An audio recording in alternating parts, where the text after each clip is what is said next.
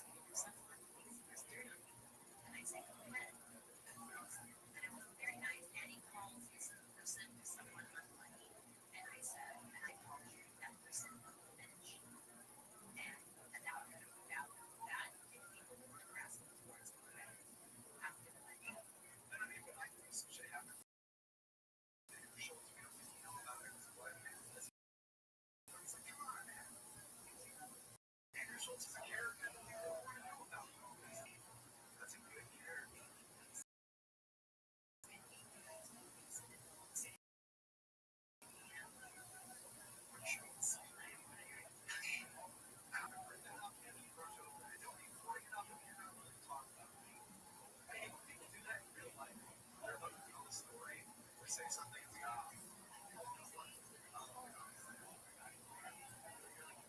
why did you say it? Anyway, a few days after that, which was about 3 weeks ago from today, we tried to keep this all straight here, but 3 weeks ago from today, and yeah, a whole lot. And this is really impressive. This is like amazing.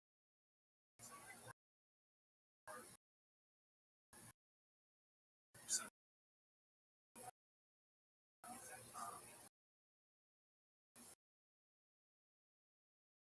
subreddit by his family, and it was really, really impressive. It's funny to go back and like read that, like screaming,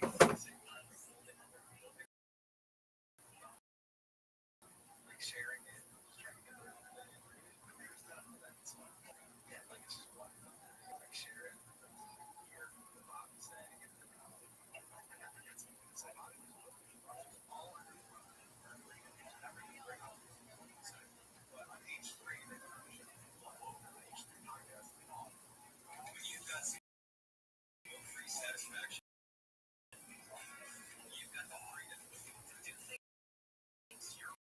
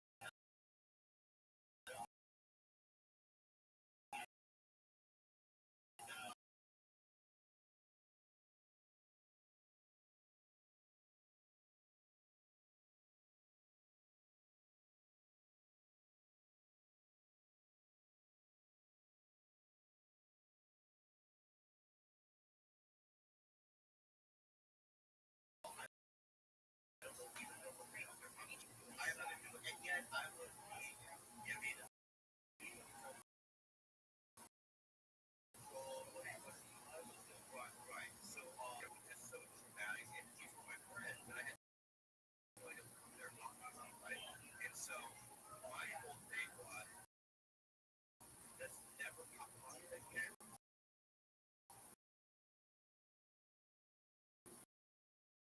Ever, right? And that's just not enough of the run, right? But so I know you guys all right? And you said that that you guys went through that you guys have evidence, you know, that that I'm when you read it last time, first, you know, that you know,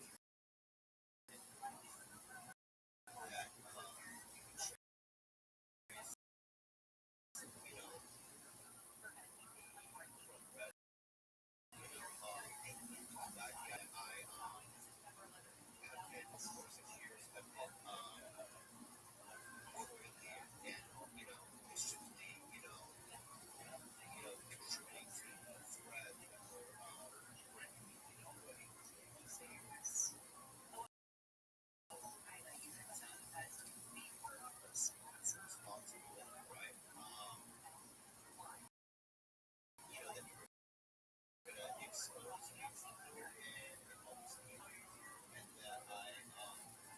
And also, mind you, it was having like grades,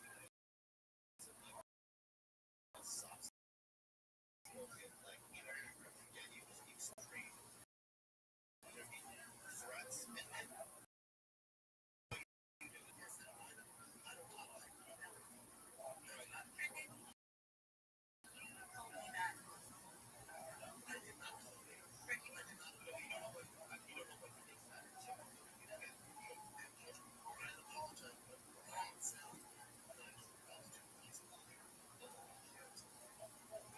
what I found to be heartbreaking was going into my character assassination, where you're saying that you got out of the middle of such a innocent person, trembling almost, the power, silence,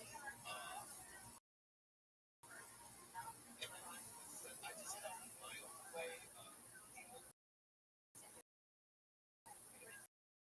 because I was such a traumatic child past it, and I tried to not act which is my character, and I think days after that assault, did you know what your most profitable project was last year? Here's how we do it. We manage our projects and the profitability that, yeah, I don't know, right? Yes, we did. Yeah, it's not all the time, but yeah, I mean, I expect people to Bobby Lee is somebody I love. Yes, but Bobby, the people they're talking, he spoke to him in a very rough, bullying manner. Okay, that wasn't anybody but me. I'm the guy. I'm the one who did it. Not Chris, not Theo, not Sam. It was me. Okay, and me. And now, here's the second thing I would say. Bobby is 100% right in his anger at me and how he felt, and I'm 100% wrong. I take full fucking responsibility. When I spoke to him, which was wrong. There's no excuse.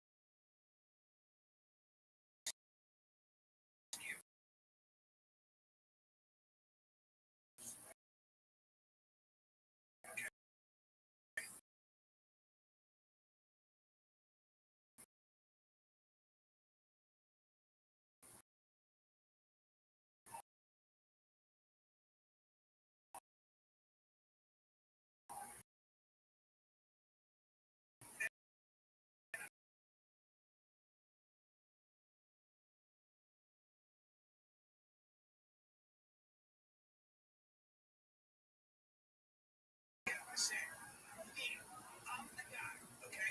I take full responsibility. I was wrong. I said this to Bobby. I called him Brian after the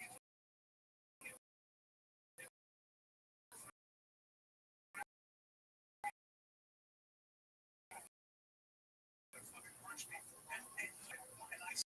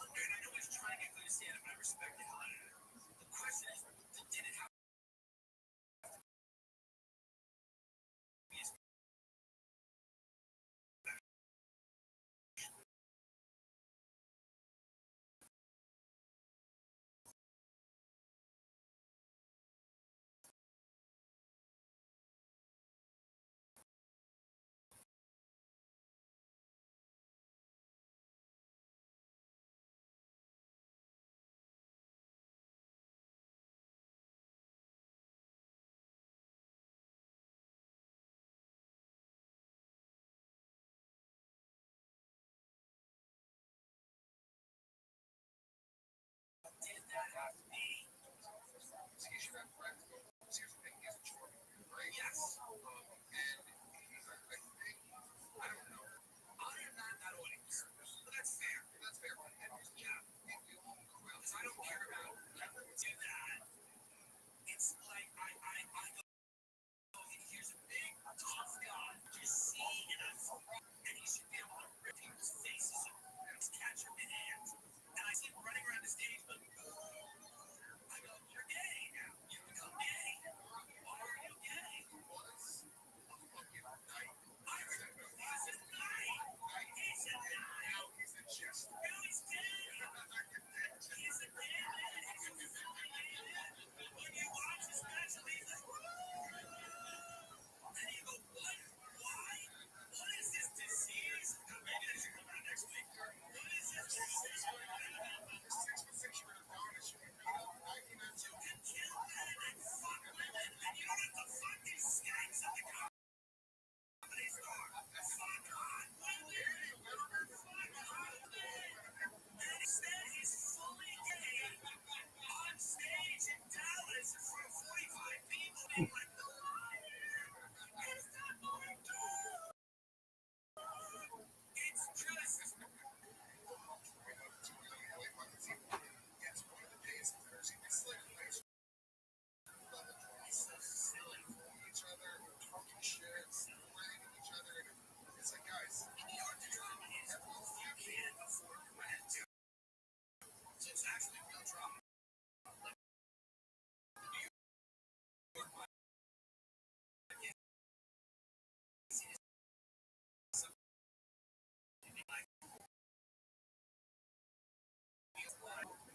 I'm 30 and I'm fine. I'm going to have not able to secure another. I'm actually, you know, also like I don't really feel bad that our fucking millionaires, right? Go fun online.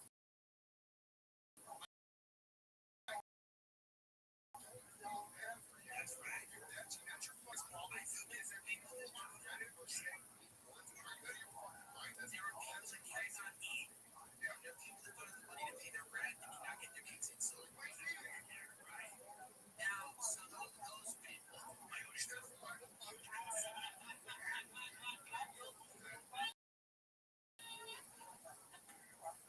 Hawkins is doing the store now. Trying to show people. Besides, he's just trying to show people. He's selling fruit with Mexicans right now on the freeway. Jeremiah Hawkins is trying to sell bottles of water on the 405.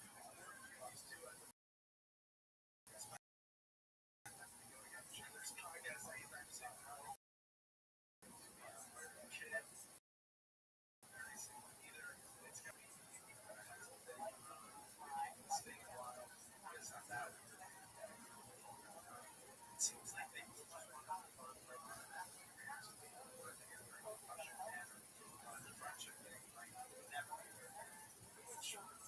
makes sense.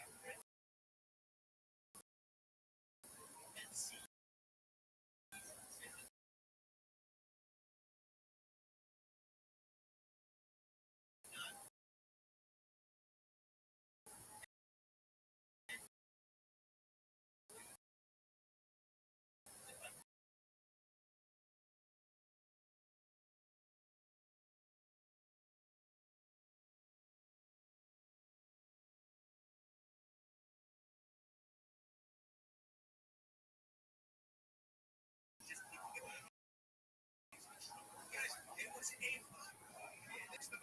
misunderstanding. I apologize.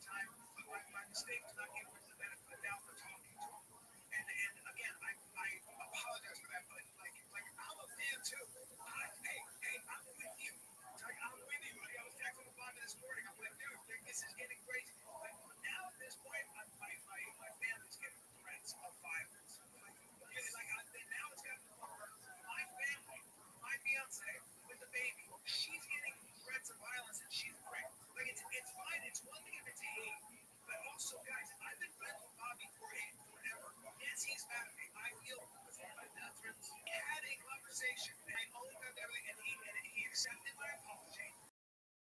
He still pissed at me, but he accepted my apology. So it was a phone call. That's all. That's all he can do. He wants to handle the situation, right? It's like there had harassment, threats and violence against you for a long time. When your team when I see when your team shows me what I consider to be at least activity and long-term activity coming from that area, that's what set me off. And I was like, what the fuck is going on? Now, yeah.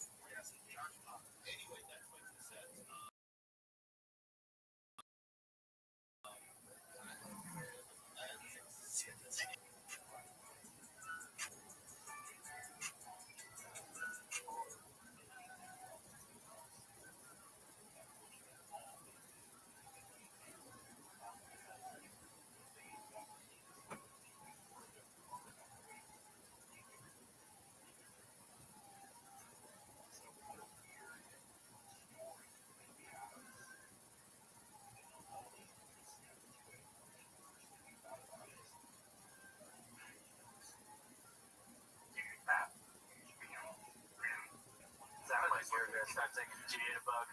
You started with Dirty Pop. They beat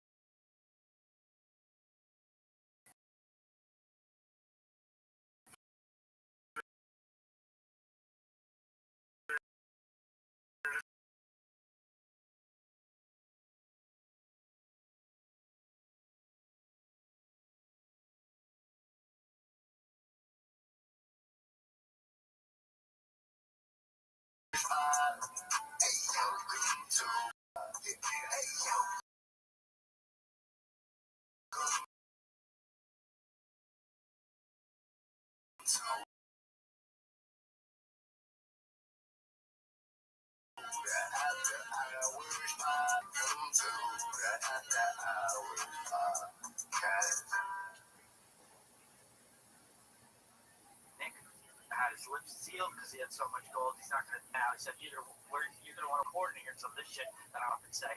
We got show and tell. We all brought a thing. So we got a big freaking show plan. Chin's here. You got a haircut. I did. And you can subscribe to us on Patreon at patreon.com/afterhourpod for one extra episode every week. We also just added memberships on YouTube, so we're going to start putting the page. Oh, jeez. So, in case you didn't want to go to the I like this. You can go through. We just got access to it for a while. I'm going to try to upload over the next week all the old Patreons up. You know, it's funny. We did say our main goal was to get access to YouTube memberships, and then we're going to stop potting. Right. Once that's the time, yeah, I decided to continue to march forward despite meeting our goal. We got to set new goals. Keep going. But yeah, go to the Patreon. Oh, hit one. Came in since last week. I'll pull that up right about now. Yeah, no, more about a 10.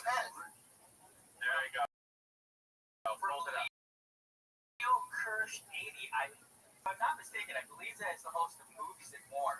Brethren. Oh, is that your? No. It's the host of Movies and More. Why don't you read that, Casey? This podcast is a 12 out of 10. All the hosts are great at conversation and most of all funny. This is a podcast that can bring up your mood whenever you're down. My favorite character, quote unquote, on the podcast, Nick Davis, is hilarious. It seems like you'd be a great godfather. Anyway, keep up the great work, guys. Wow, that's so sweet. That is exclamation points for every sentence. Thanks, Leo. Yeah. Shit, man. I didn't even know he was doing that. I just went out there to look. That's it.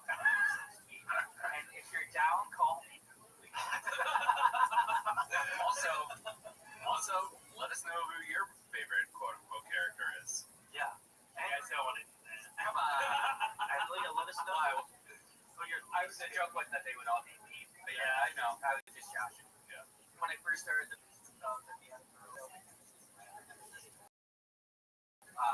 was the only one that had we did behind the scenes when we talked about it. So like every first review, it's like, oh, I love Nick.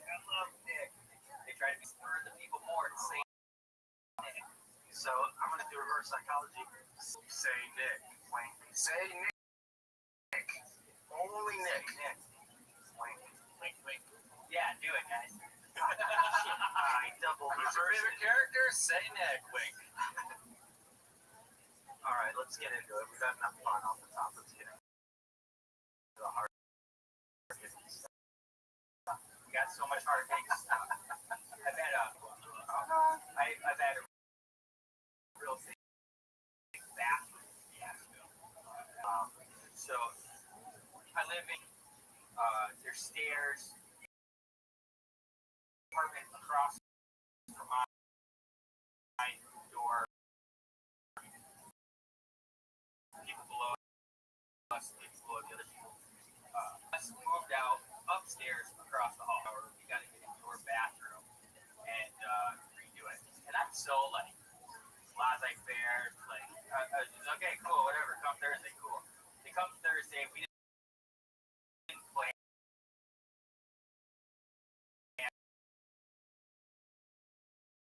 Working there, they're demoing all more. They didn't tell us they were coming on Saturday. They said, oh, maybe Monday, Tuesday. Saturday, I streamed all night. Combat Buddy Flipper Park is just great time, midnight to 6.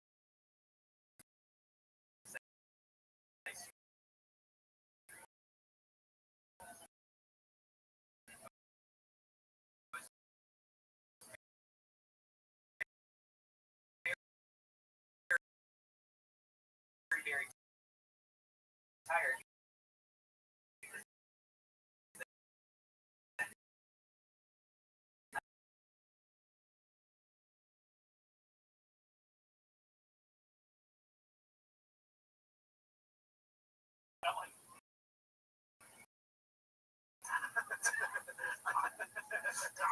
What's the problem? There's just so many different things. So I stream all night, go to bed at 6, 8:30. Yeah, she's like trying to get me up. She's like, there's contractors in here. We have to understand mom.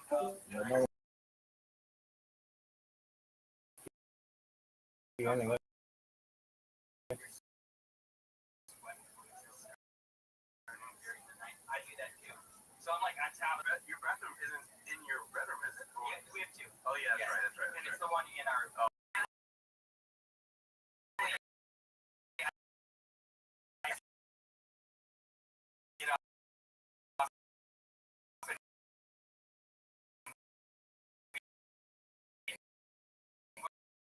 Move to the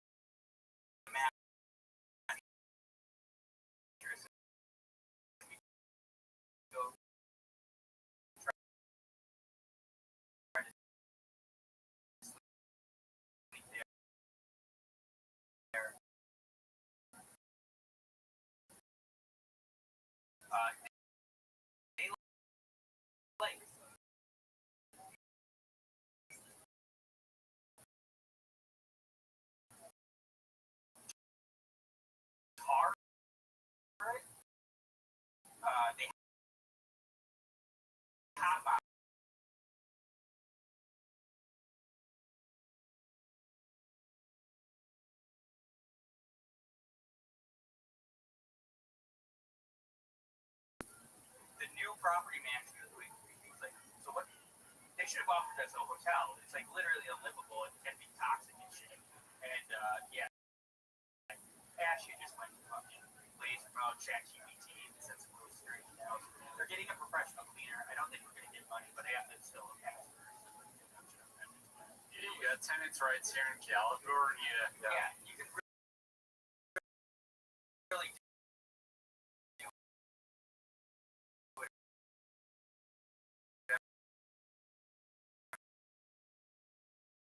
Yeah.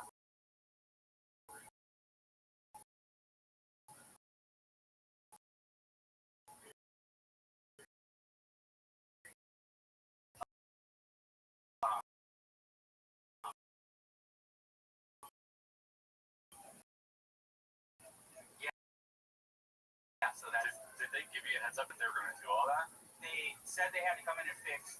There's tar, like they tried to put like a mat out in the walk in their path that they walk, and there's tar stains all over and shit. So a lot of people have said those probably won't come out. I mean, that's just horrible. That's 12 minutes of story was for that show. It's not even a story at all, but I had people. Wait, it's not a story. Than have Jim tell it.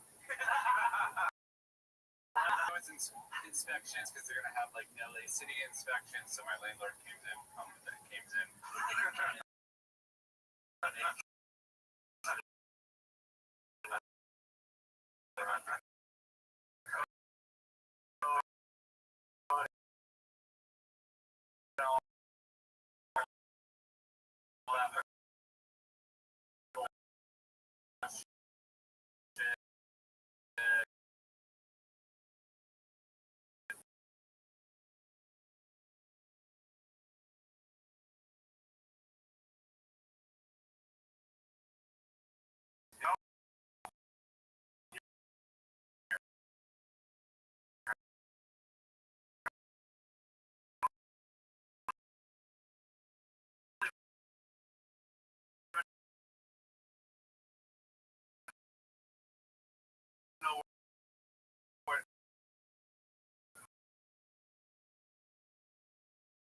Especially because the alarm is not that big, so I don't even know where to go when people are in my apartment. I can see Work at any moment, and I wouldn't know. No. But when people do come here and talk, and they're like, "Oh, like you have water?" I'm like, "I don't." Sick now. There was nothing better though was working manual labor. I didn't even.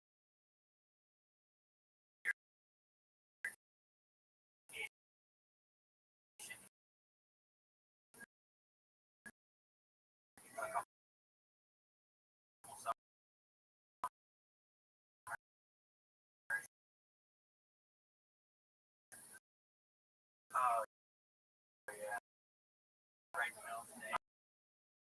I like to be one of those guys that offers drinks. I would always have to look at the boss.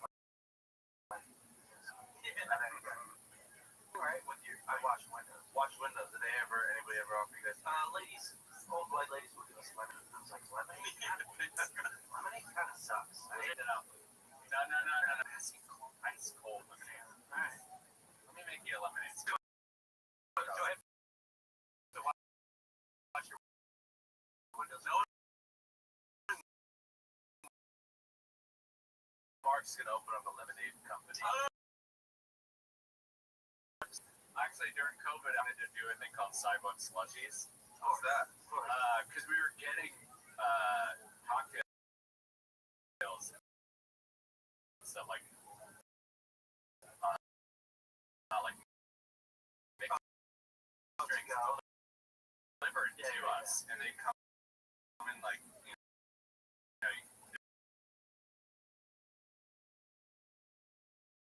I still want to.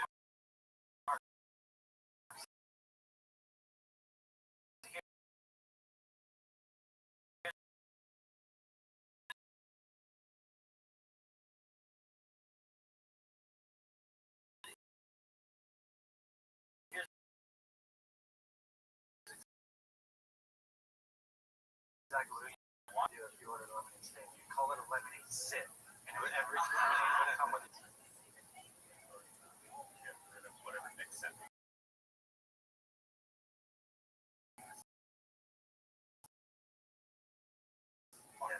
Yes. I don't want to look at whatever. Oh, my bad. That was so sketchy, though. Yeah, I mean, that's just how you steal a vape. Yeah, I saw that. I don't like this anymore.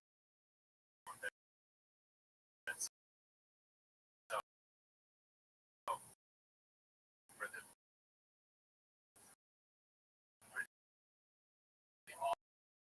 audio listeners.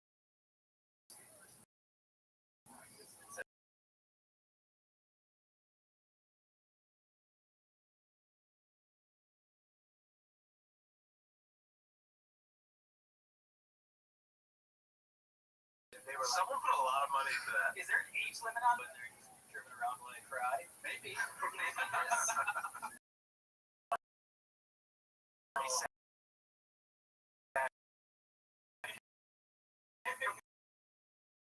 Pick me up.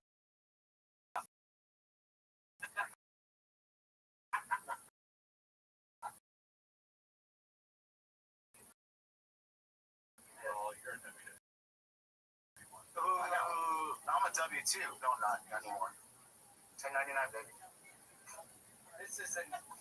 Oh, they got your slate car prize, dude.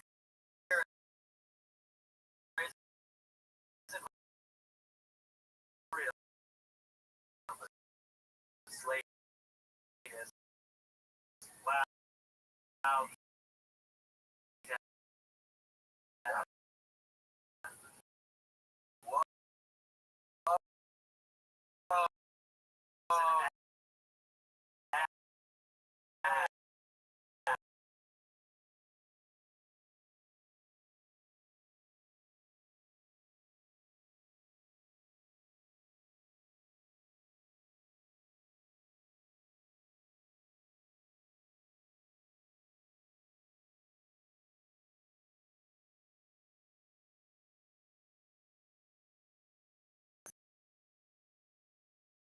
Bro, that's crazy.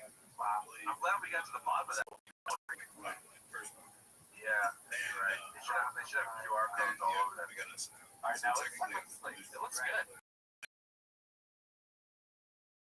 Is the Hummer almost gone?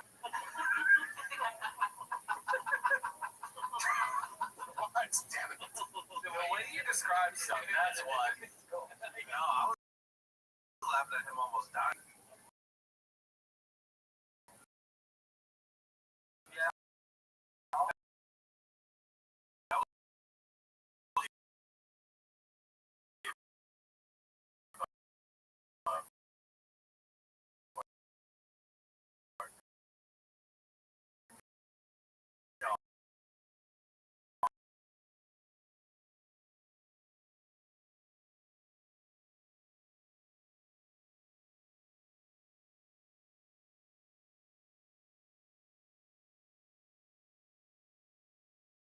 Sunday goes stoosh.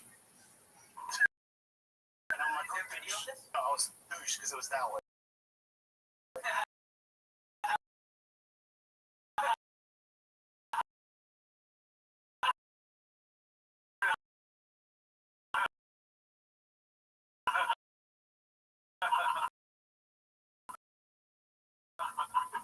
Is there video of this?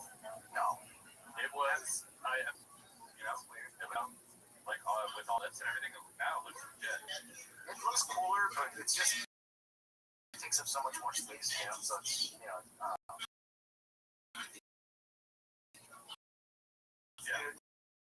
It's a garage. One is the lift.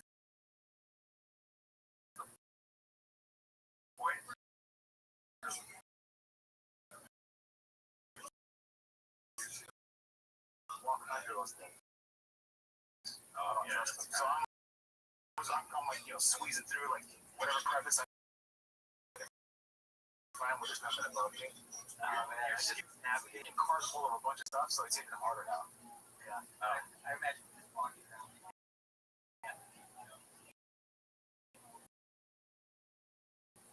Traffic. Oh, install an escalator for you. That's what I was gonna say. It's not handy. It's like this place has to be OSHA approved. OSHA 11s. Yeah, OSHA's 11s. Yeah.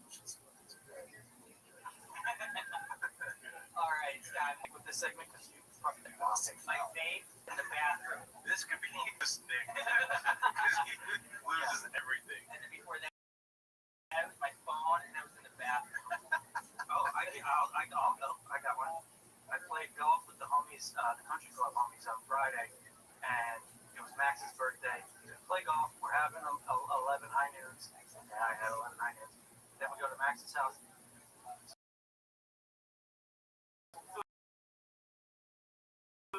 Baseball's on TV. I gotta go home. Uber home. Wake up the next day. I'm like, where's my purse? Where's my fanny pack? Where's my satchel? It's got my driver's license.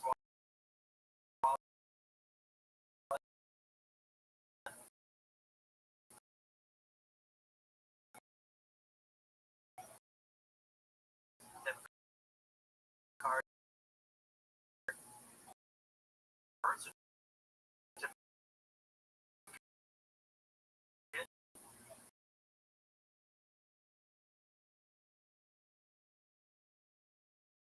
I got your fanny pack. Go come.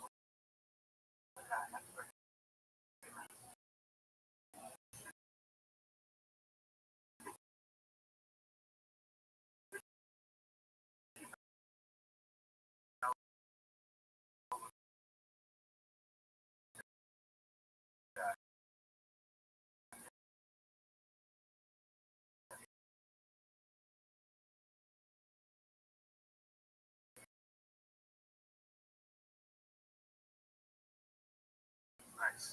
We love it. Did you get pissed? It's,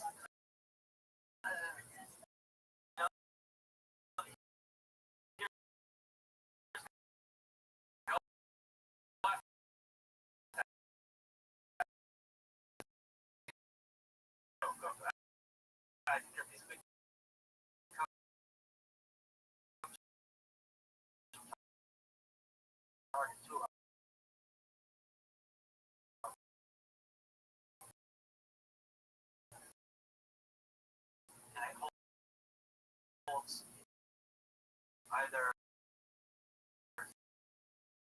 like 2 high noons or just what I would qualify as a problematic amount of. So I've been, sometimes if I don't, I'll just put it in the fridge.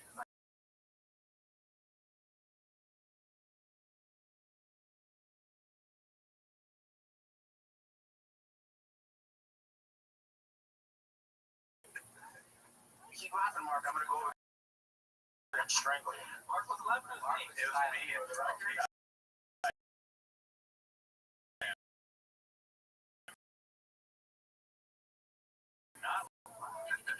What is this? That's tasty. Is that your root beer? Jess loves it. I love She loves root beer. root beer. She also likes the sea root beer. Anyway, what'd you lose, Jim? Where'd you find it? Tell us.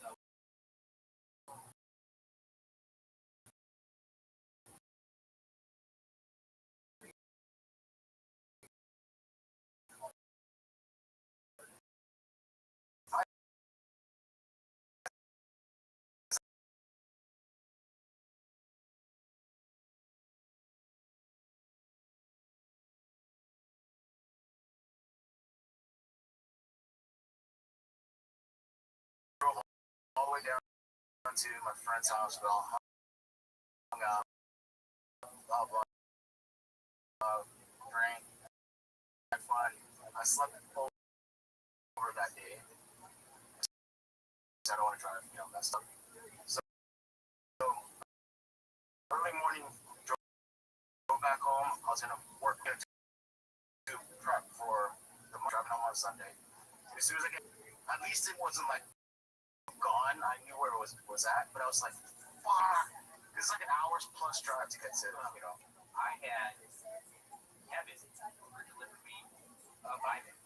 They use TVs, overnight stream. He put it in a box.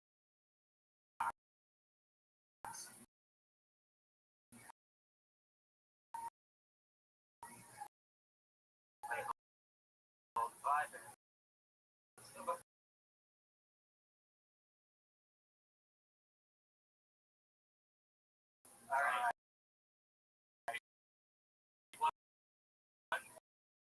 One more. I got it.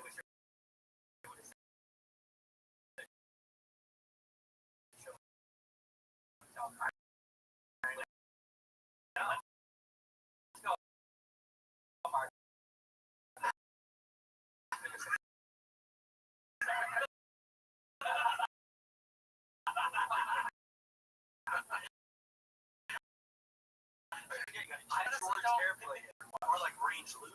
I got a cheap one off Amazon. Like, if I lose this one, it's like $40. So you're gonna have it sucks.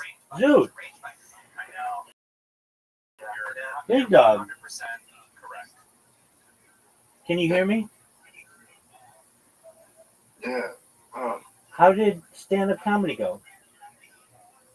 Well, What did you say?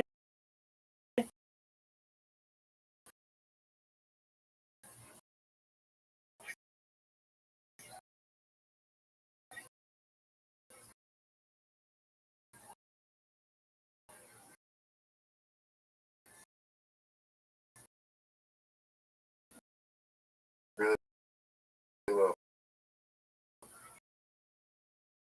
Great. Nah. But they like my joke about God would be better if God had syndrome than autism. They laugh. That you're going to record it? No. Okay, I understand. Are you ready to lose? Yeah. You I said that I'd like a world where I think it would be fucking cool when I die if God had Down syndrome. God with autism. But I think I should. Did they think that was funny?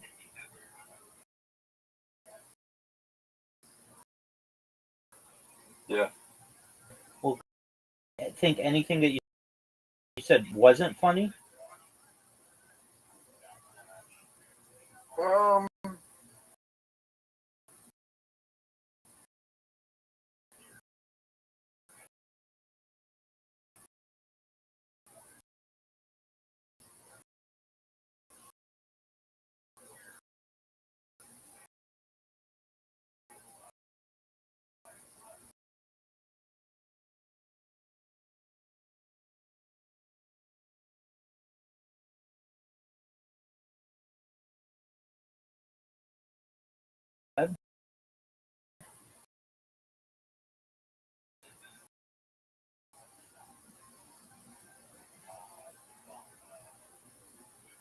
Well, good job, man.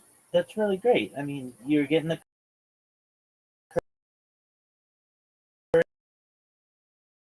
courage to do this and maybe make one of the most amazing shots I've ever seen in this game here.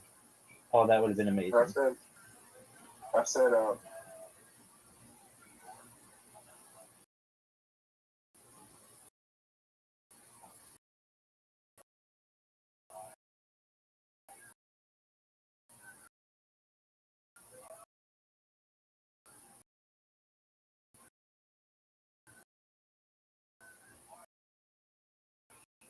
I said,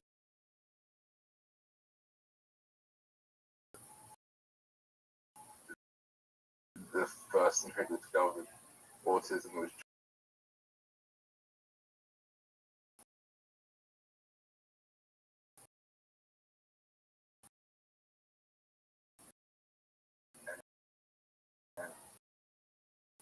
Then they quickly.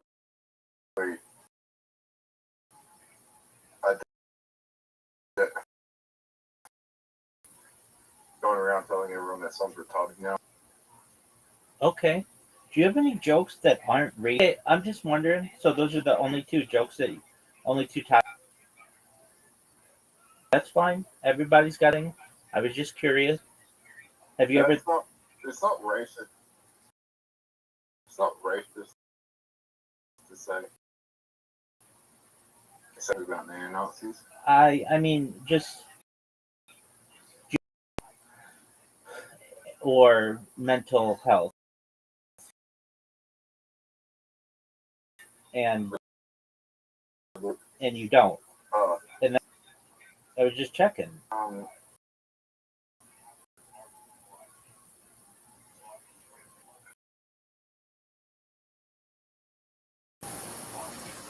But that's really great, dude. You got up there.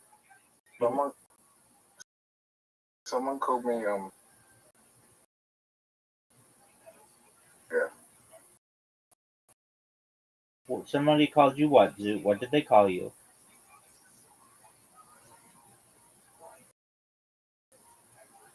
What did they call you, Zoo?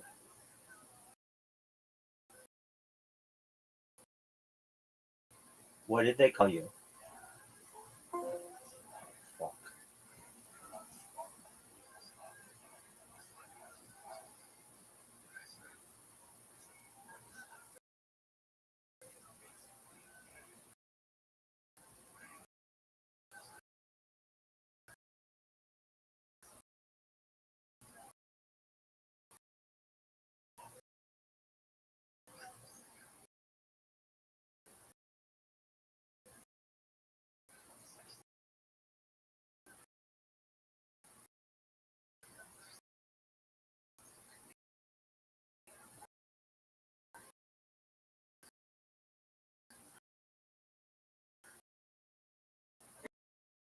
Retarded. Zoo, Zoo, Zoo, Zoo, Zoo, Zoo, stop.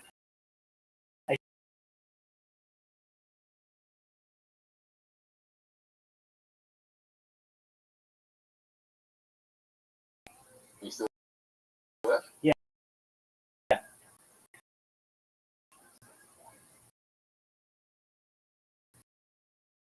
They asked me if, like, an event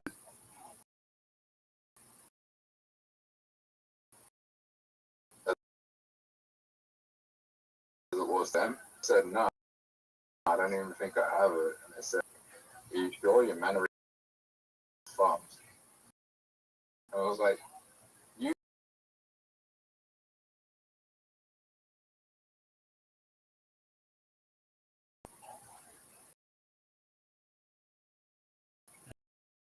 Did they take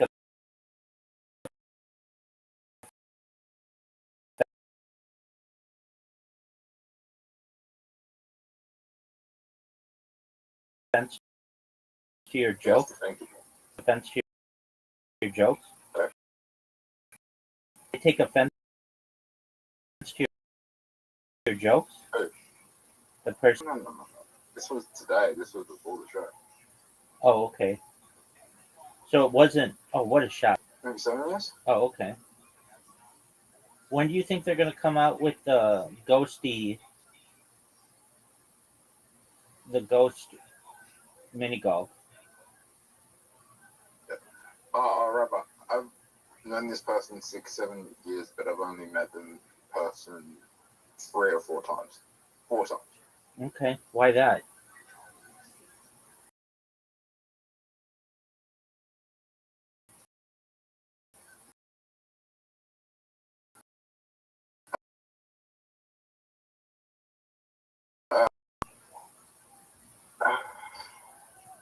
Yeah.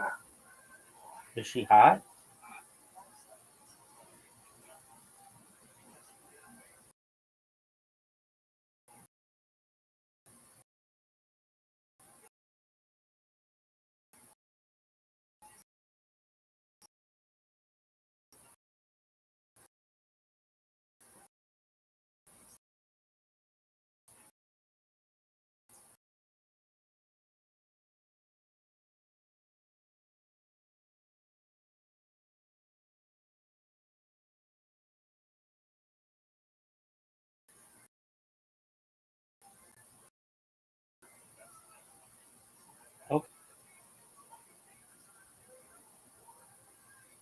But we met in person and we might not attracted to each other.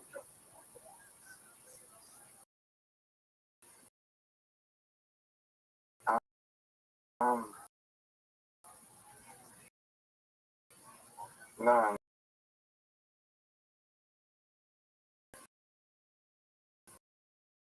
Okay. And she met my best friend. Did they date?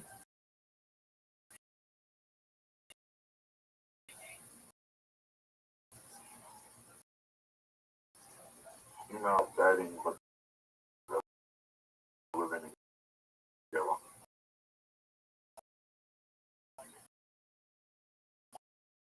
Oh,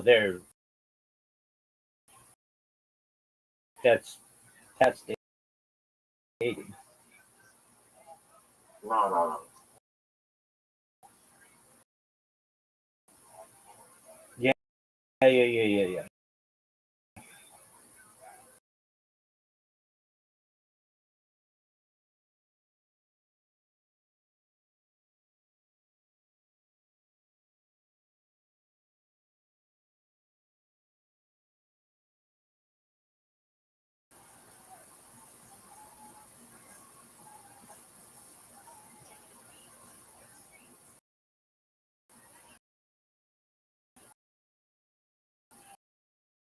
Zoot, you are a very difficult person.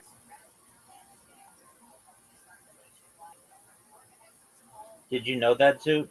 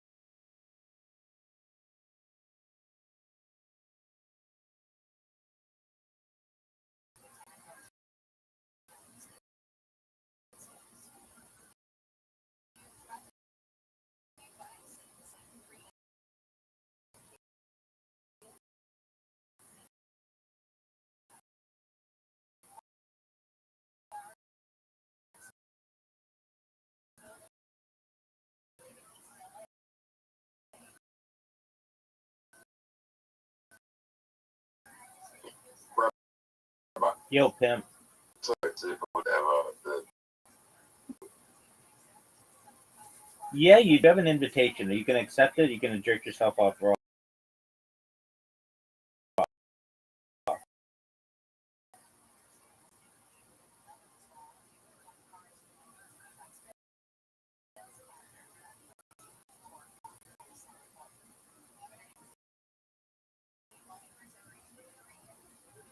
Do you have? Do I have super? Yeah, I don't believe everything. Do I have They super? tell me. Yeah, you're pretty close.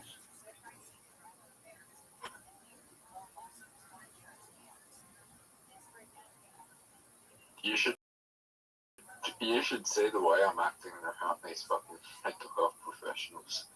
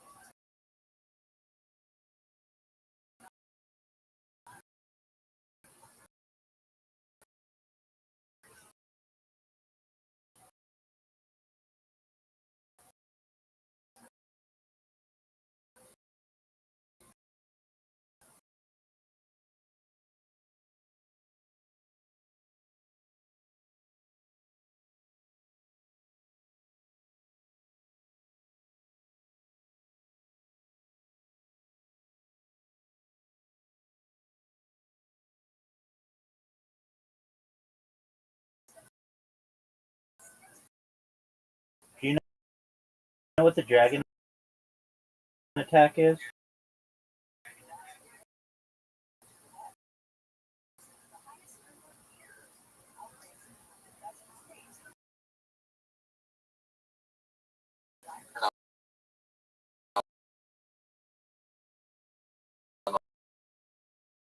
Wait, I need wait a bit longer. That doesn't have to do with race, health.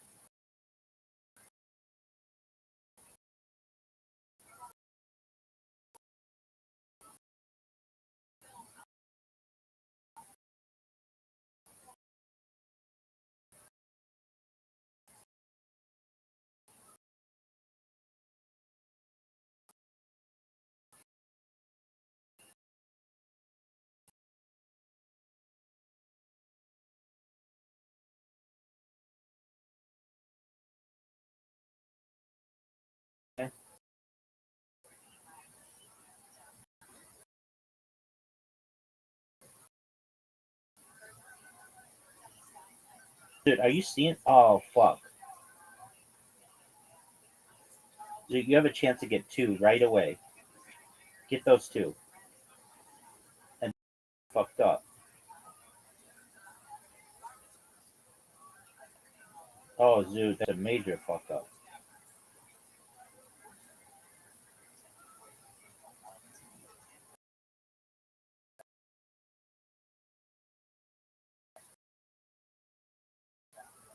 Look how good that was. Your balls in. Or your discs. Yeah, Rabbi. Yo, pimp.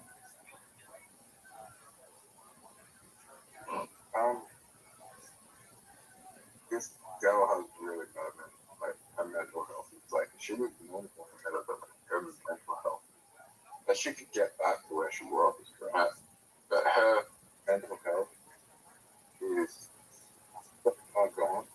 And I feel like that's because she's believing what they're telling her. Right, that's classic super autism. That's classic. That's classic super autism. That's like the biggest thing about super autism, aside from having a huge dick. Super autism, and that's not even necessary, but it's believing everything that everybody tells you. I think it's really, isn't it called like Munchausen's disease or something? Munchausen's syndrome.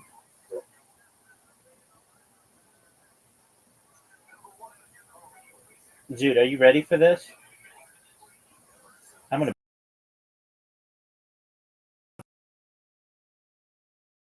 put you out of your misery, son. I'm gonna. I feel believe that they need medication to have a healthy body. Right? Oh no, there is no medication. It's not. It's not Munchausen's disease. Munchausen syndrome. Hold on.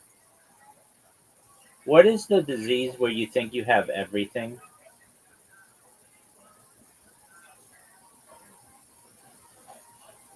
Oh yeah, it was. It's Munchausen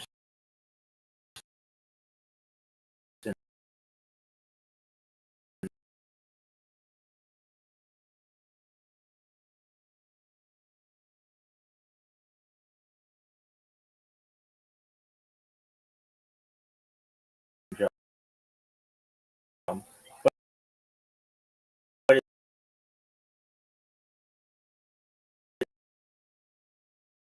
it's not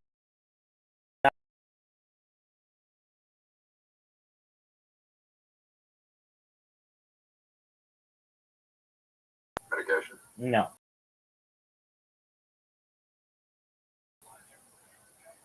You don't believe that? No, somebody who's had a lobotomy. No amount of fuck. Um. Yeah, I mean they're super dangerous too, and they didn't really help anybody. They just destroyed a lot of people's lives in the United States up until the modern age. It's really sad.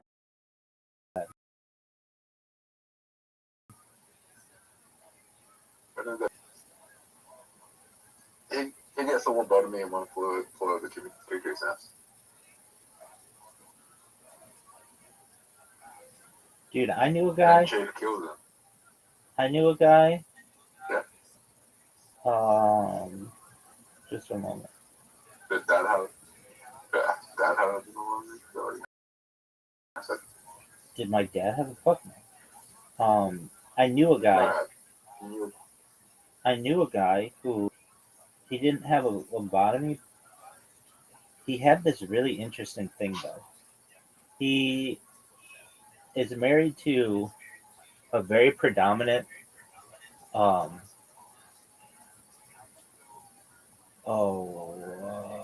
just a moment. Let me find out when it was formally outlawed.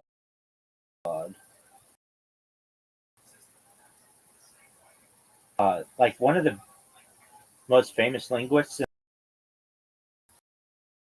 She's a professor at University.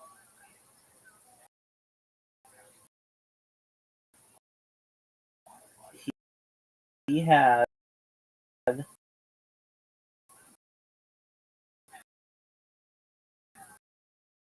This isn't a lobotomy, but it's close.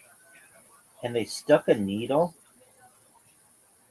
between his eyes and either sucked something out or I'm not exactly sure what into like part of his brain, and it caused him to lose all kinds of weight. He wasn't really that fat. He's a tall dude. He wasn't all that fat, but it just caused him to lose like 80 pounds. Like he went from like, I don't know, maybe a little chubby to very, well, like pretty thin.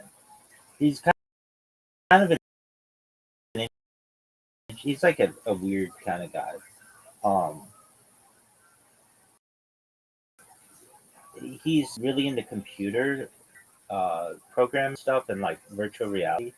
He helped to like build like virtual reality systems in the like 20 years ago. Anyway, that's the closest I've ever known anybody to have a lot of me, which is that's not what he had to stick anything in their brain. It's in 50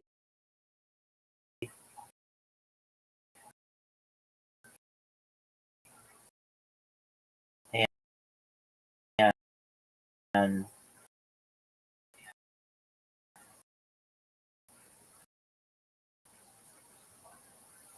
the USA 77.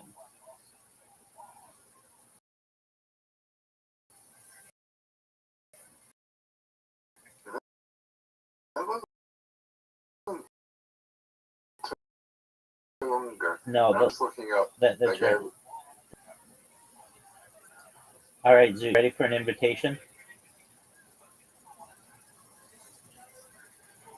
Zoo, you have an invitation, and everybody's waiting on you.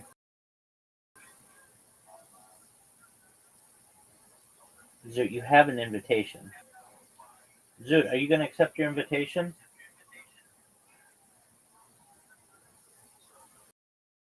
Zoo, I'm talking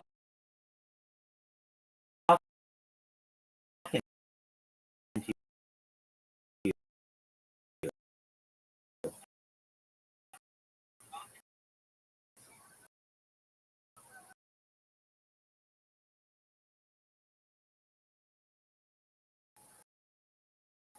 So you came close once, at least to my knowledge. Zoo, are you even playing? Zoo, you're not there. Oh, Why can't I hear you?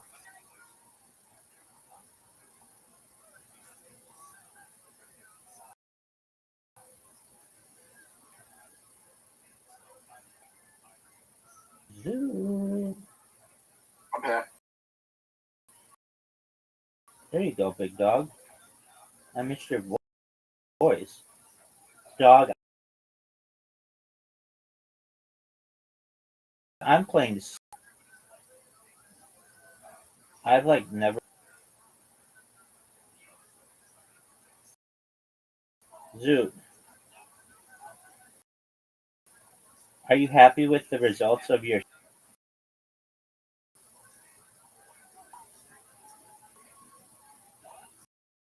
And I'll get better. Okay.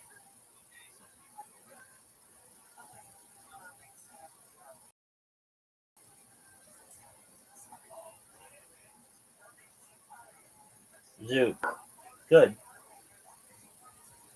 Oh, by the way, I didn't write a single thing down when I performed.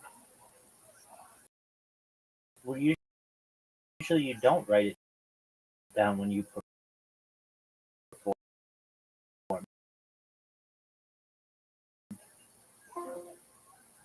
Oh, you should write things down. Like, Rabbi, Yo, pimp.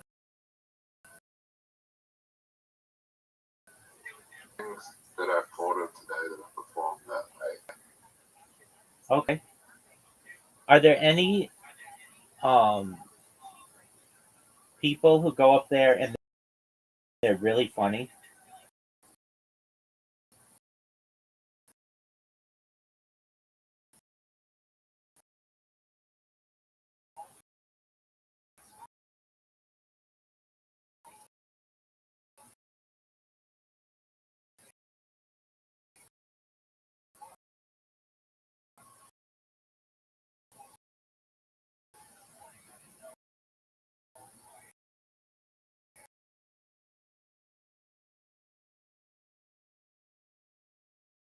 people really sucked.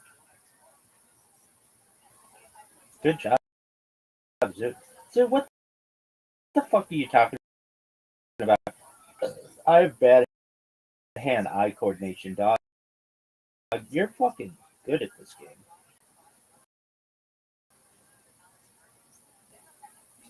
Zoo, fuck. I got diagnosed with autism and I fixed it. Figured that, dog. Well, you're not even aware that you didn't even know existed, and it's known as Uber autism. Did you know that you might have Uber autism? Autism, my friend, is like super autism, better. Too, I think so.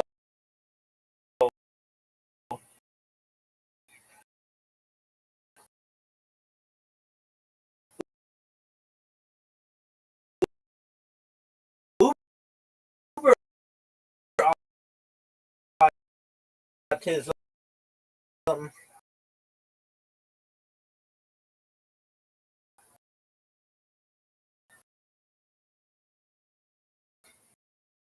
is where everybody tells you that you've got stuff wrong.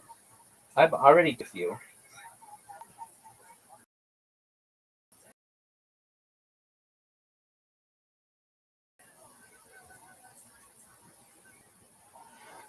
Zoot, what is it like to be patient zero for Uber autism?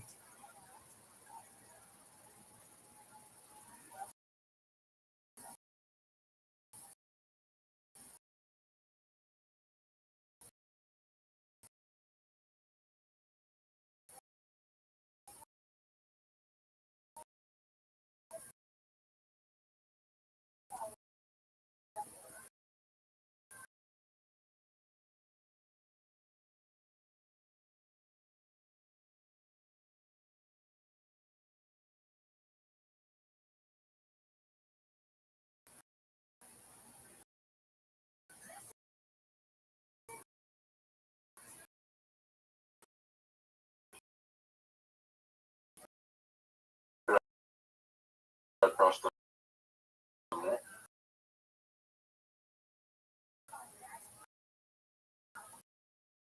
all. Okay, like, what do you mean? Like a broken arm? No, it doesn't. Mutated cells become large enough that they become this like sack of tumors.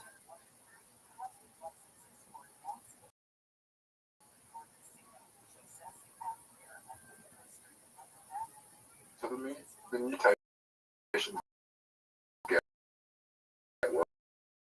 worse.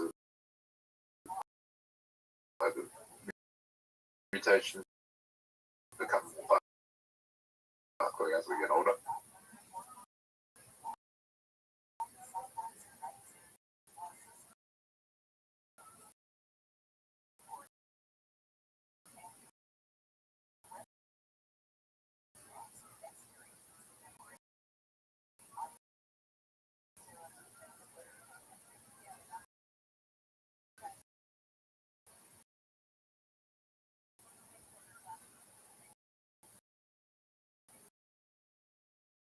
My friend had bowel cancer. Your friend had bowel cancer? Yeah, bowel cancer. What the fuck is that?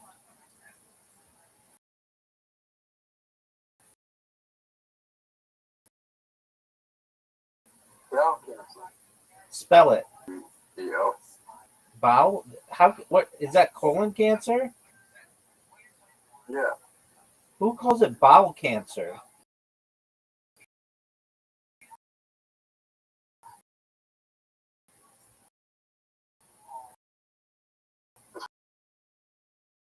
So we call it Australia. Oh, bowel cancer, aka colon cancer. And they're 6 months older than you are. Yeah. Now? And he has a. I mean, they're on a mission, but they had they have a colostomy bag and nothing works all the way. They can't ever have sex again. Nothing at work. They can't ejaculate. Well, they can kill me. And he worked at EV Games, which is basically GameStop. Yeah, dog. I know, electronics boutique. But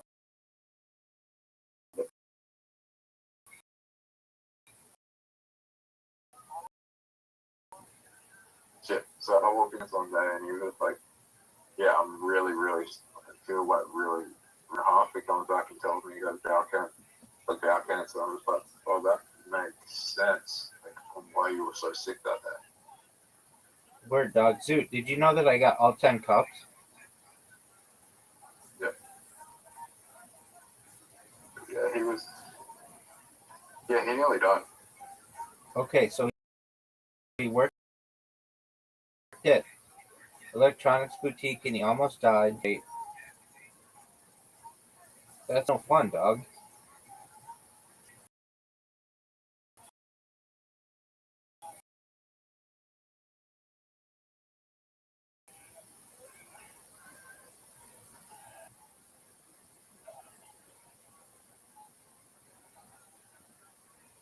Better him than me.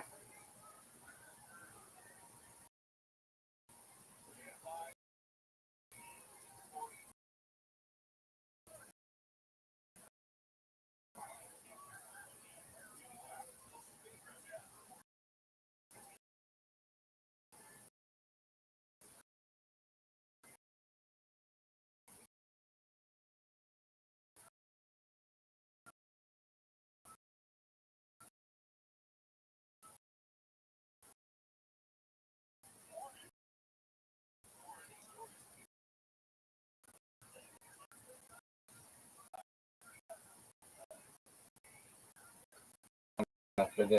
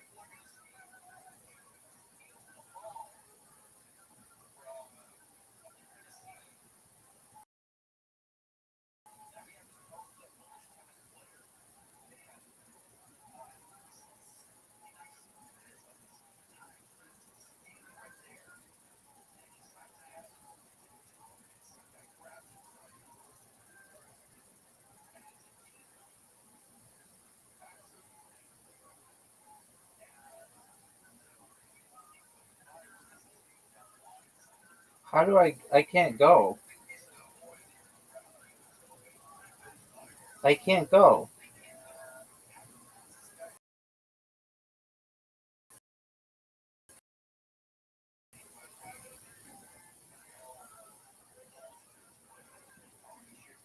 I got one of the best compliments I could ever got from last night. What was that, big dog?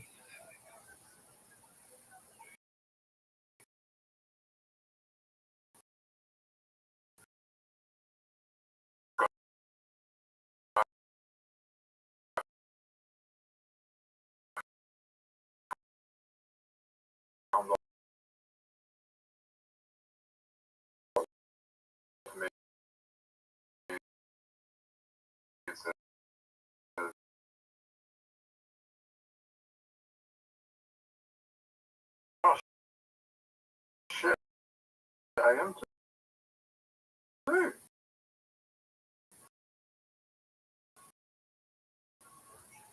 You're already on YouTube, dog.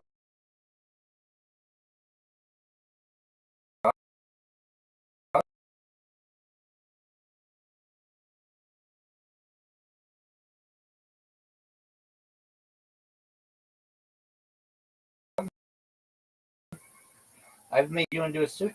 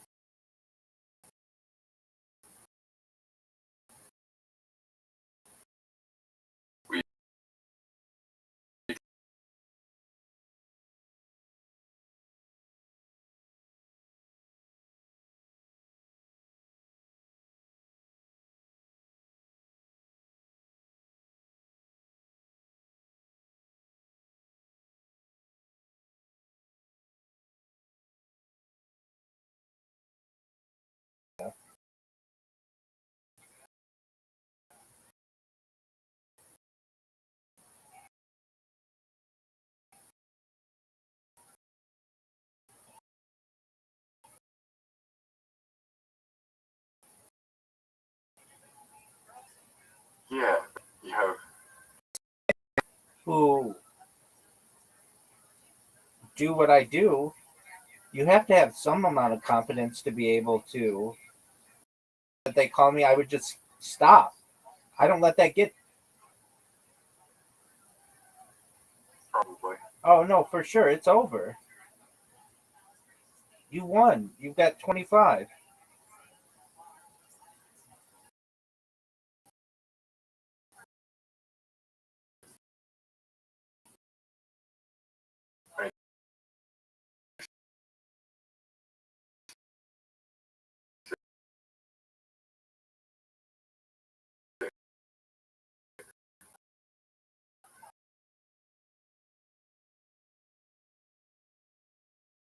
me, mental health professionals in my time, and we just like this is how it goes. They're like to get a prescription for some type of legal speed, and they're like, all right, well, what's going on in your social skills with women? Um,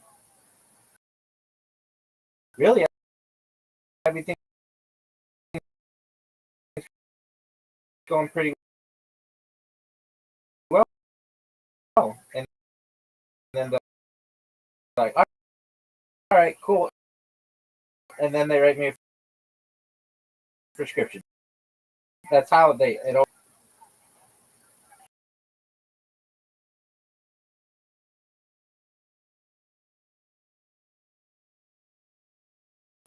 Perhaps I might have mega, which is where you are so normal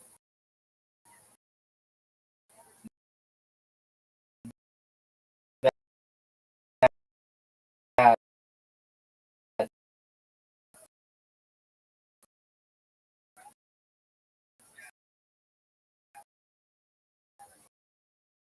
it just leaves people in absolute shock.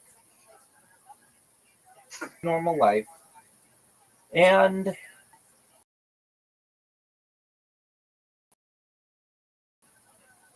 if I wanted to, again, and it would just be this like time capsule of society. But I choose to just live stream my life. Literally, it's like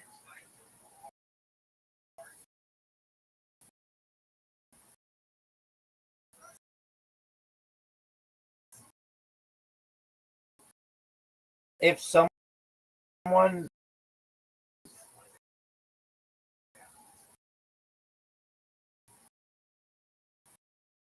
to just sit out on their porch and talk to the neighbors.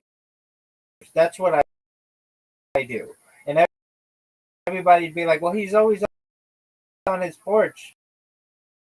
But people would be whatever you want. And he talks about normal things, meaning I'm available to you. You don't have to go and knock on my door to find out about me. You can people in the future like that. I don't know what it is. Okay, so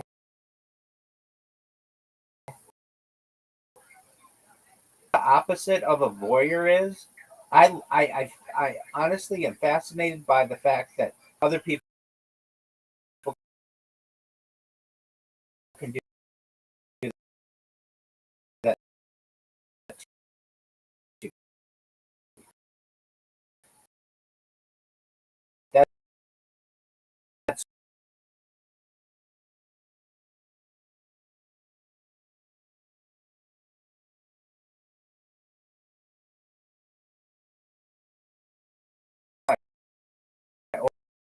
old videos from like now almost it's really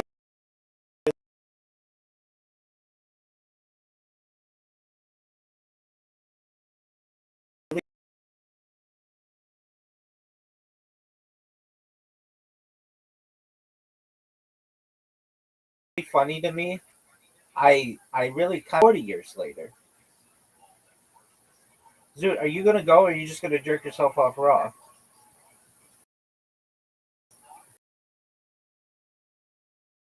Zoot, you need to get something here. Dude, you got 40. Zoot, you might win. I need to have one of the best rounds of life.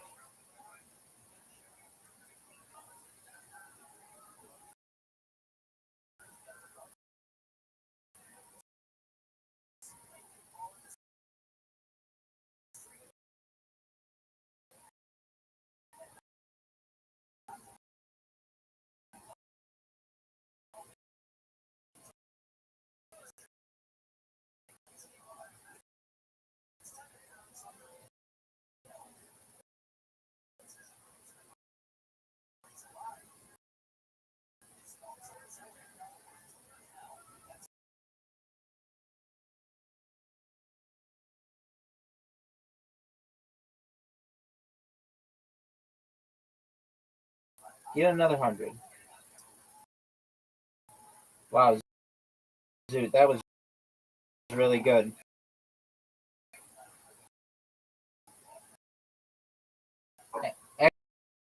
Excellent work, my friend. That was your first win. That was phenomenal. At least with my stream, one thing that I do that people will think is weird, but I talk about it here. I talk out loud, so to be really quiet. But I want content, but I know what goes on in someone's head who's helped. So I'll be like, why isn't this working? Or like, but I say myself because I don't know I'm doing it. I say I'm doing it for the benefit of the viewer so that I have content so they know what I'm like, why I'm doing it. Dude, are you gonna go? Or are you gonna jerk yourself off raw? Now that's a good. Yeah, no, it's not like that at all.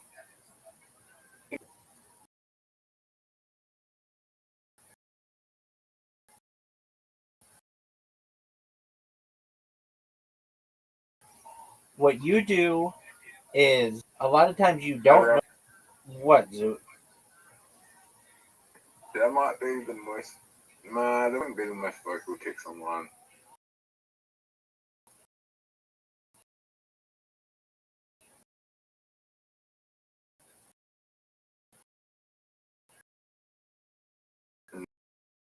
Nah.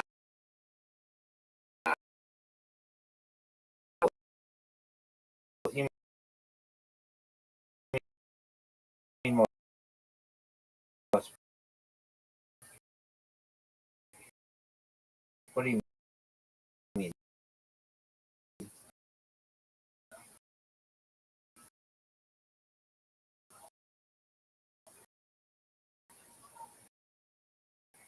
The most out of ticks online. Someone with threads. Um, I see this one girl who does it, and on TikTok. She doesn't look like. Yeah, but she doesn't have as much footage. It tells me how long people have been in voice calls, and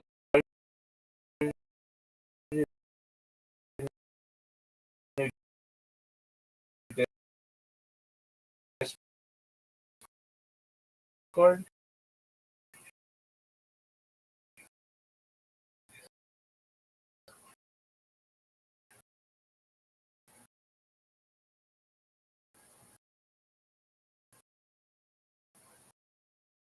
Yeah,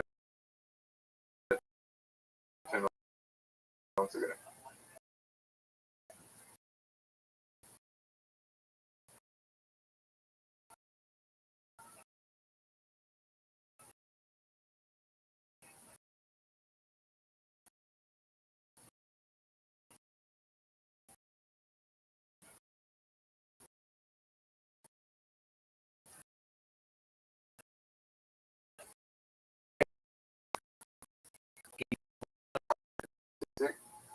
That I think it was 55% Is that in the United States or globally? globally.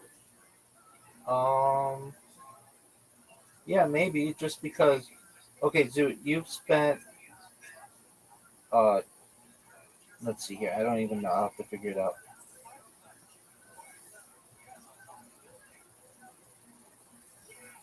You're ranked number 8 in this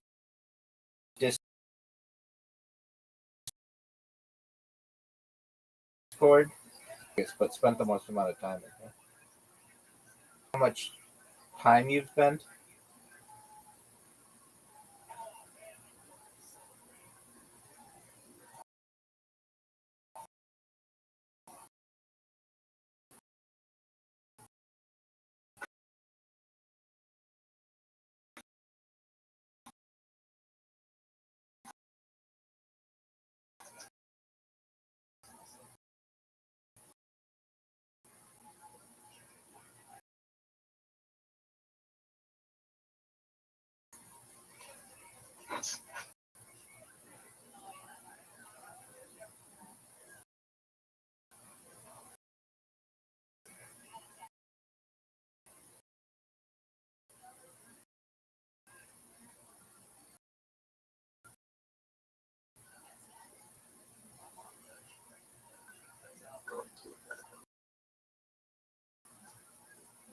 Okay.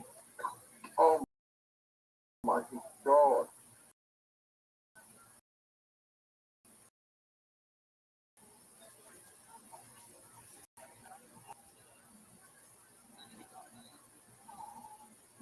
Zoot, you're beating me.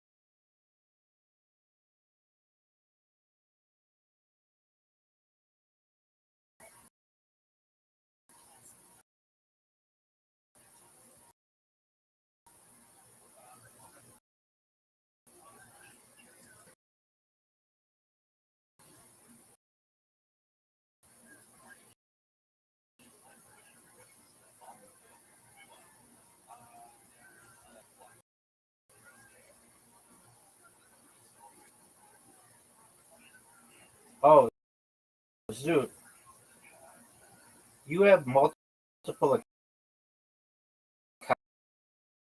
accounts though. Yeah, perfect. Oh, so you've spent a lot more time.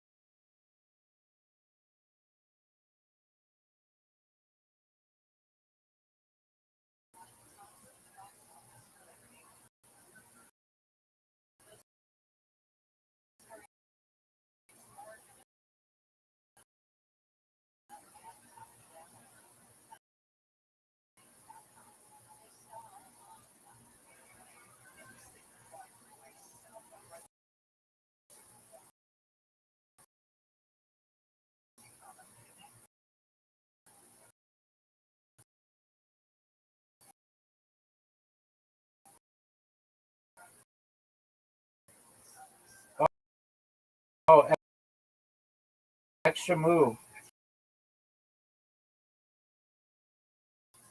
I'm gonna. This is a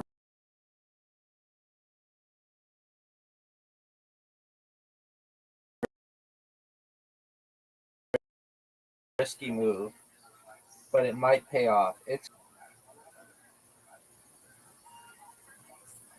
point away from losing to you. Oh, but Zoot, look at this move. Zoot, you ready for this, son? I'm making a comeback on you.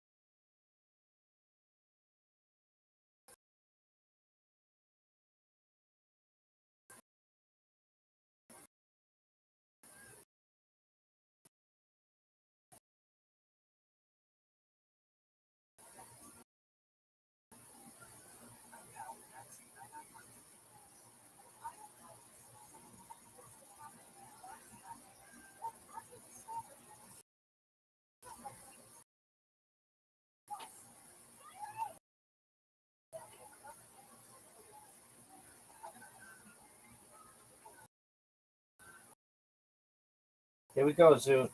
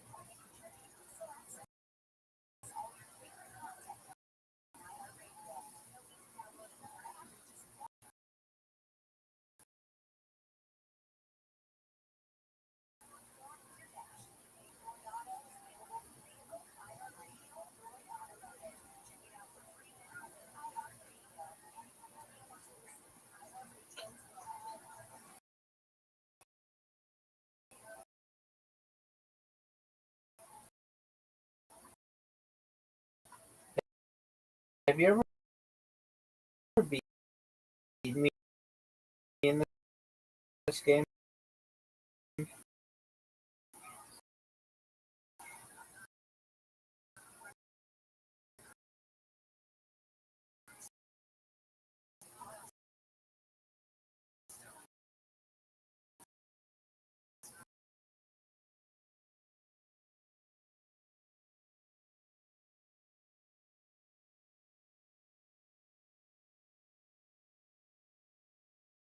Well, I get to the point where they start to like me.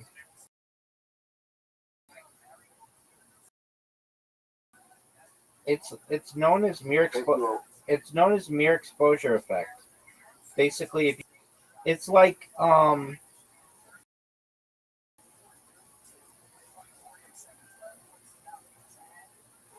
it's like a celebrity who's a celebrity that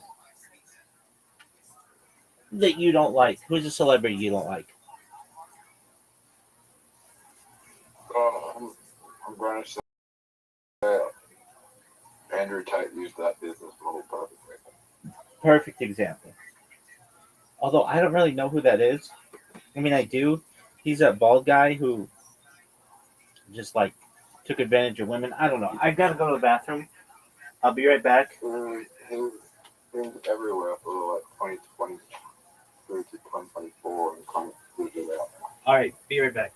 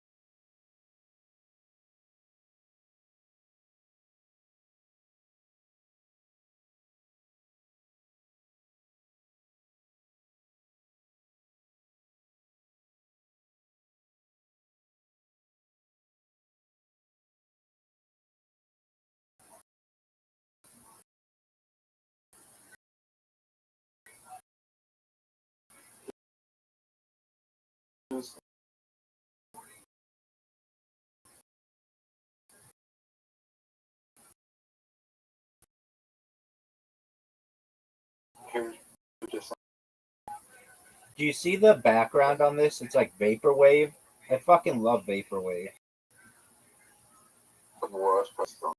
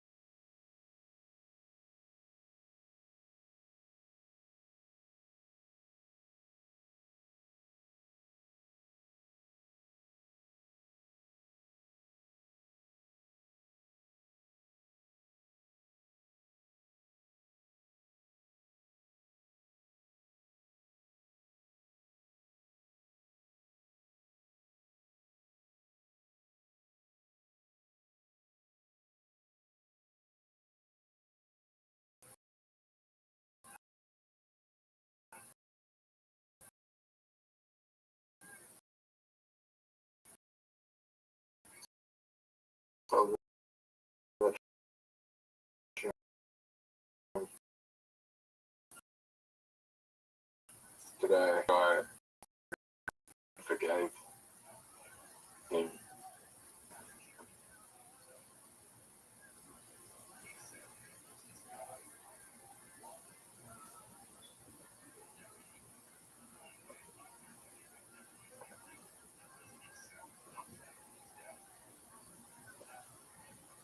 Dude, Zoot, you're gonna win. Man, Zoot, you're gonna win. Are you proud you're gonna win?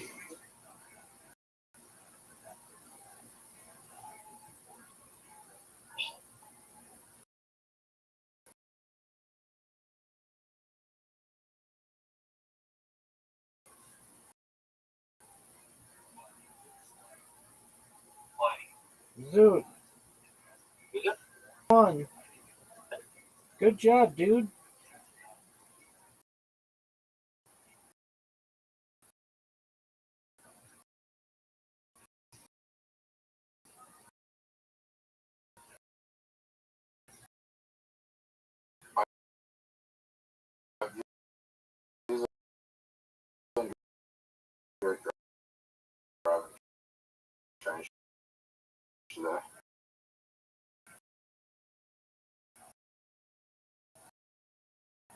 You what?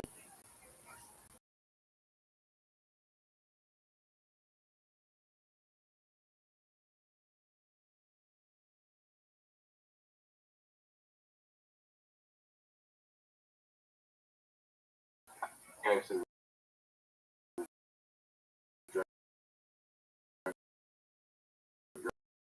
driving could have been prevented if we didn't. It's big business, son.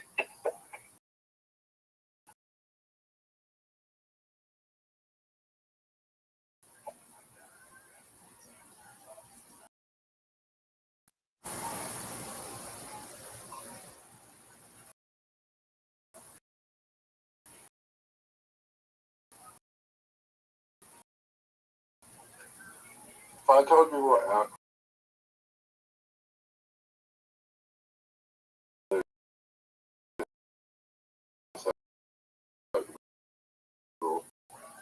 and it did,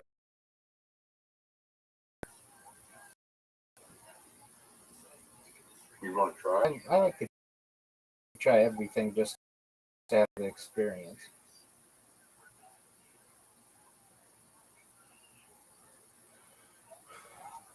Zoot, are you gonna lose?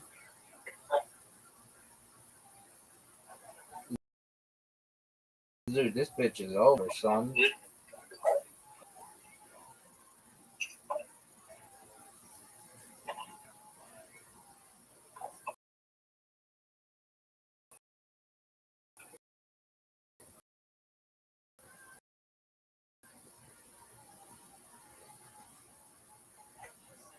Zoot, you're up, big dog. All right, well, this is our last game then.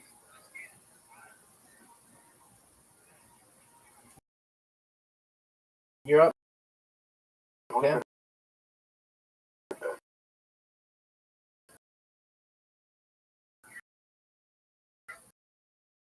Zoot, you're up.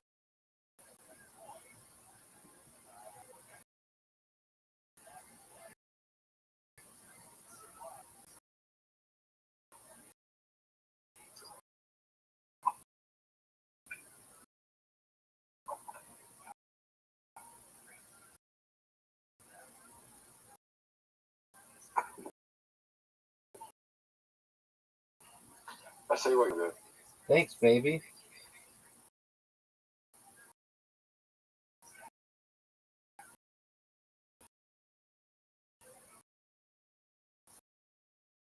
Sorry, what?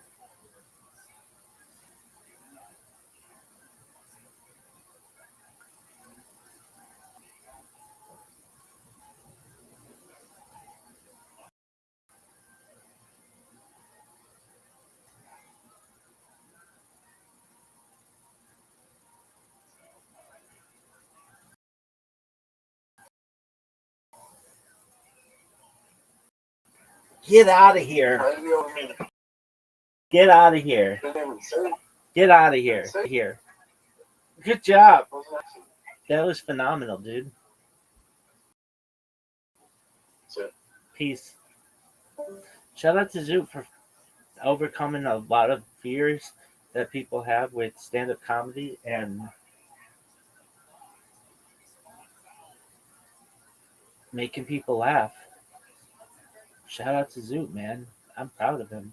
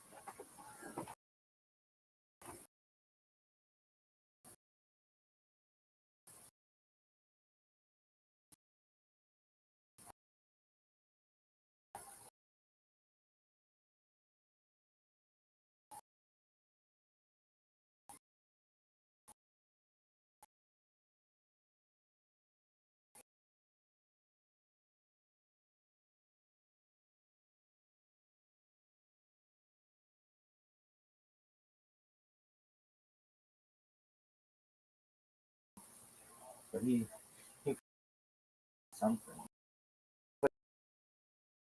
It's out.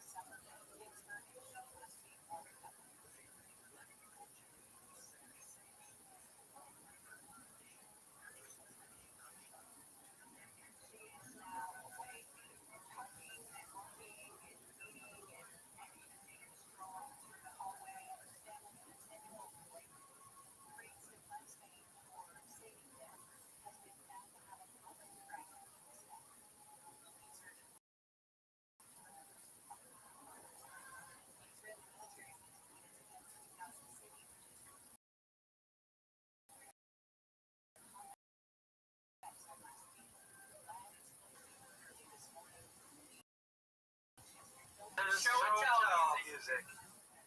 Let me Google show and tell music. Googling show and tell. Do we have a song in mind? Chin, just got it. Chin, sing for us. I like that. It was at that moment he found out his way. What? Is this good? Yeah, I think so. Yeah.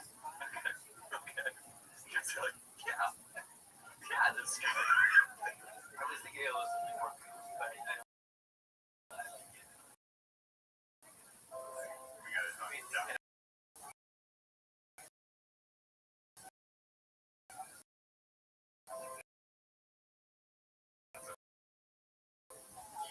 Tell us. I turned it down.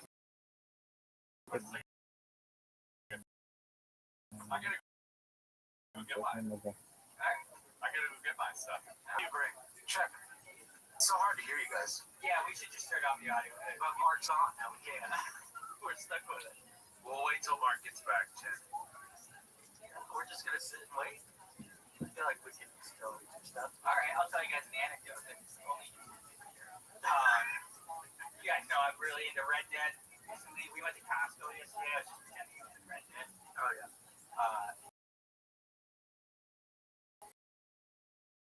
And what's the other thing? No. There's more. Oh, so I wanted to watch westerns. Have you ever watched The Assassination of Jesse James by the coward Robert Ford? Absolutely. I was thinking that was with this guy Colin Farrell. Like he's in a western called American Outlaws, which is a lot more fun and actiony. And I suggested to Ashley, oh, we should watch The Assassination of Jesse James by the coward Robert Ford. She was like, is it sad? She said, kind of a rough week. She didn't want to watch that movie. No, it's not sad. And then check. And it says, largely considered one of the saddest movies of all time. So I'm really glad she had.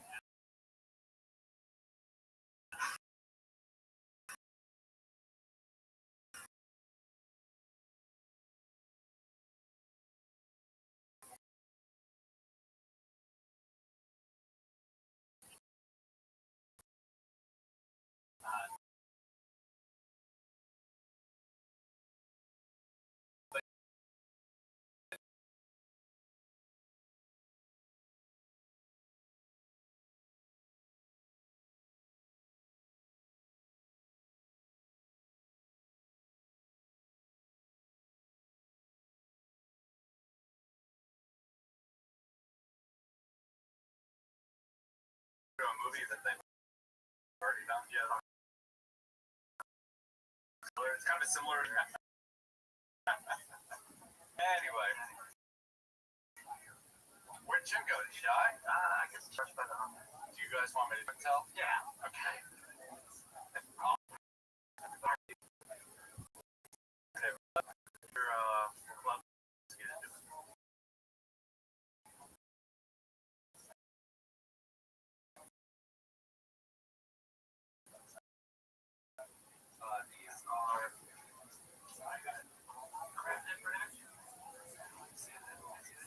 Red top. It's like a red carbon fiber. That's fun. Carbon fiber. I've got my 3 hybrid. Ping. The only ping club. What is? How can I only have one ping club and the same 3 hybrid? It just works. That's like the trusty. The irons are they made, guys. And then I've got Cowlick. Jaws raw. One time Mark had gotten a new wedge and he hit a shot with it and it was kind of spun funny in the air. And he was like, what the hell? And he still had the plastic on it. Yeah. Yeah, it was right after I bought this one actually. It had the plastic on it. I hit it and it was all slippery. What an idiot. Look, you don't expect there's going to be like some adhesive on this stuff, but there is. And this is my putter. I need new grip, clearly. It's all fucked up. But, why do they need the things covered this way? Why? You want to protect it. You don't want to protect it.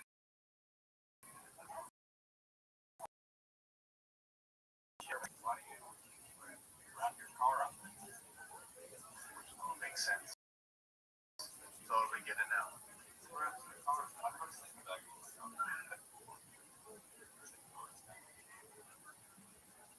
Alright, good show and tell. Okay, I like that. Yeah, you'll never get invited. Just like me. Great job, Mark.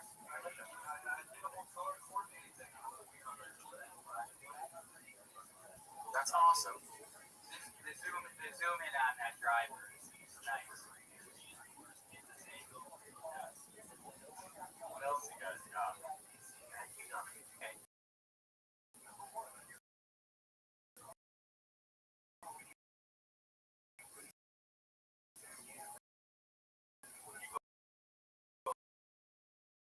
He's so happy. Look how excited he is. He's got a grin on his face. He's so excited. Ryder is good, man. Just probably like a year ago. And then my buddy. Oh, go back to that. Hold it up. $8. Oh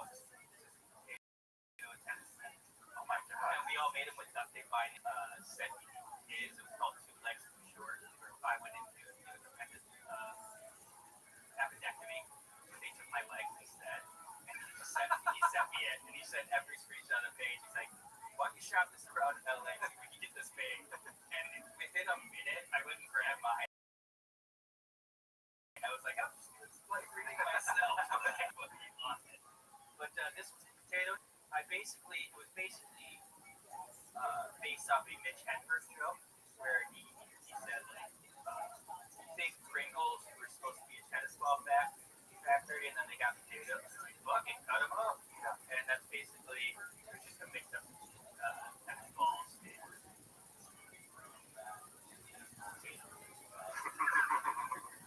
you do all the illustrations too? Yes, sir. Holy shit, you're like Dave Pilkey. I don't know who that is. It sounds funny. Captain Underpants. Then this was then in kindergarten I did my first Ninja Sushi book, which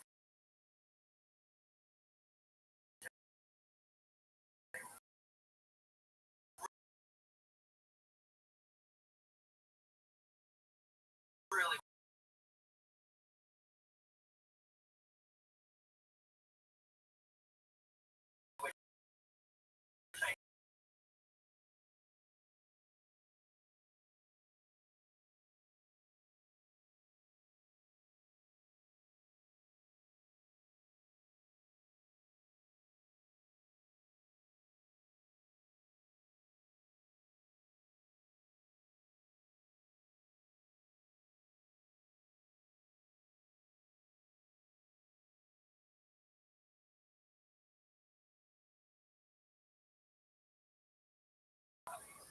and then the sequel. And the sequel.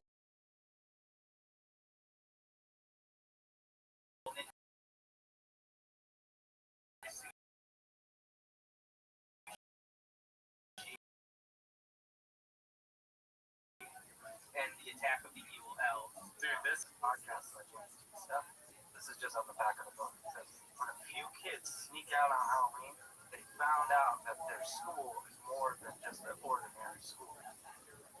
Oh wait, no, the Friend Squad. This is the one that does the rip-off. I was gonna say, I don't get it. No, this is its own thing. This one really. Friend Squad. Dude, that's a lot. I gotta give you credit. The titles on it good. Yeah. I don't know what the content side are like, but the titles are good. Dedicated to my family. Aww. Just wondering. Yeah, maybe one of those standout titles. Imagine Nick at Barnes & Noble right now in a Barnes & Noble release. Like a book release party. Yeah, I could totally imagine that.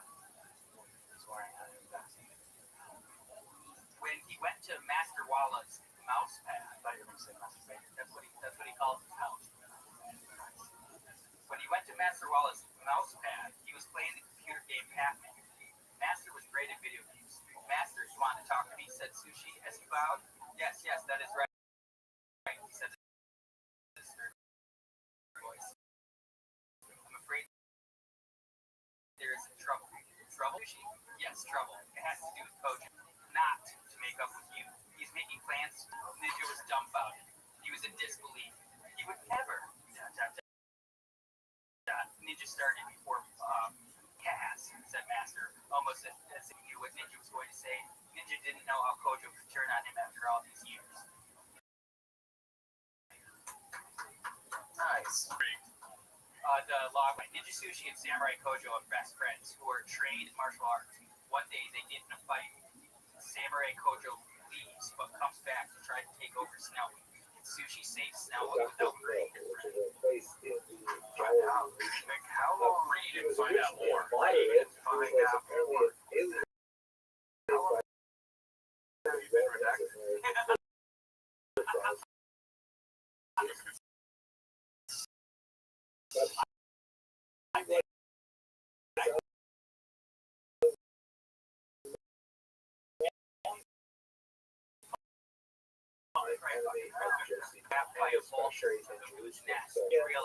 Josephus is such a tremendous, sometimes the part. Look at that. What actually happened is when we were trying to. Whoa! This is a little decorative sculpture that I have with my wish. I have a lot of great shows still options and stuff. Stuff like those. This time that John Scala this is a cool sculpture that I have. My favorite part about it. This is a cool sculpture that I have. My favorite part about it, take off the top, put incense, and the bottom here, we need some motherfuckers. Oh, that's cool. Peace party, but in reality, feeding information to the zealots so that they can be more effective in their attempt to take over the city. He ultimately is successful in taking over a large band of followers of Elizabeth Shimon, so his forces were very large. And also, we should remember at this time that there's different populations entering Jerusalem. Not only I love that. pilgrims arriving in large numbers for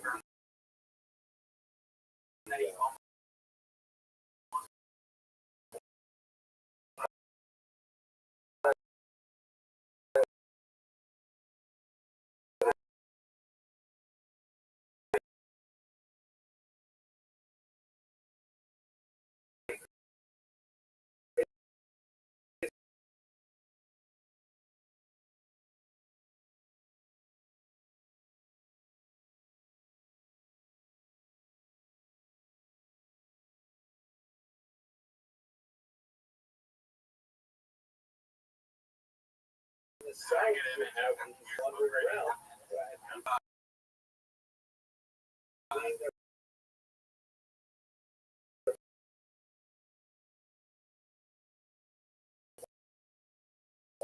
What do you see about the gun? Funny joke, the gun. Really, this, I can call him in this. It's got these pictures of all the gangs. There's me. Entirely Jewish infighting that is discussed at this time. Now, understood from as here in the first century, the wavy squiggly lines are meaning that when they are closer together, like in the Kidron Valley, which is the lower right corner, that means a much steeper incline, and when they are further apart, it means more of a plateau. So Jerusalem is built on several of these plateaus, and there are some significant geographic separation. So we're going at the Temple Mount, which is located here on this particular plot. We're also going to look at this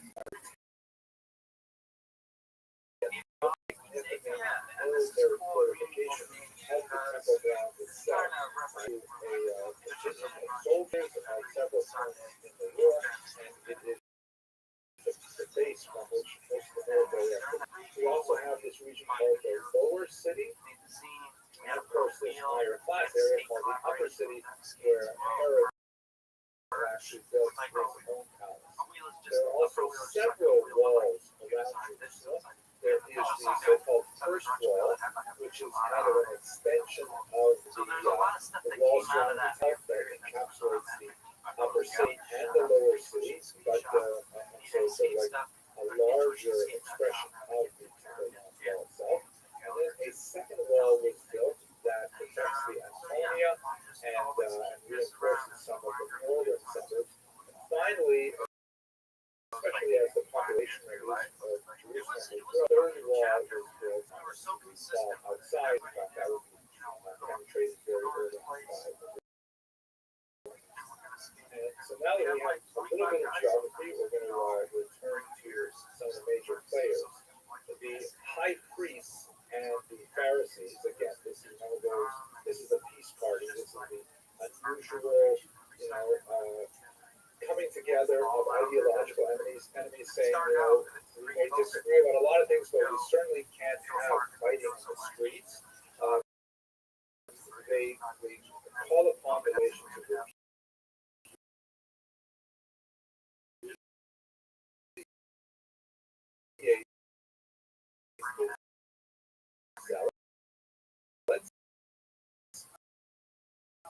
who are actually engaged in they become walls, and this is their only base for self-defense.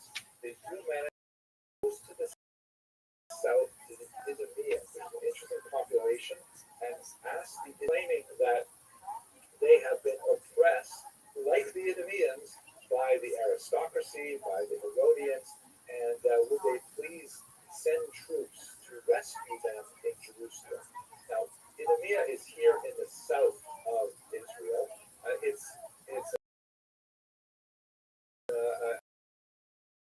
an unusual part of Jewish history because this is the only time when Israel, after the Idumean incident, it was decided to never again engage in forced conversion. This is something that occurred under one of the Maccabean kings, the Hasmoneans, and among the many negative results of this was the birth of Herod, whose father was an Idumean.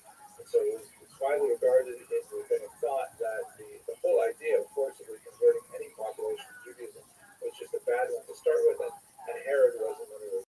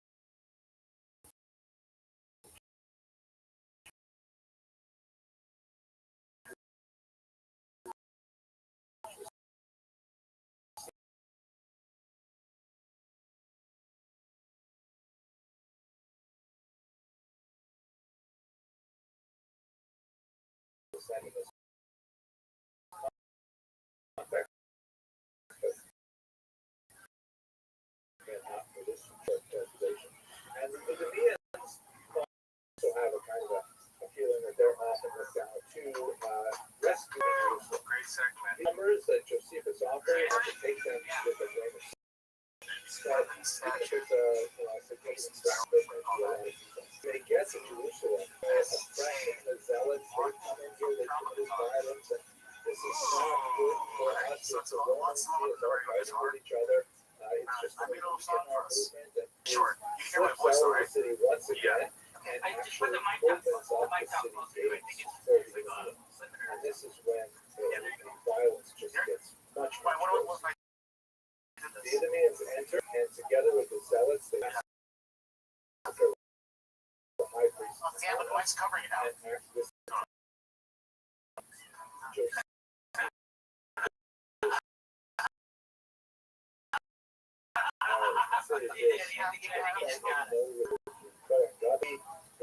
Judeans couldn't patch it up with the Romans. Sorry about those zealots. Sorry that we couldn't, keep them from destroying Sextius and Gallus' legion.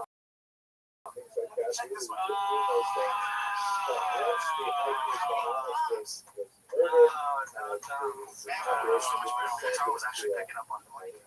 It probably is on your good audio. Yeah, I mean, at that moment, I was at the beginning. I was just like, the Romans, and he felt that that point was the beyond the Herodians, but it went into the civilian areas as well. The local defenses of Jerusalem, civilian militias were attacked and overrun by the Idumeans, and also door-to-door attacks on the general population happened at this point.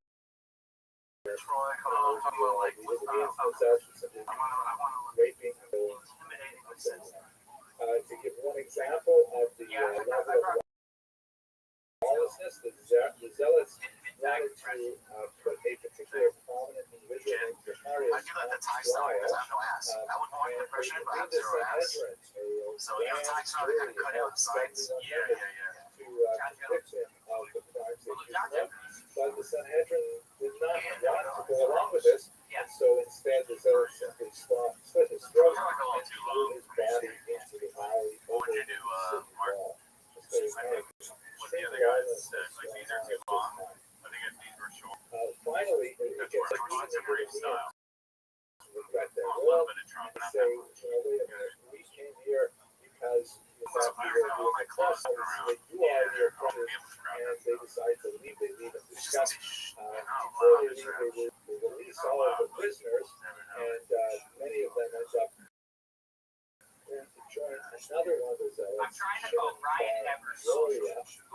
This particular point shows possibly shows that Peoria led off in chains.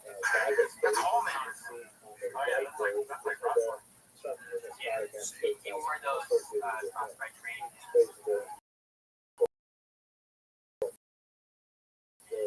Oh, so that's Dennis Holman, but I guess Brian Ebersol is actually Dennis Holman. I know that.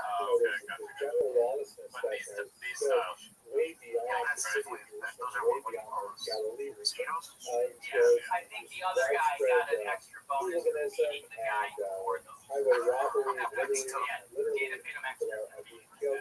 Not only the regular Jews of Judea, but the Muslims as well. Incredible savagery associated with regularly amputating. I'll tell you something. Last the freaking guys became like just a joke. I'm actually hearing noises in my attic. Alright, so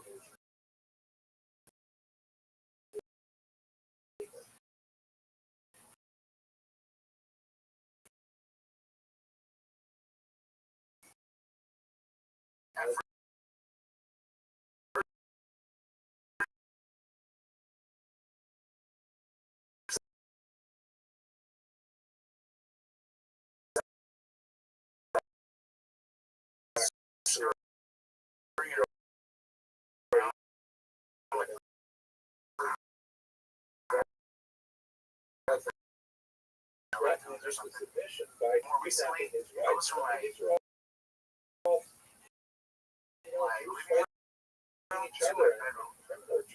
So my bedroom, I got a solid.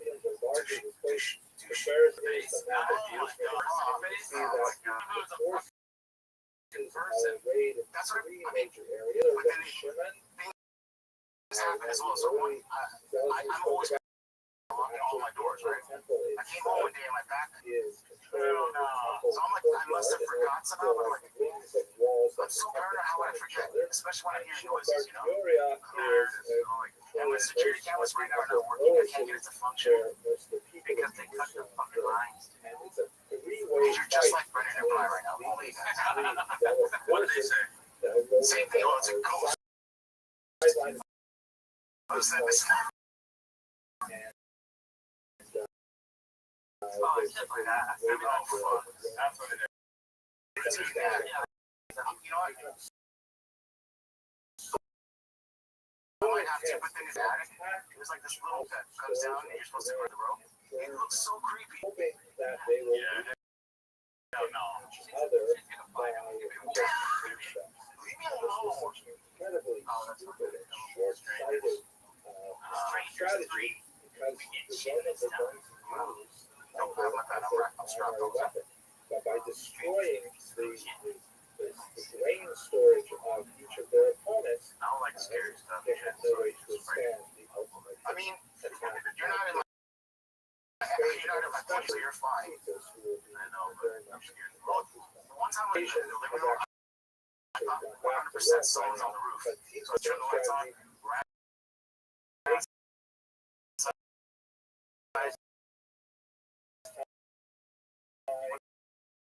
My gun. I have a flash on my gun. the north central part of the town, beginning in the spring of the year 7. If you feel like you're Famine and serious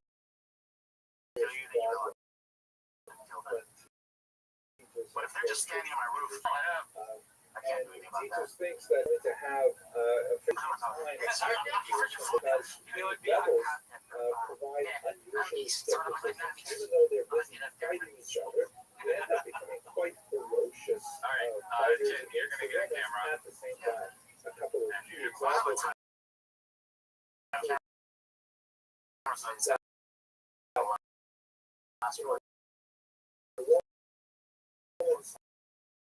settled in on one of these. I just have for hours and then we just watch other. By pulling out Footage together.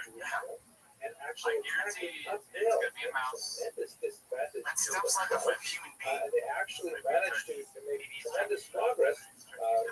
Jesus himself he did one of these attacks. So they find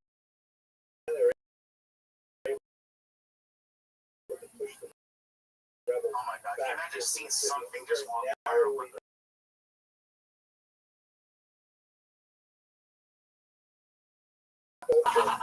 Massive towers that they can wheel up to the walls and they can throw things over with catapults and they can climb over the walls with them. But it takes time to build these things. And there are certain places where they're most ideally situated. So while they're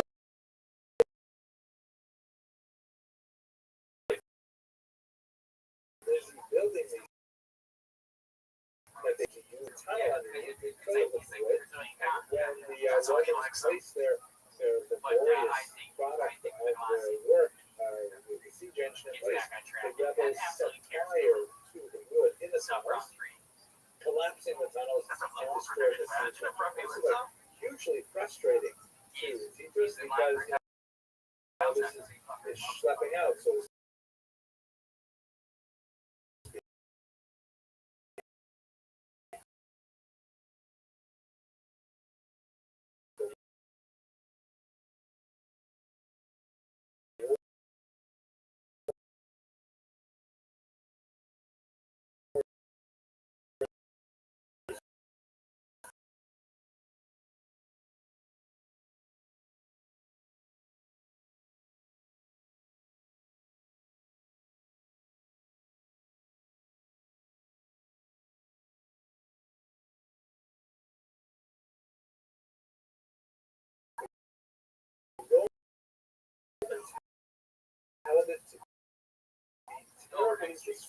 I wish I didn't do a good enough should job always of prevail over desperation or the weapon. we had The early months of the siege that they who did you pick that were able to hold singer? off with the combination of cunning and he managed it very carefully to make sure that Yeah, I jumped out the back. That was a great fight. But I was like, oh, from the outside, and you combine that with the fact that the zealots had already destroyed their own grain stores, they descended to a horrible level of famine. Josephus we took described our haircuts. very Yeah, guys, I got a haircut. Guess who got your hair? Guess who cuts this hair? and the same kind of terrible things that I took my hair since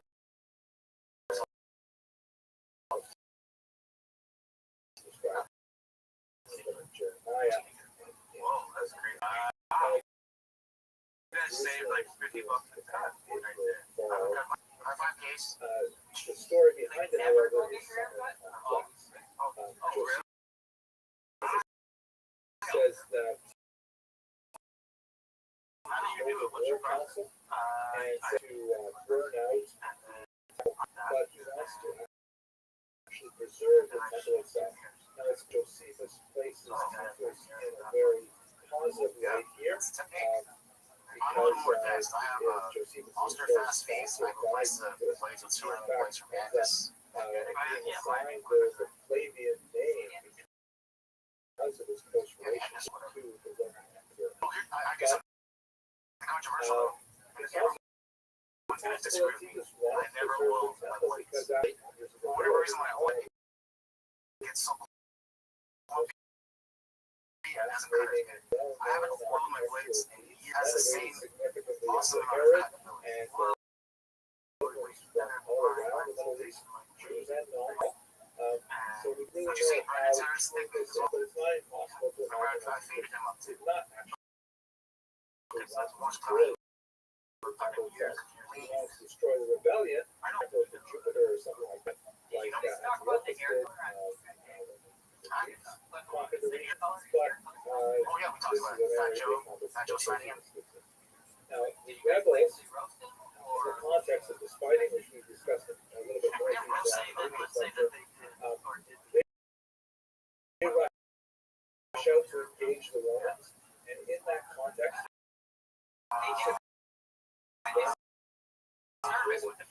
threw a window He was roasting himself. from the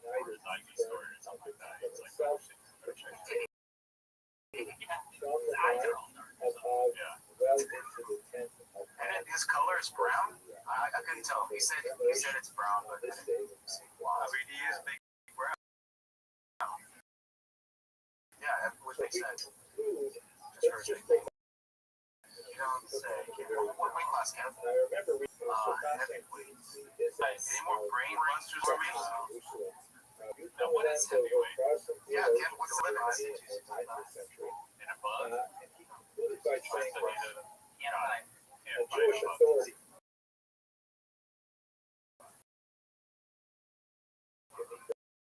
earlier No, you can do 266, but not championship. what guys are for That's a dumb, yeah. That's a dumb. And the jump from light heavyweight to heavyweight is insane. They need another weight class. So my assessment of saying 265 and above might be a good one. Yeah, they did it. It's called super heavyweight, but they did. It's called sumo wrestling. Got it. Okay, so I'm onto something. Yeah, Jen, who would you have in a fight? Topuria versus Makachev. Who would you have? That's a damn good question, but still, I would take Makachev. Nick, who would you have? I think I do Makachev. He seems just so much more.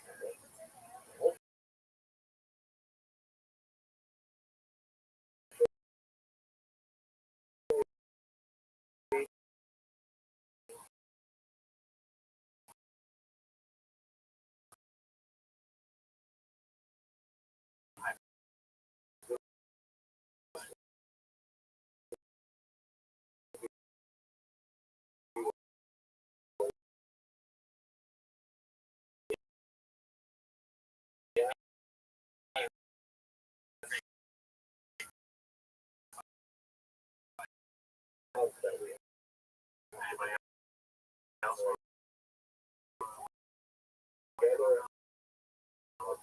Next time, the acceleration and the rebuild will faster. Stop, actually. I eat because I'm unhappy, and I'm unhappy because I eat. It's a vicious cycle. Let's say goodbye.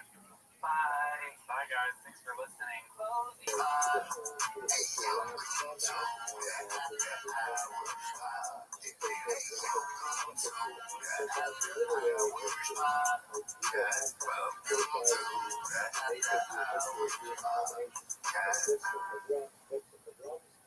That may have some value to it, but today we're going to focus on it.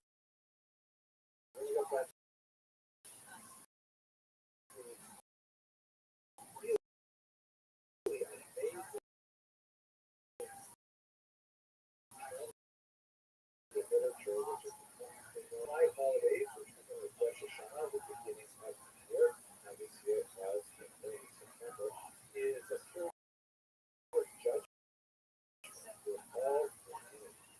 And today, and it's not just that way, it extends out to Yom Kippur and much later than that as well, but we have to prepare ourselves for that judgment, which the assessment of the prior year is made and a decision is made about what stands in the future with Israel and the month of Elul is this penultimate month which was founded, and it is set aside as a month of self-reflection, self-analysis, of determination of how well has done over the year, how close we are to the person they want to be, and it's an opportunity for us to look at our lives, look at how we treat the people around ourselves, and try to make amends.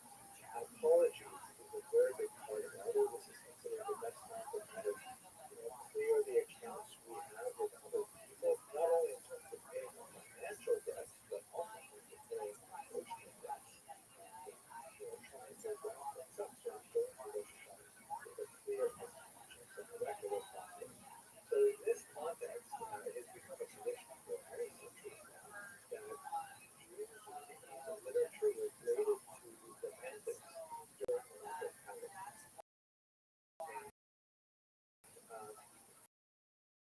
I'd like to give you in 2 minutes some of my favorite Their fans won. Listen to it out. Reddit shops Reddit.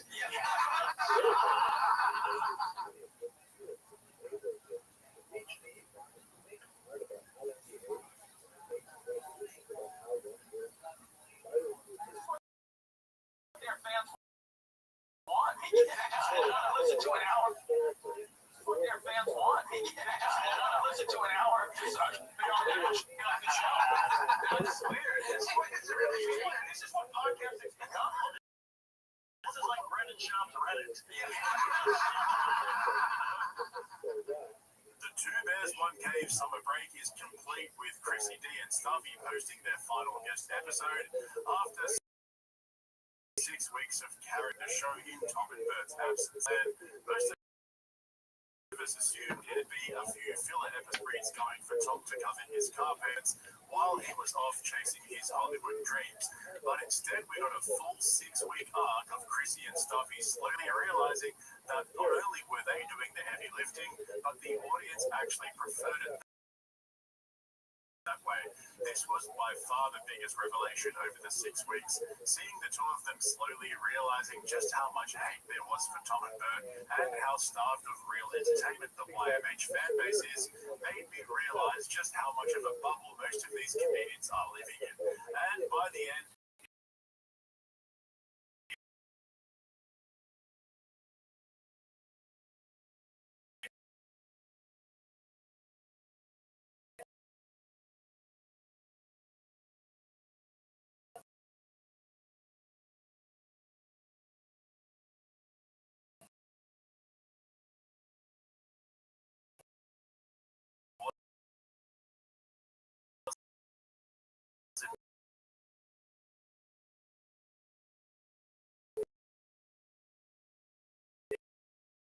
even subtle.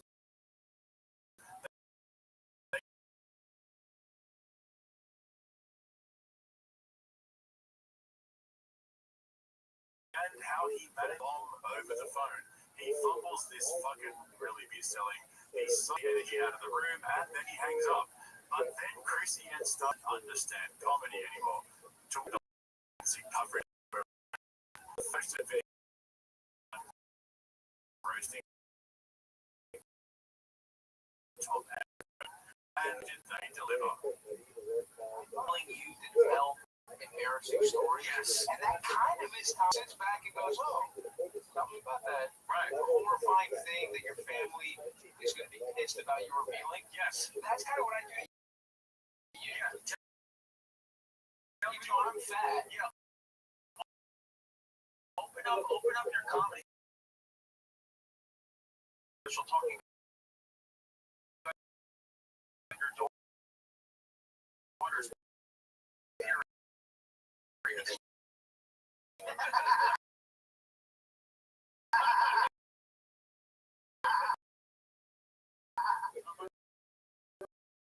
Sure, which is probably the same bird's liver. What's the royal color? I think it's seasonal rich in oil. That's true. Look at it that way. Like I said, this final episode was winning so positively to their temper of the show, and I mean, fuck. That kind of really never realized how far and deep the hate goes. It's that moment where the guest hosts accidentally say what the audience has been thinking for years. This show hasn't been good for a long time, and nobody on the inside seemed to realize it until now. Next to Brendan Schaub and Brian Callen, Tom and Bert are some of the laziest, greediest, low-effort podcasters there are. But just before I show you the moment the penny finally dropped, I want to give a shout out to all of you who have gone over to my new channel, More Cringe, and subscribe. It's only fresh with a few videos, but if you want to see more cringe outside of the usual suspects I cover, head over there and subscribe so you don't miss out on all the extra content I've been posting. Also, don't forget to check out the link in the description to my Patreon for my latest coverage of the missing Kill Tony London show and their second Netflix show. Kill Tony is currently going through a massive identity crisis, so make sure you don't miss out on all my coverage of their downfall.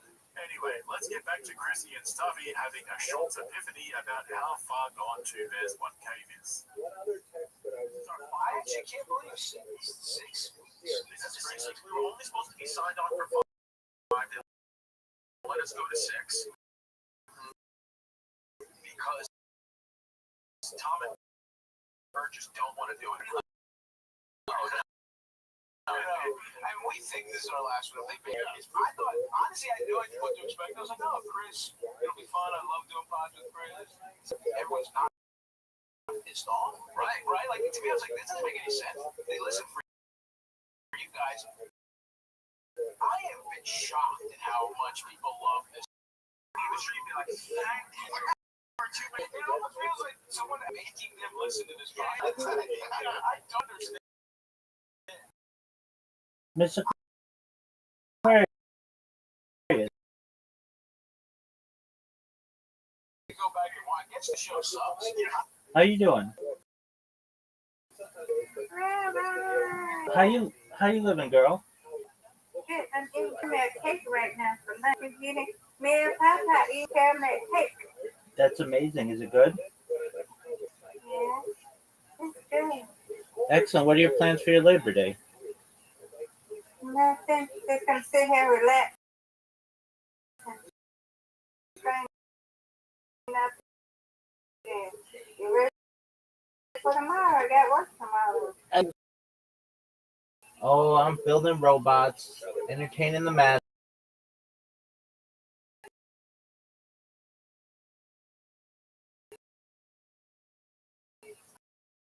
Are you gonna take a nap?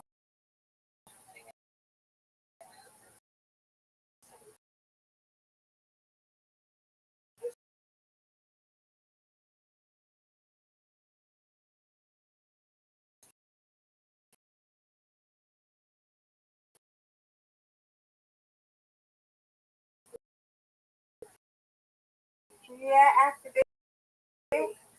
Excellent. How's the cake? Good. That's what I like to hear. I gotta get ready for next year. I'm officially bridesmaid for one of my best friends getting married. Remember? Absolutely. In April. Okay, I thought they were doing it in the fall. Okay, so in April. That's what I thought. But she asked me to be a bridesmaid. I told her yes, and then she put me in a group text, and she told us that they decided that they're gonna do it in April 26, 2026. Oh, that's beautiful. Are they? Do they have? I know that last time we spoke, they were picking out a location and stuff. Gotta be you. Gotta be. It's right up the street from me. Yeah. Excellent. Any idea what your dress is gonna be? She showed us one right now. I know I told her that sage green, ivory, and lilac. We're gonna be dressed in green. Sage green. Sage green is beautiful. Yeah. So she showed us one of the dresses. So she said she was gonna order and confirm this other decision to us, and then we just rectify the decision. Gonna find a date for the wedding, or are you going? I'm gonna find me a friend. Don't be by myself. Maybe my best friend come back. I know I'm gonna probably have a man with me. I don't know. Who's gonna be walking with me down the aisle. I don't care. I can walk by myself. It don't matter. Absolutely, you struck, girl. Word. Is it gonna be a big wedding? Yeah, hopefully it will be a big one. She's from New Orleans, so we got a lot of families from Mississippi, New Orleans. So yeah.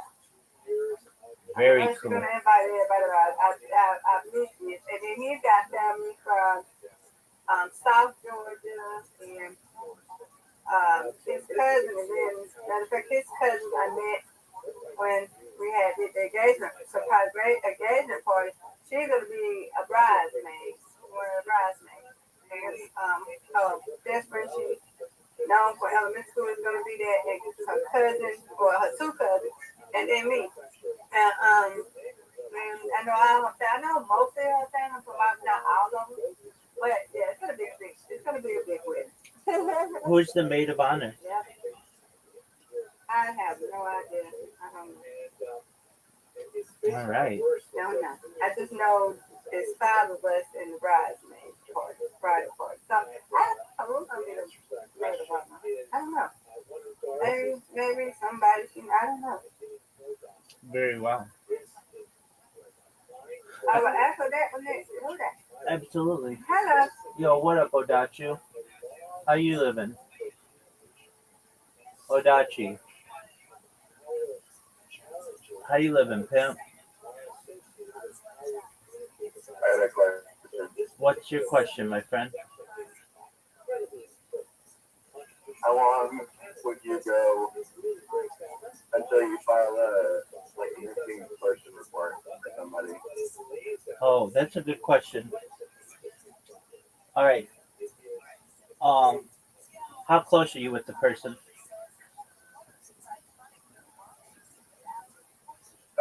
Known them for like almost.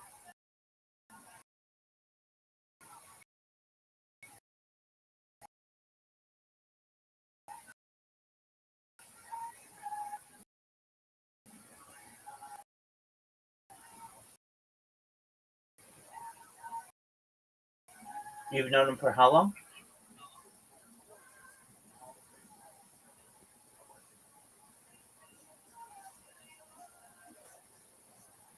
Pray that I find the person. I'm gonna pray about that. Absolutely. That's worrisome.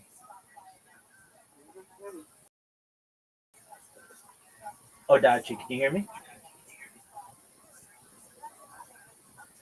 I can hear you. It's cutting out. I'm driving. Okay. So, how close are you with the person? It's not like your child. So, how long have you known them? I've known him for like 10 years, Okay. almost. Okay, so you've known them for 10 years. Do they have family? Yeah. Okay, have you contacted their family to see if anybody in their family has had contact with them? I think it's cutting out again. What'd you say? Have you contacted any members of their family to see if anybody in their family has made contact with them? Yeah, I talked to his mom today, and she said she hasn't heard from him. And then I texted his roommate, who said he's been working all weekend, but he said he hasn't seen him in at least a day. Yeah, it's too soon to. And but here's the thing, right? I last talked to him on Friday, and his phone has been going straight to voicemail since Saturday, and it's now Monday. Okay, I mean, that's fine though. What if his phone broke? For 3 days? Yeah, absolutely. Especially on a holiday weekend, definitely.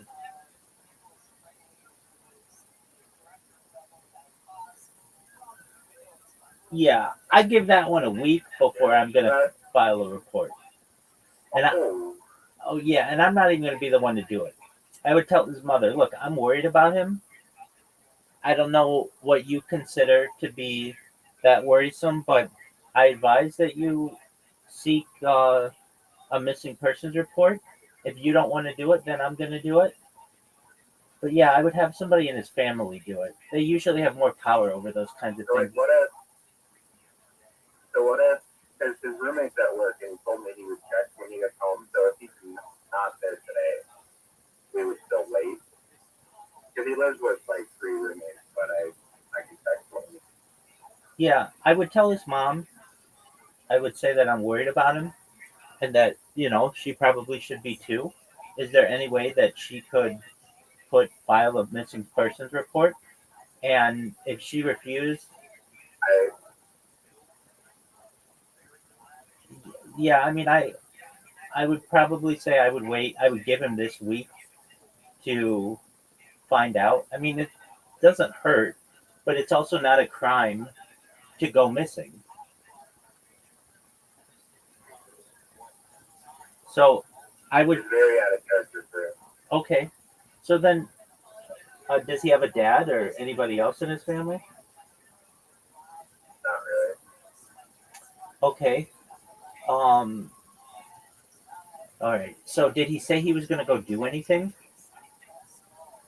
Yeah, like Friday night, he had to go leave. He said he was going to go to like a boys' night, but I thought he usually does that with his roommates, but he had to go drive somewhere, and it wasn't with his roommates, and that's when I heard from him last.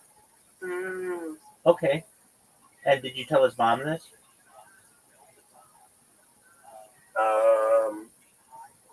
No, I probably should. I just told her that I haven't heard from him since Yeah. Friday. Yeah, so I would fill her in on everything. I'd say, look, I spoke with him on Friday. This is very uncharacteristic of him. Uh, he hasn't answered any of my telephone calls. I'm just wondering, have you emailed him? No, I don't think he should email. Okay, but I mean, it's We're worth it. not, we're not that old. Okay, that's fine. Um, his phone's going straight to voicemail, and I'm worried about him, and I know other people are worried about him. Would you please file a missing persons report on him? That's basically her responsibility, as she's the next of kin, and the police are going to cooperate a lot more with his mother as opposed to just a close friend. Now, let's say she hasn't done it by Friday, then I would do it. But I'd give his family a week to do it. I'd give them, especially because it's a holiday weekend. I would give his mom a chance probably to file it by tomorrow or so.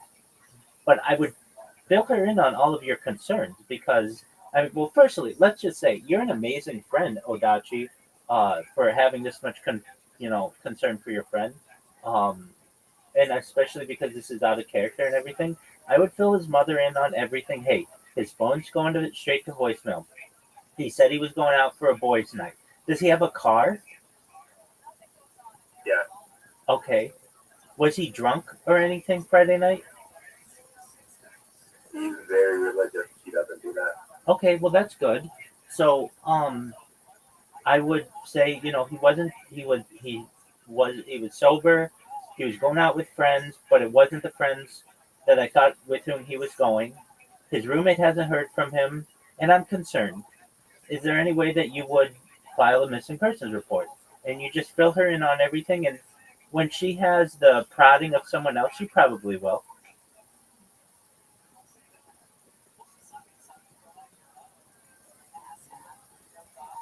And you're a really good We're friend. like, You're a really good friend for having this we're much. like, it's hard talking to someone every day, and then like when it does kind of stop, it just feels weird. Oh, absolutely. There are things though that. Well, when's the last time his roommate saw him? He said he hasn't seen him in at least a day. Oh, so his roommate could have seen him on Saturday. Yeah, all Okay, he said was at least a day. okay, that's a. But when he did leave, it was on Friday night, which was almost 3 days ago. All right. So, is there any way you can call the roommate and be like, "Look, it hasn't been that much time. When's the last time you saw him? Not at least a day. Was it Saturday at 2 p.m.? Was it Saturday at 8 p.m.? Did you see him Sunday at all?" I think I'll text him because I think he got worse because he said he wasn't home, but he told me he would check once he gets home. Okay, yeah. Then I would just ask him, "Is there any way you can? Did you check? Can you give me an update?" So basically, the plan for you is to text the friend and say, "Can you please check if he's been home? And also, I'm worried about him. Can you please tell me the last time that you saw him?" Because the police are going to want to know all that information. Then you give this information to his mom that you say, "This is out of character for him. He was sober on Friday night when he said he was going out with friends. No one's heard from him. His phone's going straight to voicemail. He hasn't been home. Is there any way that you could?" Well, I just think it's prudent advice to tell you that you should fill out a missing persons report. We're worried about him. It doesn't cost anything, but it'll allow the police to have a 411 on what's going on. And if she says, "I'm not going to do that," then you would say, "Then I'm going to do it on your behalf or on the behalf of your friend."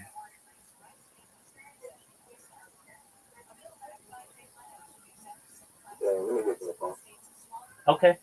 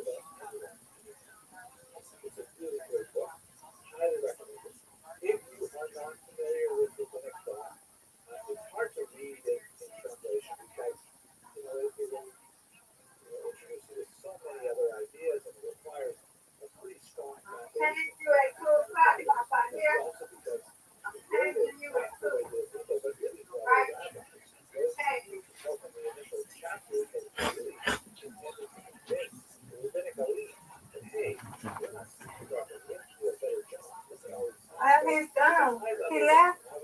Yeah, He left, Rabbi. I know. He's very concerned for his friends, which is an admirable quality. I'll be concerned about my. Absolutely. My long term, yeah. It's also laid out in a personality very size so that you can study it over a period of time, like days. You just met him? Yeah, I met him last week.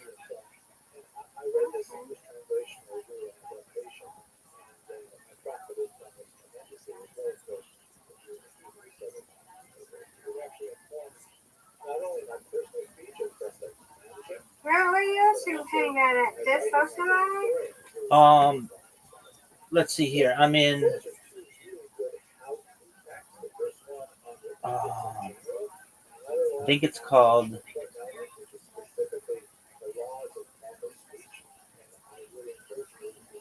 Just for a moment. It's called Adore. It's got 260,000 people in it, and it generally has people who are in the BC. And then I'm in E-Girl World, which has. No. What you doing in E-Girl?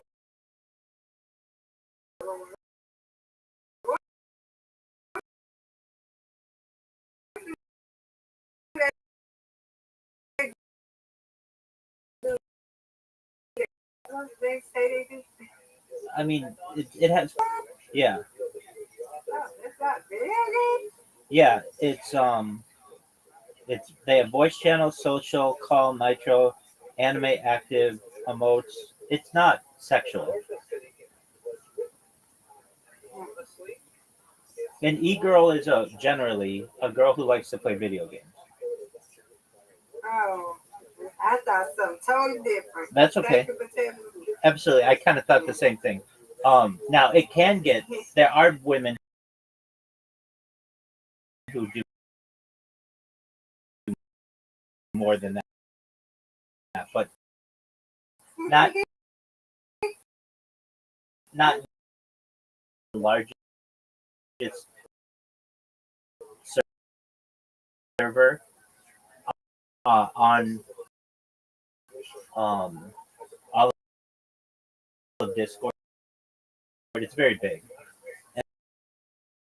and so I'm in there.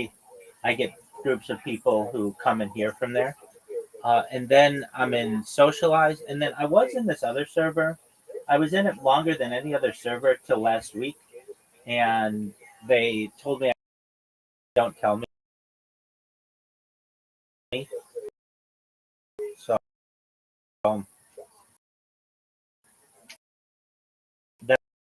I have another device in which I could stream, post up in there. I turn on my camera, I leave.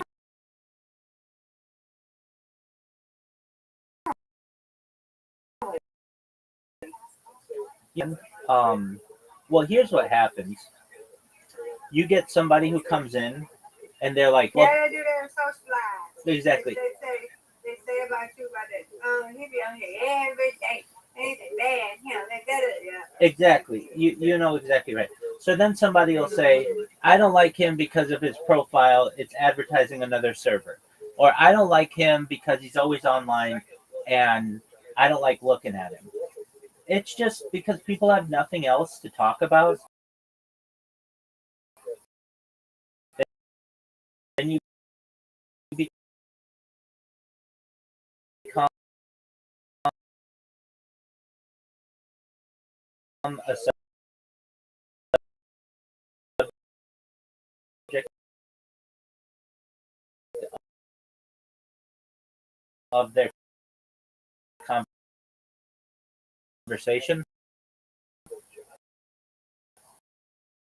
Just like you witness in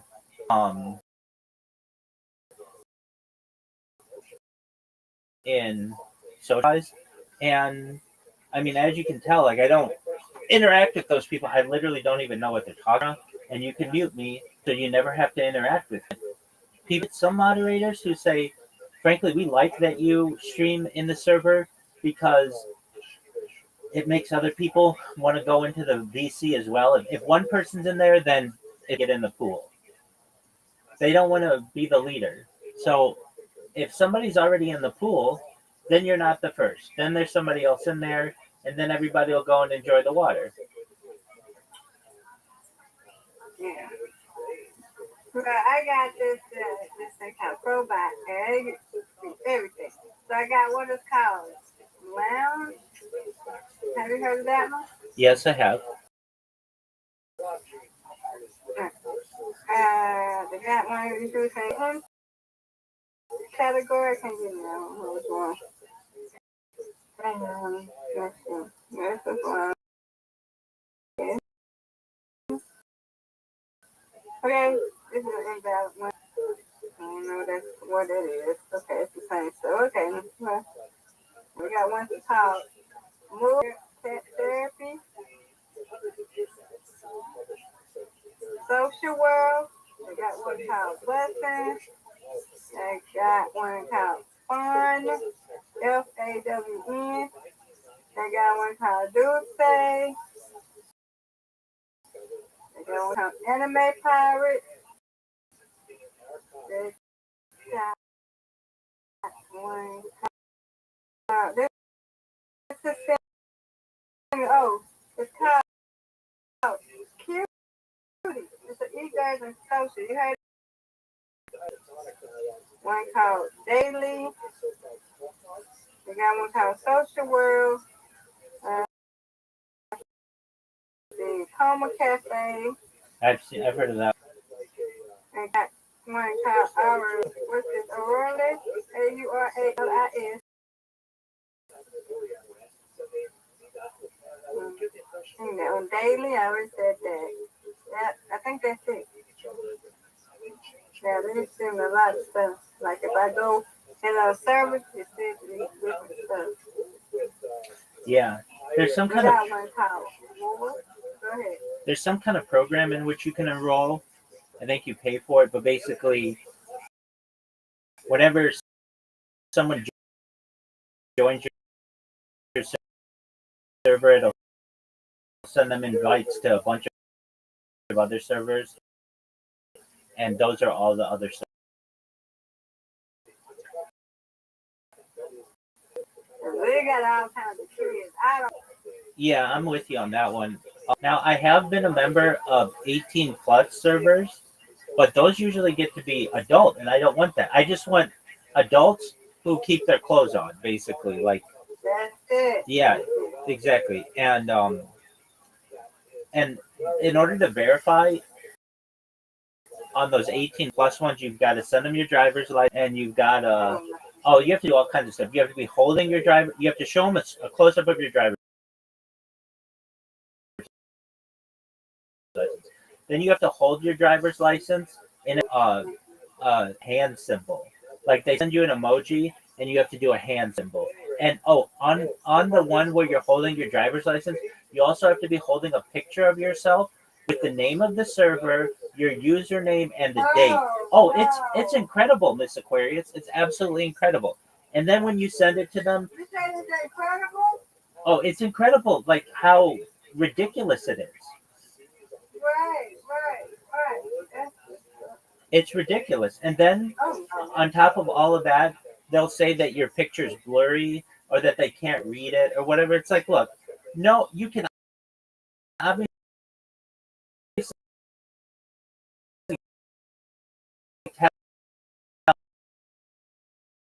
tell that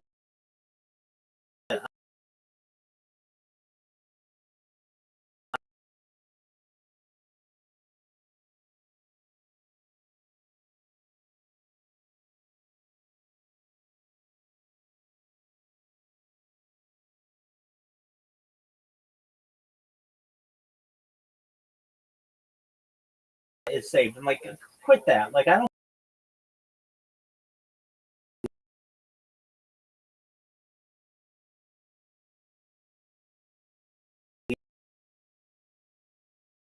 maybe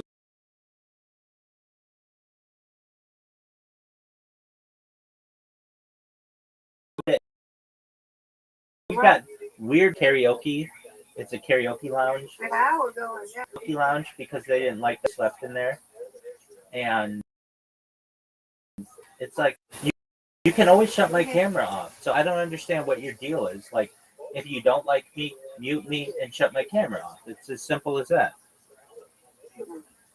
But they didn't like that. And then there's another one that's just the singing lounge, which is good. It's smaller, but it's got some nice people in there. And then I'm in this one. It's called Camp, and it's like really big in the Philippines, and it always has a ton of people in there. It has a lot of people in there. I've met some really nice people in there, and they do karaoke. Yo, what's going on? How have you been?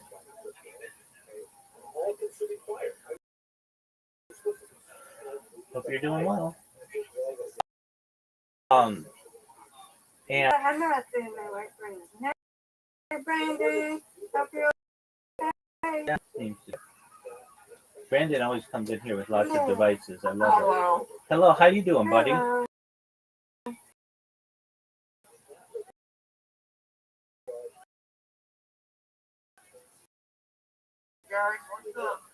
Living so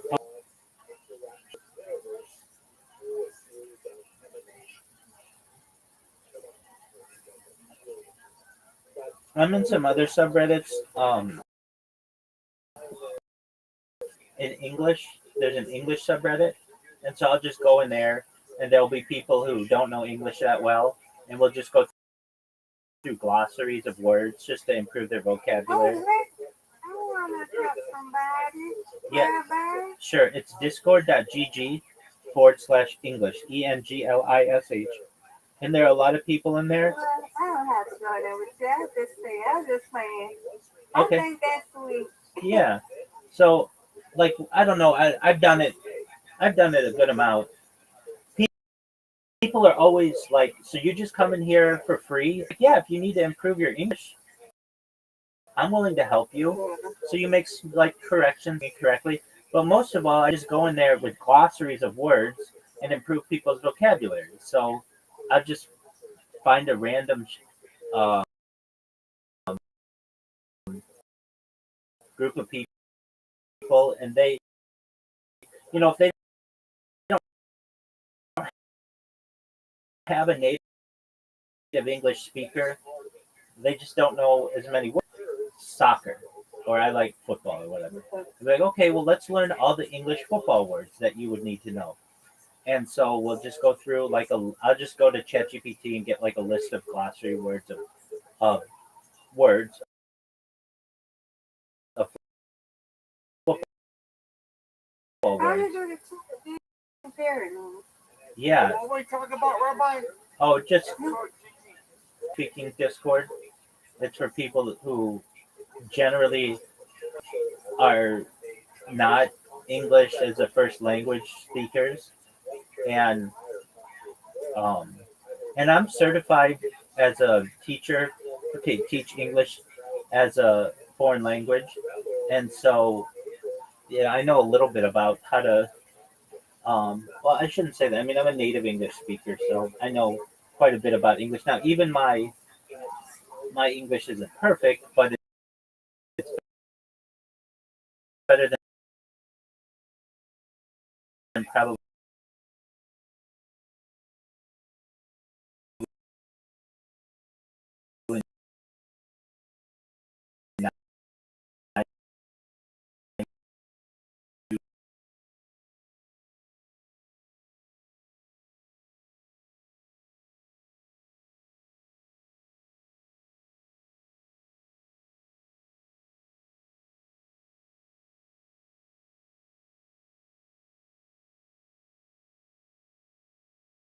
language below there, and then so Miss Aquila, you were asking what's ChatGPT.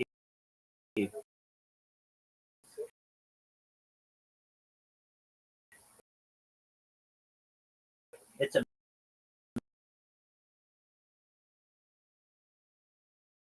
amazing.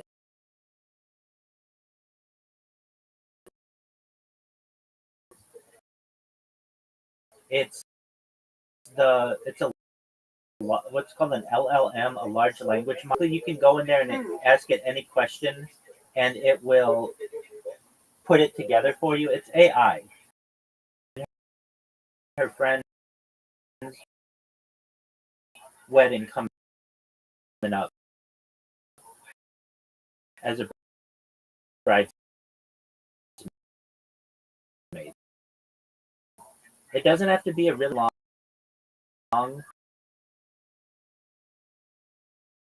to lose. With Rabbi waiting, the pins all align. They share in a ritual almost divine. Strike or spare, she plays with grace. Note, her style's a song, her throw's a quote. But outside the alley, life spins too. A wedding approaches with skies so blue. As bride show, she'll lift her glass and dance till dawn. Just one moment. Glass and dance till dawn. Her life as the breaking morn. The gown will shimmer, the vows will ring, and all will smile at the joy she brings. So here's to nights of shining lamp, to wedding bells and joyful refrains. To Brandon, Miss Aquarius, true, a friendship timeless, strong, and new. May pins real friends who've always cared. Like, how smart is That is neat. I love. Oh my God! How was it like? Make me cry. That is so cool. that? So you can whatever you want. Like, so here's what I do with people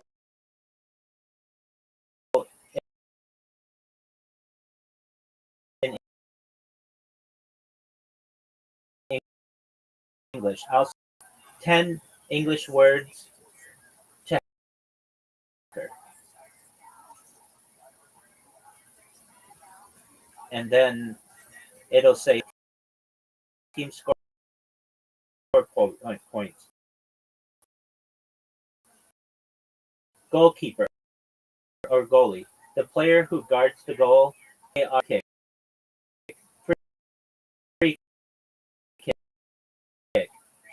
It'll do anything. You can say like it'll tell you like anything you want.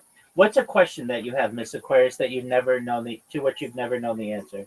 Oh my God. If you want to use it, it's just chatgpt.com.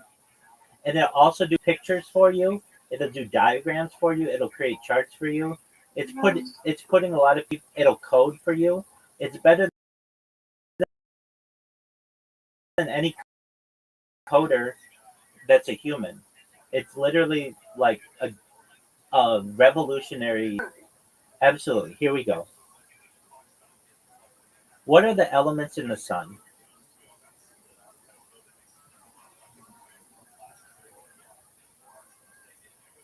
Great question. The sun is mostly made of gases, plasma.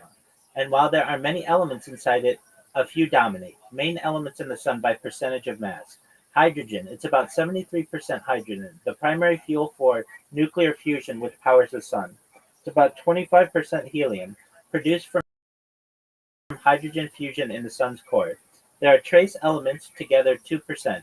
These are much smaller amounts, but still important. Oxygen, carbon, neon, nitrogen, magnesium, silicon, iron, sulfur. These heavier elements are often called metals in astronomy, even though many aren't metals in chemistry.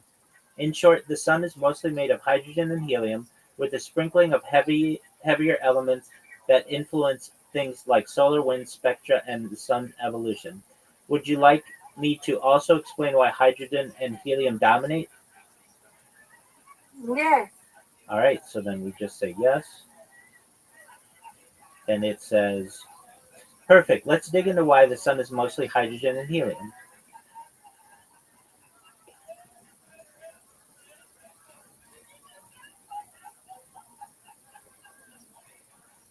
All right. So it says Big Bang origins. After the Big Bang, which is 13.8 billion years ago, the universe was extremely hot. As it cooled, the first elements formed about 75% hydrogen, 25% helium, and tiny traces of lithium. Heavier elements like carbon, oxygen, iron didn't exist yet. They were created later inside stars. How the sun formed. Around 4.6 billion years ago, a cloud of gas and dust collapsed under gravity to form the sun. The cloud was still mostly hydrogen and helium because those elements were most common in the universe. A small fraction of heavier elements had been produced by earlier generations of stars that exploded, also known as supernovae, which is why the sun has 2% heavier stuff. Nuclear fusion in the sun's core. The sun shines because of fusion. Hydrogen atoms smash together under extreme heat and pressure. The process turns hydrogen into helium, releasing enormous energy, light plus heat. Over billions of years, more helium accumulates in the core with hydrogen slowly decreasing. Why hydrogen and helium dominate? Hydrogen is the lightest and most abundant element in the universe. Helium is the direct product of hydrogen fusion. Heavier elements are rare because they can only be made inside stars or in supernova explosions, so the sun naturally has only a small fraction of them. So the sun's composition reflects both the early universe's chemistry and the physics of fusion happening inside it. Would you like me to also explain what happens when the sun runs out of hydrogen, basically its future evolution? No, I got it now. There you go. It's an Yay! there you go, girl. That is neat. It's very neat. I think that was a good question I asked. I think it was I think Oh, I think it was a phenomenal question. Great job. yes, that was a phenomenal question. Work, girl. I'm going to see Brandy. Look at Brandy. I see him. He's just doing his thing. Yeah, that's what we got to do, I think. That's right, man. Yeah, and I did a big old. How's that been? We can cut a few friends. Yeah, How's that been? excellent. I like it. When I get bored, I get over over there. There's not no other, and I'm level 20 on what's that name of? But I don't be on. I don't go live over there. I just know. Right. I'm good. Yeah. The thing I don't like about Big O is that I can't trust the numbers. Whenever I start Yeah. a new stream, I will have exactly. I have no one following me. I'm a brand new account, and every time I get 50 people following me, and I'm like, how is this even possible? This is fake. Mm-hmm. But I do like that you can get 16 people in the same call. That's really neat. Yeah. Yeah, you can do emotions. Yeah. Instagram changed recently. Before you could just always go live on Instagram, but now like TikTok, you need 1,000 followers, and it's just like, yeah, On Instagram? on Oh, they Instagram, really. right? That was about me. Yeah. Exactly. And so I used to go live like on Instagram all the time because I would just create a bot that would just always stream my life, but it's not as easy now. And they got crazy on Instagram. Um, they if you say something against their terms, sometimes they ban you for as long as well, they can permanently ban you, but sometimes they'll just tell you that you can't go live again for 365 days, which is just like such a long period of time. And the reason why is they'll say like, I don't know, I'll be watching like a stand-up comedian or something, and the stand-up comedian will be like, man, my daughter's or my girlfriend's so ugly, she makes me want to jump in front of a car. Just like a joke like that, nothing crazy, nothing super funny, but they'll take that as self-harm and then ban you for 365 days.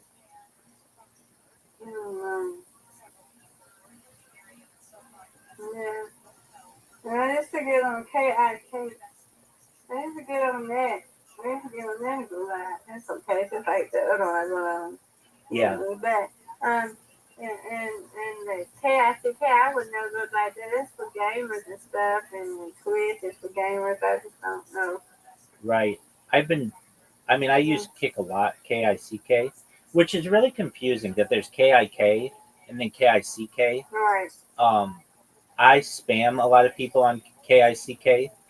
I just go into their stream, I make a clip of them, I put my Discord in there, I follow them, and then I spam them. But I'm the nicest spammer in the world because if they ask me to stop, I tell them how they can stop me from spamming, which is basically put a 1 minute timer on me, and then I never spam them. So, but I am all over KICK, and then Twitch. I've been doing more, but Twitch has a thing that, and I think it should be an illegal practice. Like basically, if you do something that one of these platforms don't like, they can do what's called shadow ban you, which means that you still think that you're chatting, but you're not, and so it just causes. What Twitter used to do. Exactly. Now Twitter has become. I think it's not a good platform anymore. It's just become the same people on there are always just promoting their stuff. This is what I can't stand, Miss Aquarius. Twitter judges users on their interactions and their how much what do they call it? How much engagement is the big word for them. So here's what a creator will do. They'll take a picture of the sky that's blue and they'll say the sky is red. And then they'll get a bunch of people come in who are like, no, it's blue, and here's why it's blue, and blah, blah, blah, blah, blah. And it's known as engagement farming, but all of those people arguing get them more money at the end of the month when the payouts come. And I like Blue Sky. Yeah, so Blue Sky, they ended up banning me big time. Like, not, well, here, I mean, just, I did so many different, like, I spammed them for like 6 months straight or 8 months straight. And they got wise to me and they made it really hard for me to do anymore. So I just move on and that's fine. Everybody on there knows who I am.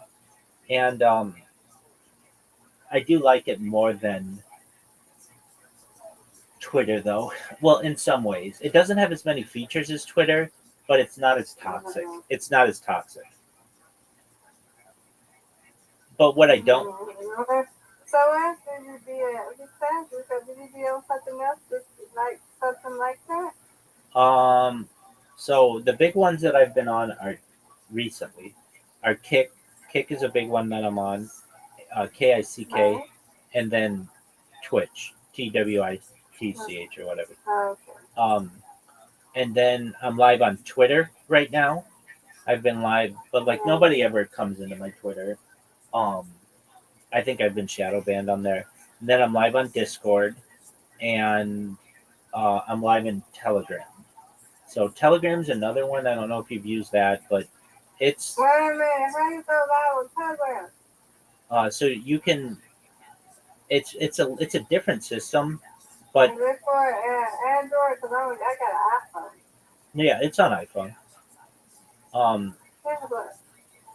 So it like you can do video on there, you can do audio on there, but the big thing is it does messages, and it's a different system though. It's like, you know how like Discord, you need to know like a group of people in order to have a good Discord. That's how Telegram is. So like basically, but it's good for some things. Like the reason why I'm in it, I'm in a cryptocurrency community that and so that's where we get all our updates, and they make memes and they just, say hi to everybody or whatever. And I used to be on Telegram. My best friend, who's the one who get married, her cousin, had like a few weeks ago did a 30th birthday party to me.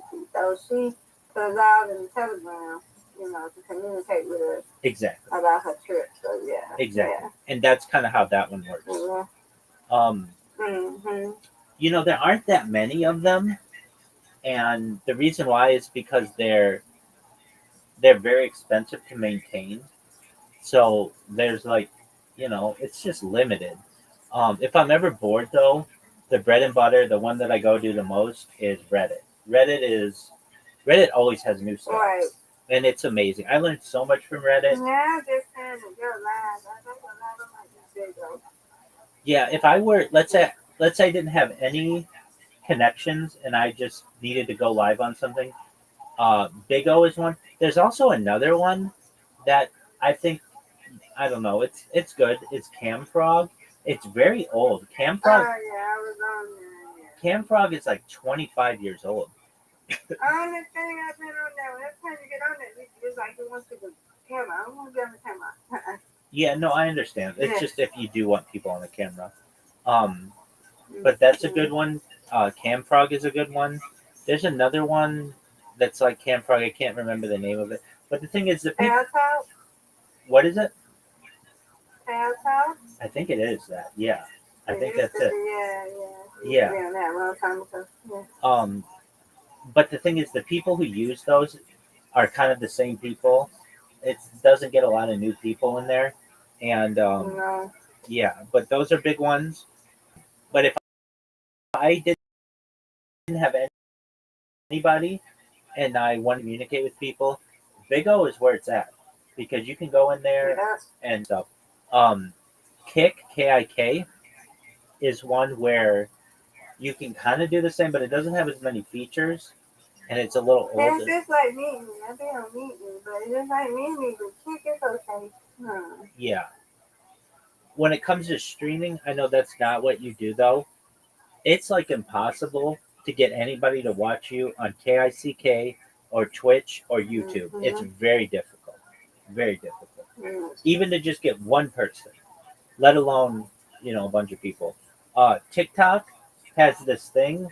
They're obsessed with their algorithm. And so if you live stream on there, one time you'll get 3,000 people, and then for the next 6 months you'll get one person. It's like very difficult to judge. I don't want to say difficult to judge. Here's how here's how TikTok works. They allow you to go live, and once you go live, they judge whether people stay or leave your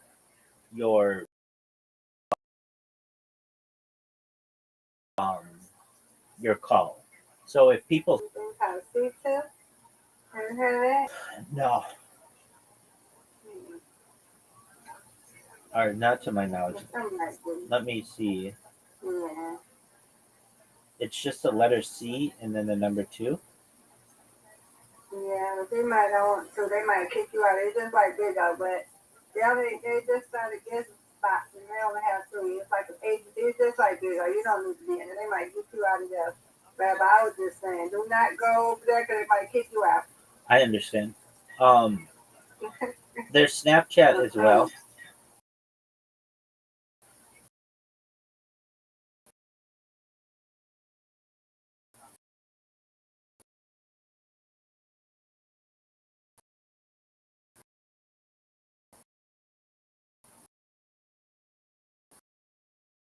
Snapchat.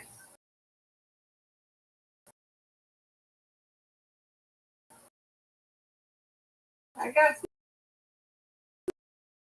Snapchat, but Yeah, I mean, what do you really do? You can't go live and then it just like post things there to do the eat right. and go somewhere. Exactly. I've never really thought that it was a good platform to be an adult to be on there, and there there's just not a lot to do. Um, so they haven't changed it in a long time, so I don't know. It's kind of outdated to me. Well, I mean, if I stay with Big O, I like it. I was over there, I did the virtual live thing. I like doing the virtual live. I do that in the morning, like first when I'm home, and I get Papa together. I just leave it on and play my YouTube on my phone, and there you go. And I just stay right there. Right. Yeah, that's a good one. And one of them fathers gifted me, because I gift her that. So she gifted me. I thought that was so Yeah. sweet. Don't they give beans or something? something, Yeah. and they'll cash that out for real money. Yeah. I don't know if anybody does it, but you do earn a little bit on that. I like it.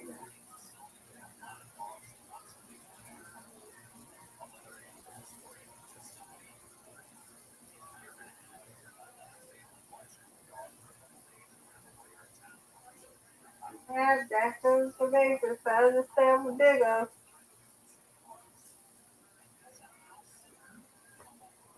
I miss no. I miss no. Yeah, that went out of business, right?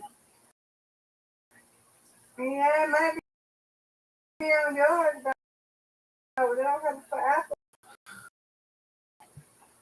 Yeah,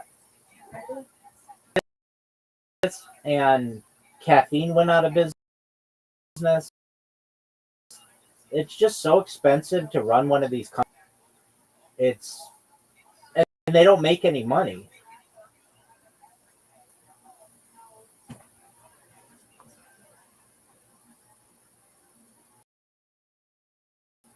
People, but not even YouTube makes money. YouTube loses money. Are you still streaming on YouTube? Oh yeah, 22 different YouTube streams simultaneously. I want to know how you do that. Yeah, but I gotta be on the computer. I don't know how to do that one. I Yeah. want to say they do it, but they only get 17. YouTube is really good. If you stream on YouTube, it'll be 0 people.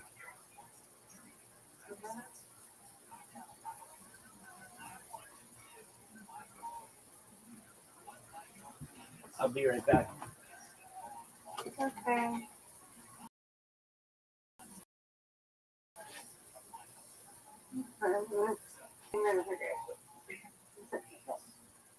Hey, the back of my stuff. I gotta go back to my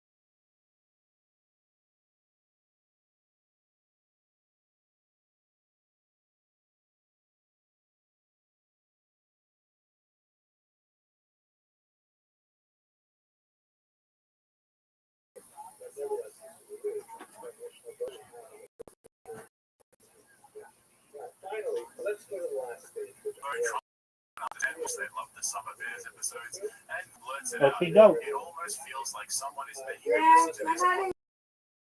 you do That was YouTube exactly thing? I don't how get nobody. All right, if you want to do YouTube, you have to have a Google account, which I'm sure you do. And then you need to verify your telephone number. And then after 24 hours, you're able to go live. Oh, you're making me hungry. Now you're going to want to get some chips. You're making me hungry. All right, bye. Yeah, you got to eat.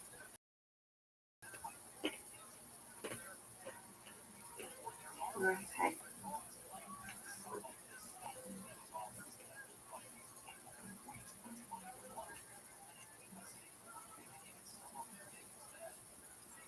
Now let you eat. I'll be back. Okay, I'm here though. I'll be back. Okay, so you can eat. Okie doke.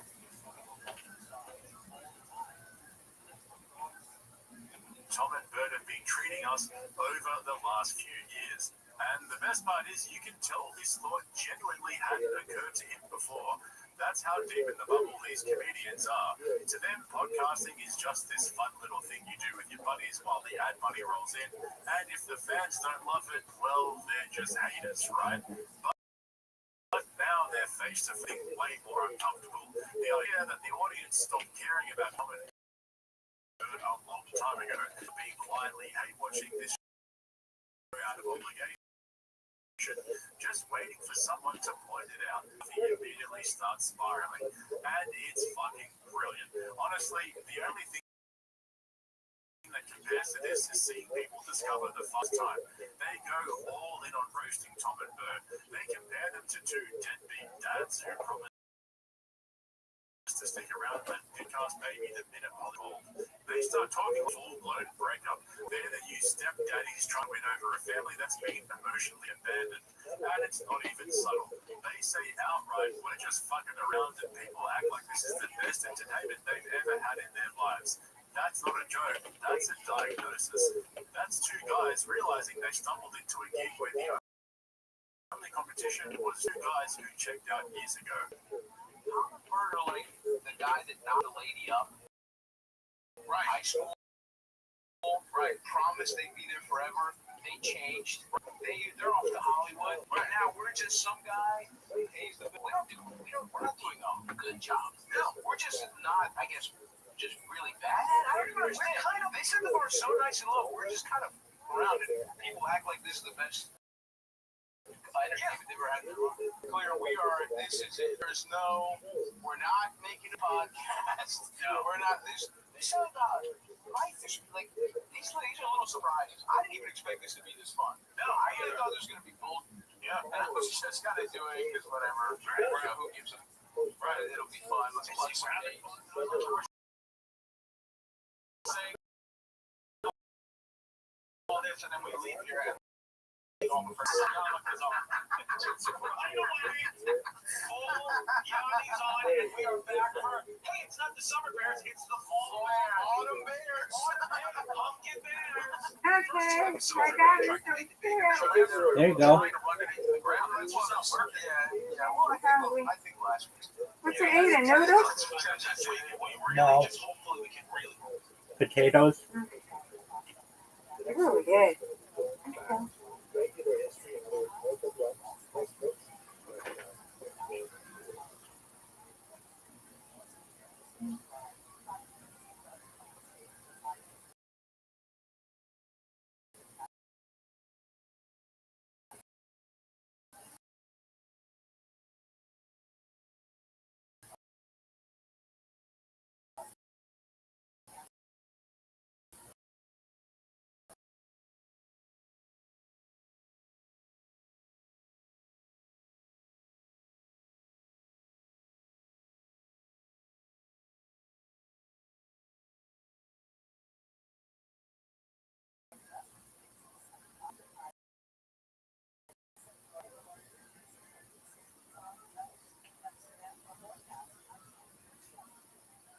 Process. Let's talk seriously about it. Sure. They don't give a at all. They're out. They even sent other. We saw the question about you last time. Oh, yeah. Literally, we're doing this outside. This is really the one where we're like, all right, in 52 minutes. You know what this is? This is, ironically, it's the last day before summer. Really, this is our last show. This is. Are they going to fire us? Seriously. And just when you think it can't get any more brutal than that, they call Bert. Now, keep in mind, like they were just saying, this is the final Summer Bears episode. You'd think Tom and Bert might have recorded a quick thank you video, maybe a little send-off message to close out the run. fuck no. Nothing. No video, no message, zero effort. What do Chrissy and Stubby do? They just call mid-episode on speakerphone, and it's everything you'd hope for and more. Bert answers the call while taking his blood pressure medication, like actually, I'm not even joking, and then launches into this bizarre half-baked bit about what kind of products comedians should be selling. He's pitching it to them like he's on Shark Tank, but every idea is somehow less funny and more cringy than the last one. And don't forget, guys, Bert is one of the top-selling comedians in the world. Never, ever forget that. And so while he's talking, you can feel the energy in the room slowly dying.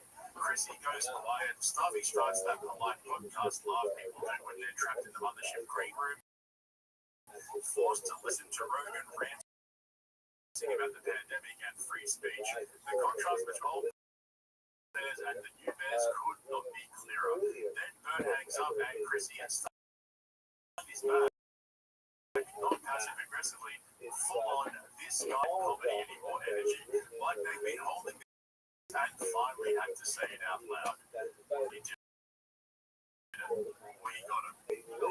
This is that literally from last summer Bears episode, Tom and Bert didn't even send in videos. They couldn't have cared less. Tell you, should we call them? Or call them? Some of their most famous videos. I bet you they're not going to answer. Yeah. So just call.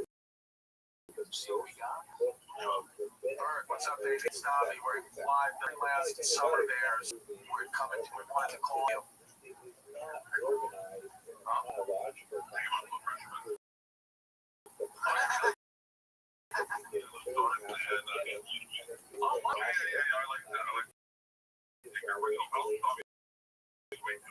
Dude, Stop actually looks good.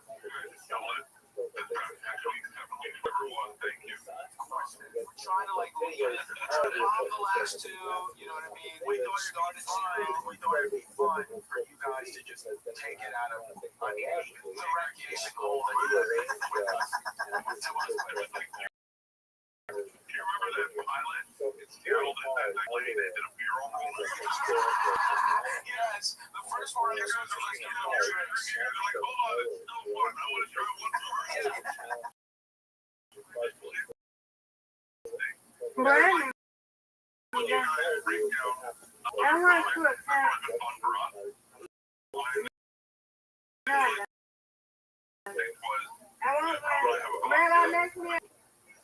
That's on you, girl. Maggie. You know how to do it.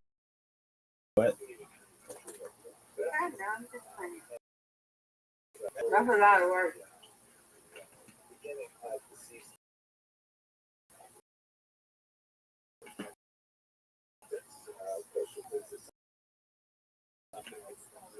But this is the eighth rough song. This is the time that is especially well laid out and something that do individually at the same time as reinforces our resolve to with this operating process.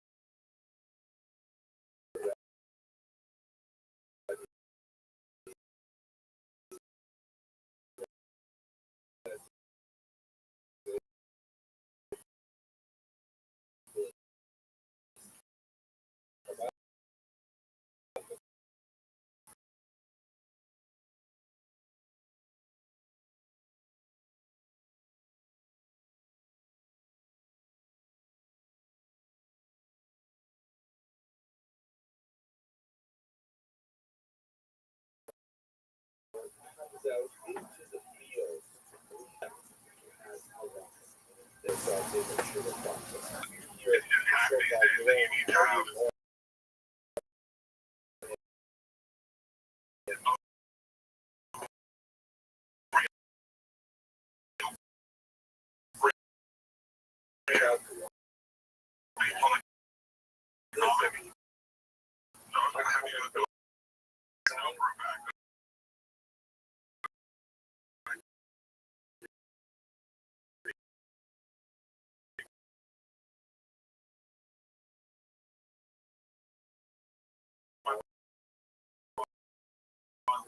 No, that is good. You survive.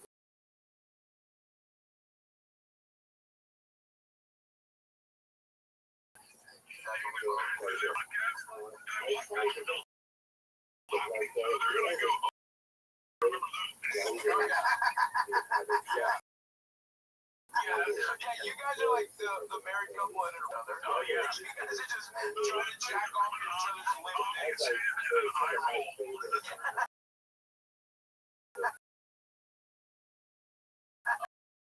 That's it. Okay, yes, all right.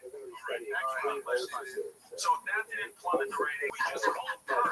I believe he called it bad ideas. Yes, we just called bad thoughts.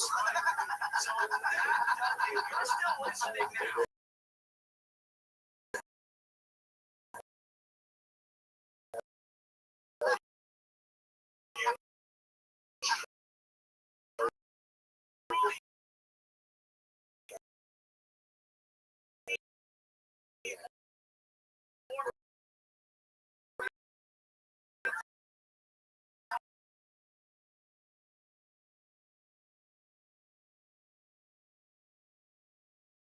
It's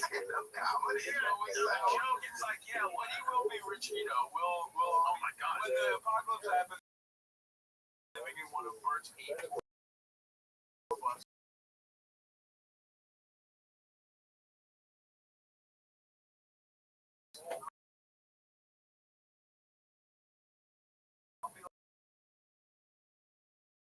Like your child's nanny, yeah, you know what I mean? They're paying us for just dividends or going into their fund. This is just runoff. What makes the Bert call so perfect is that it accidentally proves the exact thing they've been dancing around the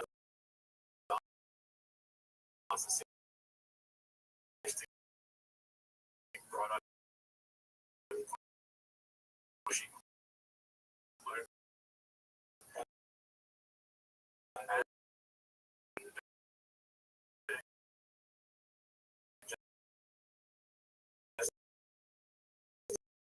telling the truth.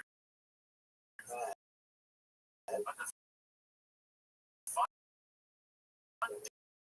is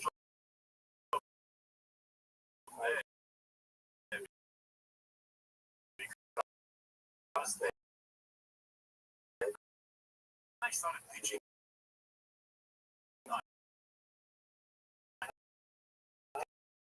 ideas to save the show their summer sabbaticals. They also ran things that were shitting on Bert's material. Finally, they're saying for years, Bert's act hasn't changed in a decade. It's his blood pressure, and the fact they can joke about him getting shot in the head, that's not just a roast, that's a eulogy for Bert's entire career. Like I keep saying, the masks are slipping. We're seeing the people closest to the scene getting fed up.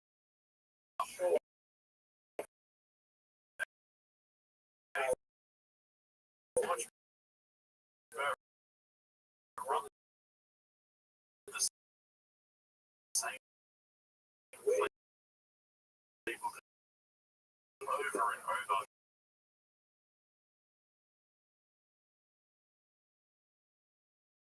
Nowhere, Mark Norman rocks up and drops one of the best singers I heard in a while. I'll never get tired of seeing Buffer Cat.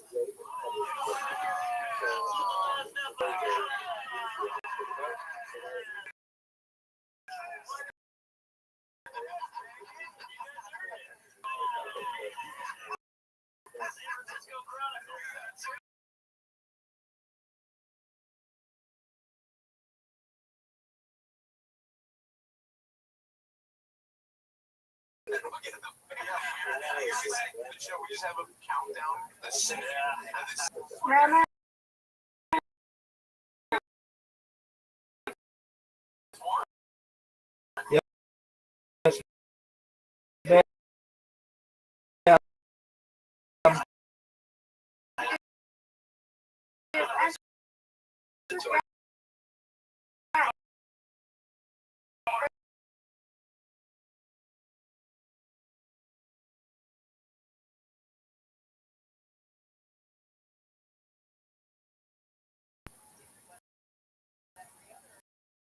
Well, that's great.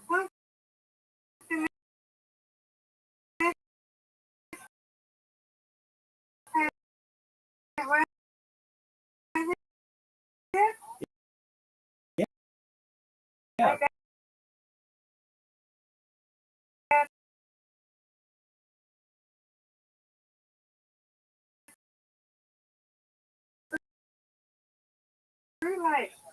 There you go. Mississippi passed a law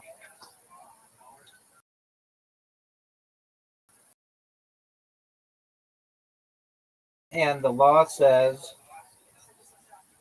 has blocked access to its service for users within the state of Mississippi due to a new state law requiring age verification for all users.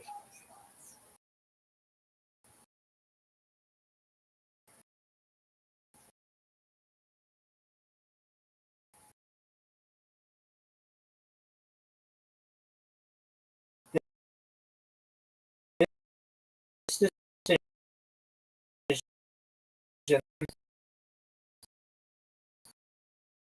and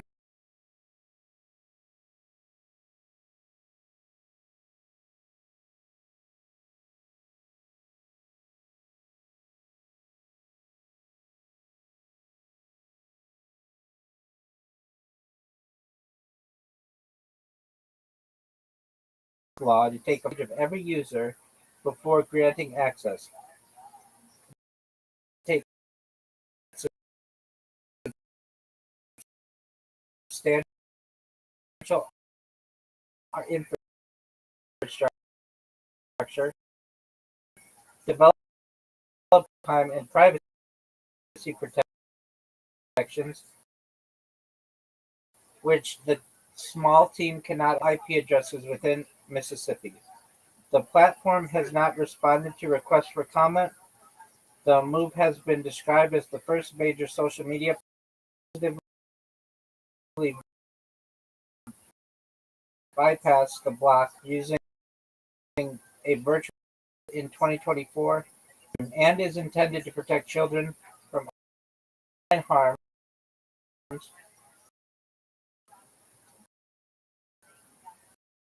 Though critics argue it creates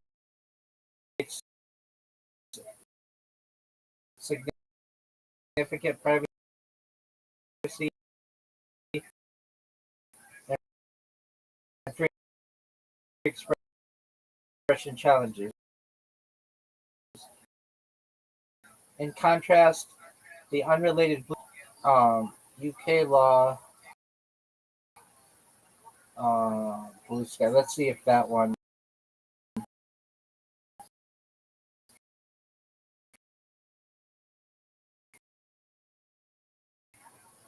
What they say. The UK's Online Safety Act, OSA, which mandates that platforms hosting adult content must provide highly effective age assurance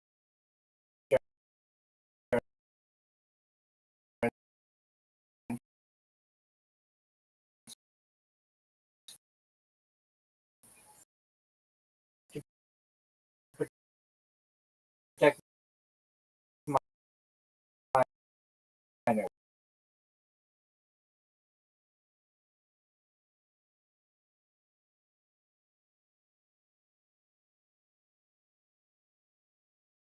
whichever is higher.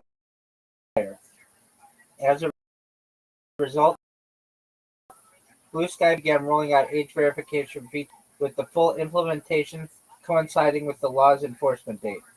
To meet estimation using a model, government-issued ID documents, and payment card verification. The verification process is designed to be completed in a few taps, and users will receive in-app notifications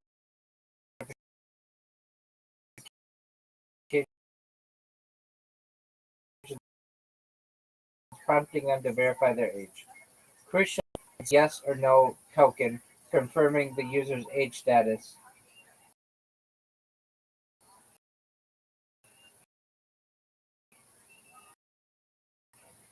So if they're doing it in Mississippi, Right, that's crazy.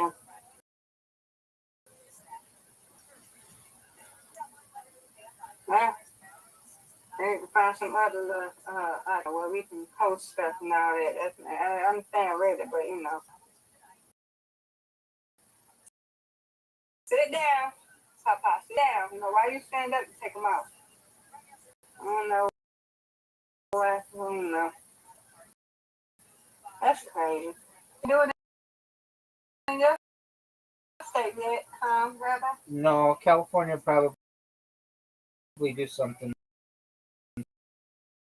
soon, though. Who knows? Georgia probably. Yes, my grandfather. Very nice. You okay, Grandpa? Just take the jacket off. Take the jacket off. What you say, Rabbi? I said it's very nice that you take care of him.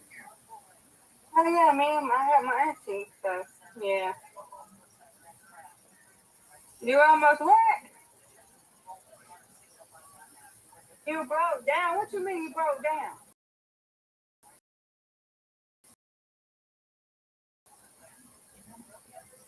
Come on, come on. You want your cane? You want to take your cane with you? All right, I'll be right back, Rabbi, okay? Yes, ma'am.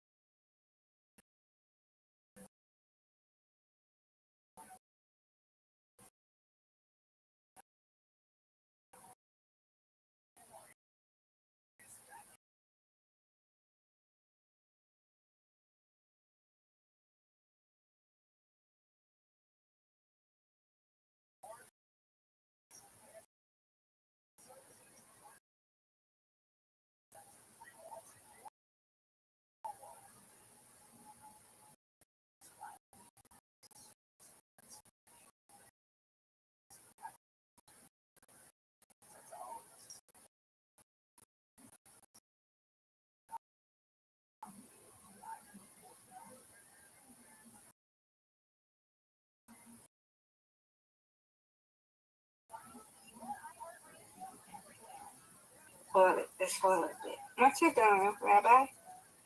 Look, You read it? uh, I was looking on Discord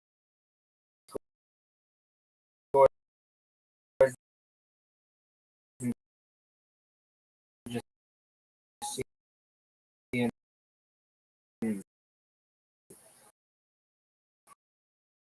who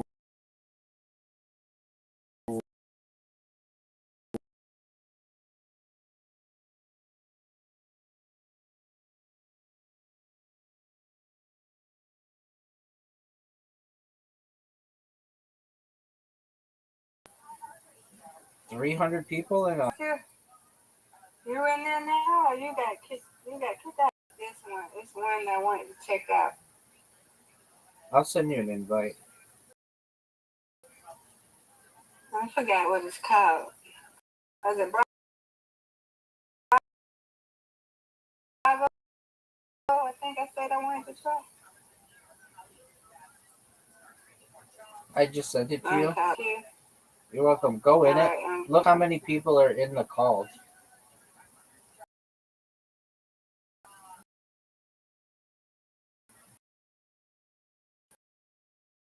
Yeah.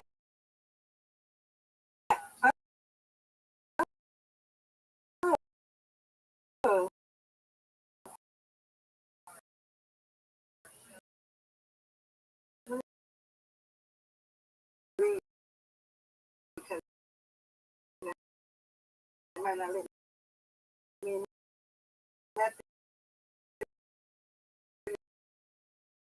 If I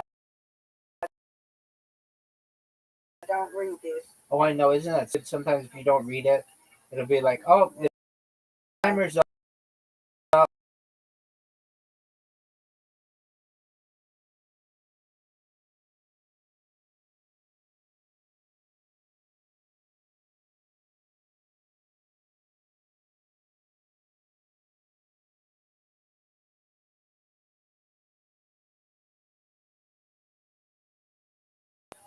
Yeah, with a lot of people. Yeah. I don't know.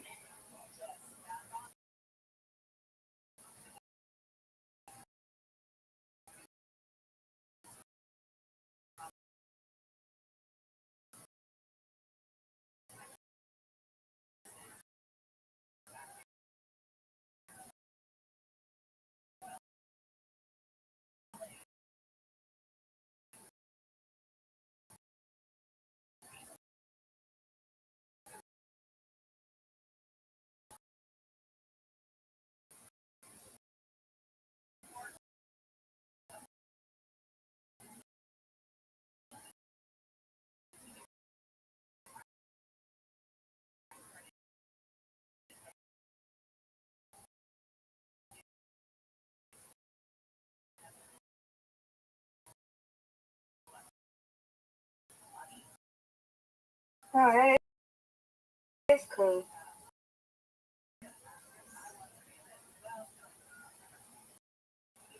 It's like, why do you need to know what my favorite color?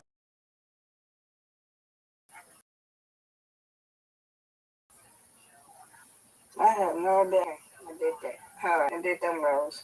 Yeah, they got great in colors. You gotta subscribe to them. Okay, well.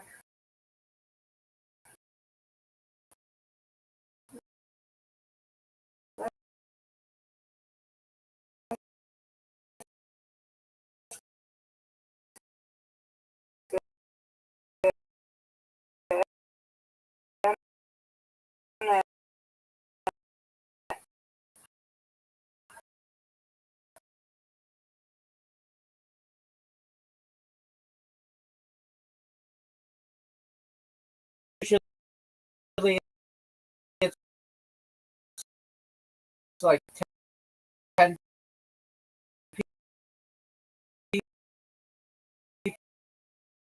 people. I see them now.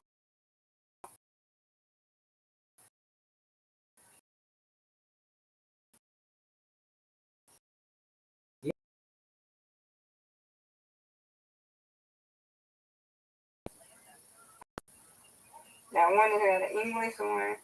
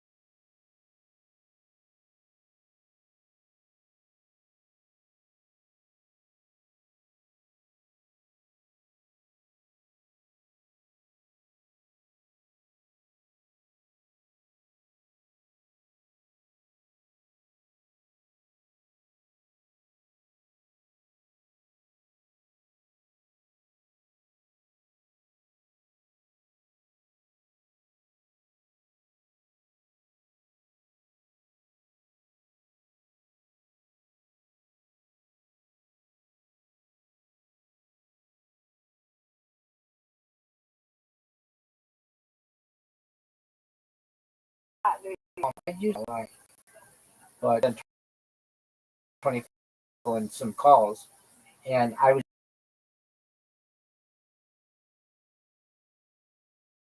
in that call, shut my camera off. They got like 150 of there. Hmm.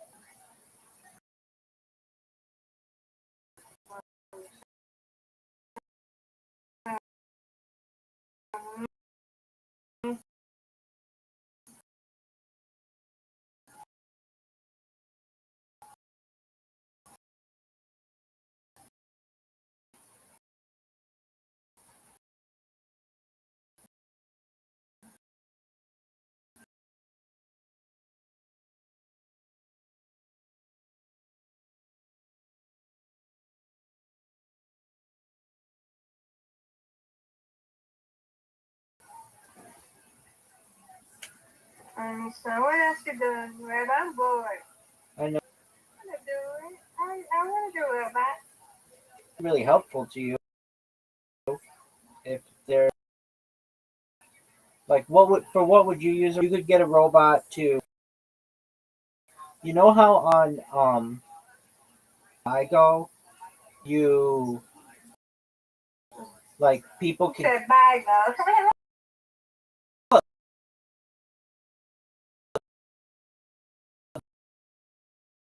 big O Said bye, though.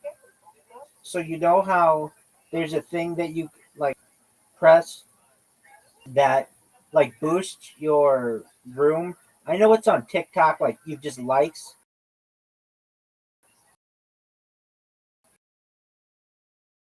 You know what I mean?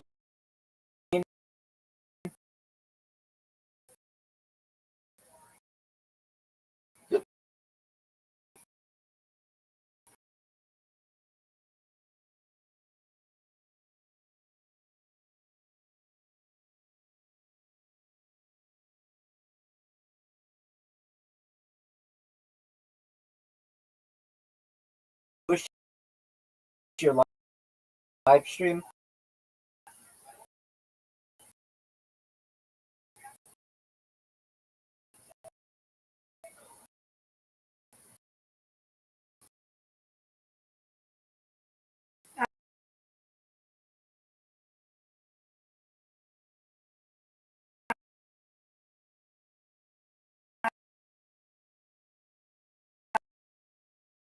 Oh,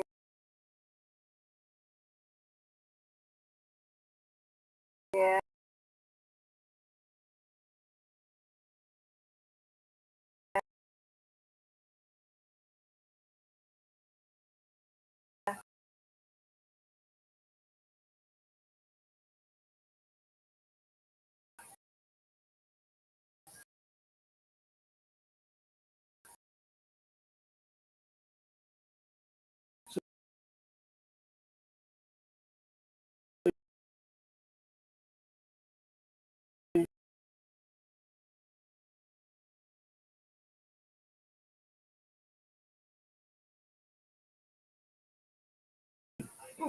It'd be pretty easy. I could take a bomb. Because you don't really get views. I mean, it's really hard. That's why everybody buys views. It's a very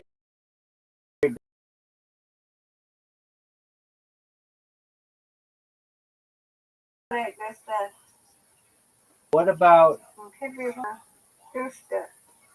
I'm not going to be paying dollars just to help you. I can't. I'm not doing that. that?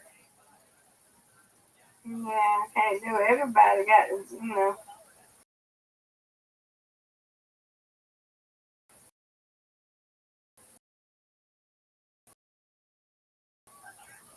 What you about to say? I find that a lot of time people, it's not even a real person. They'll just like play a video of themselves. It's not live, and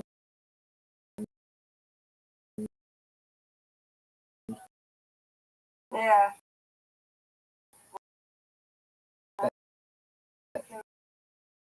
That's true. it can be frustrating.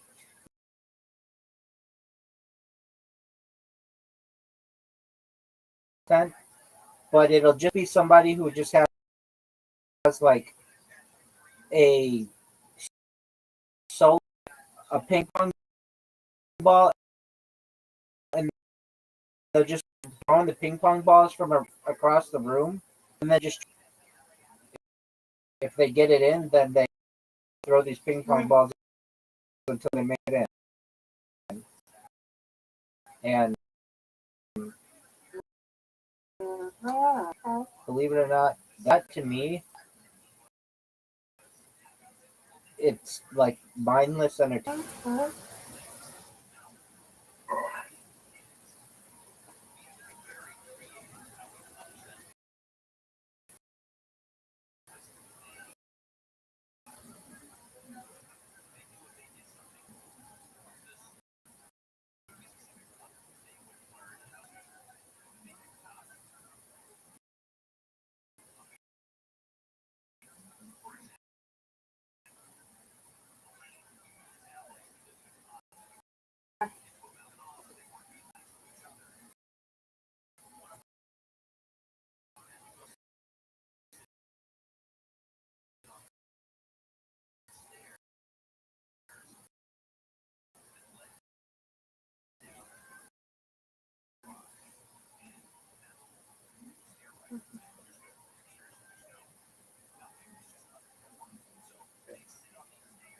live on Twitch though, Rabbi?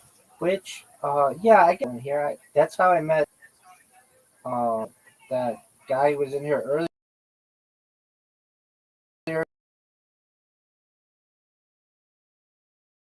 Was looking for his friend. Yeah, 'cause they have when it said just chatting and stuff like that. You have people.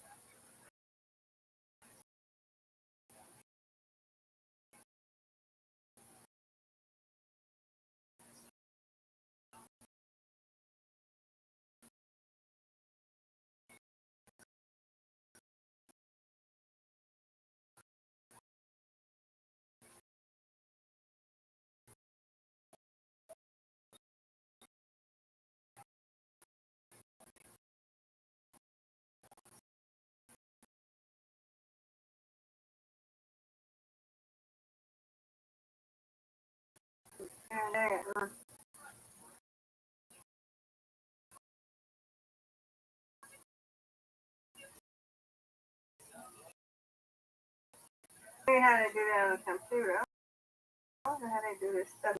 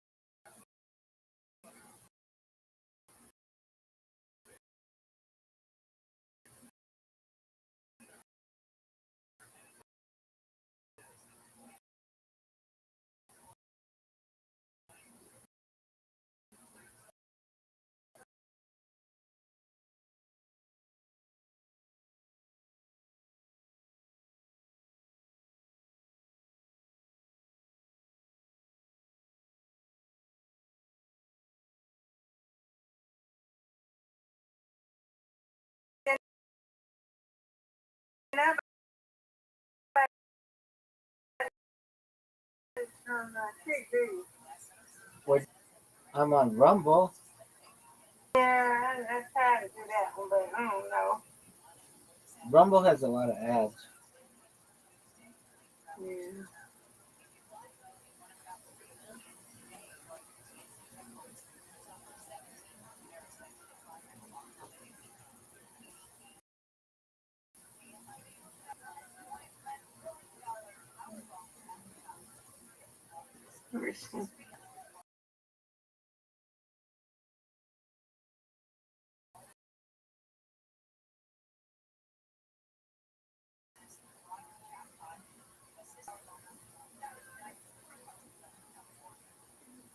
What categories this shit got?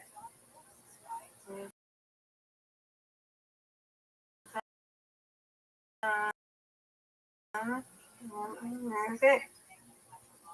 Viral blog. Oh, they got blog.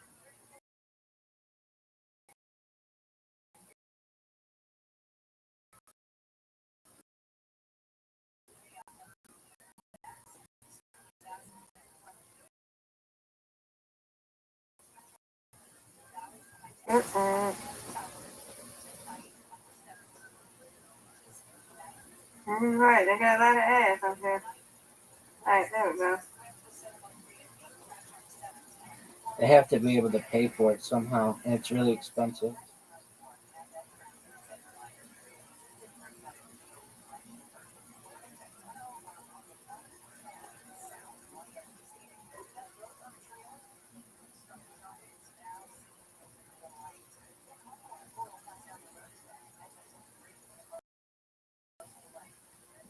Mm-hmm.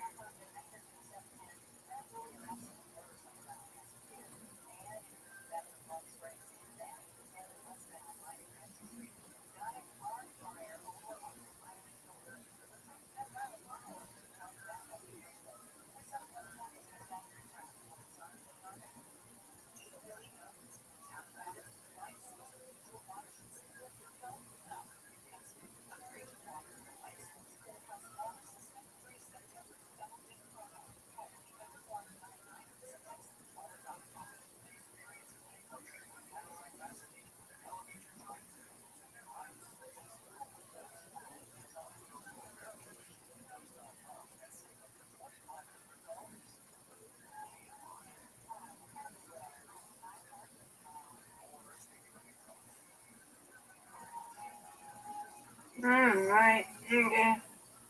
You get it better than Rumble?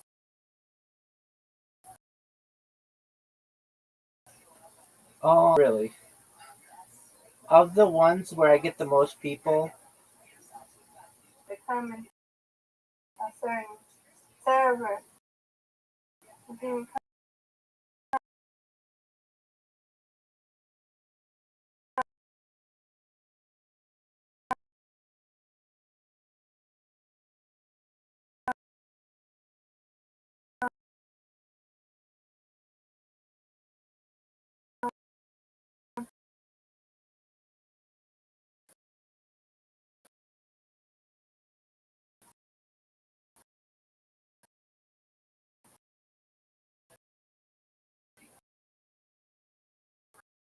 come in. yeah,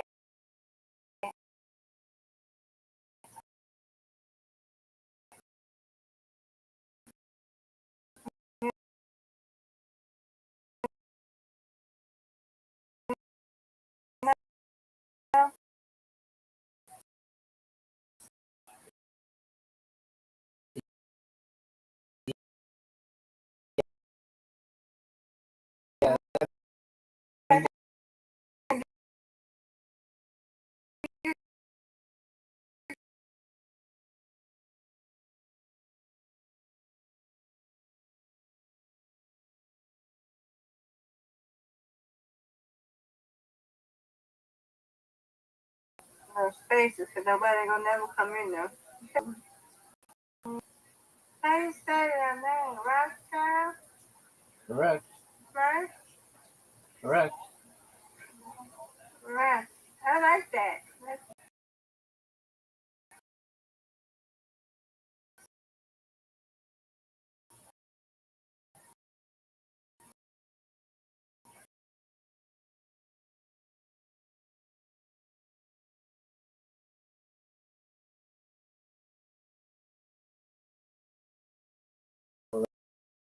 Rabbi.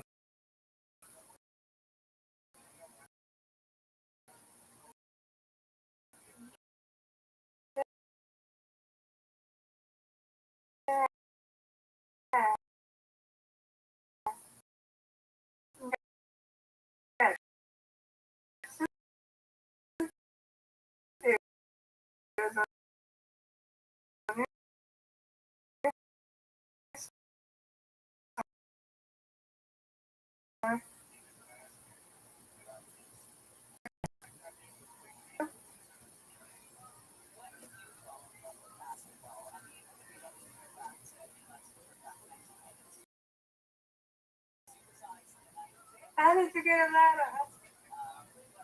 Oh,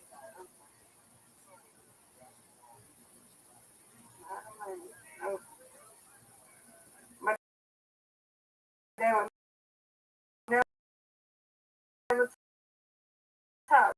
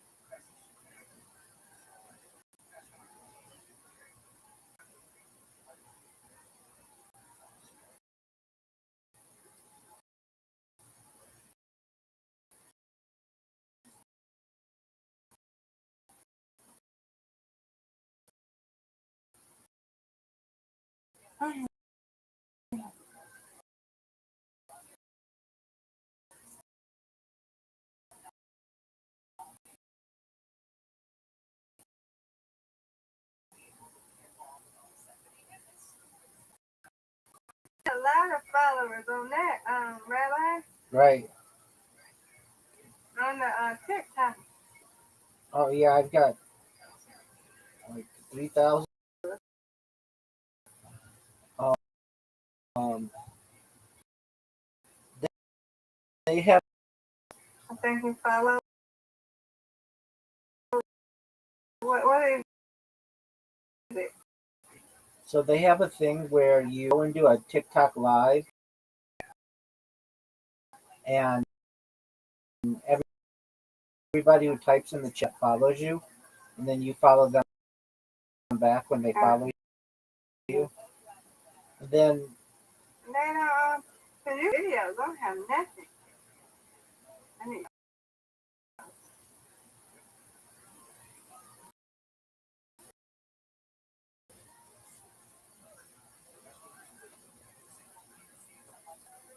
well, that's neat though, Rabbi.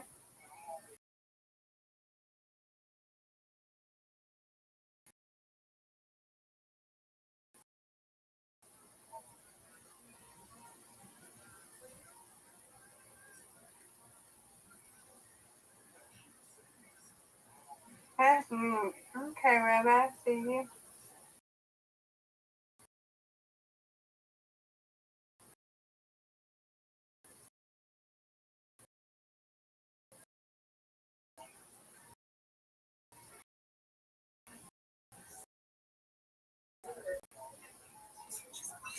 I don't know why this thing is so out. Oh.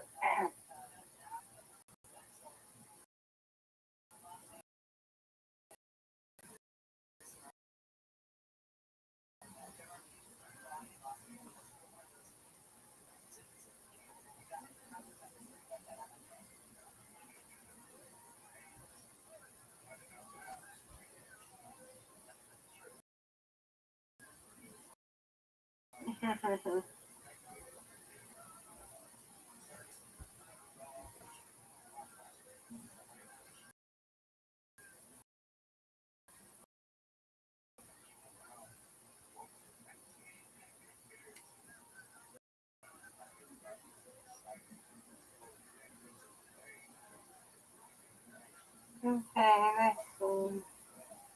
There we go. So I search follow for follow. yeah,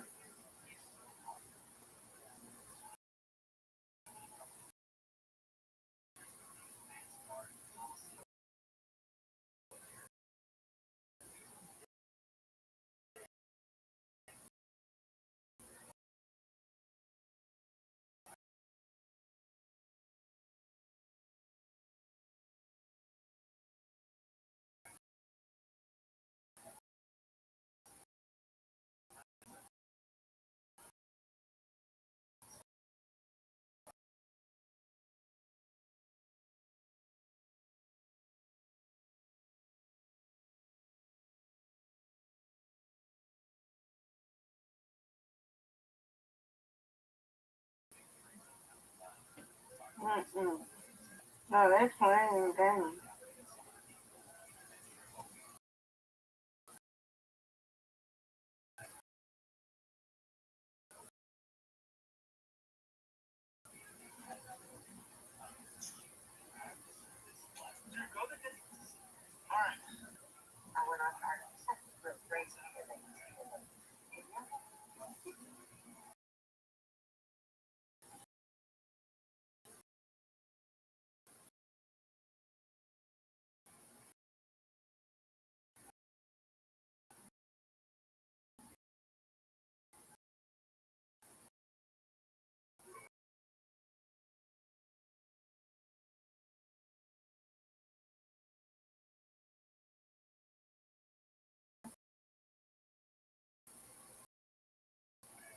Mm.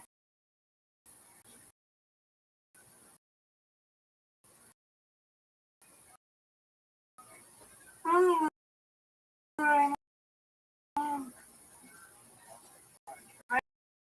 I don't want in the other create a channel.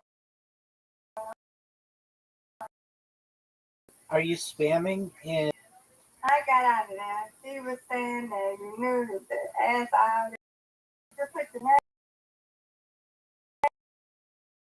or say hi or something.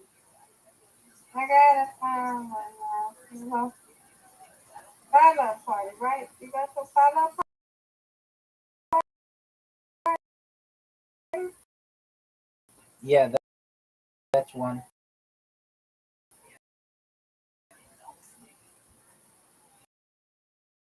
Ah, got you.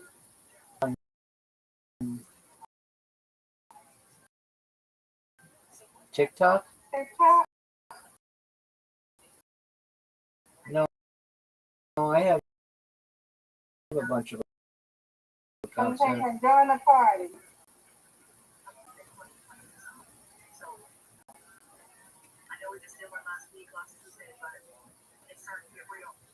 Hang on, I'm not going to the party.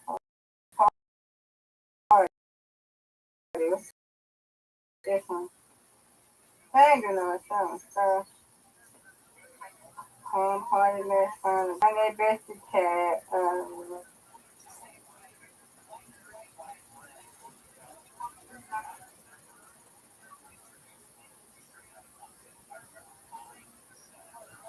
Okay, maybe they love us.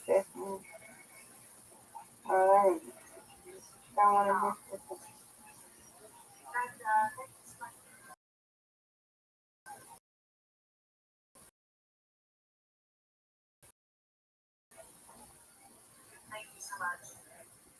I just they will do it to come in.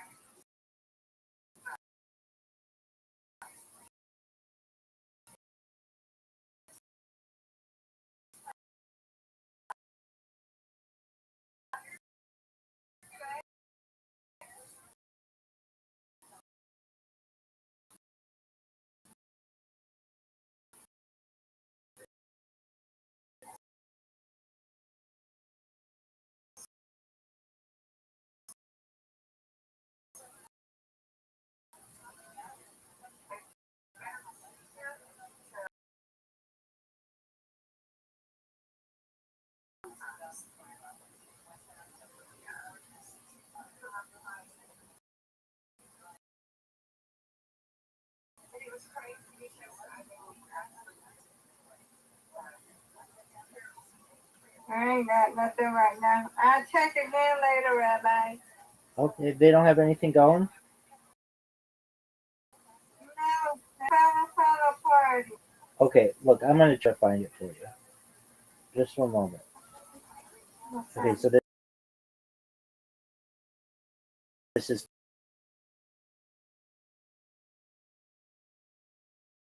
TikTok.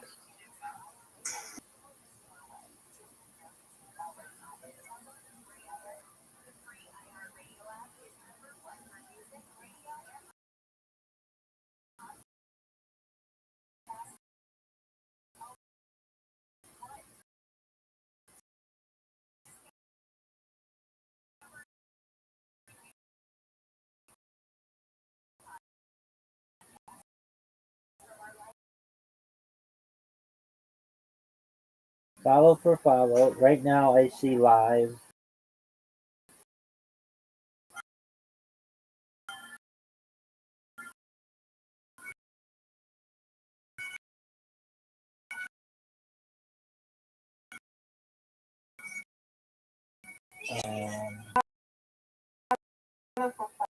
They have a bunch of them.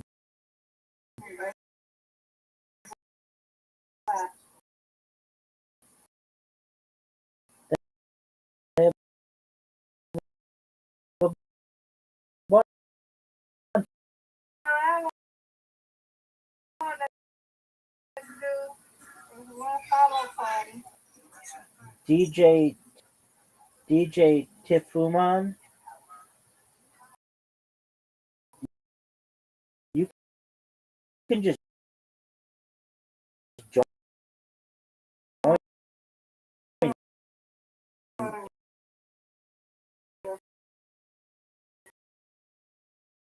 You can just join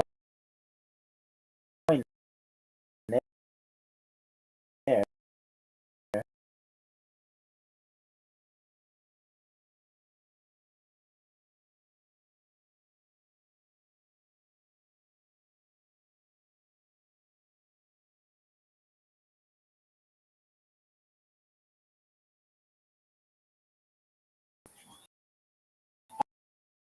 All right.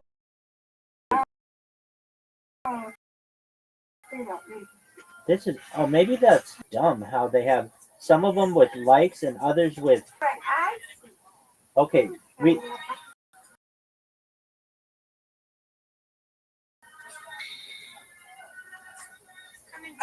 Yeah, that's what I see.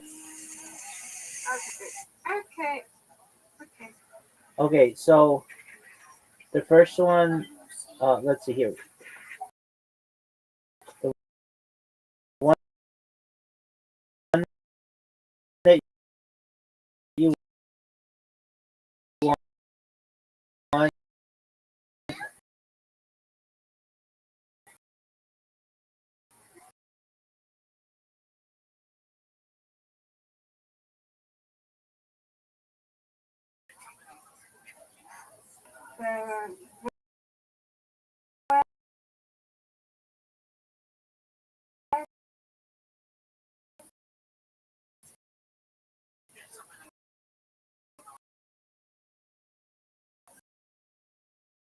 it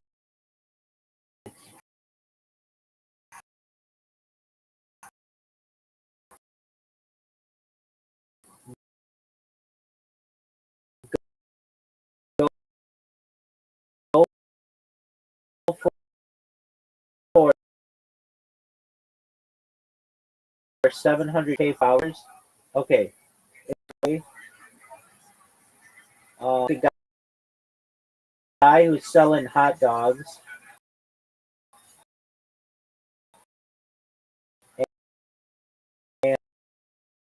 and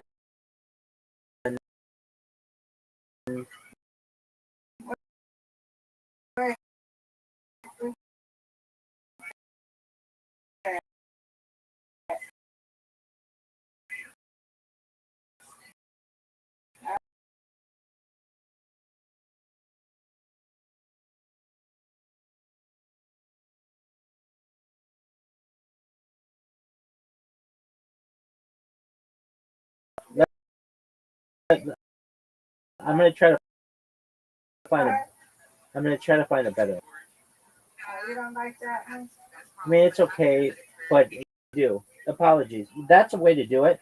So type in follow for follow in users.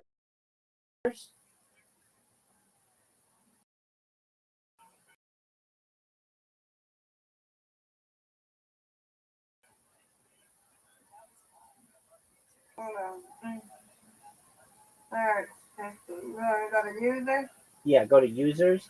Type follow for follow.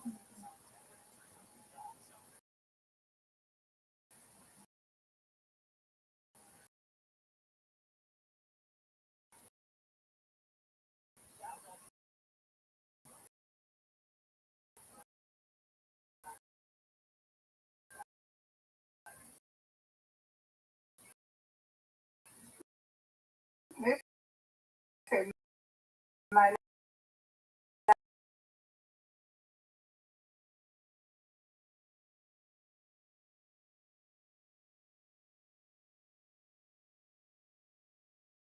And then what you do is you follow all those people, and within the day they'll follow you all back, or a lot of them will. Okay, so then you did.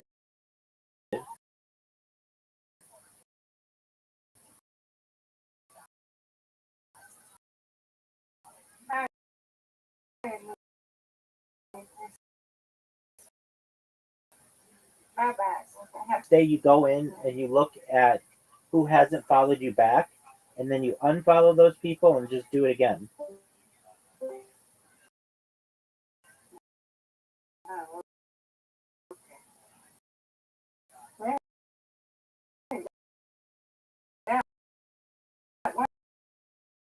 All right.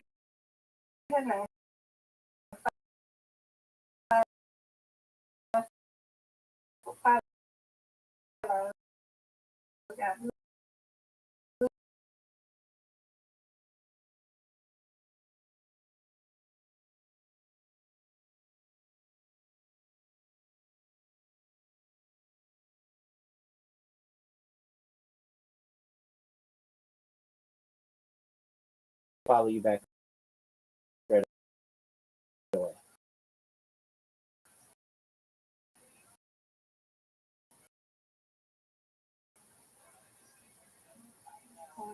If it's green, it means they'll follow you back right away. They're not online right now.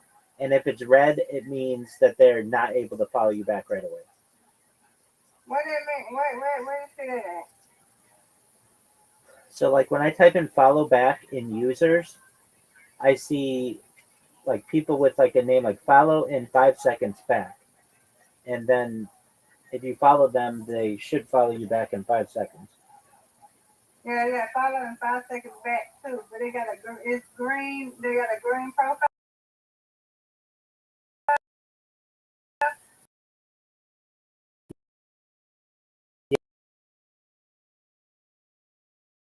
Yeah, so that Oh, that means they're online.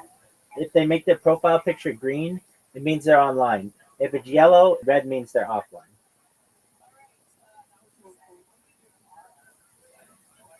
Follow this one. Okay, what's the brown mean? Brown means I'm gone. Okay, so we follow you. Well, I wish I can do that one. I wish I can make my face like that. That'd be cool.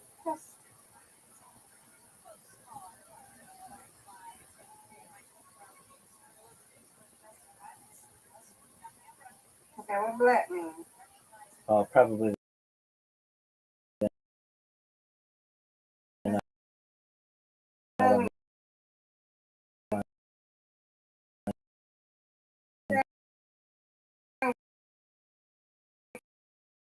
Black means.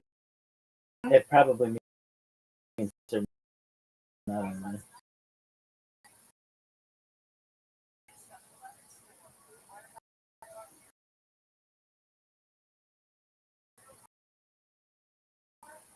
I got another. I can make that.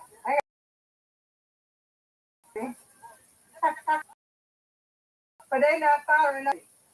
Yeah, I mean, it doesn't work every time. Yeah, what is the color then? It's yellow. And it's color too fast. What that mean?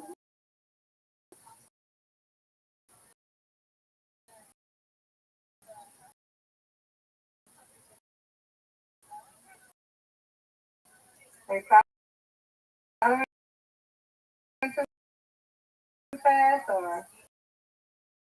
No, it just means they might be available, they might not.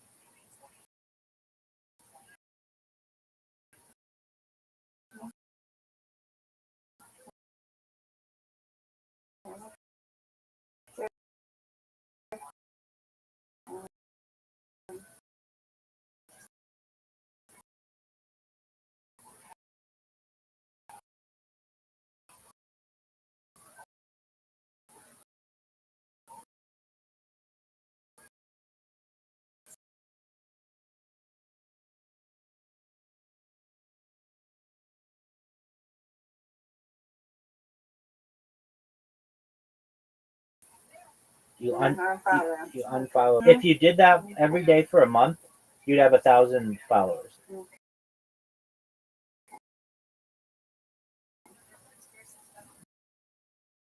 But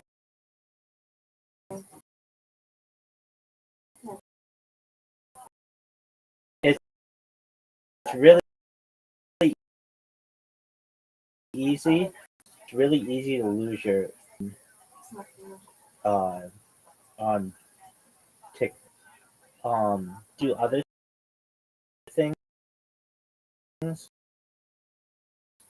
like you may not want to stream. I talk to someone who's streaming, and if you type to them, then you need a Yeah, you do. right, exactly.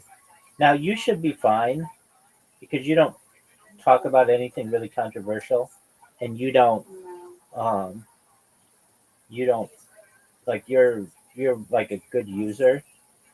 I a lot of times will stream like music or something in the background that gets banned.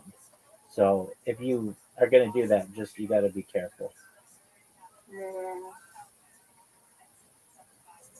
Mhm.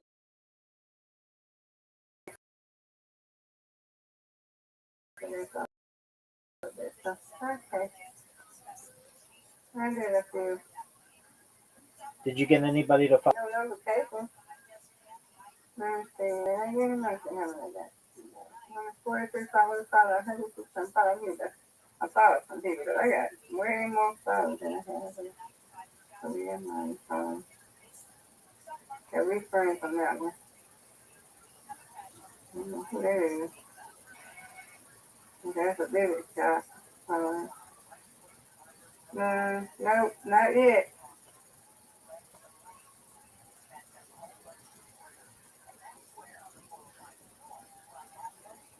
Not yet.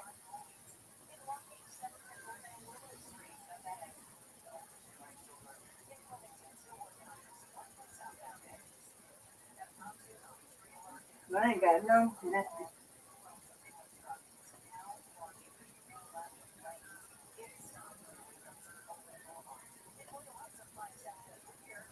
I got another account I can do that. I can do like they do, but I don't think they're gonna follow me. You never know until you try. I got another one.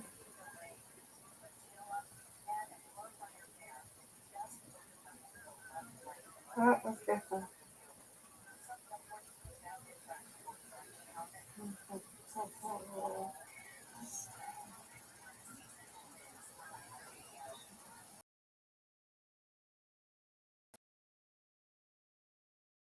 Okay,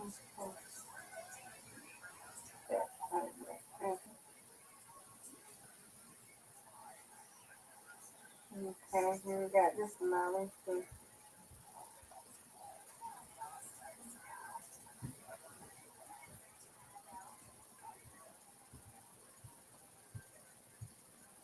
Yes, we don't have no follower. This one is the online tag. Follow this one. Okay. Oh, that was brown. Okay, they go. They go.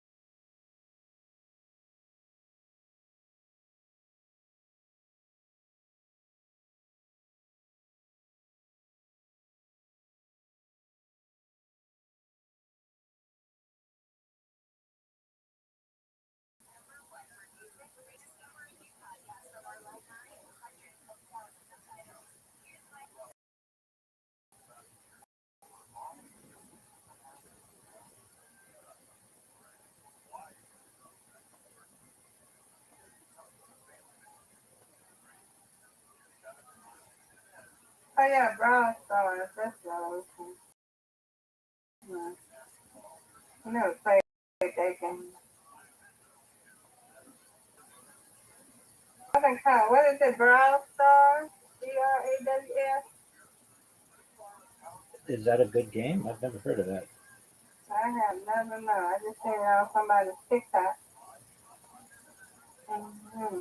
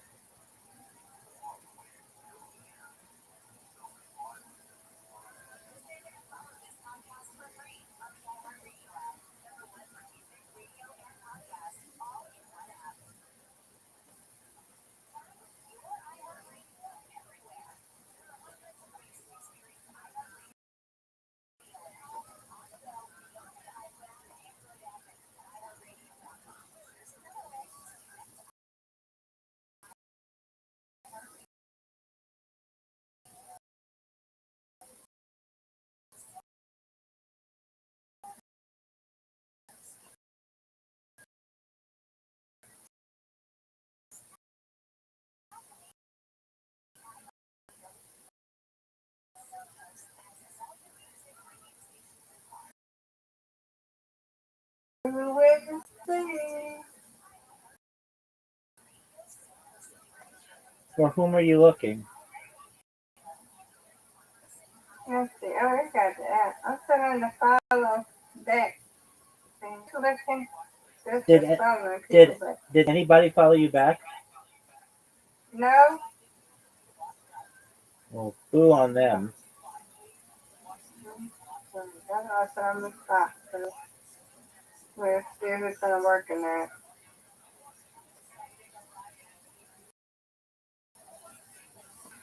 Mm-hmm. So they got 43 followers. Somebody follow me right here.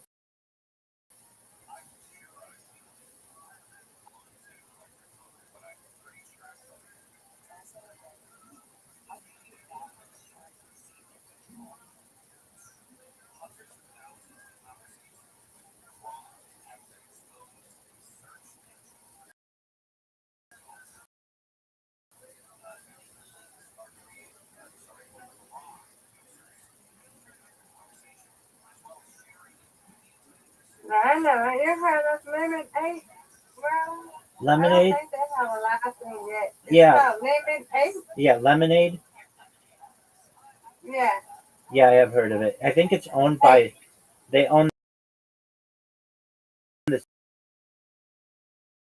The same people who own TikTok. know where they don't go live on that.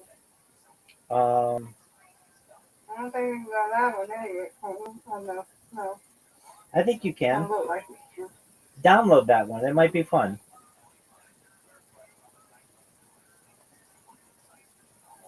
I don't know about that.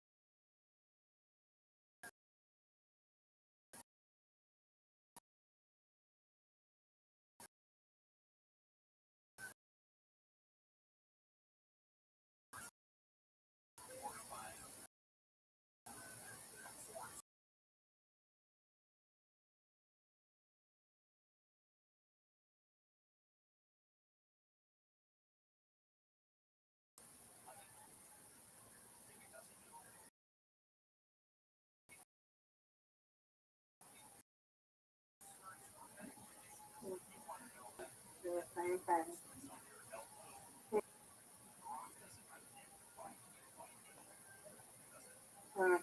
I just don't see what they're doing. What is it? Lemonade. I know. What do they say you can do? No, looking at the tab, baby.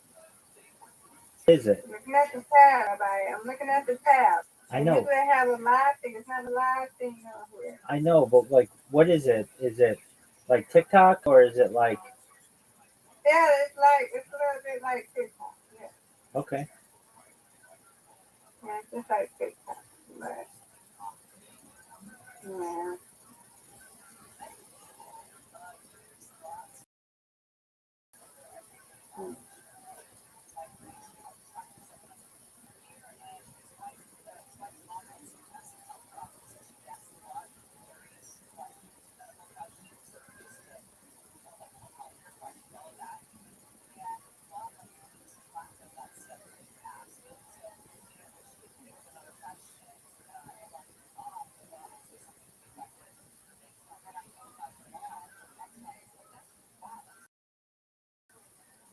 We have probably been, no, that's crazy.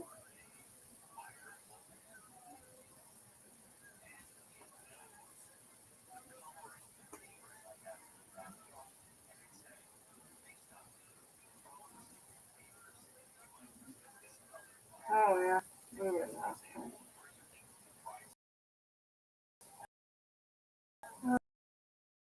Okay.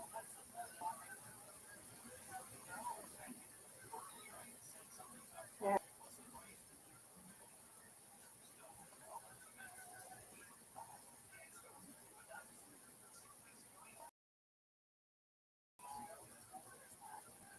yeah, for me.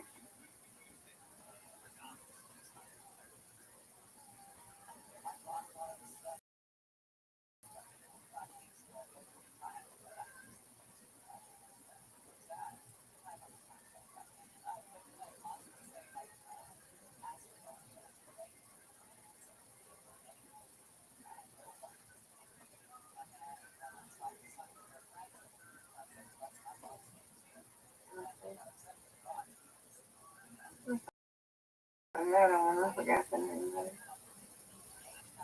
Now, a lot of TikTokers are over Vigo. You know that? They're already over there, right? A lot of TikTok. Mm-hmm.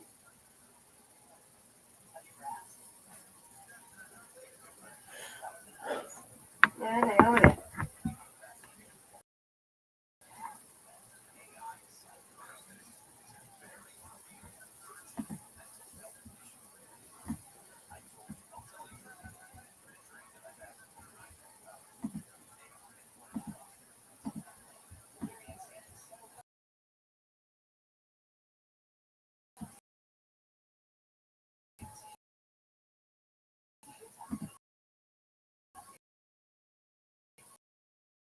That's a lot.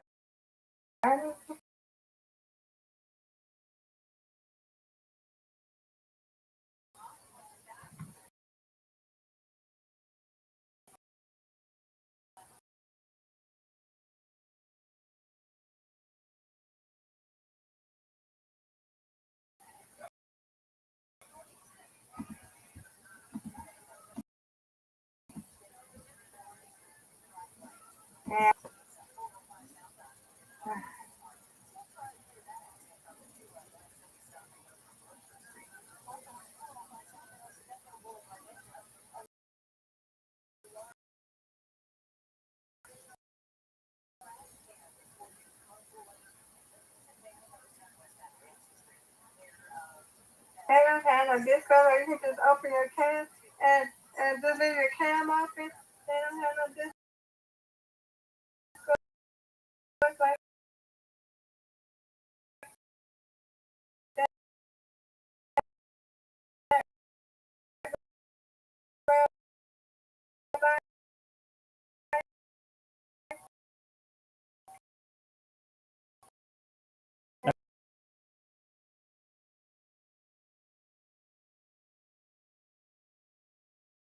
that, Rabbi.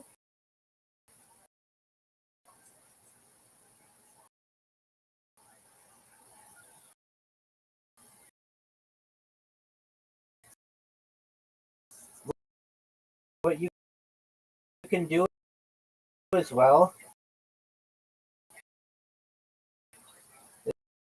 is find people who are live on Twitch. Their Discord available as well.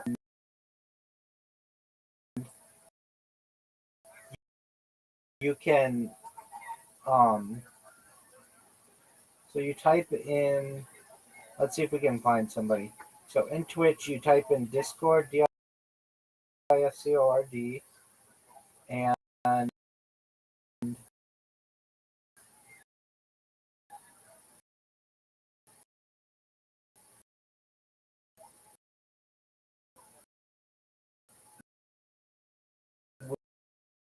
we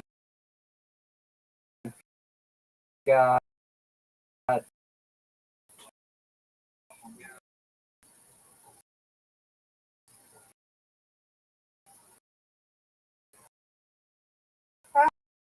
Okay, yeah.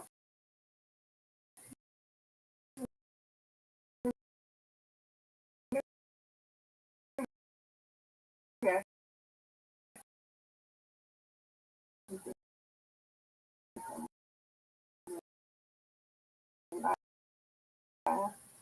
or their stuff is tagged Discord. Now they won't always let you come in and talk. Right here.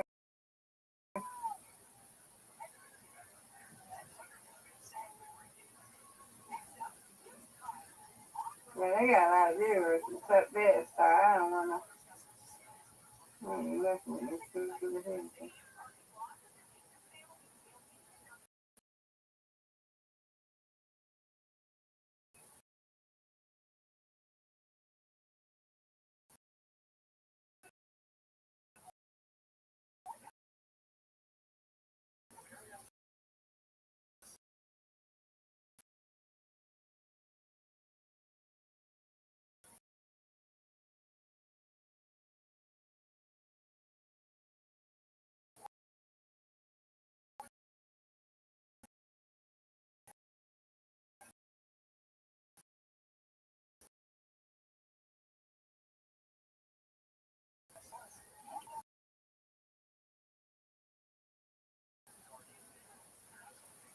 Yeah. Volleyball. So Right. Right, but so you type in volleyball. Now I don't know if people are going to be live talking about volleyball time, but there'll be people there. yeah, volleyball, volleyball. Okay, yeah. Okay. Volleyball.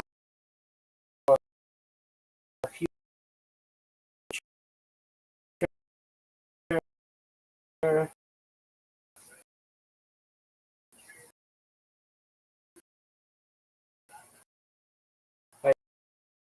You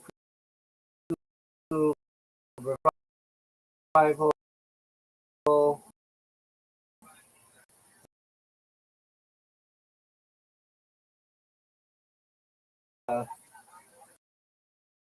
Like, and then right now, We still alive. no, that's just the category. So right now there's Xeno, Xeno, a choking. Then there's socialize. There's Chill Bar, Yeah. Farmer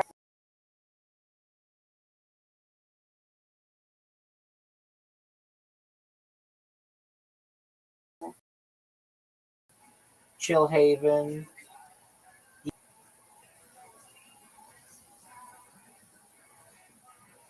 We got 8 people on this thing. Okay.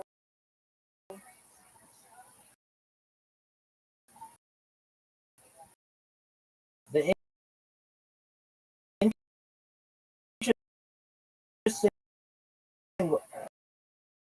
I don't mean to say interesting, but it's like the suspicious ones that I find are the ones that are like, they say they have got like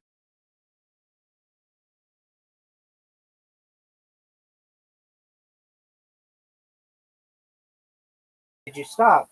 And I said, because I've been in there for 2 weeks and nobody came in and said hello. So if it's to do. Right. That's why I don't want to do no service. It's Aquarius, it's so much work. I know. What's the point? Who are you going to get in there? Me?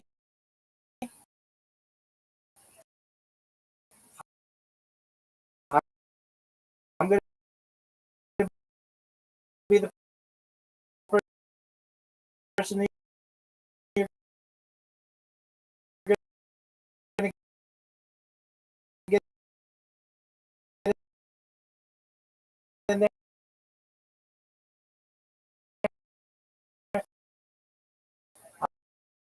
I'm already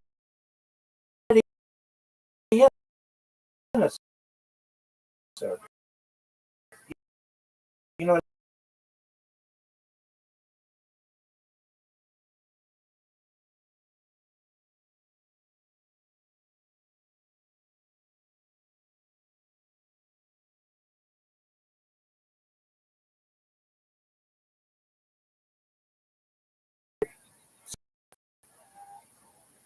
Right.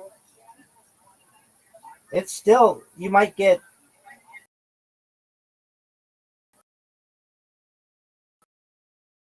a dozen people in it a day to talk, but it's not like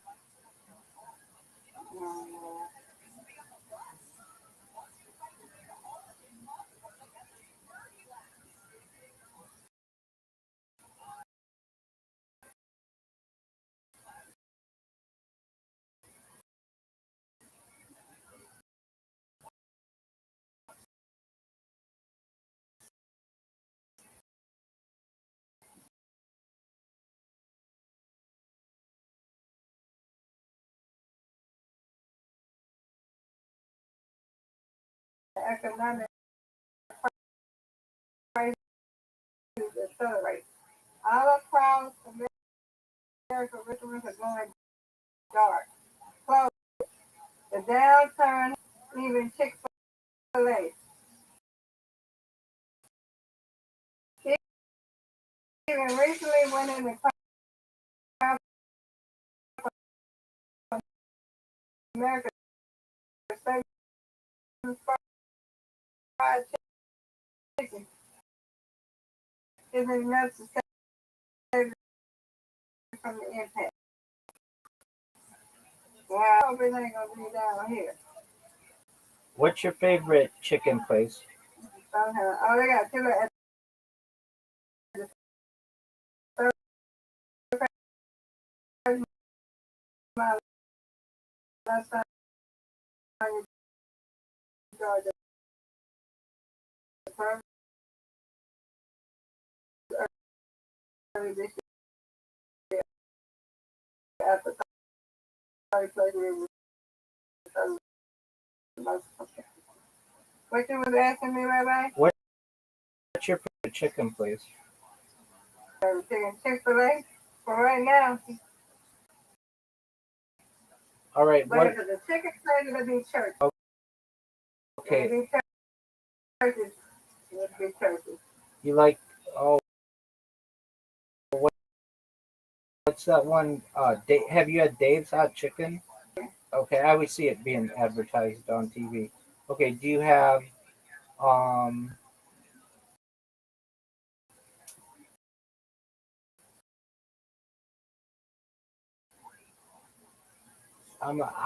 um all right, so do you like Popeyes?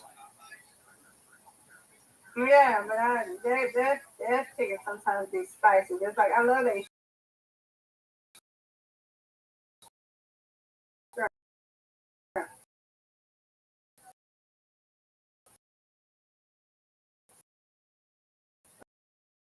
but it be spicy.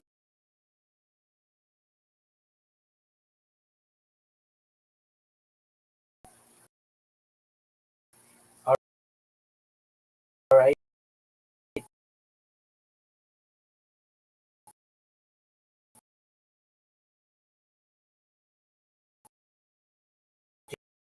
Do you like Turkey. um do they have Lee's?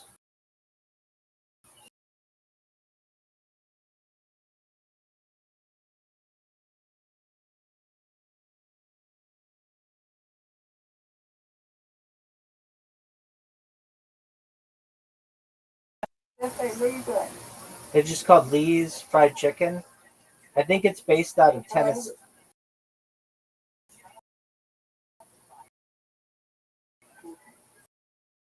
So that one was started by the Colonel Sanders' family. Uh,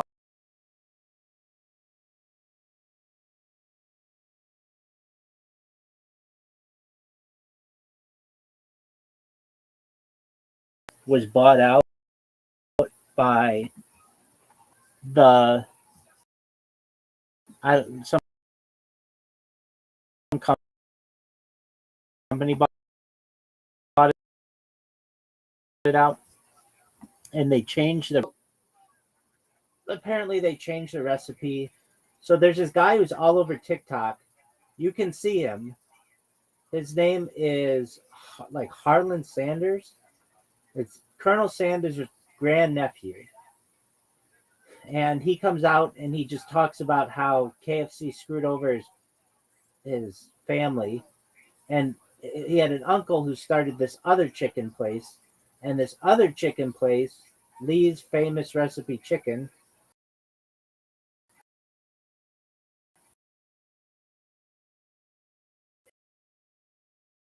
is the real chicken. The only reason why I know about this is because this got all that stuff. All right.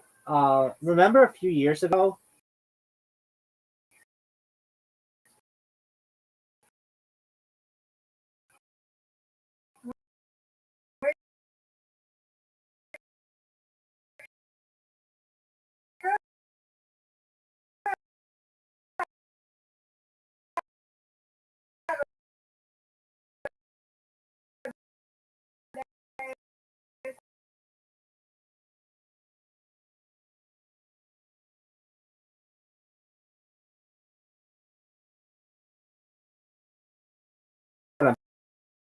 fascinated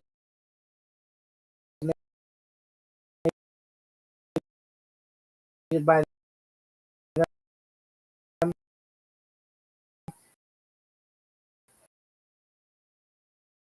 Have you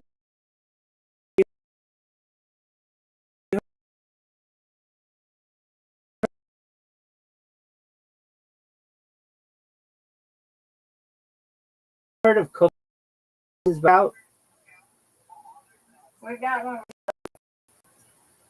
They don't have them where I am, but I think it's a cool idea and it's neat. The big one here is In and Out, and know. I picked that.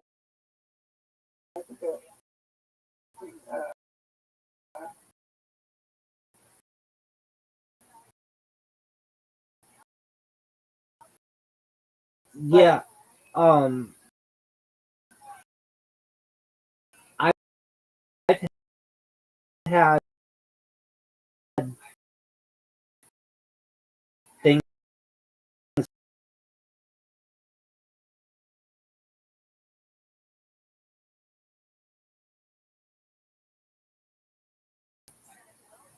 Oh, we do have one.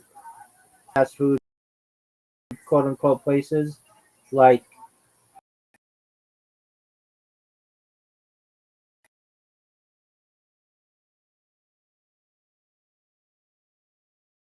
Krispy Kreme.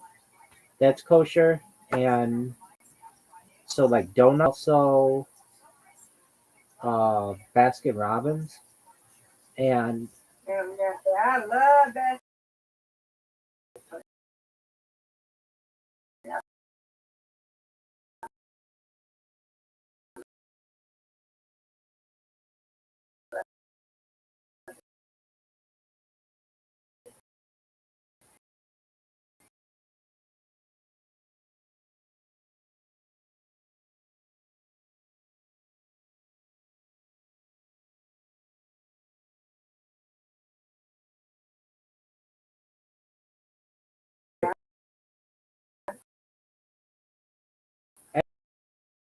everything got really expensive. And like, What is it? Good. yeah, the pints Yeah. and And Marble Creamer. equivalent to like ice cream, but it's called like frozen dessert. But it's it's very, you can't tell the difference. And so they're like Garcia and all that stuff, Chunky Monkey. I have no idea, sweetheart. I just don't. We don't have.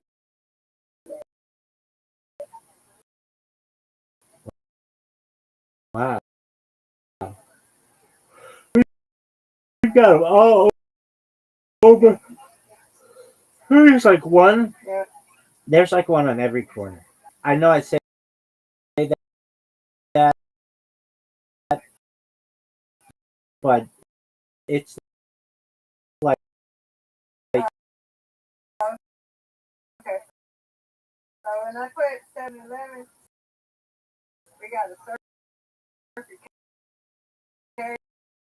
cake. We got some called Royal Savings. Miss Evening. We don't have them 7-Eleven. that's maybe. Um, they're like on every corner, and I they Uh-huh. that's like a New Jersey thing.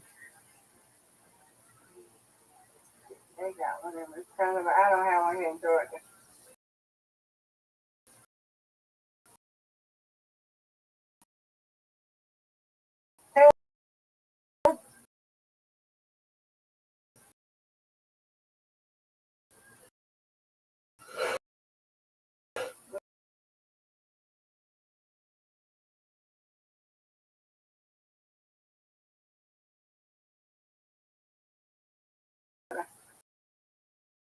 Yeah, 7-Eleven.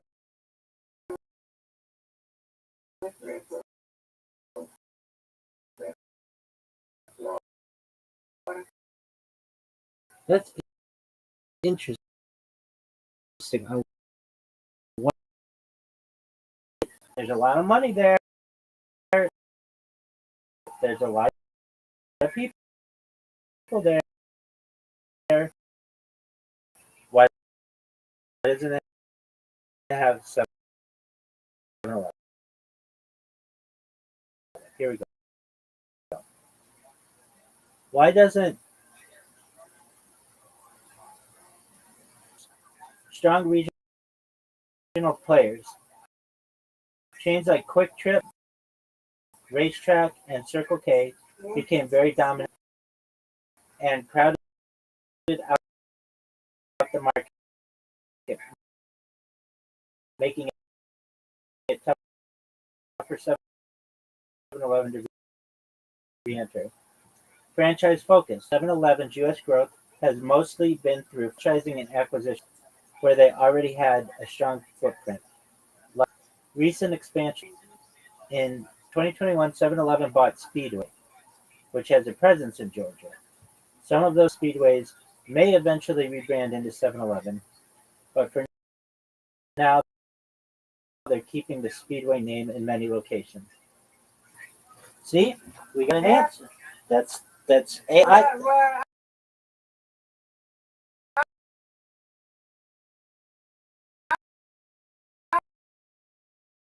I was little when that happened. I was probably when I was And you remember this? I'm telling you, when that came about, because I was born in '83, I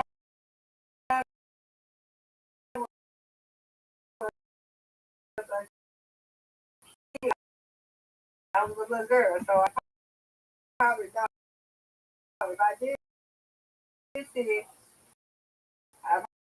we did have kids. This is in this is in Florida too. Um,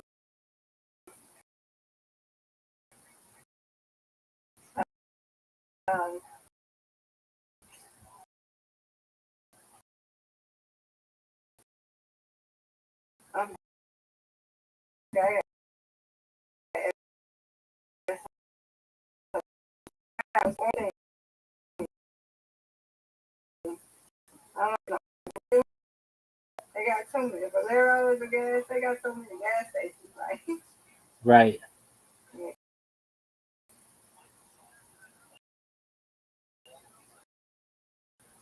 Yeah. What gas station? I mean, they got 7-Eleven. Yeah. We used to have Hess. Do you remember Hess? I don't know what that is. We have a Chevron. Okay, yeah, we got that. Amoco. Exxon. No Amoco. There's BP. Yep. I've seen that places. We've got this one. I've only ever seen it here. It's called World Oil, and there aren't many of them, but it's a weird name for one of them.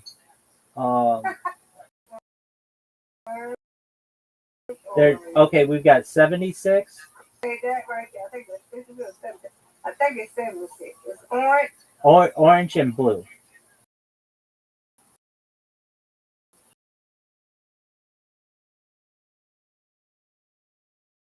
Yeah, it's like a ball. Yeah, there's 76 and 66. And then there's Exxon and but usually there's Chevrons.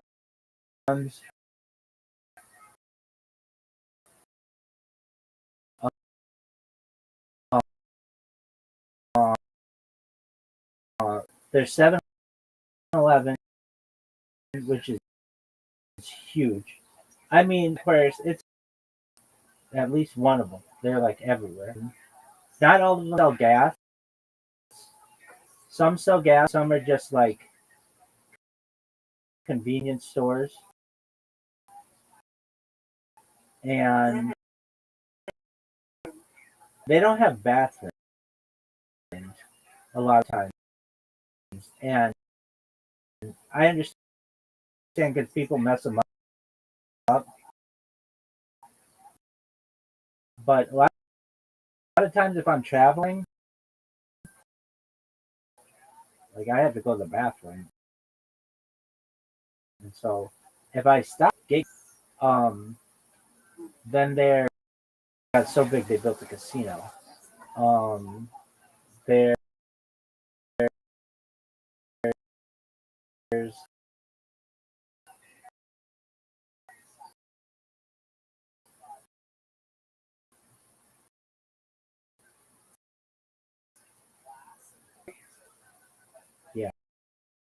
but the biggest ones are Chevron, AMPM, and Arco. That's another big one. Mm. And that's basically everything. It's like 95% of all gas stations. I guess there are some people who have, or there are convenience stores, which is more common. I'm trying to think if there's anything else that they have that you may have. That's that's basically everything.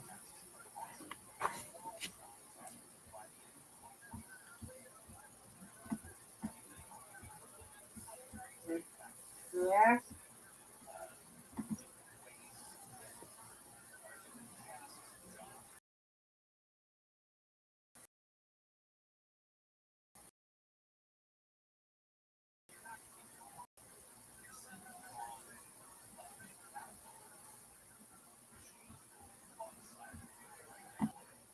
Yeah. Well, yeah, it's a 7-Eleven. It's okay.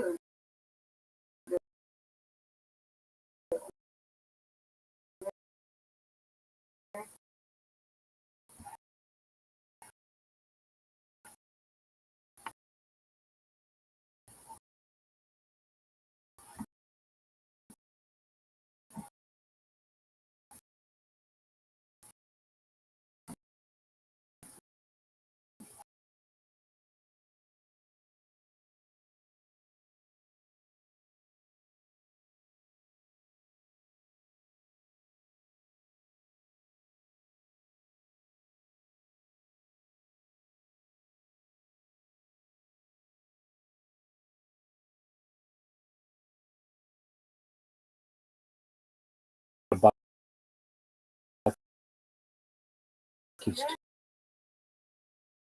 too.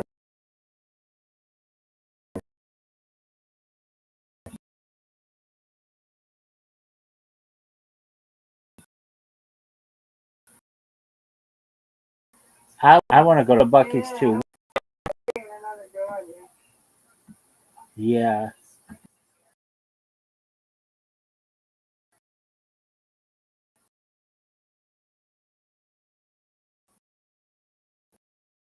I think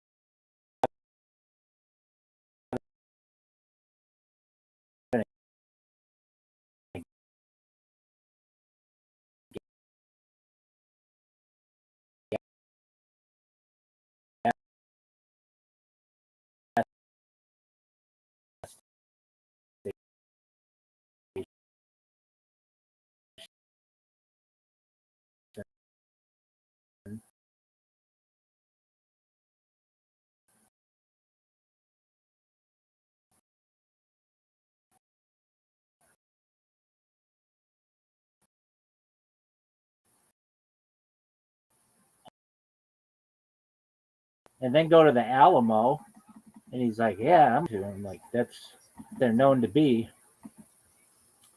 And they have this thing. It's called Bucky's Go. They have on the wall. They're known for that. There's a social and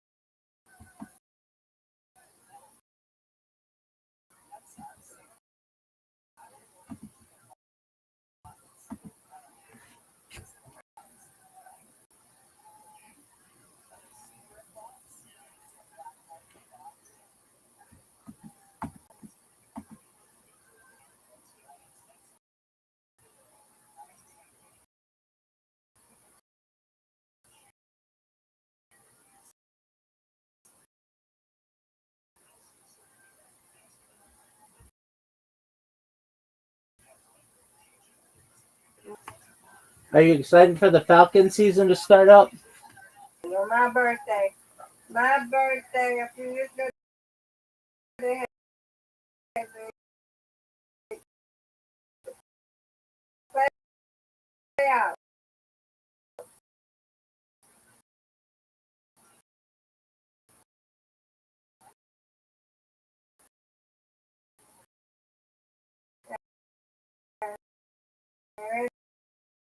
The playoffs, and I never went to Super Bowl.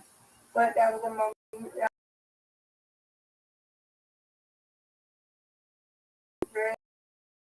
Or something like that. Drew He Brees. used to play on the play. Drew Brees. Yeah. Yeah, he was good.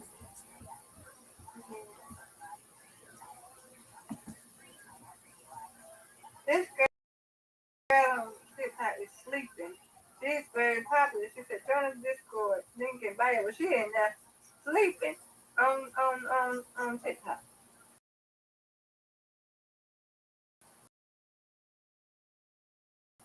And how many people are I've watching? never seen it. And how many people? Well, I mean that. She only got 3K likes. Yeah, it's only 12 people. Yeah.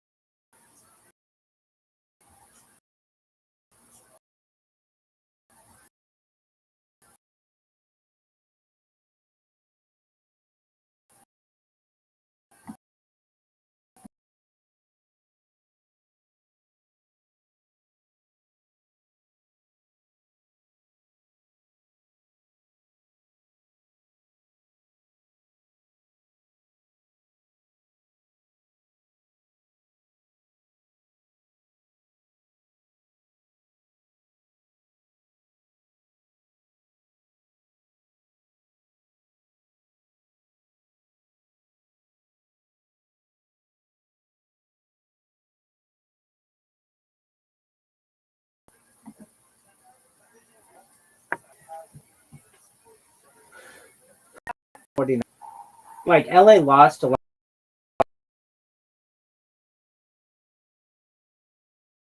lot of its teams, and they came back country, and people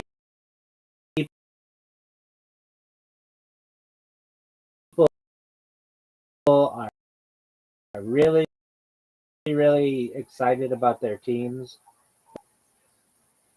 No, I don't want to say no point, but like I streamed a concert from their stadium, the Rolling, in 2001, and I recorded the concert there. It was during the pandemic. You had to like show like your, it was crazy. Anyway, a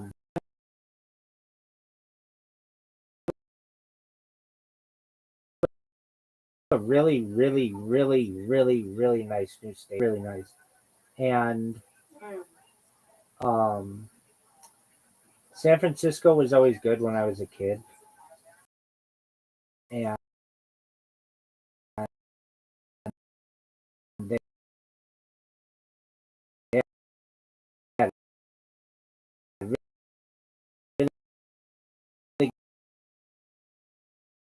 good quarterback.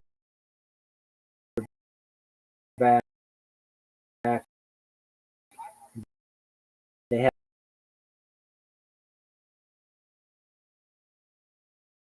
and they're back to being okay.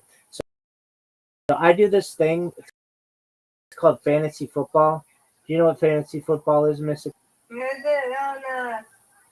football is what they. You have a draft, and you choose different players, and so you have a player on like every team. And if that player does well, you do well. If it doesn't do well, you don't do. But it causes you to of watching,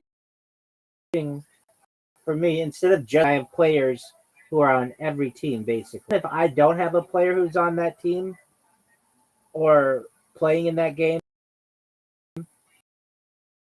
the guy who I'm playing against or girl, whatever person I'm up against the next in that game,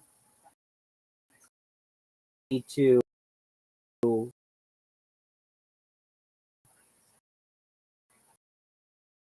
uh, um, have interest, and so that starts up on Thursday, and I'm in the middle of a draft now. Pay like $50, and you could win like $600, and it's um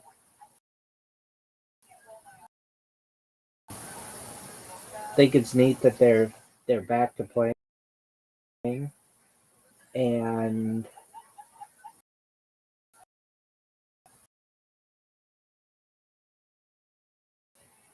they have by this time next week all the games will let him play except the Monday night game. But basically, like then it'll be week after week after week after week after week after week after week.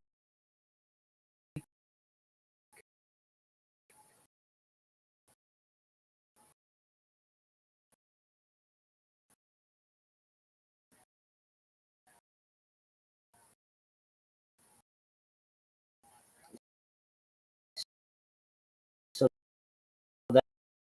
that'll be fun. I like football. I really like it with fantasy football.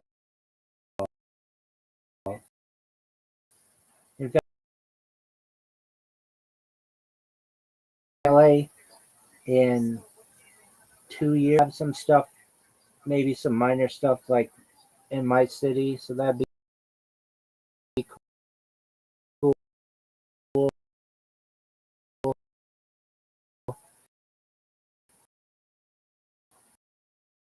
Uh, they got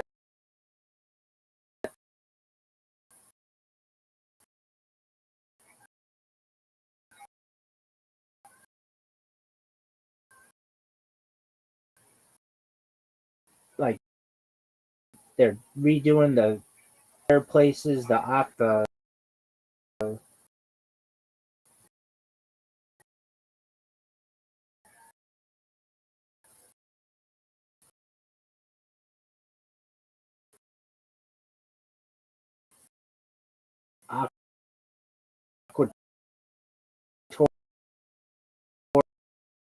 aquatoriums or whatever they call it, and getting.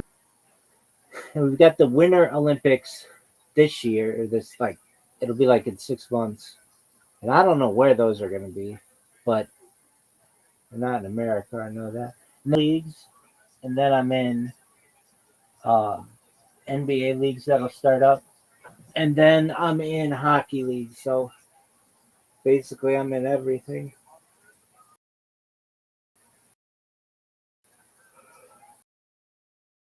Mm-hmm. So those are fun. I just reposted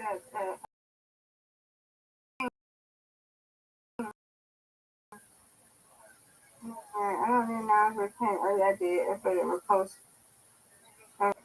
It's cute. It said toys on OG. Remember, it's cute.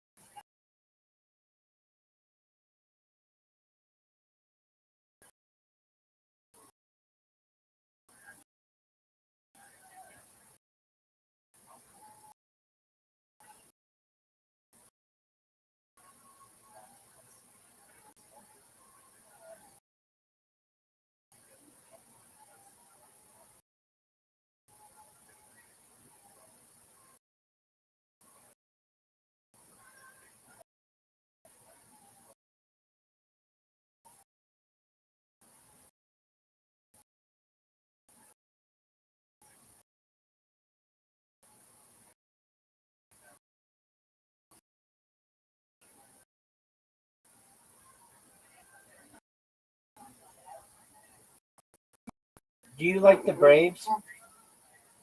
Oh my God. Do you like the Braves? Yeah, I used to bang that a long time when I was little. I was in Sunday school, and my Sunday, They were really good when you were little.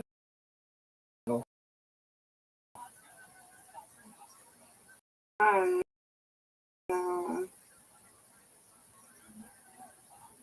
yeah, they're not doing so good, huh? For a little while, America's team, because they were on TBS, and you could get TBS anywhere in the United States.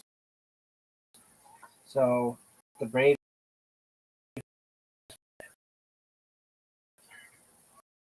as the owner, and he made sure that everybody saw their stuff. He also owned CNN,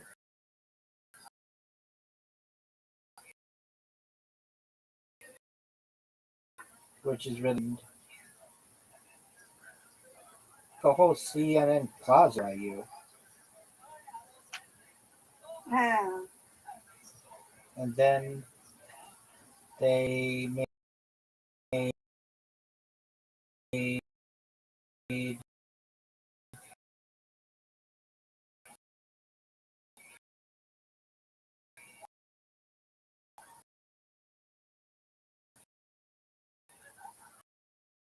Braves were like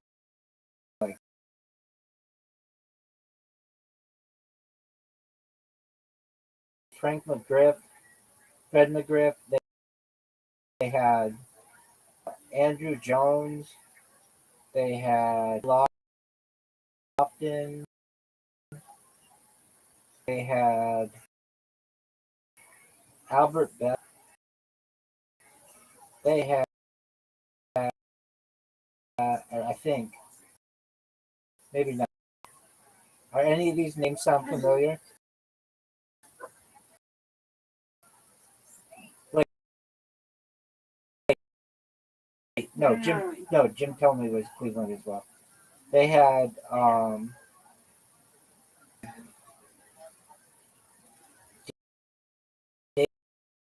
David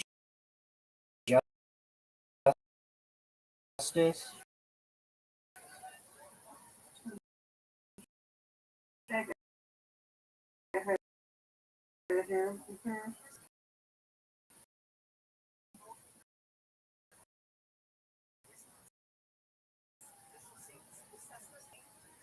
No. You like hockey? No, Atlanta. I know they had a team. Yeah. Atlanta Thrashers? Yeah. Right. Yeah. That's what they were called. I don't know what they call it now, but yeah, Atlanta Thrashers, yeah. Right. I don't know if they still have a team. Let's see. What is Atlanta hockey team called?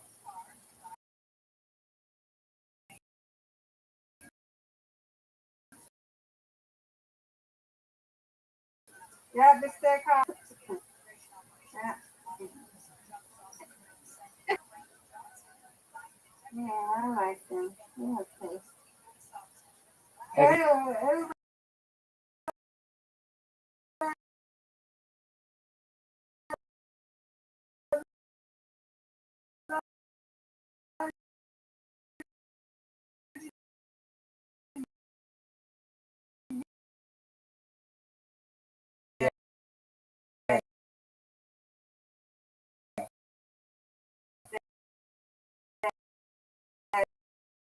said, goodbye.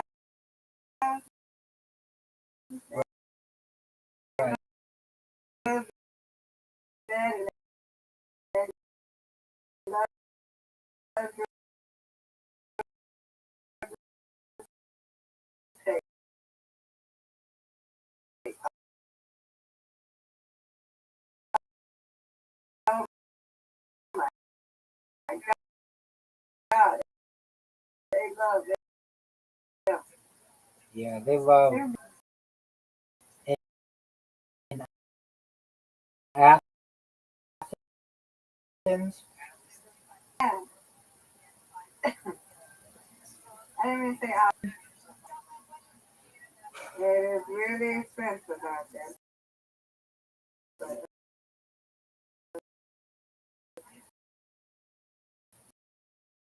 Yeah.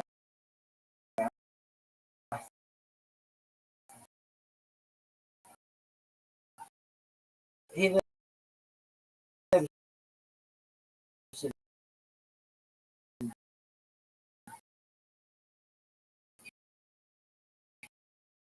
ghetto.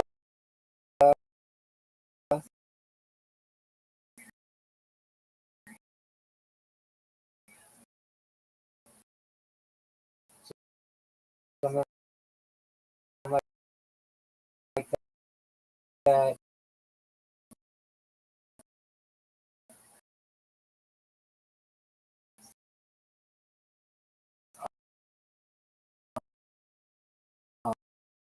Um, Atlanta is okay. yeah,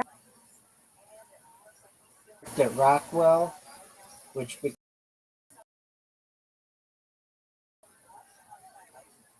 and he now owns in the southeastern United States. He's doing okay for himself. okay.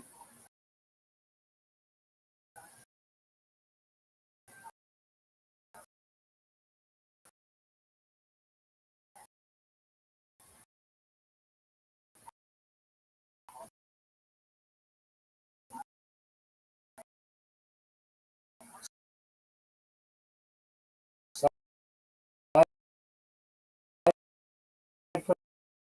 from that,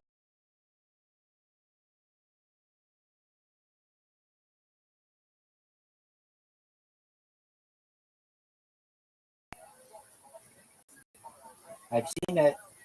I've seen it from Tennessee.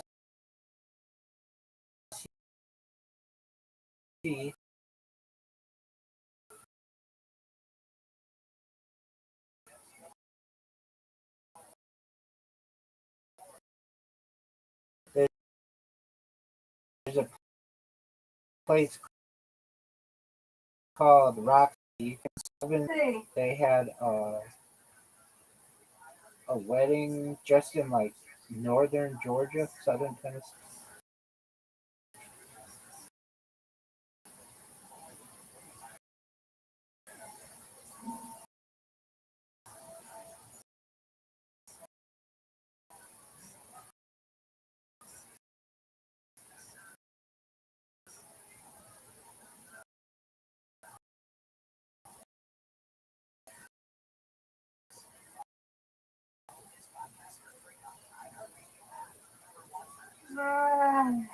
then we'll get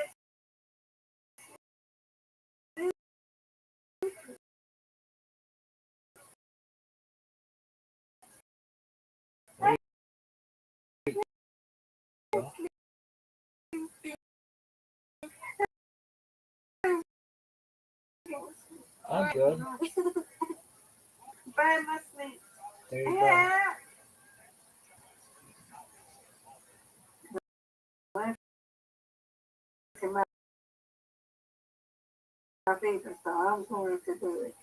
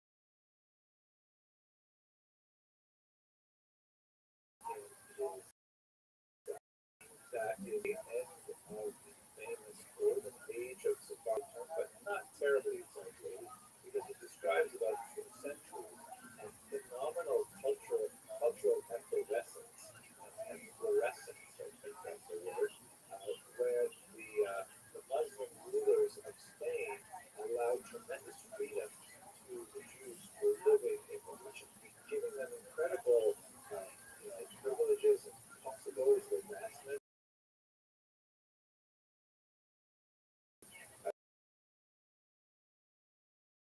You have at this time, I considered earlier than most, a commentator on the Talmud, which I studied to this day. He was also the general of a Muslim army for 16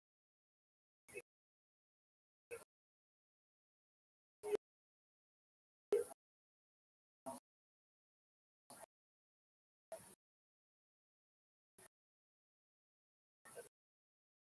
That's a very unusual thing. It's hard to find any time in history where you have leaders including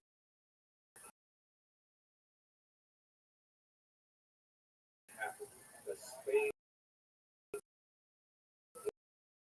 was so far away from the center of Islamic activity over in Baghdad, and so these to the same degree were famous, more famous perspective for having people kind of gatherings where alcohol is served, which is of course forbidden to Muslims, but these kind of drinking parties would just be part of the thing that you did if you were a Jew or Muslim on the spot that was created. Yo, I'm sure this is sideways and much. North African Muslims But invaded the territory. we have to take a kicker. Imposed much more strict interpretation Take of this Muslim Sharia, which kicker from his rookie. They made their way across the coast of This North wood. Africa. There we go. Moses himself got his medical education, which at the time was more of an intellectual pursuit on his brother David, who was a very successful person.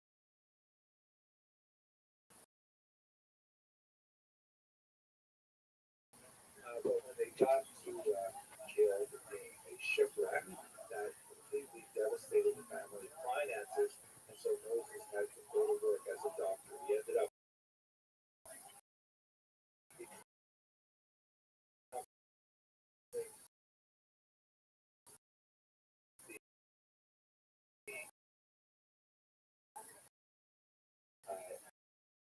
official physician, medical officer.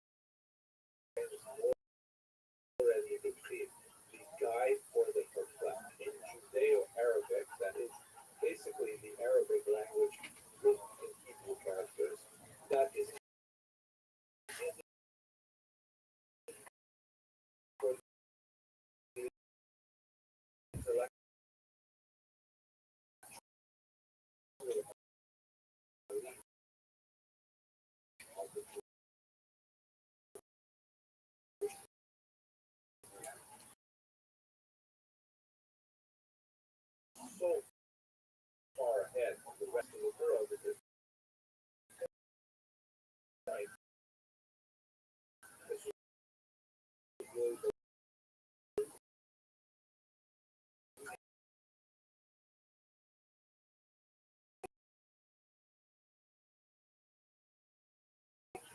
of the globe, absorbing those elements of Islamic culture as a value, such as its sciences and so on, but at the same time staking out the ground for traditional Judaism. And this,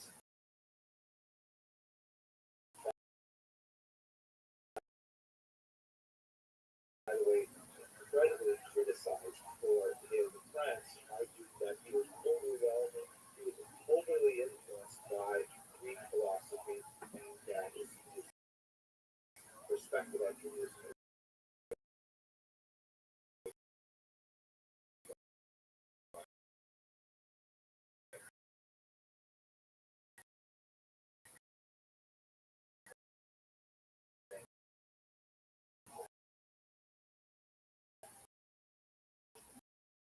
was what Russ specifically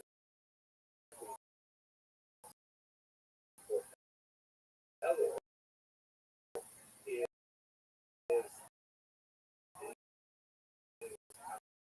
amazing magnum opus,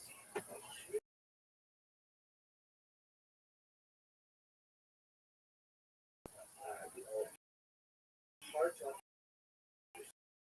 understand. It's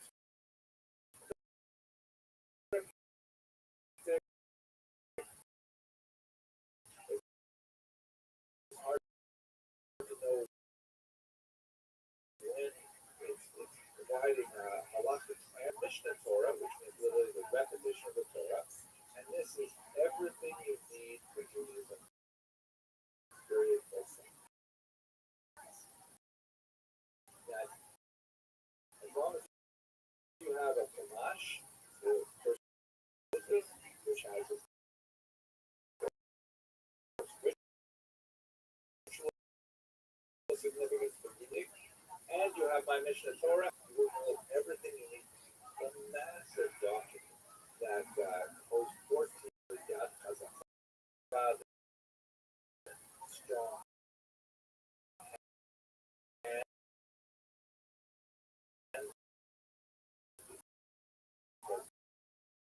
the word and it's $14 for the book, and he essentially everything. It is essentially a halachic work telling Jews how to behave, but unlike theoretical in nature, if they had any halachic implications.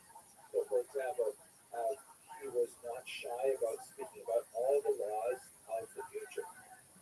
How are we supposed to behave in this time to bring the ritual sacrifices in the temple? And he also talked about the tremendous displacement that his family endured from Spain. And here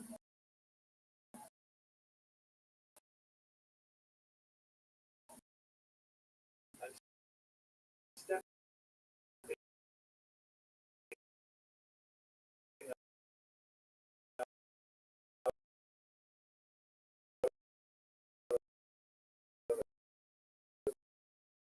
a bit of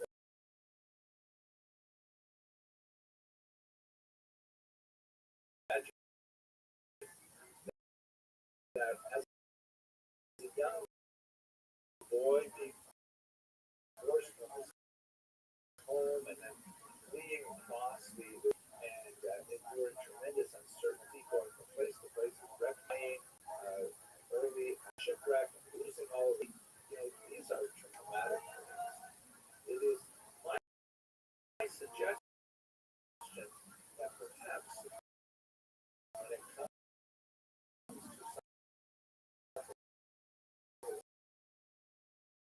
to this Judah, but he wants to go dangerous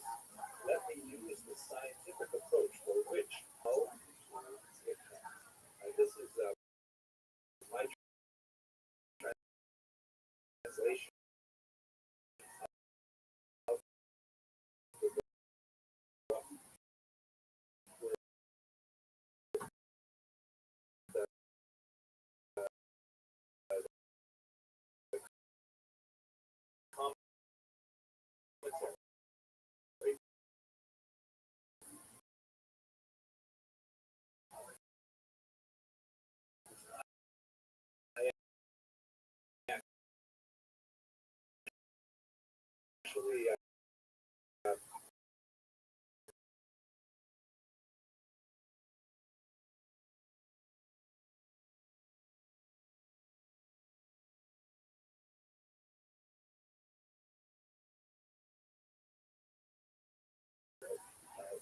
have gone back to the concept that has impacted my own personal true as the picture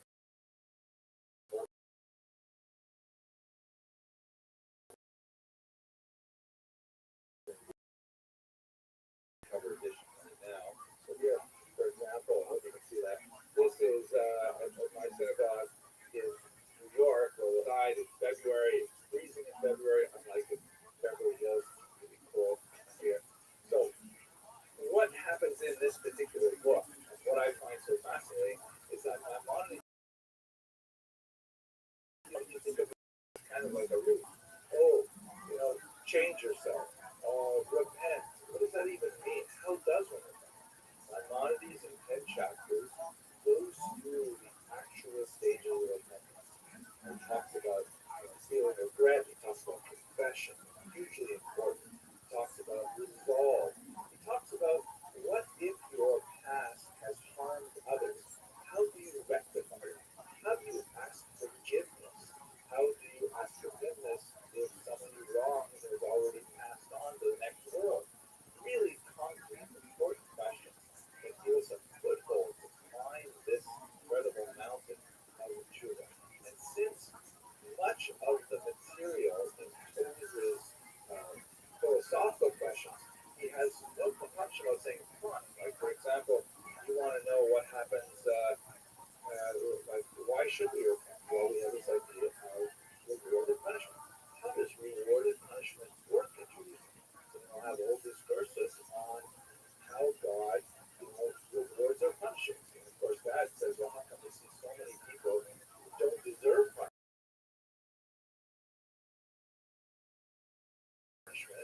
and they get punished? Difficult concept to suffer.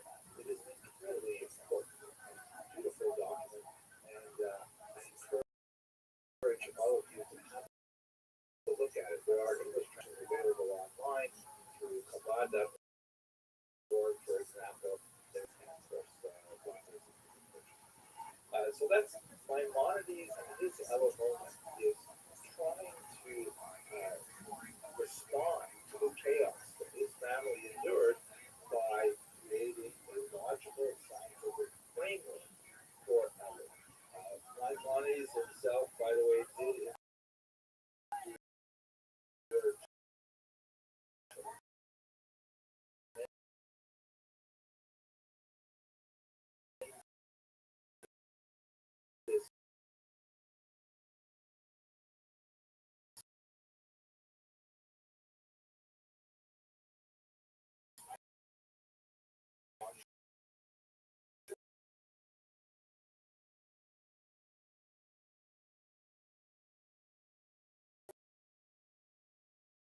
verse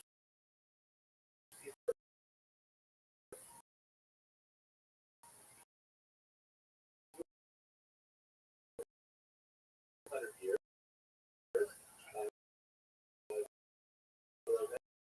Many groups have said, as I mentioned, that he was Arabic thought. There are others who said that his initial one book, or what are we doing with wagging the Talmudic manuscripts to be similarly burned, a day which has been observed as a fast day ever since. So there was tremendous controversy around Maimonides. So we move ahead 300 years, of course, the next great phenomenal upheaval in Jewish life was the Spanish expulsion.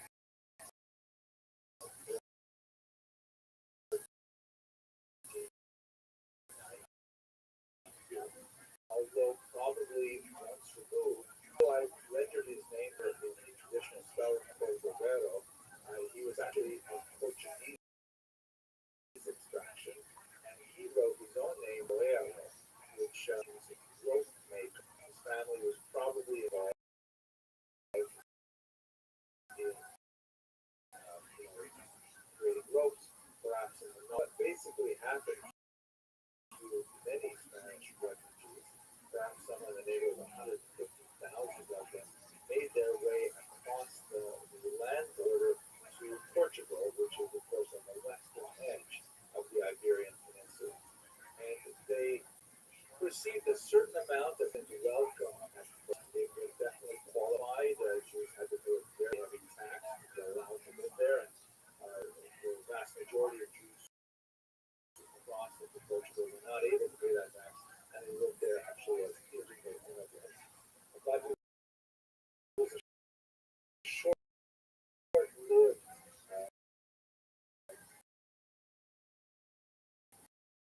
respite, because 5 years after the princess of Castile, Spain, the Portuguese agreed to expel all of their Jews as well, which would make the Iberian Peninsula completely Judefied.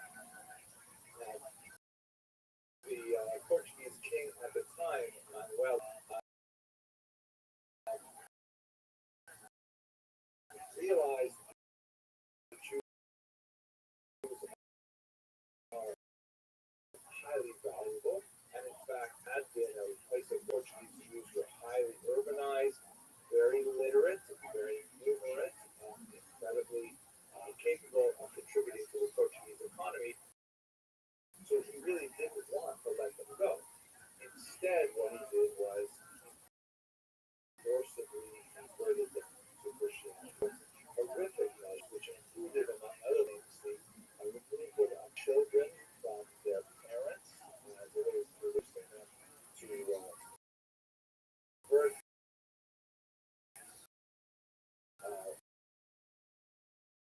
mass starvation,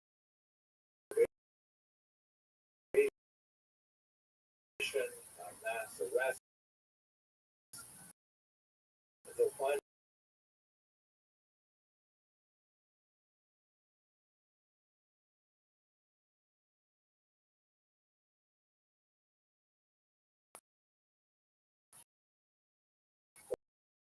but as I believe we spoke a little bit about this, they try to adopt their Jewish identity once again. A lot of places like Amsterdam and so on. And one of those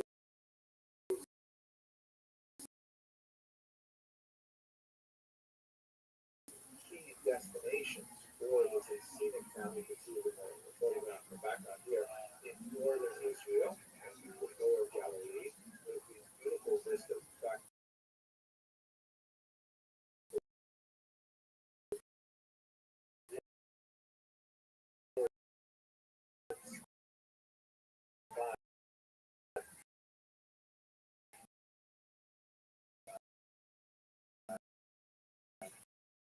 so which means to like look out over a wide area of territory. And for a very brief period of time, less than a century, Scott became an incredible figure. Many of them had roots in the Spanish or the Portuguese diaspora, but also attracting Jews from all around. Holistic creativity. Great figures there.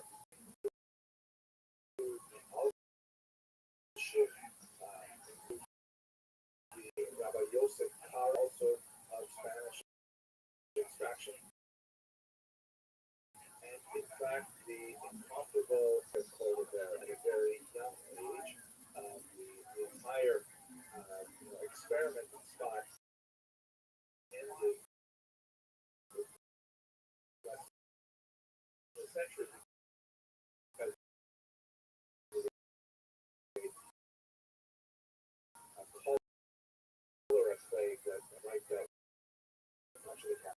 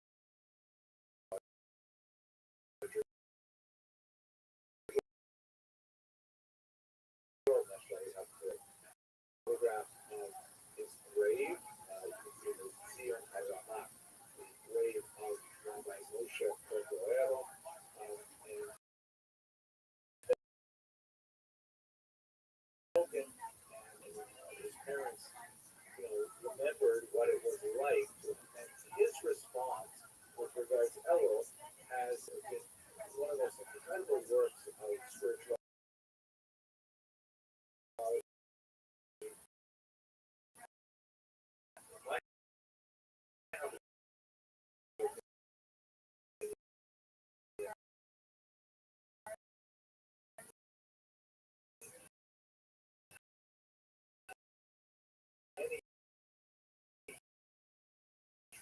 Remarkable book.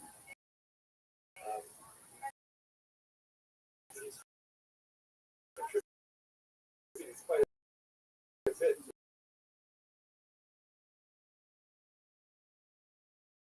I think it was Rabbbi who said that this particular book, the date palm or the palm tree of the book, is actually the Shulchan Aruch of ethics. This all behavior is codified into law from Marty's works. It is Kabbalistic. Videos on this particular book that we can enjoy short lectures on as well.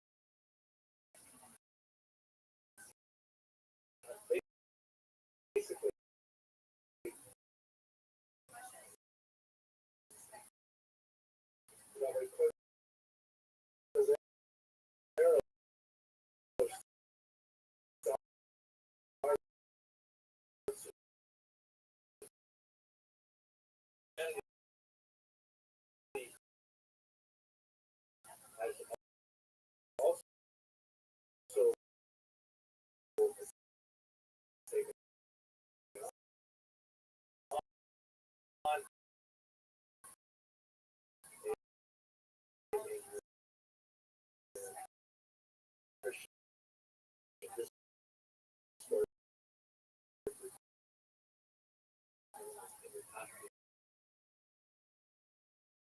at the 13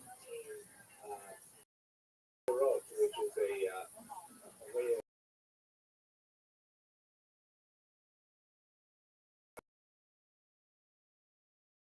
holistically understands of God's trajectory. But he says this is the way we know the avenues of interaction with the divine. And so we should try to imitate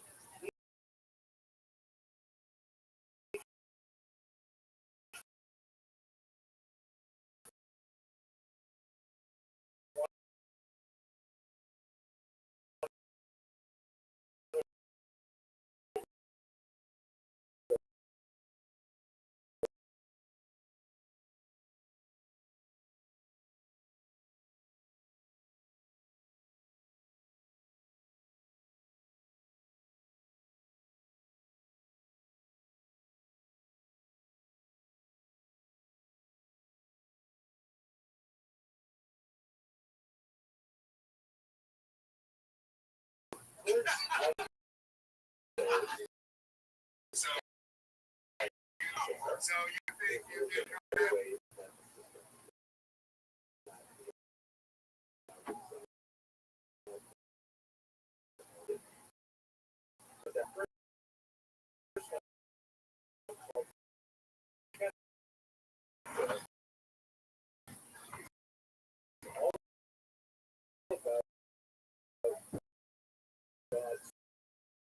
First interaction with the by the way, so you know something against mixing MMA fighters with pro wrestling cosplay.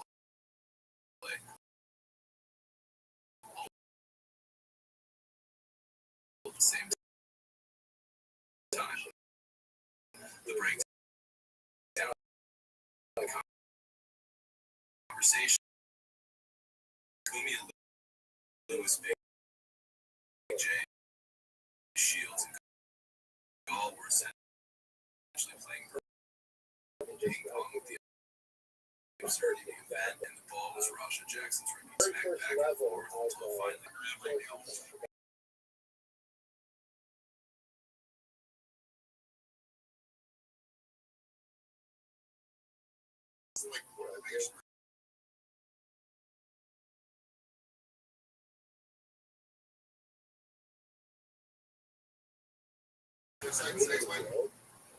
With someone over, that's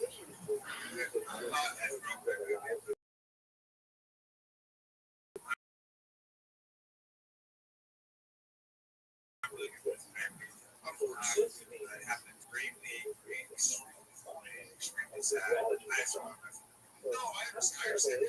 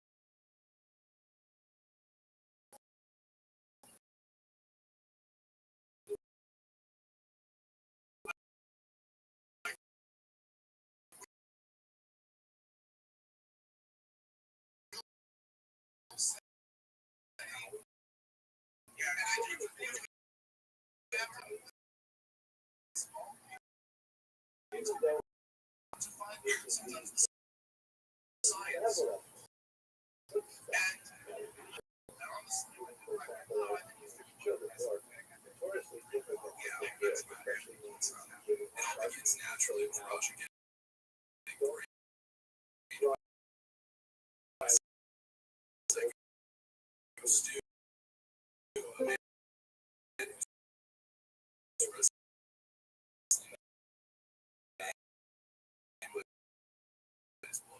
Welcome.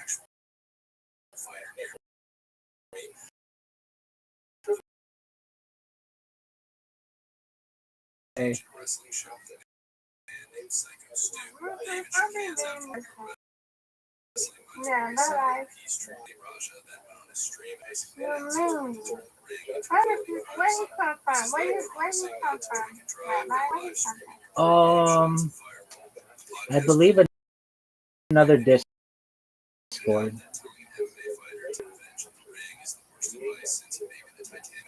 Choreographed MMA doesn't sell the spot. MMA is specifically designed human skulls into cracked canton. So look, right here is where I think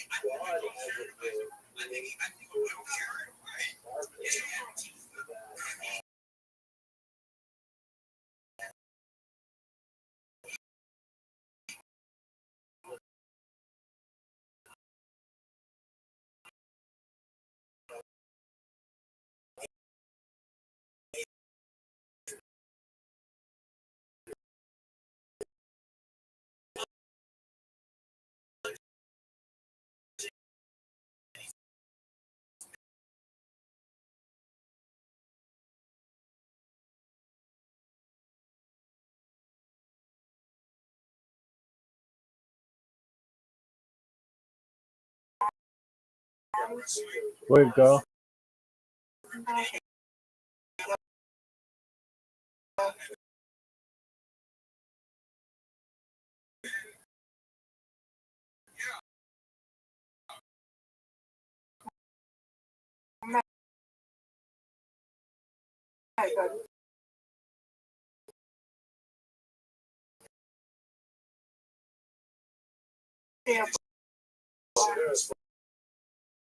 Okay, guys.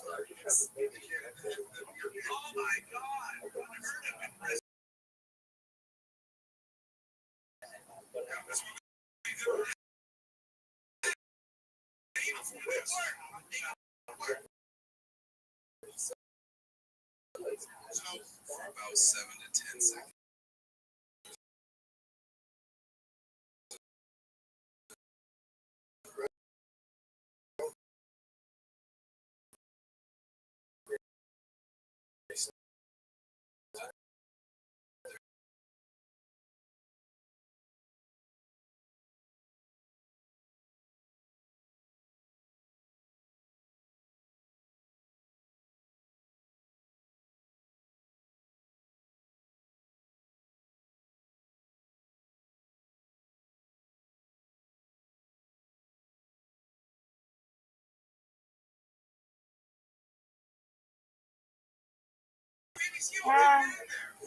Yes, ma'am.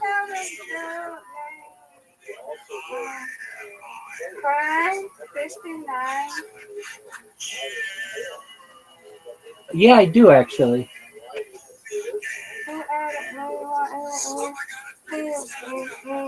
Waved at me, but I don't know if I want to touch or ignore. Do whatever you want to do. I don't know him well, but I do know who he is. Okay, well, I'm going to leave him right there because I don't know. Basically, every word you'd use if your kid just keep your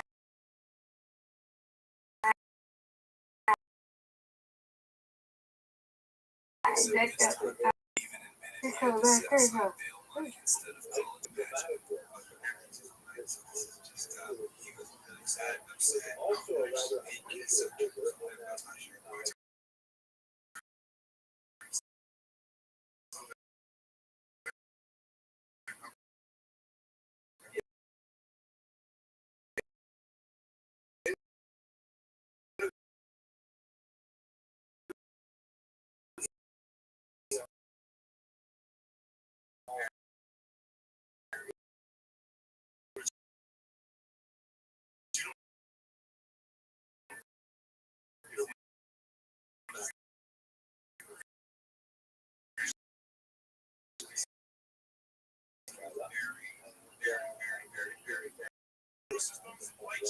He's prepared for this.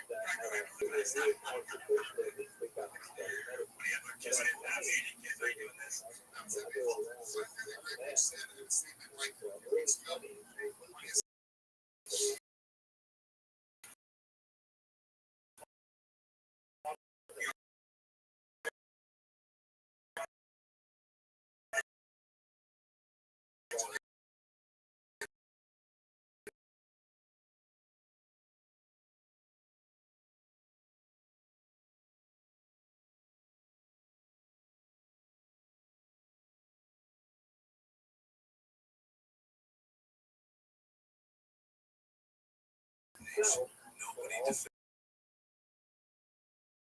Rothschild.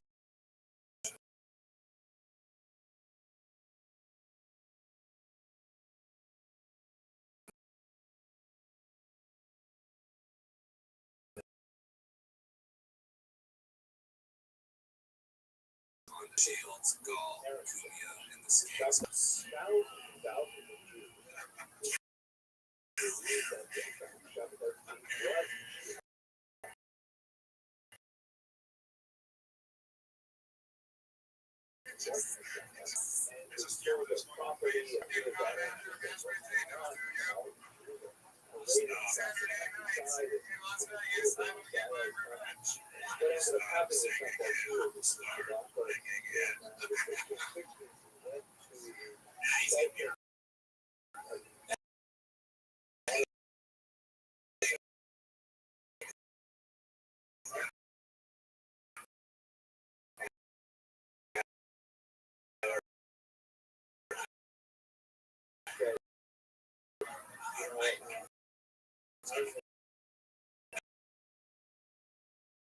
You don't get theater. You get felony charges and a GoFundMe scam. Raja Jackson managed to ruin his career prospects.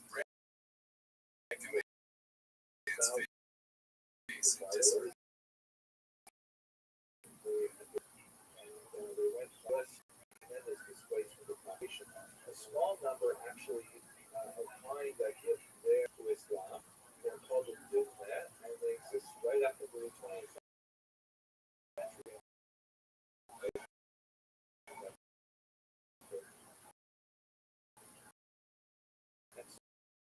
So the entire Jewish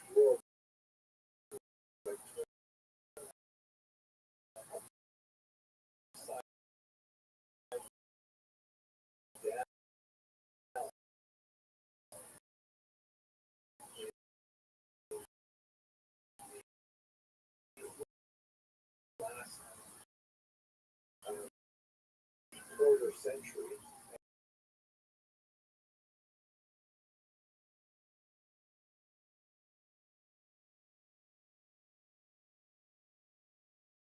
Across Europe himself. His family business collapsed. And so on the way there, he was arrested in Frankfurt because the Venice was closed. And in Frankfurt, he was arrested, grilled, and interrogated. The faith in there could not find any explicit Kabbalistic Sabbathean influences.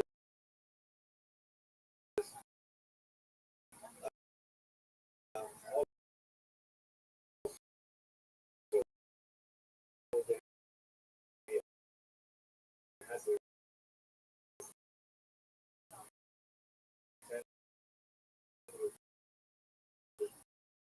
very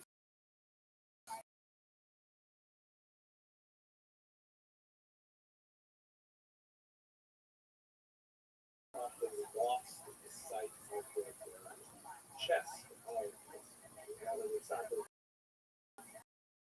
Berry that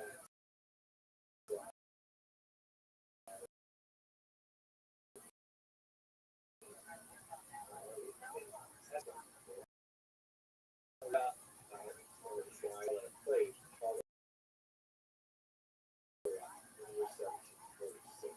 his other element the most incredible work to go of this type is Mr. Paul.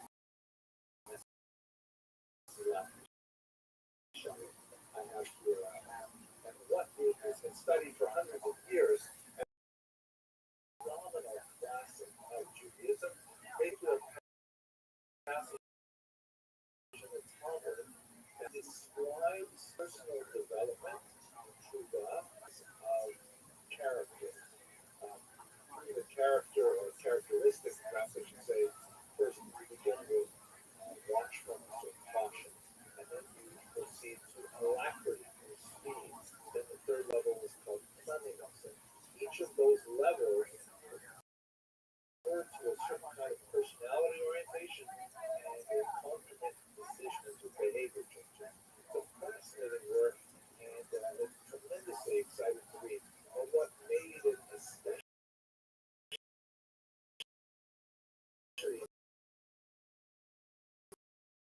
amazing, 1991, an earlier version of Messilat, meaning a manuscript written in the Rothschild's own hand in the library of the archive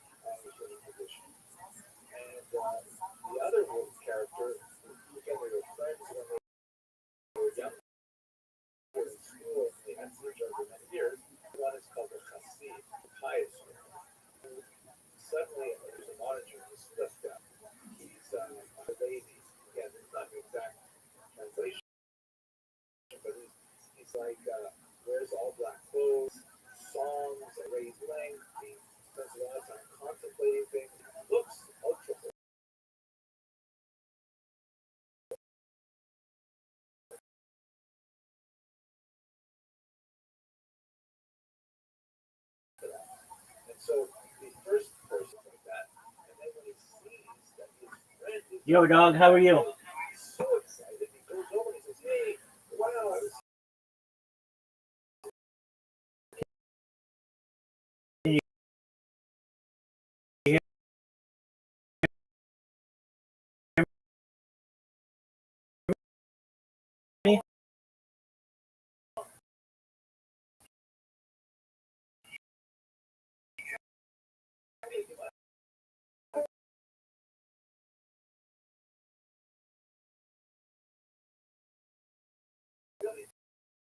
drawing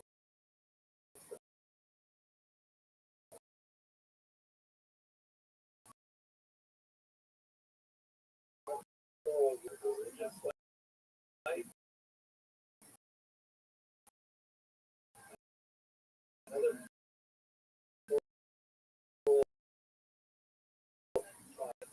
has a synthesis, modern secular life at the same time, and that's the right show. And it is a phenomenal genius. To bring it into my thesis, I think that the motivation for producing it also had to recognize that Jews were engaged with the larger culture as well. Torah could burn even a modern, sophisticated economy like the Jews are running through by asking about You want, son? very, very hard question. Can you hear me?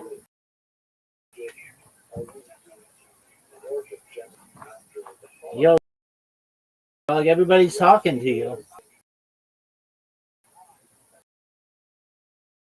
Incredibly uncertain times as the influence of postmodernism is modern thought. Well, we live in an obvious And he was mute, they unmute, they muted. everything Yeah, it happens. gender to objectify empirical truth has become highly politicized, highly polemicized, and a very partisan issue. When you look at the kind I of don't get it. things that are going on today in the context of disputes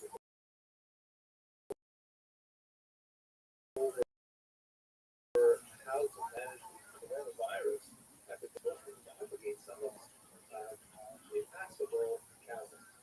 I would like to suggest that perhaps one of the greatest things that I've read recently is this book here.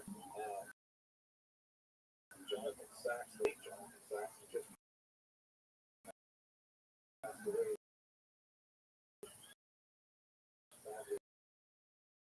last year. Really fascinating work that especially deals with the post-modern. He speaks about the changes that post-Holocaust will be actually within the context of larger Western European and North American previous processes that we studied. But he does provide many approaches to the problem which we just have a look at this thinkers that I appreciate your I'd like to close by thanking you. I wish you tremendous success in all cultural world.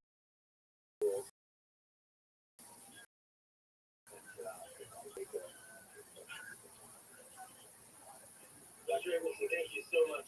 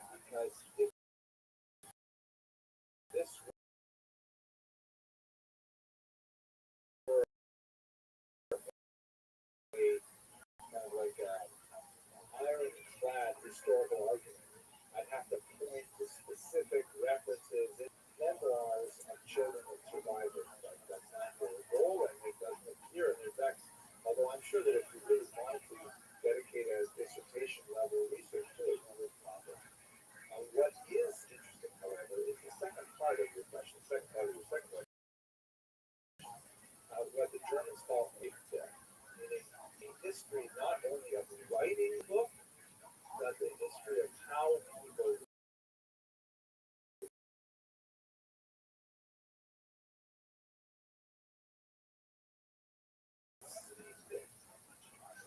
historians was to become popular. Some books, are not popular at all in an author's lifetime. And then 40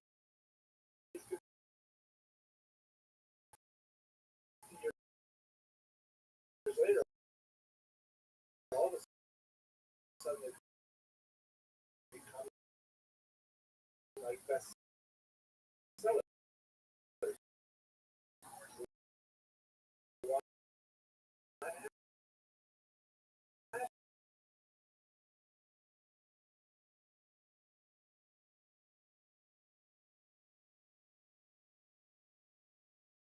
Voice to the kind of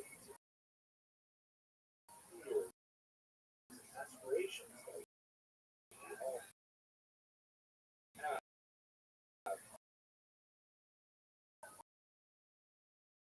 as a result of our collective experience.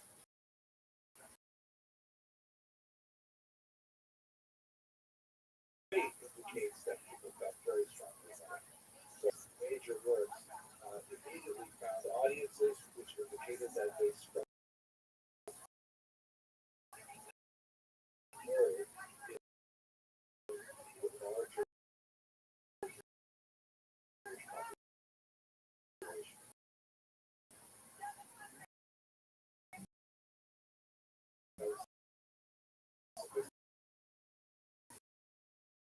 Good question.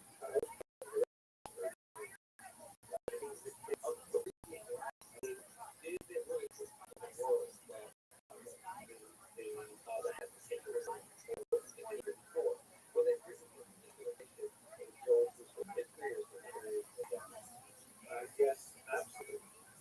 If we look at this, don't forget. And our new friend. How are you? He wrote The Guide to the Perplexed. How's your day going? We're just overjoyed. This is great. We love this. Hello. But once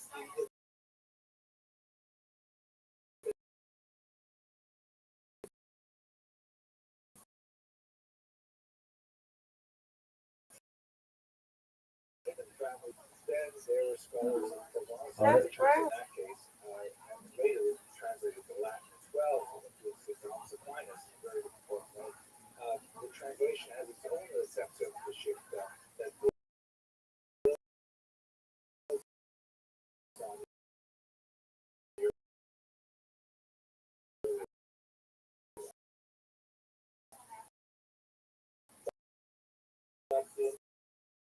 in all three cases,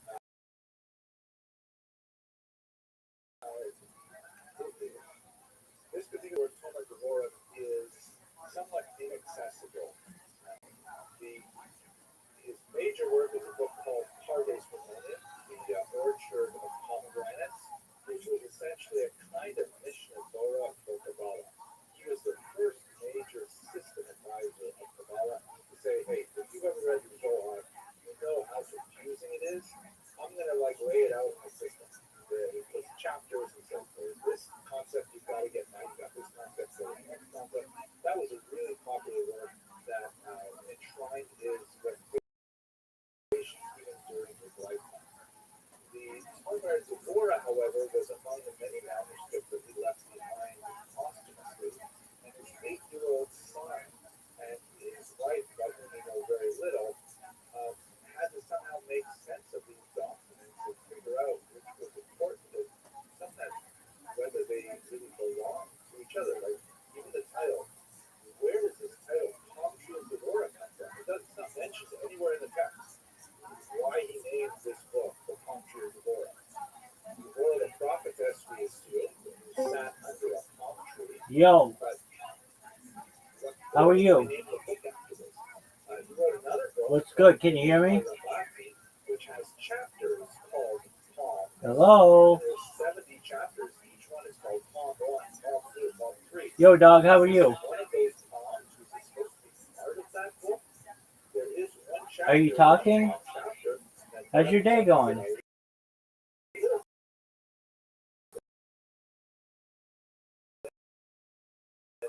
So it's not clear it's about one. Oh, it's gone. How are you? The next 8 chapters take up the last 2 books.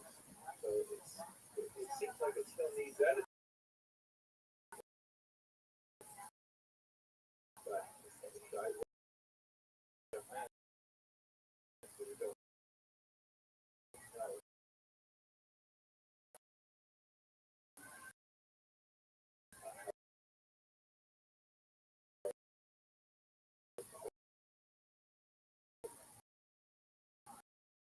But if we set aside the rock, I would say for the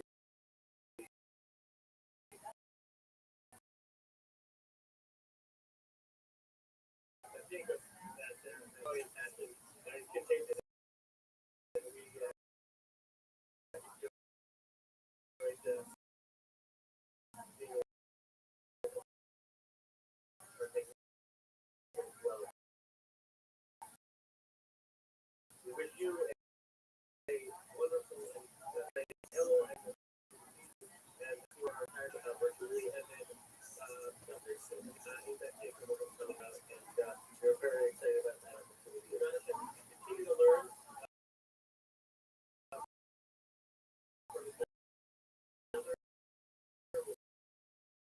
but now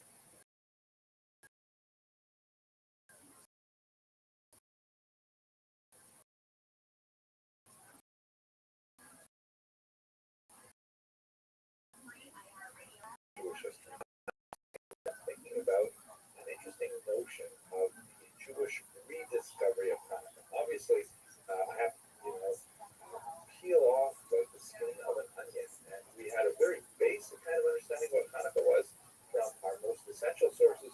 But it is only with the passage of time that Jews have come back to the holiday of Hanukkah and really tried to understand much of its historical basis.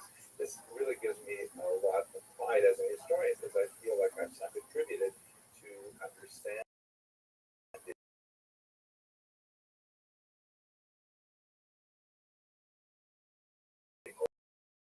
at least the context of all Jewish historians I've somehow contributed on a professional level to helping us understand what actually happened back in the second century source that we have for the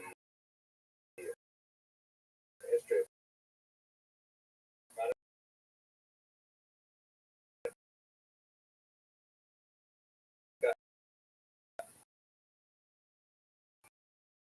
at least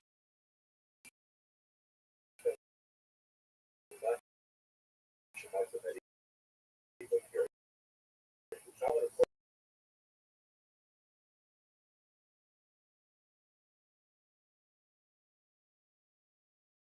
It gives us very little detail as to did the Jews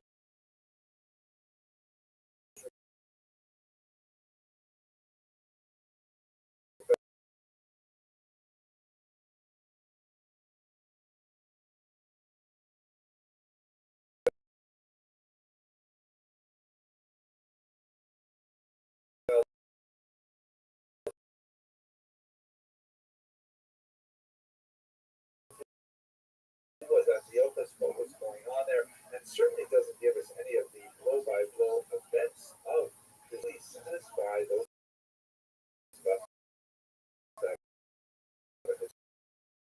historical curiosity. There's one other really important so-called Antiochus, also known in the medieval period as the scroll of the Hashmonayim, the sons of the Hasmoneans.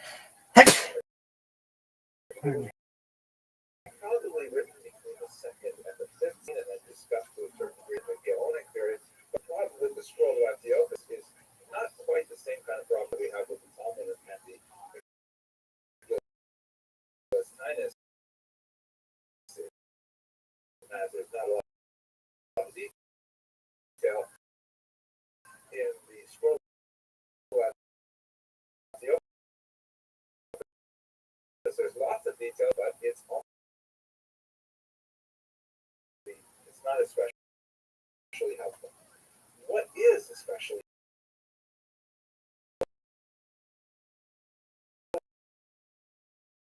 back to early sources that are contemporary to the books of the Maccabees, and the first book in particular is especially valuable because it was likely written by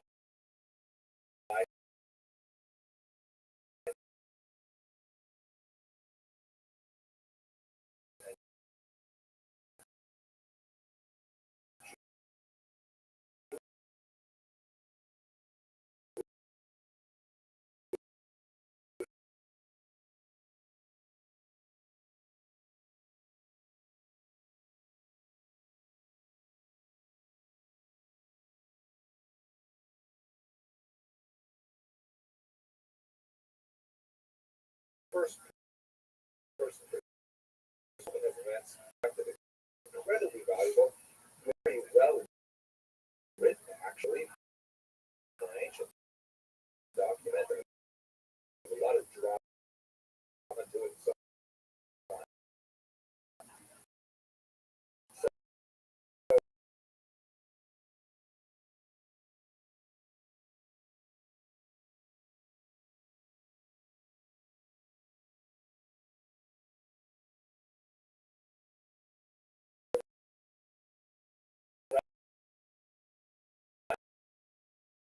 rabbis, as their Jewish custom, the Talmud, for example, references to Ben Sira and other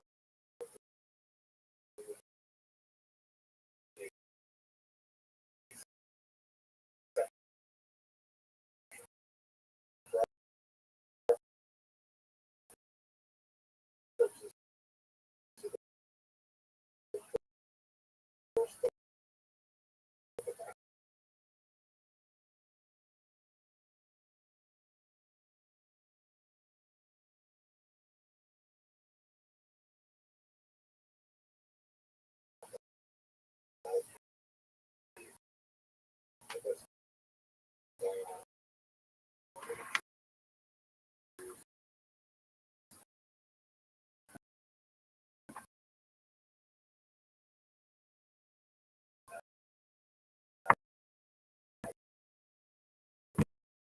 Bible.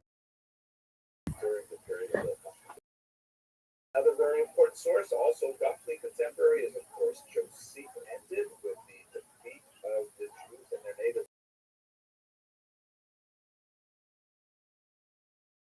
land.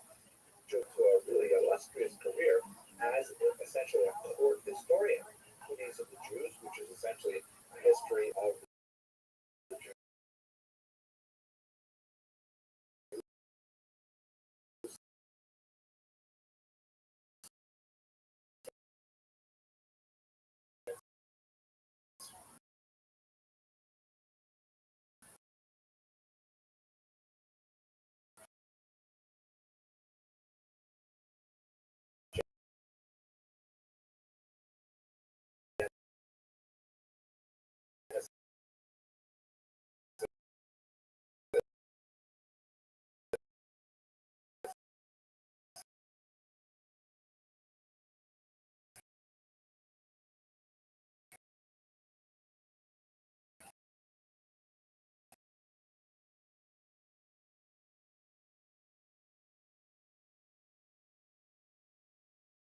The Jewish rebels too, and we don't know a lot about what he actually thought, what he would have said about the war to Jews.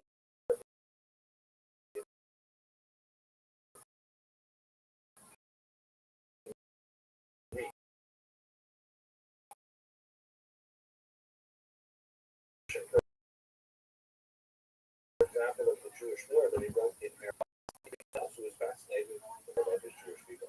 And what's going on here is that you have the inside Jewish account of Hanukkah, which is really focused on the first place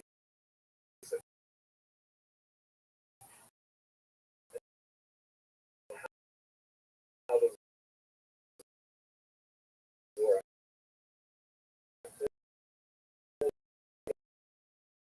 ended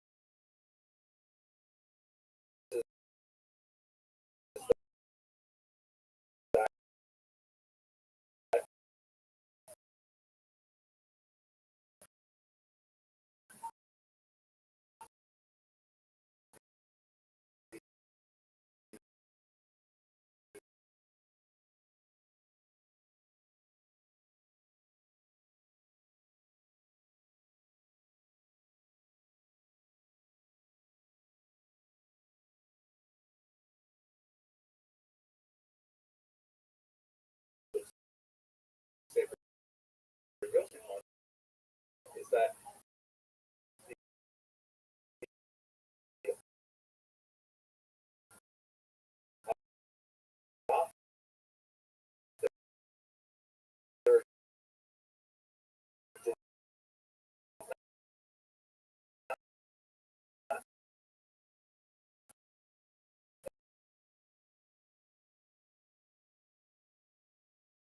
Greek, so he couldn't read Josephus, a Latin translation was partial. He didn't have access to the entire corpus of Josephus's works. He actually wrote quite a bit in several different places. In 2020, it's a multi-volume edition.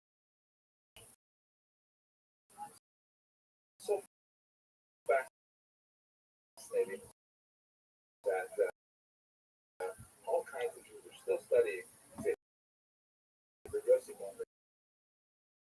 10th century adaptation of a first century work. To bring this together with a little bit of a Darth Cedars, and it brings to mind once wrote, creating a narrative, both working with the narrative, not only for the as a whole. Now, a lot of Jews are understanding of their own story and are able to communicate it to the segregation of the entire world. So here's a citation. I'm going to read it to you from something in 2015. It's from telling the story, commentary on Kelvin's wrote, because God loves stories. What other cultures have done through systems, Jews have done through stories.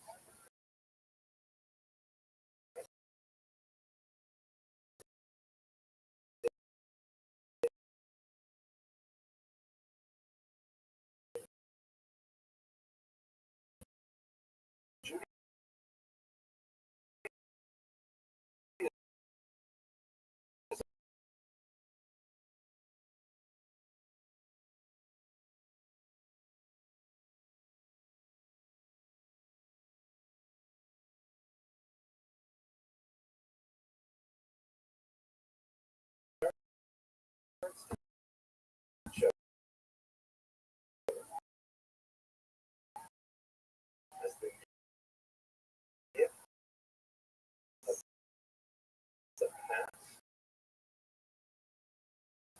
to the future, grievances for impossible ambitions. The Jewish story is in its way the oldest of all, yet never young.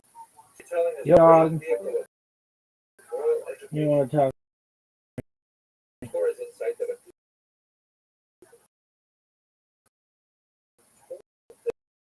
their children, a story of freedom, responsibilities, will stay free for as long as humankind lives, and the story for the next generation, for humanity as a whole. Thank you very much for listening.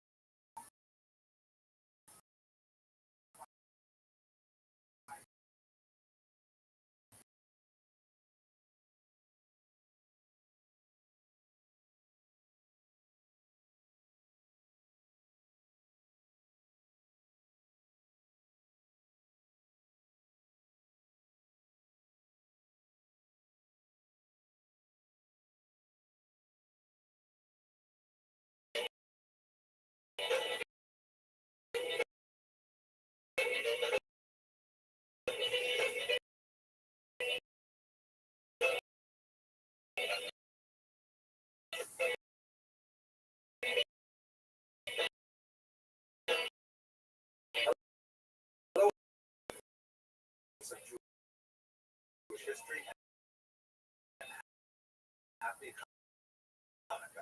I have something really special to discuss. I'd like to do a very quick book review. Studies and clarifications of the custom of eating donuts on Hanukkah.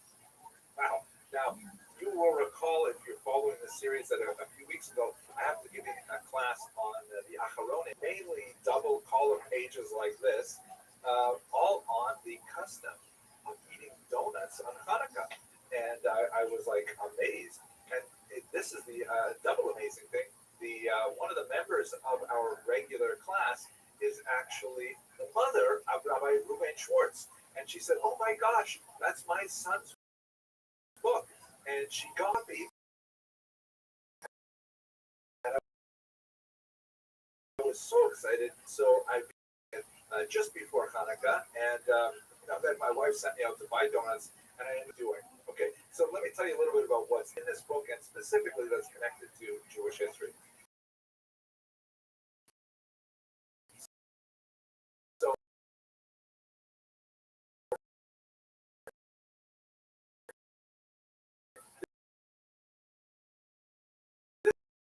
this is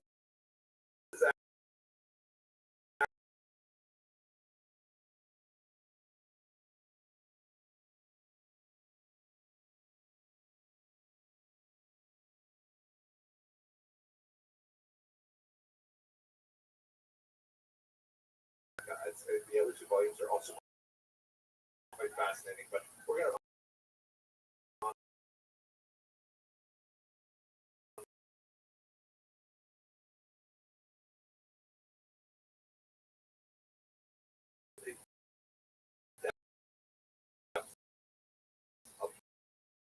the donut. Now, let me just also clarify for those of you who may your mind may still be bogged about what is going on here with donuts. There are Torah laws, which are called deoraisa, which means that. So these are like concentric circles. And then the outside circle is something which is called minhag, or natural outgrowths of Jewish practice, and may be related to practice in particular when it comes to things like that, but they come really closely entwined to Jewish practices. So you have these three concentric circles, and one should not disdain that outer level of minhag, which is in many ways an expression of hope, desire. At any rate, the eating of donuts falls within that outermost range of minhag, of custom. And it is associated specifically with oil, right? So with lighting oil, right? We use candles as well, but the best way to do that particular commandment is to light with oil, specifically olive oil.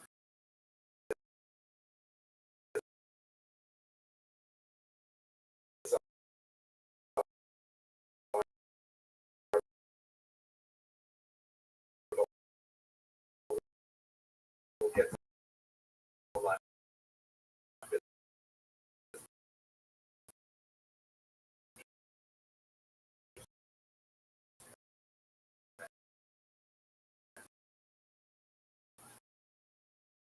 One other quick in the rabbinic literature, particularly in the Masechta Chal, is kind of like an irregular feminine that has been added in modern times. And in fact, the word suganiyot and the word sponge in English all come from the same root. And obviously, it's connected to the sponge because it's shaped sort of like a jelly donut, and it has kind of like a fluff. Remarkably amazed to see that the first reference to eating donuts on Hanukkah actually dates all the way to the 12th century. I thought it was much more modern.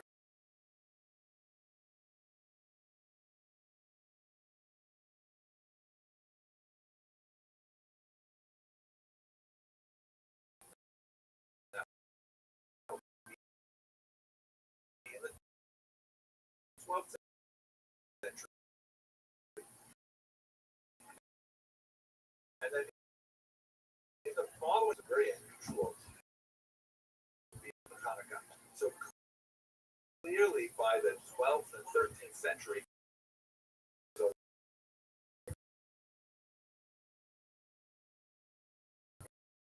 widespread practice to it as a common practice, both in Sephardic lands and at least this book is not specifically a history book. It is a halachic sefer. It's a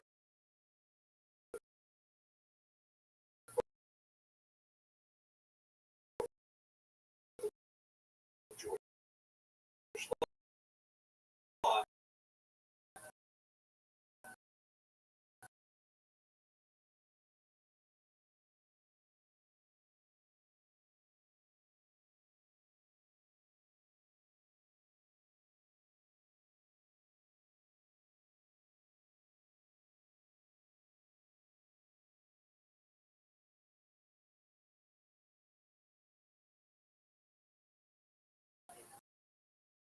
The minimum.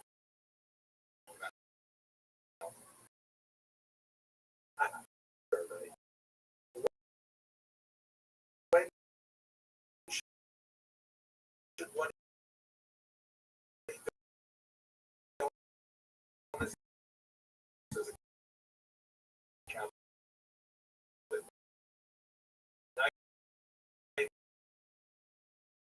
daytime as well? There's a lot of discussion of like a few questions, and so check with your local. The donuts also have a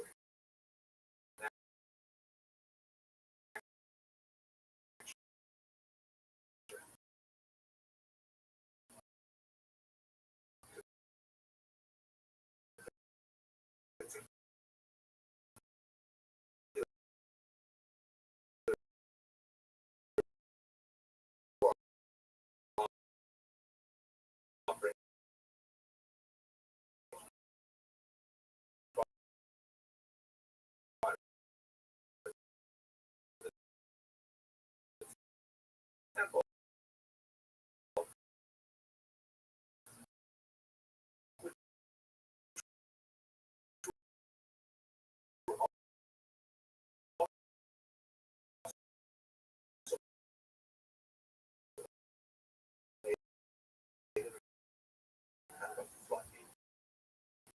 This is like I think really important, especially relevant for American audiences. That's Rabbbi. The ideal donut for Hanukkah. It's like almost heresy.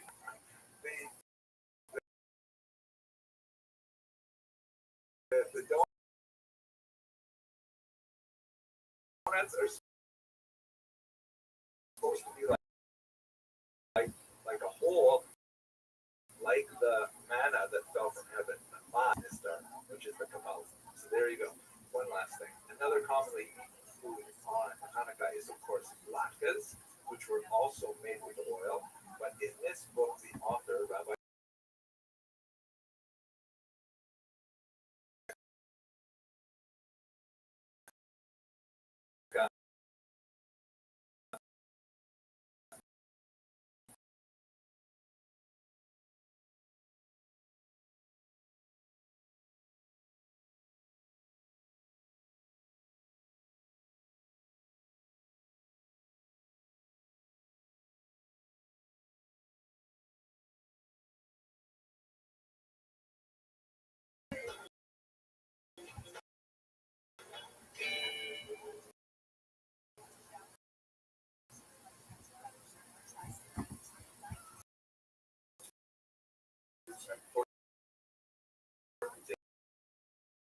day in Jewish.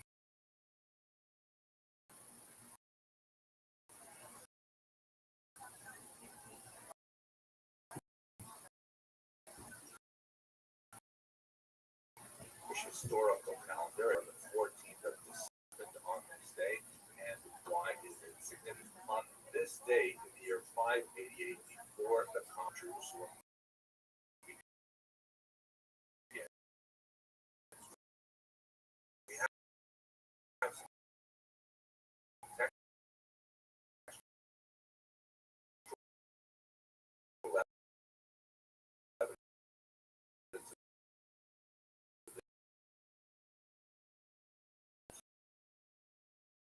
year of his reign.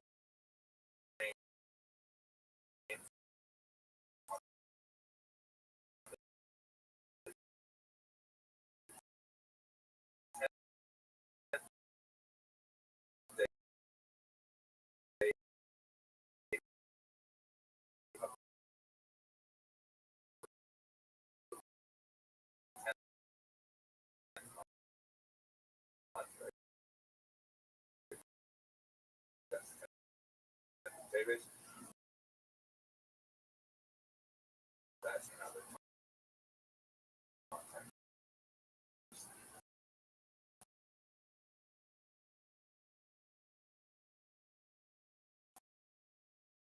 one of the most significant extra biblical texts that Nebuchadnezzar actually made his way to Jerusalem. As the 7th year in the month of this time.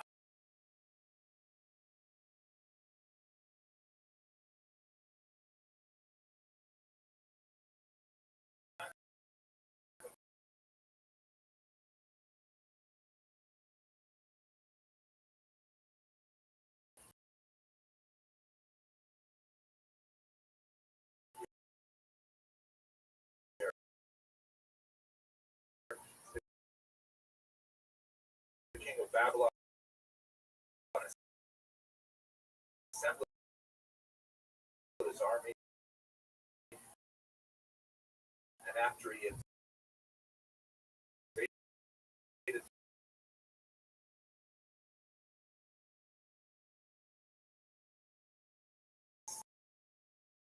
city of Judah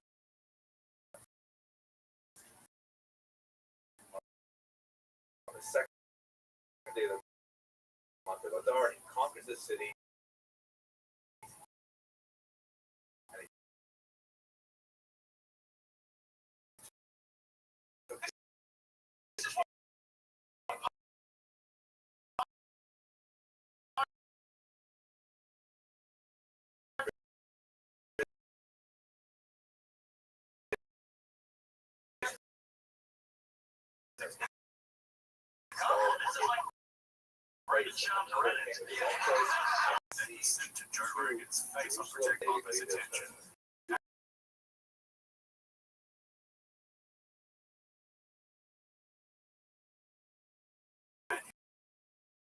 He's either going to find the lawsuit comes after this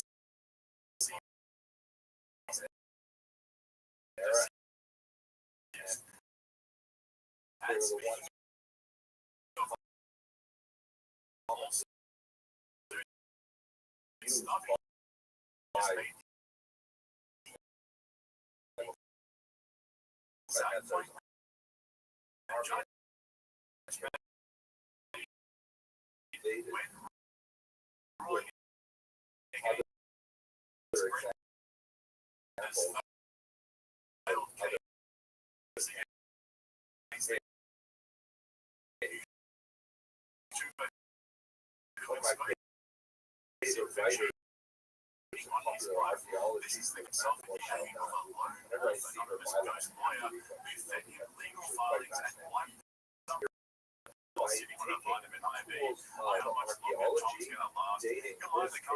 refreshed and ready to get back behind the mic, or even more checked out than he was before.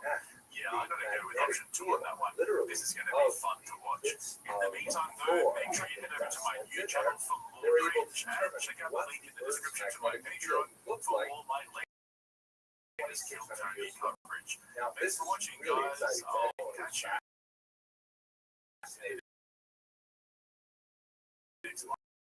Jewish history. Extraordinary. I don't ever acknowledge these guys, these mentally ill people.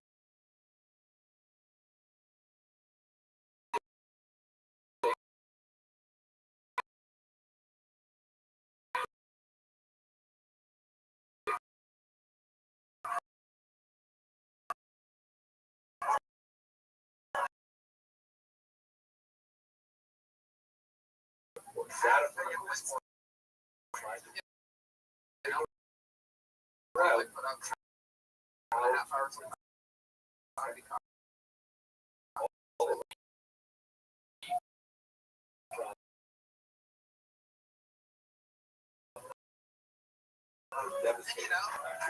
don't blame the four horsemen of the commodities are self-destructing right before our eyes, and the backlash against Joe Rogan and TH's obsession with promotion and aggrandizement has reached fever pitch. These are catalyzing little Tony to promote yourself and get them, but now all I do is talk shit about them for exactly the same effect. It is so simple. Rogan is famous for his, and Tony is famous for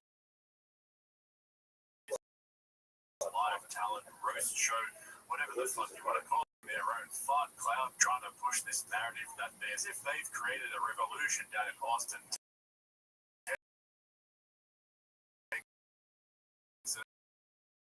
When the reality is people are watching for the show.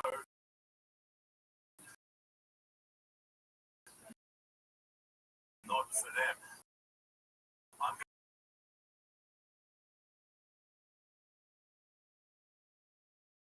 is dropping very soon.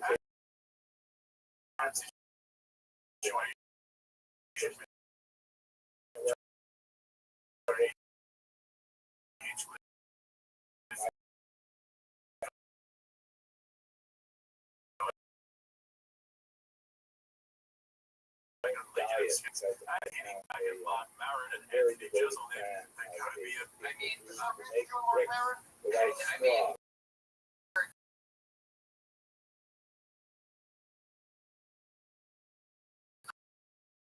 knowledge. Go online and start talking about me and my friends. Sure. I mean, look, all, the couple guys.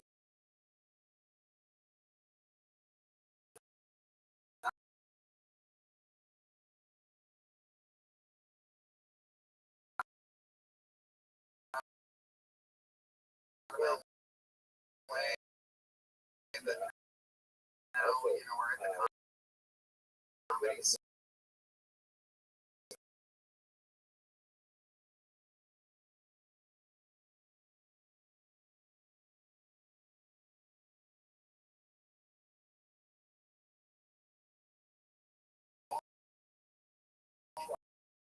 Smile right to my face.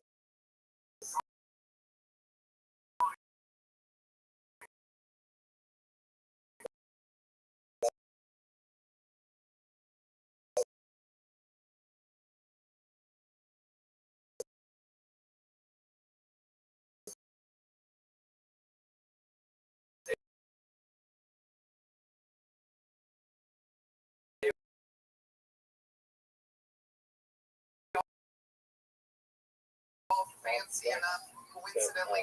Jeselnik also came into Jeselnik we've both done multiple appearances to comedy scene.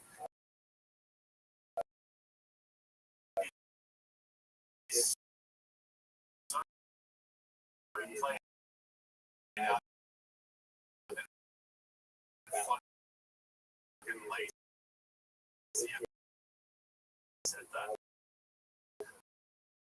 Of course, when the comments are positive these days for these guys, then it's all good because they're just fans showing themselves love. So they're fundamentally ill one.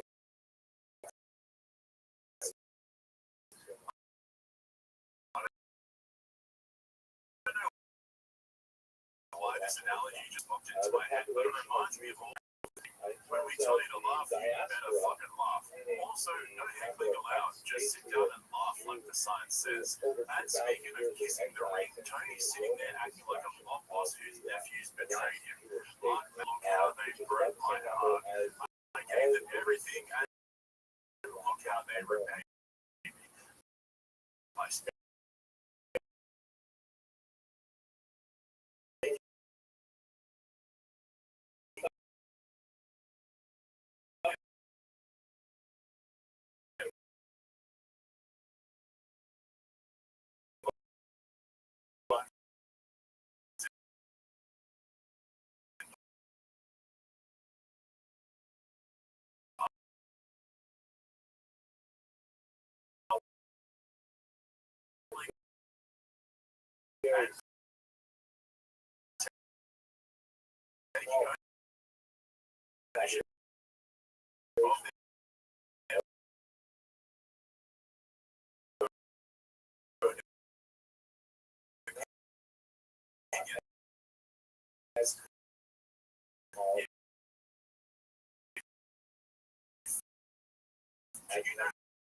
Who I am was a person.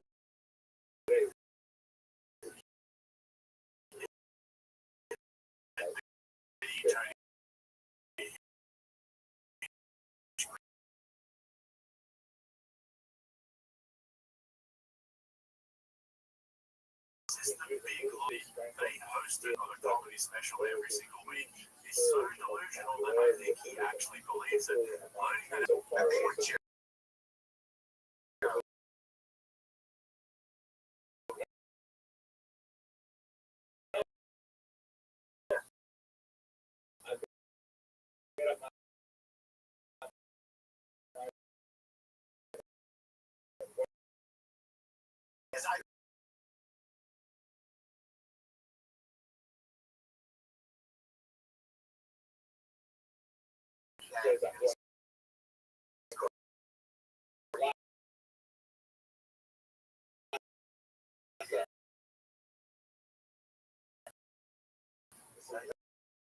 sort of army of people that think of comedy.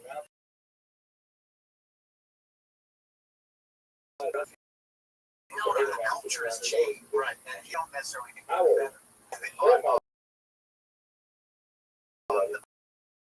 off the shelf. But they don't know, like, I think that it's so effectively tribalized at this point, right? Confidently do an hour without worrying about anybody.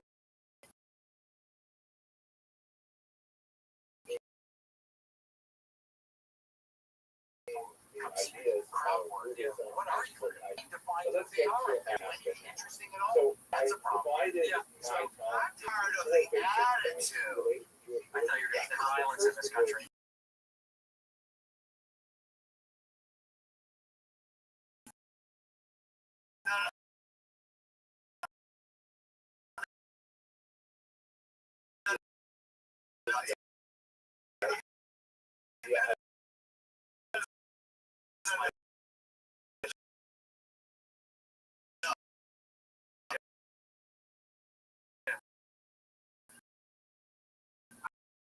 I'm tired of come up back guy. I want to examine.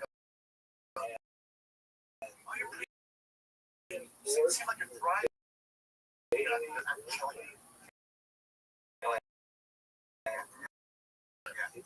It's an animal. It's an animal.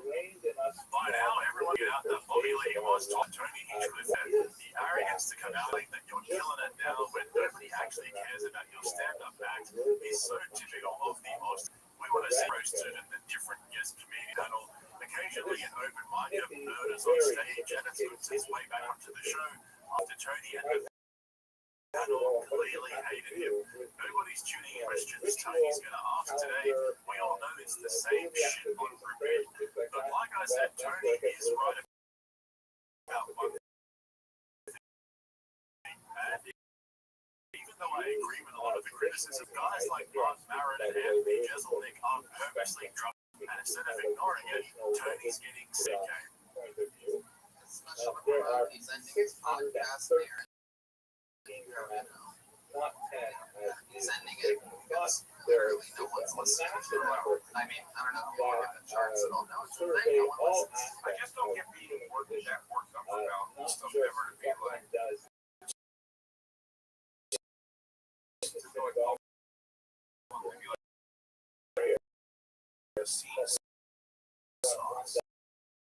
Yeah, and he also calls every the mayor of Packtown, which I call myself. I don't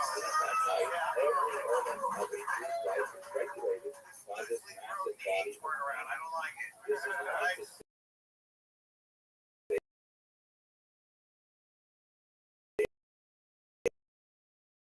Your phone with an hack, all right? My only problem with it is comedy is hard enough there, and Austin is 95% Charlotte comics. And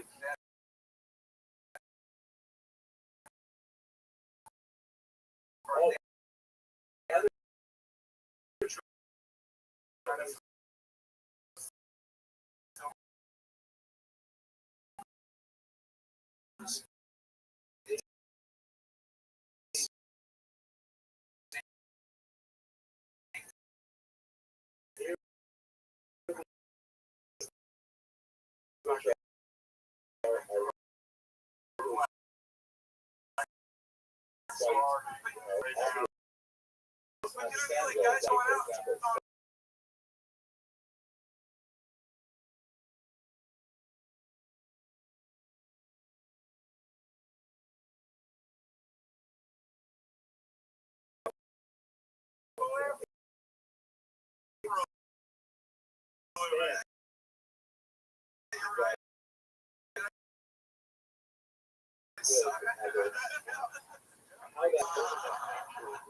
Free or you'd be able to go do fun things. We throw hide down to this dark rat infested rolling city. This situation is so fucking and Tony are the only ones who are genuinely not heard about getting called out. Everyone else Canadians have finally figured out that instead of the back against Boston, leading guitars like Lewis and Big J, they think the odds is at their outside and try. Say like how much Dave Smith came on after that individually. I mean, we were like, why doesn't Joe embrace us the way he embraces Dave? It's so funny. It's the werewolf. I am standing behind the werewolf. Getting sucked off. Lewis is acting like he's getting sucked off by the bear, and Dave is just leaning and touching it. That's hilarious. There's a he's going back. Is Dave in the Rogan sphere? We're trying to figure out how to get in the Rogan sphere. First of all,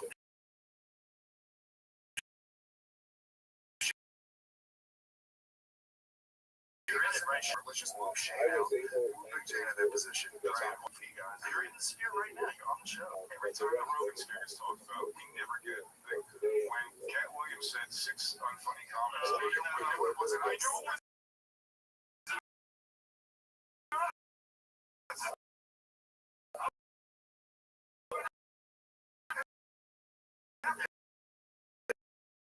They were the 6 unfunny comments.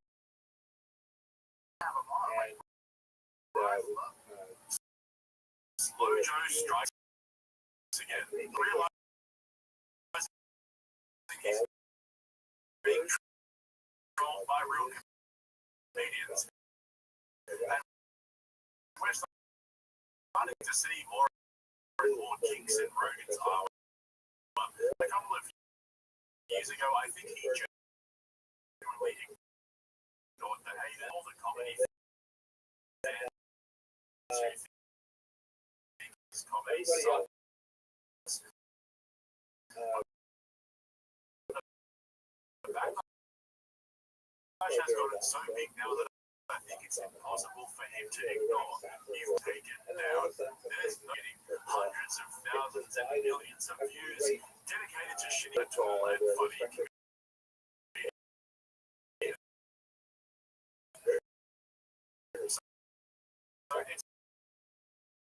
So it's to make more sense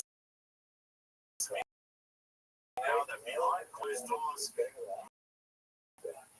You did this. Don't let them turn and look at successful people and go, like, oh, those guys are assholes. Like, what are you doing, man? No. I didn't have anything to do with your not being. You did. So why are you turning to people that have been a little more successful and criticizing? That's exactly right. It's like, when was the last time you took responsibility for where you're at, man? Salty comment. Yeah, sure, exactly. Yeah, definitely, maybe. Sorry, real quick, just remind me who the mentally ill ones are again. There's no such thing as valid criticism anymore, a salty, jealous hater. There's nothing in between. And the narratives they come up with to cope with the backlash are totally overblown and exaggerated.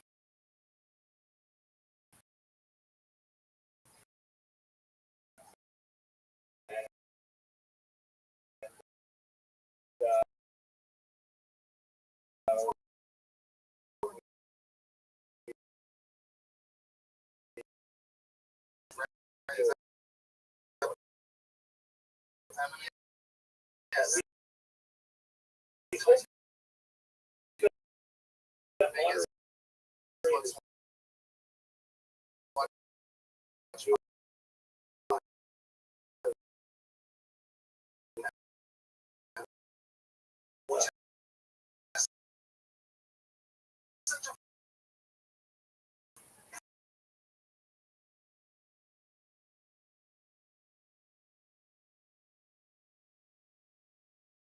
Future is the tribal culture of the Austin comedy scene. They have appointed themselves as the arbiters of comedy around the world. Heard Rogan say multiple times on his podcast that the comedy mothership is the nicotine pouches. So I doubt he understands how ridiculous he sounds when he makes outlandish things like that. As for Tony, I wonder which play jokes he's gonna rehash and have to explain later on a podcast. After this, a massive backlash again.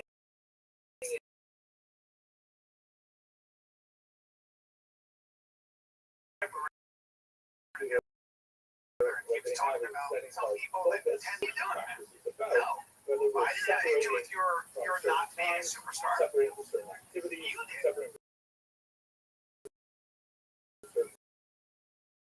Like, have you, when's the last time you took responsibility? First time we would have done Patreon 10 years of YouTube super dots, and you can get rid of all that. So you have hardcore fans like, oh, thank God you finally finally get it, not get destroyed. Yeah.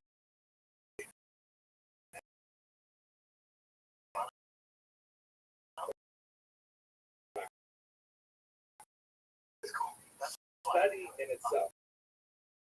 Brian brings up the major criticism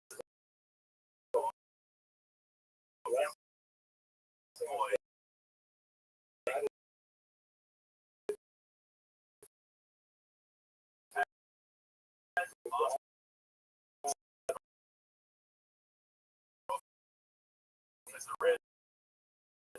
He had almost some conversation he was having with someone.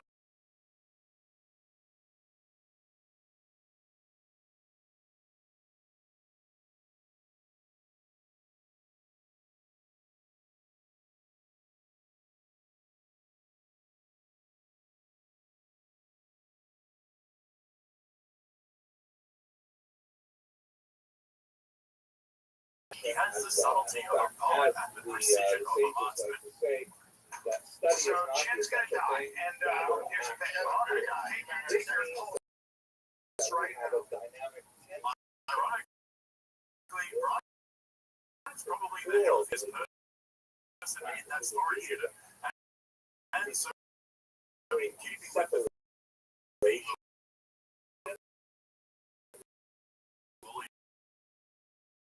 he was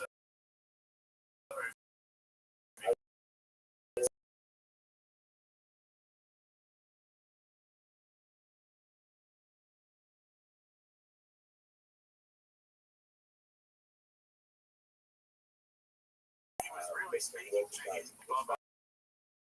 Just quickly though, if you haven't already, check out my new channel, Cringe, which I just launched yesterday, where I plan to cover cringe from all over.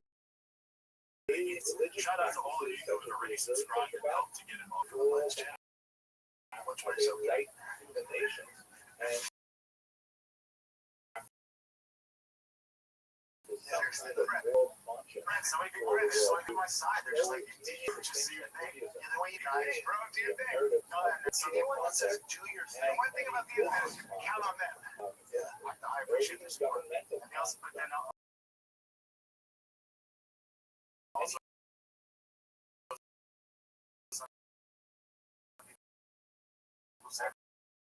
like, yeah, people that actually are for your best interest. We care. Yeah, that's what I'm trying to. So on you is you realize that there's a limit to what you can say to anybody. We all have to be our own source of change. Critical. You're where you are because of you. You did this. Don't blame. Like, what are you doing? No. Why did it have to do with your not people that have been a little more successful and criticizing them? That's exactly right. It's like, well, that's a big responsibility. Where you're at, man. You know? And that's an important thing to say. So,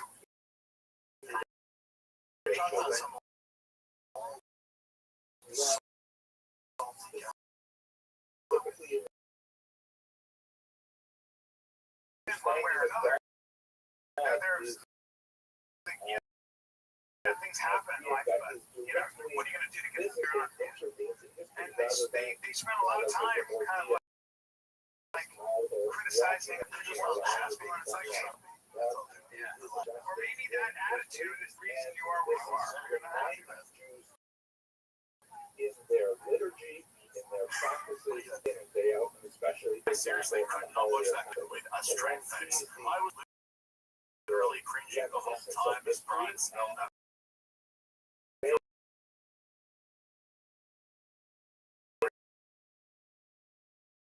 Right in front of him. Nobody is salty because he tried to be someone he wasn't. Thanks to his North Star journal, this Baron beef is out of control. The sheer irony and hypocrisy coming from both Brian and Brendan when it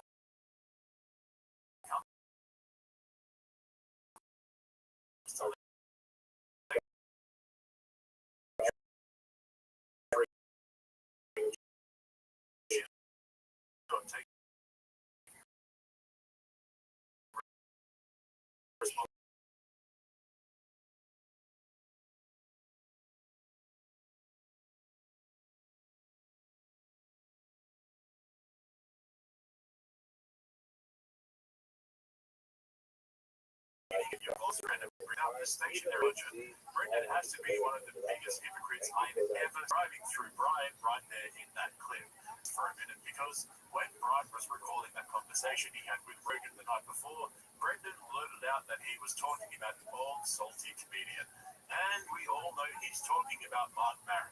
The Rogan beef with Mark is crazy because it all started with Rogan being a little gossip queen and completely making up his own narrative. I know, right? That's completely out of character for a tall and funny comedian like Joe Rogan. When has he ever done that before? Rogan texted me the other day, so I was talking about my podcast. Rogan texted to me, he goes, yo, he's not your boy. I was like, he pays attention to this.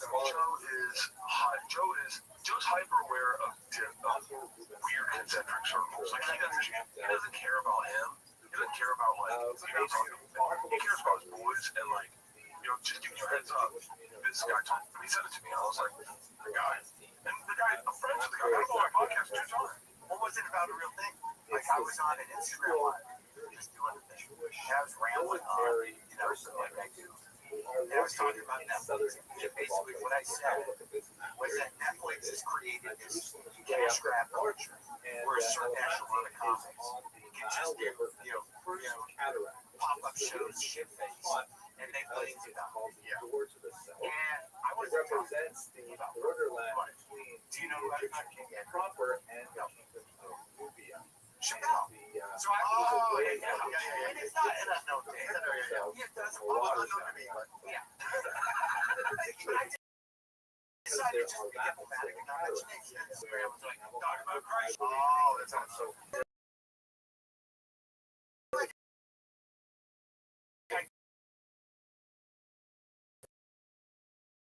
Those scary. I see him on the podcast saying like, he said things about, Rogan told Rogan got my ear, said he's not your boy, and his name rhymes with the region. and he wants. So, Joe, don't read the comments, Rogan. Great. But if you're here,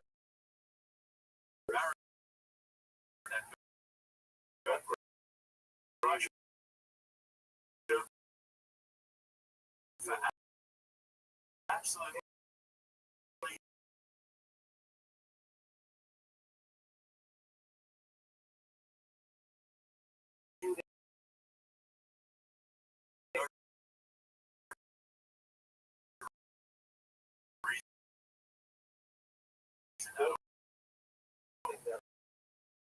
On a side note,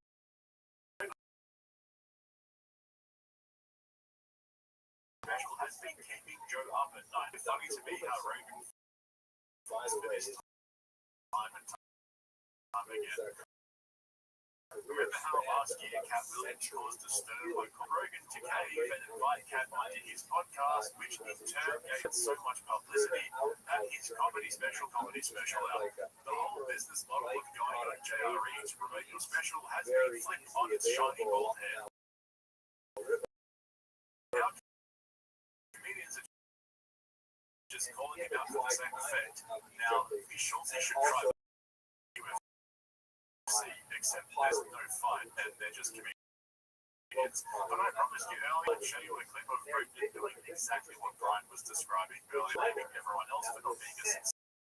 And what do you know, it was actually talking about Brian. head of Jewish garrison. It drives. And after like a preliminary salutation, which features in, I'm not going to go into it. It drives And me it says, very brief letter, it says, in the month of Brian's at where he's at. Judahite soldiers, I will journey comment right? to one stage after calendar. I challenge you those comments. I'll give it the comedy store.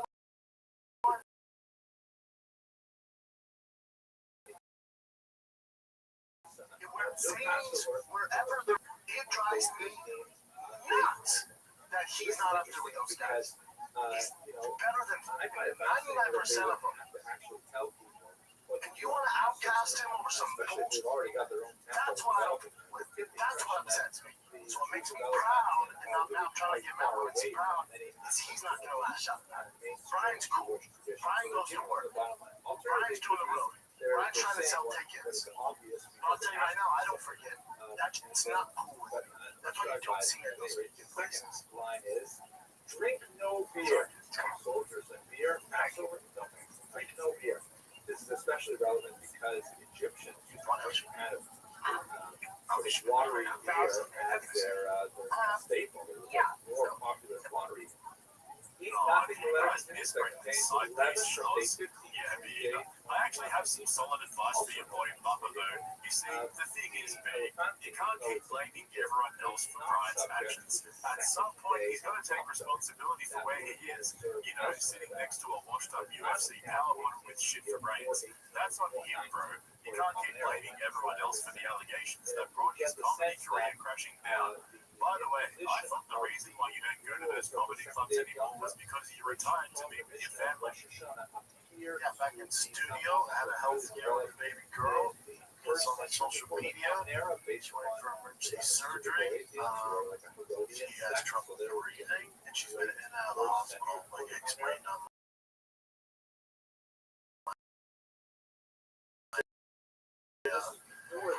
Instagram post. Usually doing that stuff. For 7 days, don't eat 11 products. This time I just don't care. That's where I'm at. I gotta be home more. I'm pull back from doing work so much. And I just gotta be home, man. I can't miss Tigers games. Can't miss my Boston growing up. Baby girl. I can't do it anymore. I'm tired, man. I'm tired. I'm tired. I've been hustling for 12 years now. Not that I'm gonna stop doing the pod, but as far as the playing line and stuff like that, I gotta chill out, play new spots in LA and local. So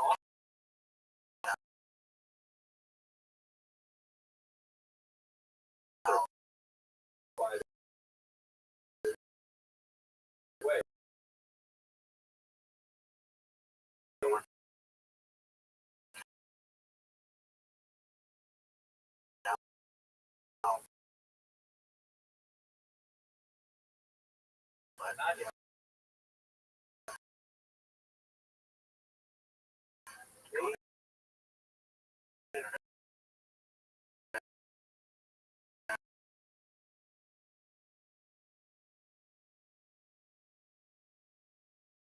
Going round in circles. First it was family, then it was too many soy boy comedians talking shit. Then it was because Rogan left LA and he couldn't get any state to make it worse, and then lashed out at people for things that he was entirely responsible for. Is out of control. And instead of following Rogan's advice to take responsibility for his own actions and improve himself, this podcast, I don't know if he's ever coming.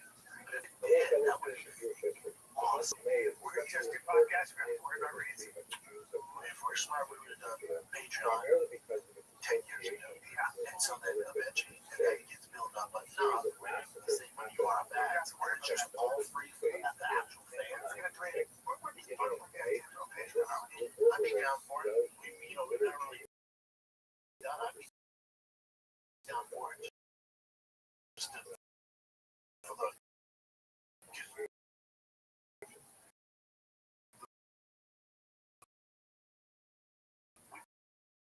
around so long. Are we as big as we were 10 years ago? The one not getting destroyed, yeah, we get made fun of. That's cool. That's why I do it.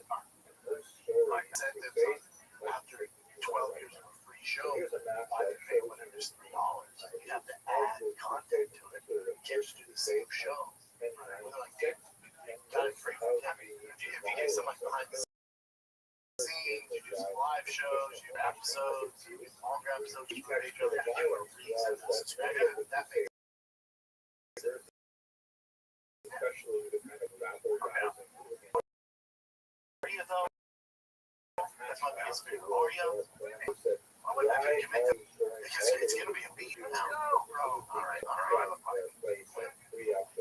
Afraid. As long as it gives, we'll still put out good content, right? But then just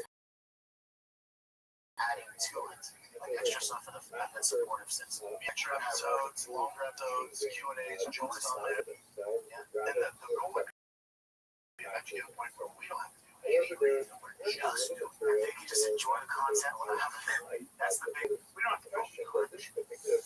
Just so you can just play music on their videos. Like, we really don't have to edit the video. Oh my gosh, it's the Wild West. Really, just be completely raw.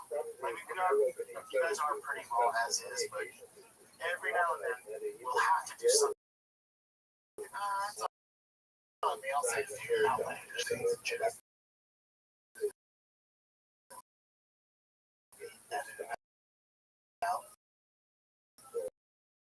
Not just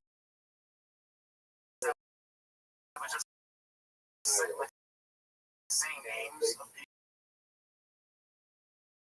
A Patreon is for the hardcore fans. It's for them. But also, it's so I can hide from what it is on YouTube and Reddit. Let's get real for a second here. The real reason why Patreon is because without ad reads, there's no reason to have a paid subscription. Because who's going to pay for all the bots? I'm being serious. Think about it. They started Patreon. They buy a bunch of fake memberships to boost the numbers. But because they're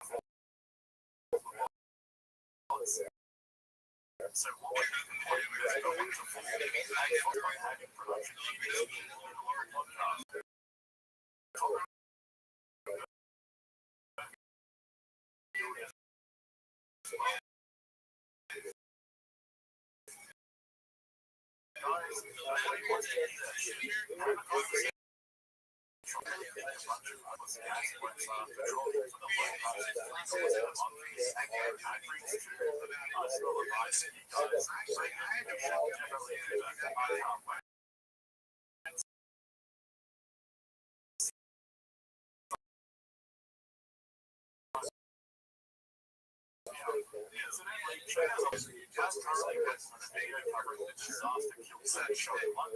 Check that out if you're interested, and don't forget to subscribe to my other channels right here on YouTube as well.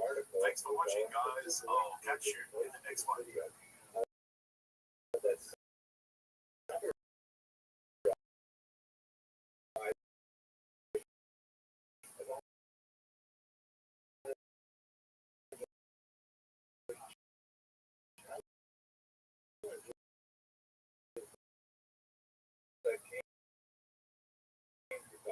the thing with Joe,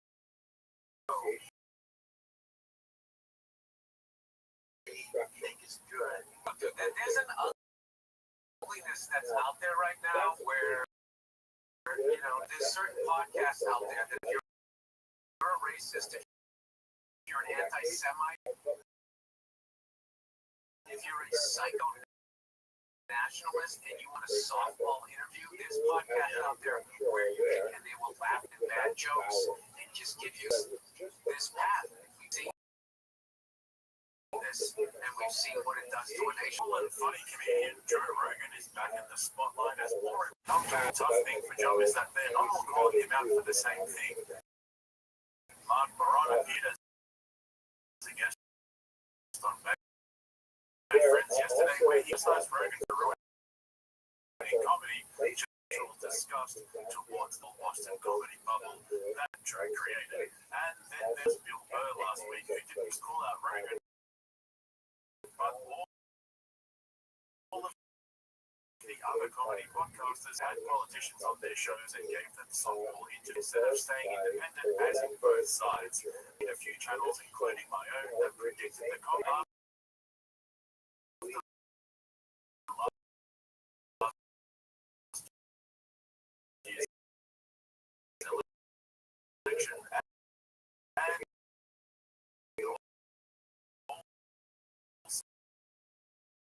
So far, I'm pointing to exactly that. Political journalist thinking he could ride the wave of political guests going on comedy podcasts, one epiphany at a time, which backfired so spectacularly to pursue other interests. Now that things have slowed, it's becoming harder and harder to come by. But for Slow Joe, things are a little more complicated. Rogan's policy of posting and ghosting, never reading the comments, and never listening to or reading any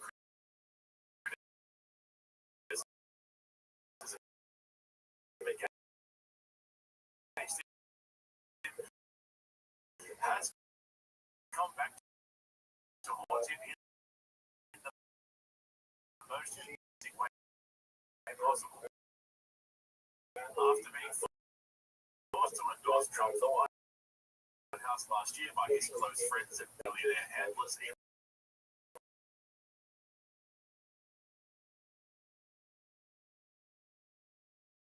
speak out and criticize Rogan for ruining comedy and becoming a political talking head.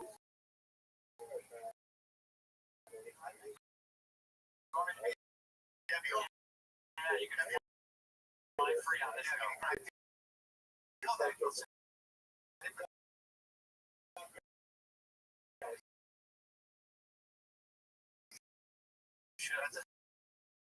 When I was driving over here, I thought, I think before I even say that, I would say that I feel like there's two people that are the pioneers. Okay.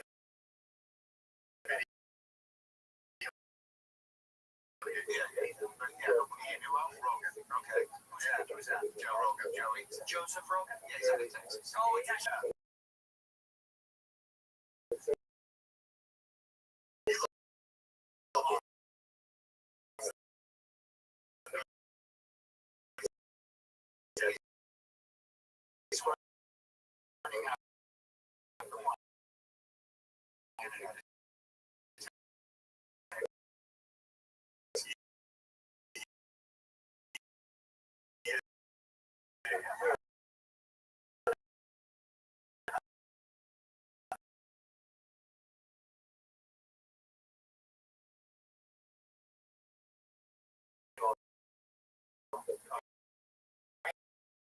Yeah, something else.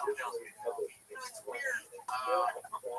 Is that their title? Aria of Healthy Fellas is so good. There's a shot at Bird. Go ahead.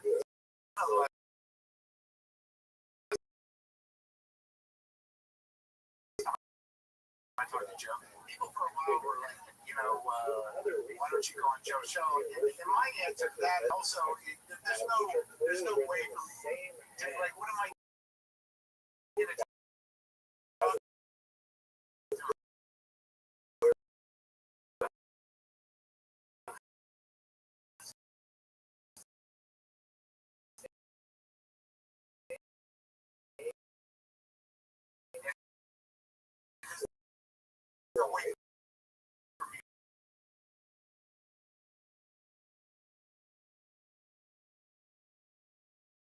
Malcolm X and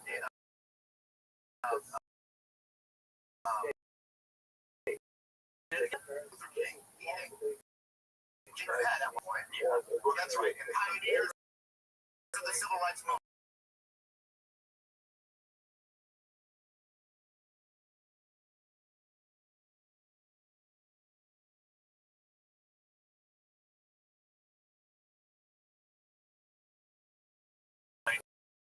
Why he wears his oversized shirts during stand-up because he wants to hide facial expressions. I mean, how else would they know when to laugh? This is the clash between testosterone fueled vitamin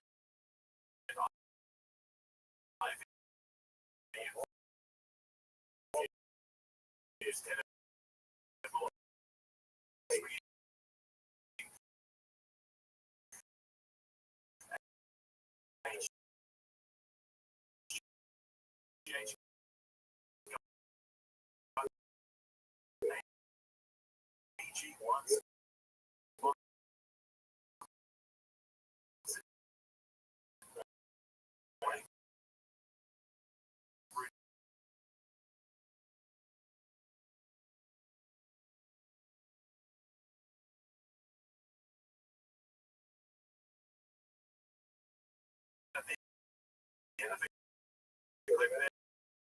you probably heard him say Bobby Lee's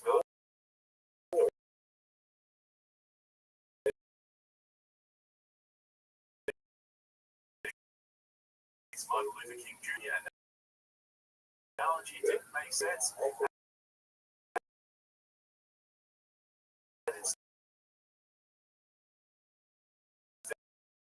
That Joe would be closer to Hitler or Goebbels. What do you think the author self-funded it?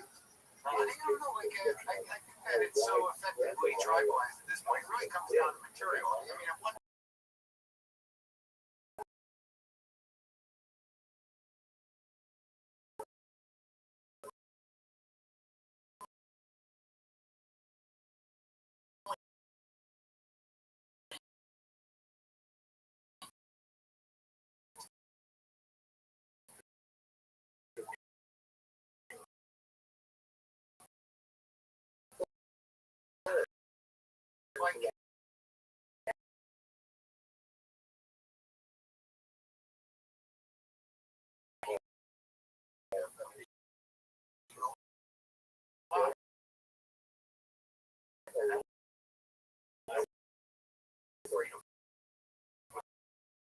so that's done.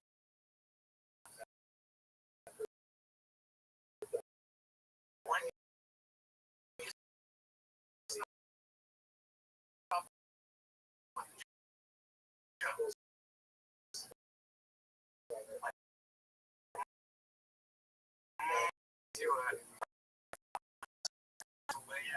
see, I think Mark's only half material one-liners is if they're channeling the second Renaissance. By the way, if you want to see him to kill Tony and all the other Austin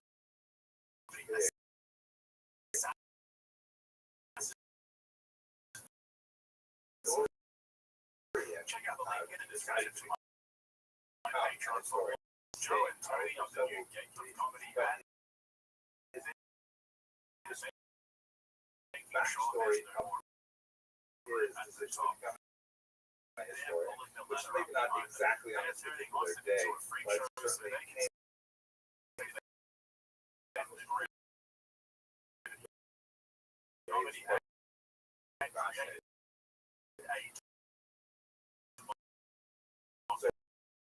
so who was this guy Joseph?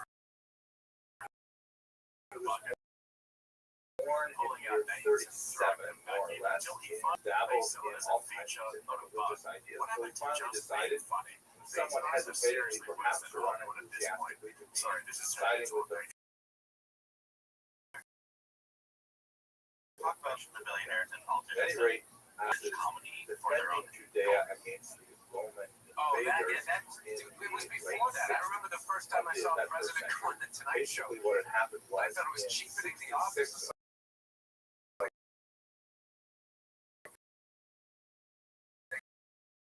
that Did that.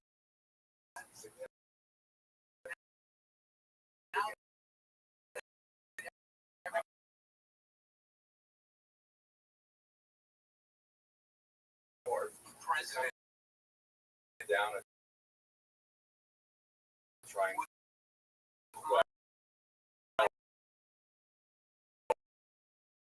intellect. I'm not going to sit there within 3 minutes. at What was your the favorite Super pass Bowl? of that I'm whole going to vote for this humiliation. guy. It's just like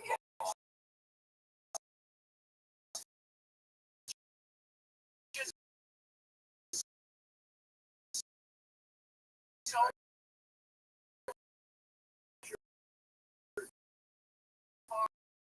far beyond Which is my huge a lot of guys sides of politics, which set sounds up like the we're going to be a fun we know about all this primarily before by they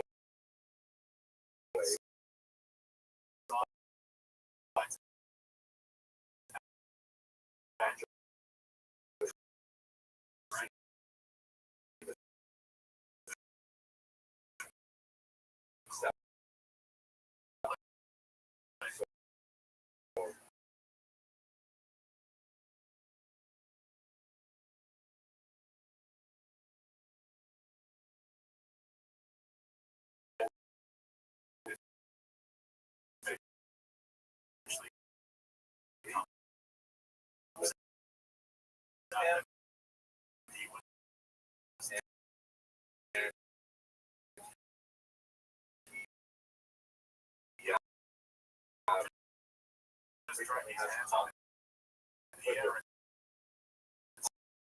say, to me, I'm just a awful specifically on name those with for brains asking questions. corresponding to Unfortunately, roughly Joe, this ego thing that because inferior now I wall, can explain it like and I'm one somehow especially Einstein and Jason. It's like, no, you're not. You sieges just are read just as some hard smart on shit. the Somebody said me attacking one time, army oh, as you they know, you're are a really on the smart guy. defenders. And I go, yeah, you're a Depends really on sports how bar. much stores they've laid up against the siege.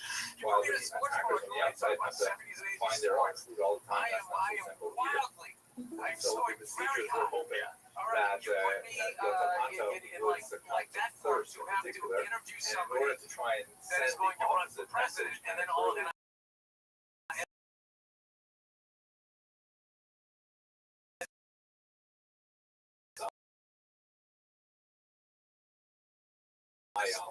this guy is take over rebels summer do school. all their So, laundry Joe that Rogan and say, is wow, they must have a lot of water in there because they're not worried about it. They're doing their laundry.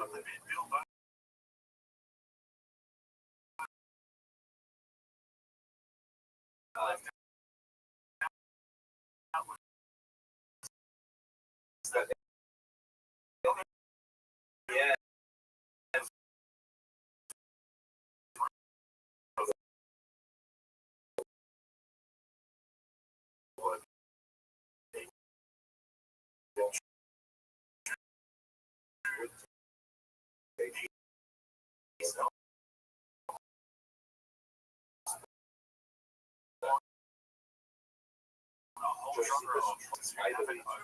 Confidence in their ability. It's just so hard to really Every time I sit down with them,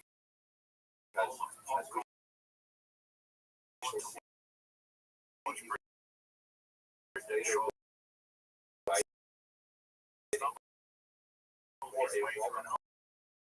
conversation. Nobody I think to myself, Joe Rogan should be and with their mass battering rams at the tribalized, the Romans eventually breached the walls of the open sort of It was a horrible master of the Jews.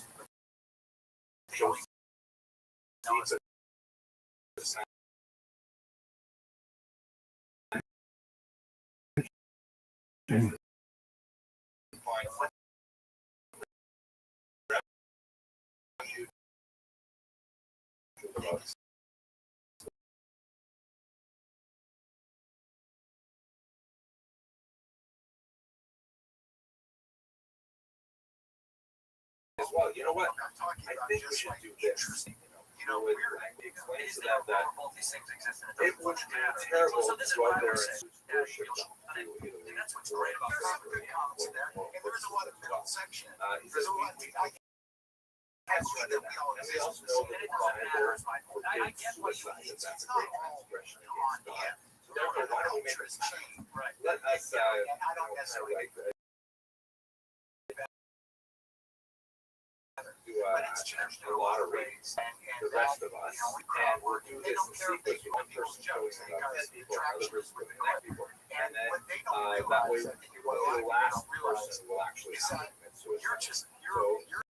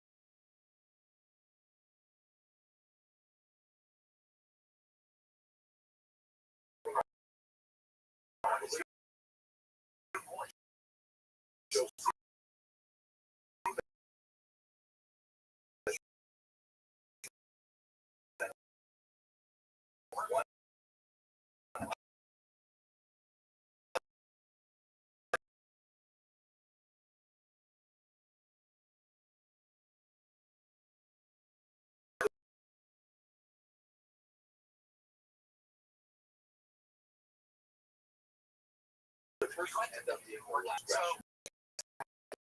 Casey Rocket's really entertaining By and the way, fun. that story also sounds material in other historians without I know necessarily you're gonna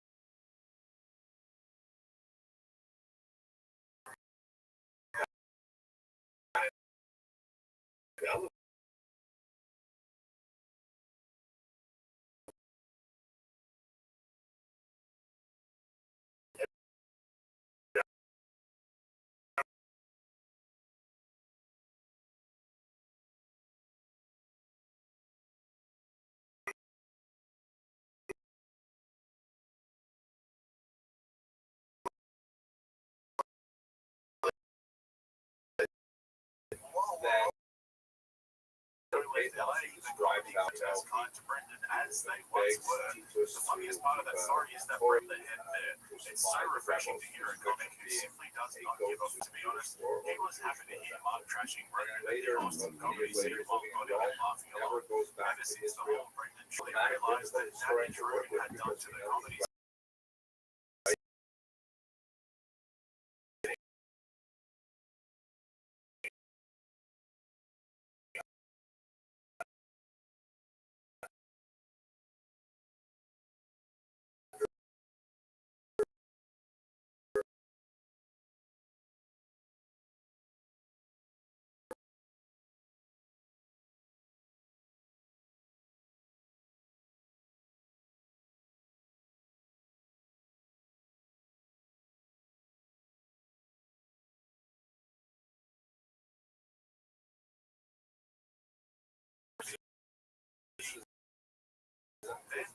Then you put the brand For in the example, next breath. in his It's like anyway, automotive if you want to consulting follow with the him decline to of find the out his Austin comedy opinion scene, on that Jewish movement law, drama which is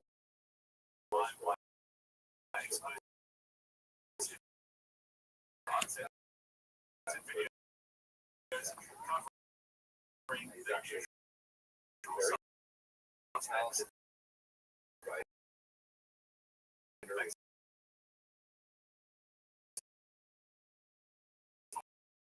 project guy. I'll catch you in the next one. So many. There's a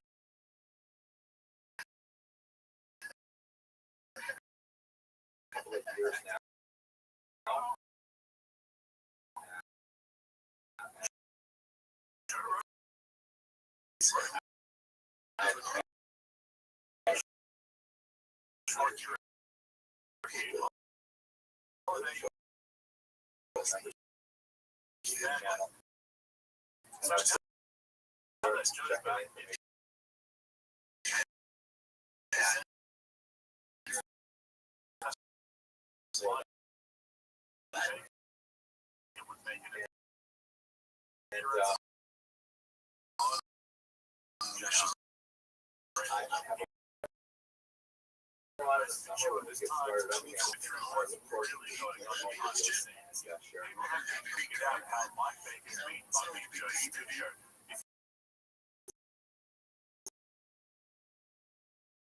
Cigar in a very strange way, and this time way as well, which led out that the bug is in him.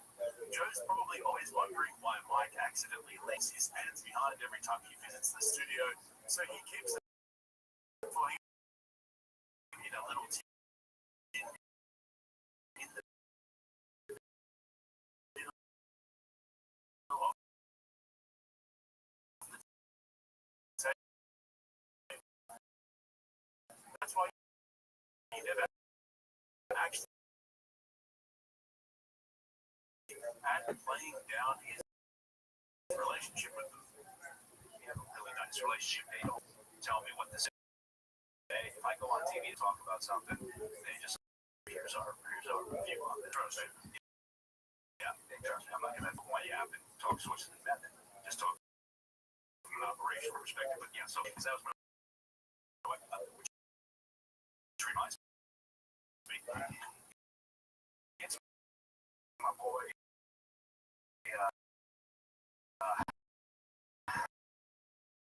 His birthday today. Happy birthday, Brooks. Yeah, thank you very much. Fucko as well. Such a wholesome family. But as usual, guys, there's any sort of pushback in their narrative.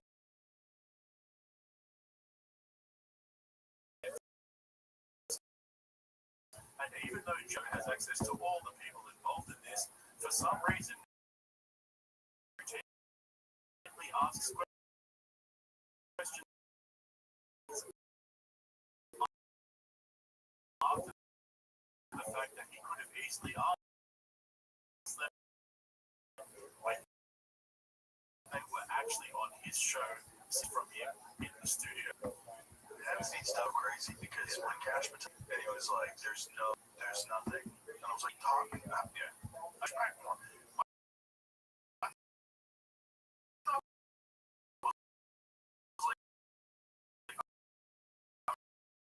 just gonna put this out there and let the internet do its work because there's nothing saying broken bones in his neck, which never happened. He's like, well, we have a film, we're gonna release that film, and then get this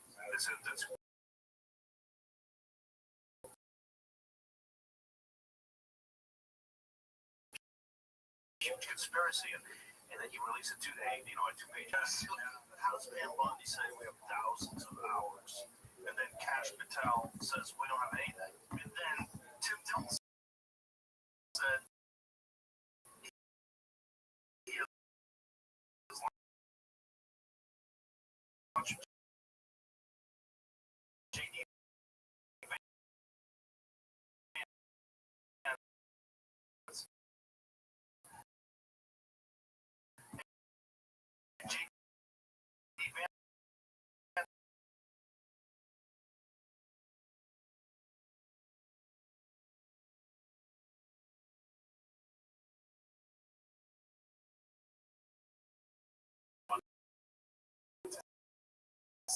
Van himself. Every guest has an agenda, whether it's a comedian, an author, a filmmaker, or just fan. Getting the FBI to Cash Patel on the show when Elon Musk was dropping bombs on Twitter, accusing Trump of being on the Epstein list, and seeing him squirm and weasel his way of discussing it should have compromised guests. It's never been more obvious that Mike Baker is still a company man.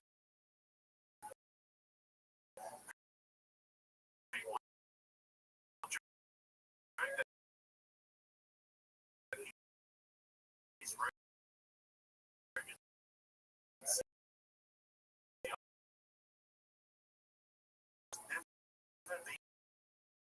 appear to be that he just listen to the way he way through this answer to Joe's question and reveals the real reason each America was in a coordinated effort. You know, I know this. There's a lot to talk about. You know, did he have some sort of intel connection? Right. All right. But from my perspective, it's complete speculation. But I will say, but from an operational perspective, you see a guy like this, super effective, and you know, all the way back to what 2008 was, right? So he's had a long history of these problems from Chinese intel, right? And I just read the goddamn entertainment news, and you know, there's these rumors and allegations of high-level people flying off to his island. I would think that's interesting. If I get somebody right inside that operation, whether it's Ghislaine Maxwell, whether it's Epstein himself, whether it's somebody who's just on the outskirts of it, maybe I'll start picking up some pretty interesting leverageable information on people that maybe I want to. If that doesn't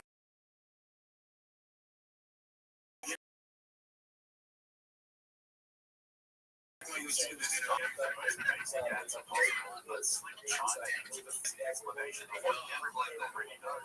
But make sure to use China as an example and your CIA.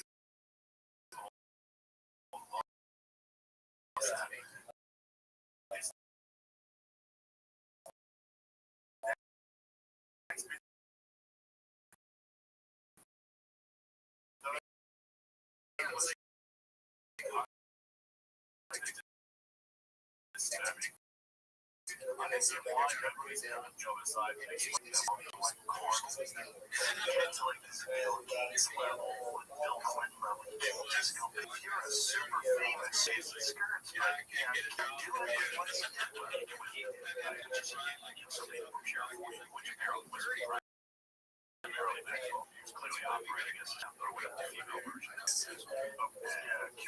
Curator, yes. The word isn't curator. The word you guys are looking for, you know how Ghislaine Maxwell is currently serving 20 years trafficking. She's not in prison for curating. That's how a lot of these guys were so high profile. They couldn't just go in public. So they needed someone to traffic teenagers for them. What do you need? Like with a friend, about serious crime of the UFC situation. As usual, though, things only get worse. Okay, I can't, I can't speak to, the for one intel agency or another, but I will say, if I find that of interest, right, then I would definitely go after somebody to see what's going on. It's the easiest connect the dots.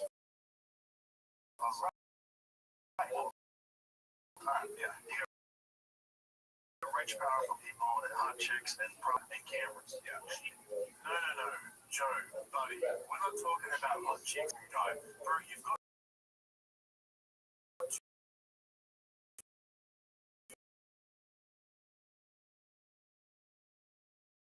young daughters as well.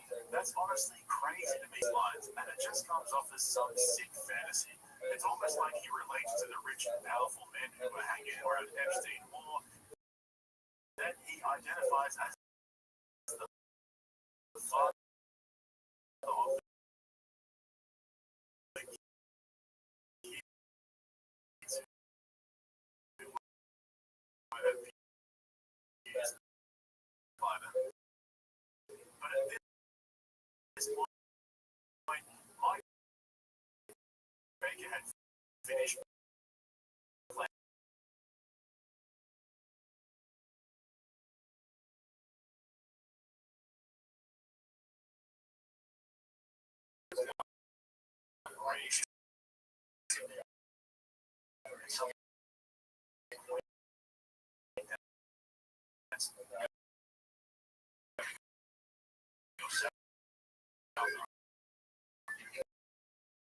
Having said that, the Russians would take a lot of that, right? And the table is an option because will turn on. Next thing you know, you've got an agent working out because I don't think about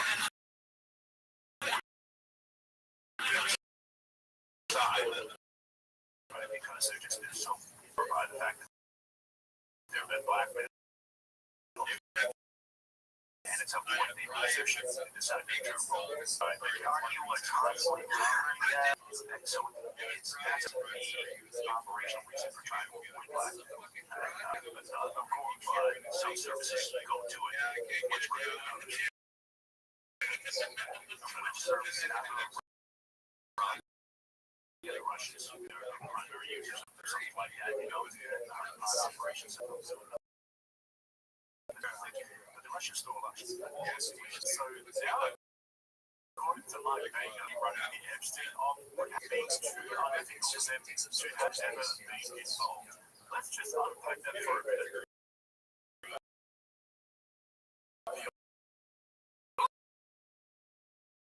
Organization who brought the Project MK Ultra, contract affairs, drug trafficking to foreign operations, hiding covert operations from Congress, and the most infamous of all, allegedly orchestrating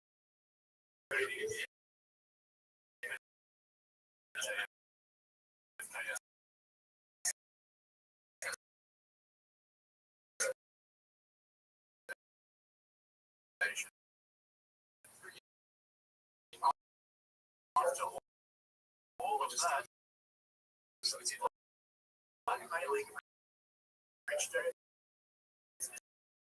supposedly yours when your yes lies straight to your face like that. Now, when he brought up Israel,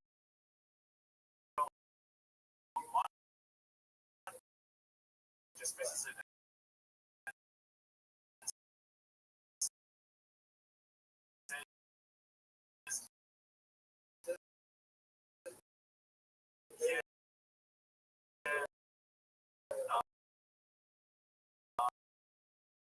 It's probably Russia. So let me get this operation that's sort of the trafficking of American teenage girls to come to talk about, manipulating intelligence, for the 2016 election, and then all of that. That speaks more to the A to Z than the Epstein file. Call me fucking Elmo. Oh, we've got a problem. Rogan said his brains fell out. This is where Hannibal feeds Paul his own brain. What's the main thing he's saying is, come on, what's in the box? That's not the end of it. Because if you thought that this was the end of the CIA speak, wait until you see this clip where Mike Baker simultaneously claims that the names on the look, everybody's worried now, right? At first it was like, okay, again, was pushing for this, right? Because you got people from both sides probably on whatever that list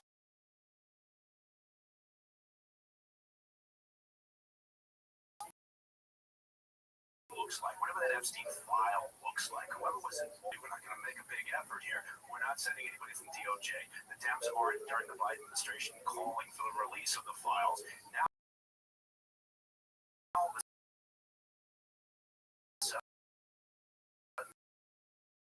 they smell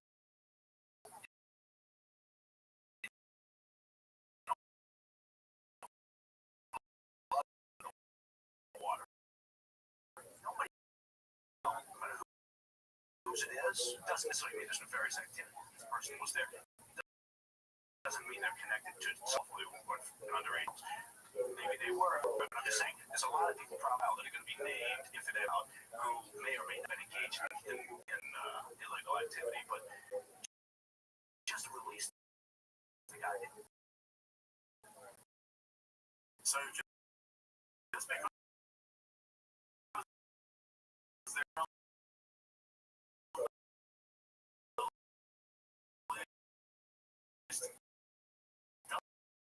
doesn't mean they necessarily did anything illegal, but if they are at the probably China or Russia, so salad coming out of your fucking mouth. I've never heard anyone hype something up and the Epstein situation is going to be so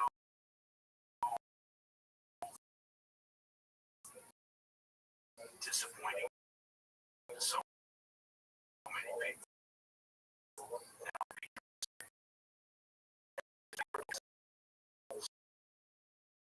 Right? Clinton's going to be embarrassed. We don't want that. So, again, my point would be just release everything. The fact that Mike say that nothing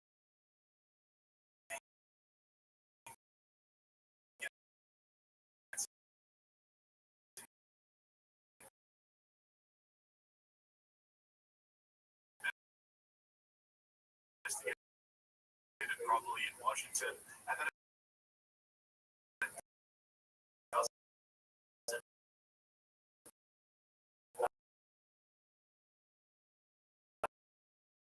who's on the list from both sides. They should just release it and we can focus on the more important issues of the moment.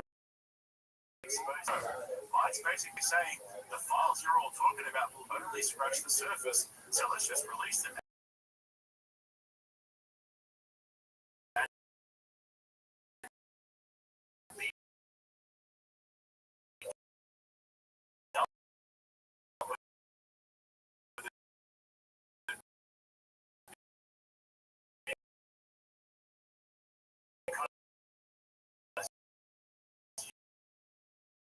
Back to I know I'm bouncing around here. We're going back to the UFC thing. I don't understand how they handle this so poorly. Right? From Bondi, they come out and talk about the files. Oh my God. Just read that. Like,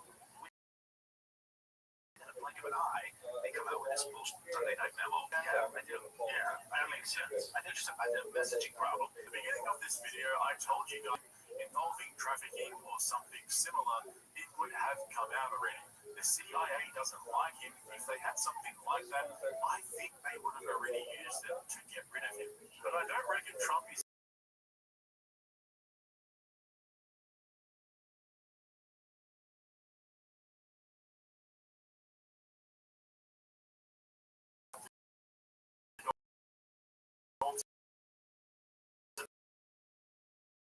the public.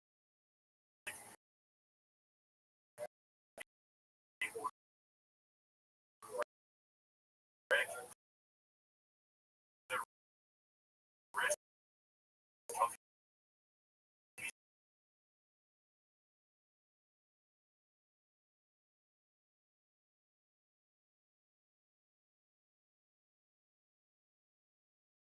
Trump's a businessman. He doesn't really seem like he's committed. Said that, right?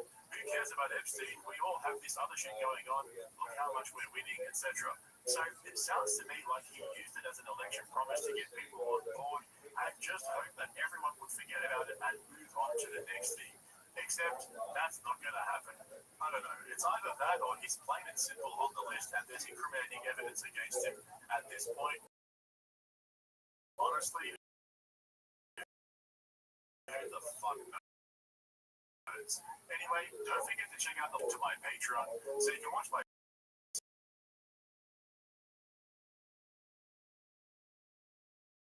listen to essence and content. If you enjoyed today's video, tune in the next one. There'll be people that they'll DM me like, you see what you're doing, you voted for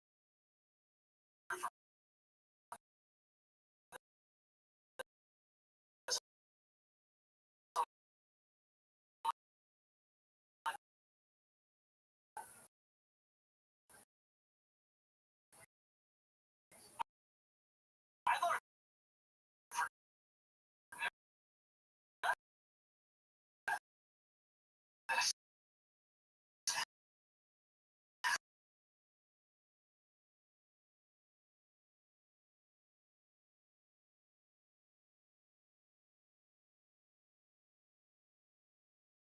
differently. His words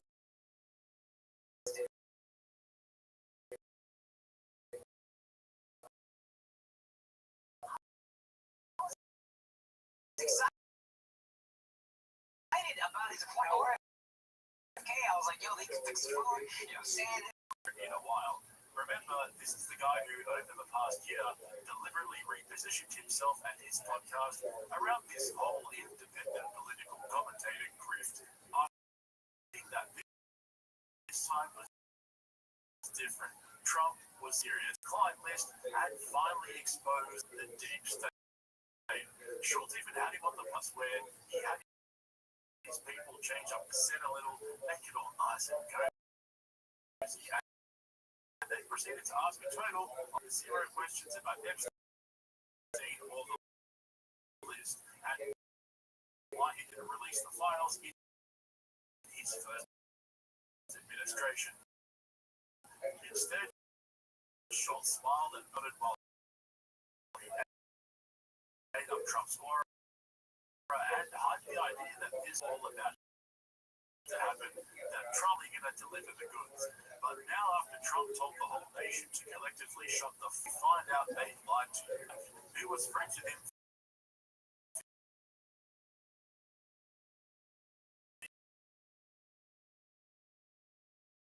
years and years. Trump is one of them, and they played us once again and cold.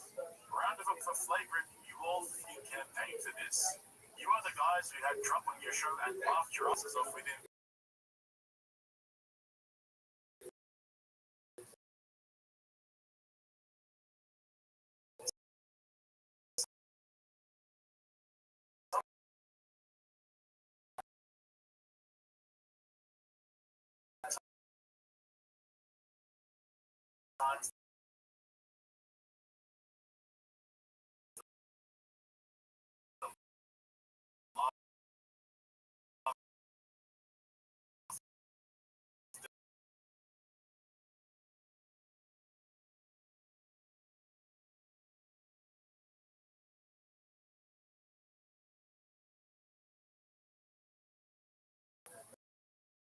This is your guy, Andrew.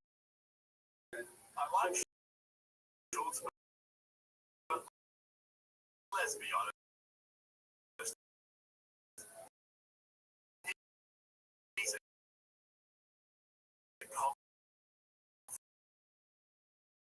idiot. He literally helped Trump being duped. Instead, what we get from him and his crew is pure cope. A masterclass in influence and mental gymnastics as they try to justify, explain, and rationalize why their guy, the guy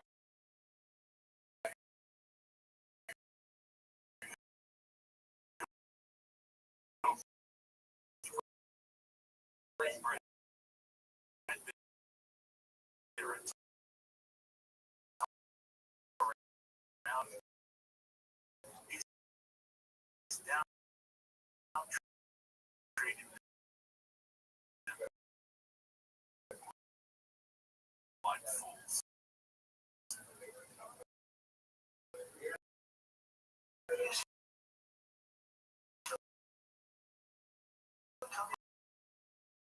Jeffrey Epstein is confused, and are people still talking about this guy? This that is unbelievable. Do you want to is trying to cover up. Something changed because they raped. Yeah, these guys had great ideas, cockeyed cash, you know, man, still he had bars. He was ready to tear it all down. He was ready to tear down the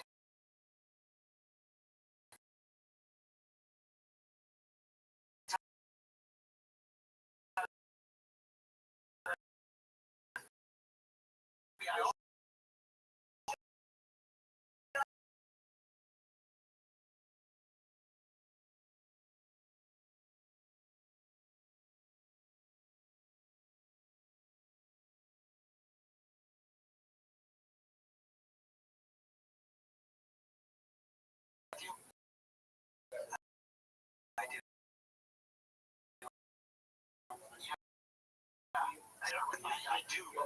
100%. Especially when you're staring at me like this, telling me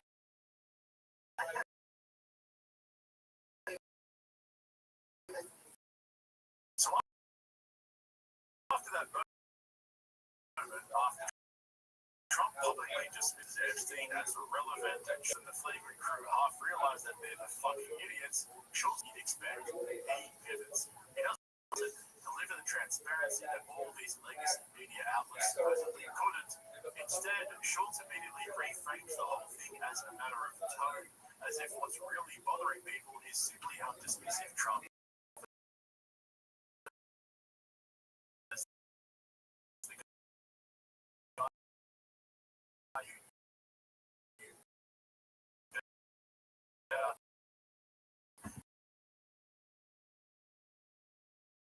How you living, pimp? Did you fucking mortgage the house and your kids' college?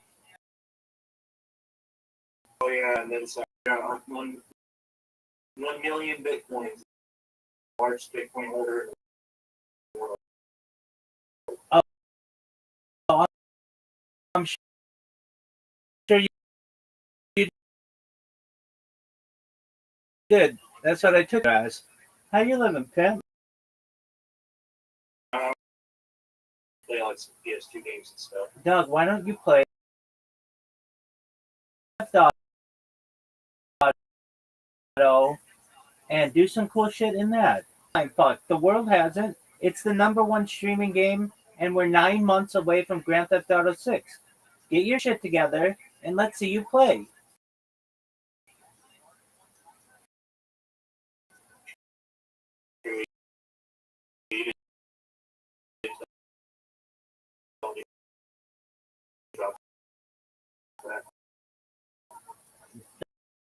Doug, are you like sharing?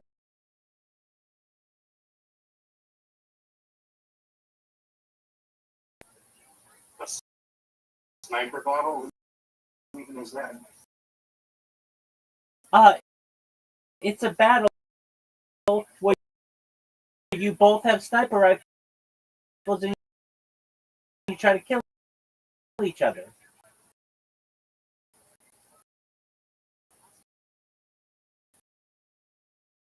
Well,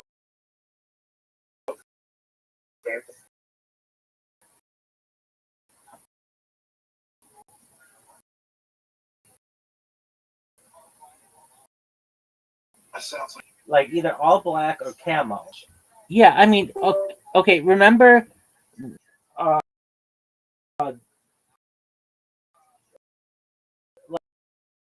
like well, it wasn't just snipers, but you had a sniper to do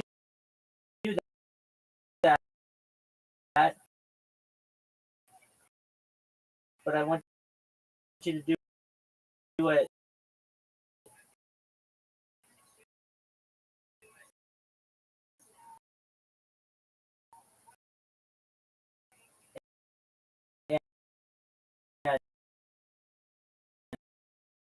and win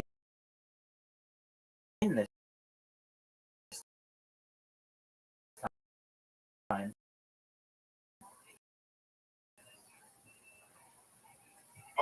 I mean, I could download 5M, but I can't play online because I have like a.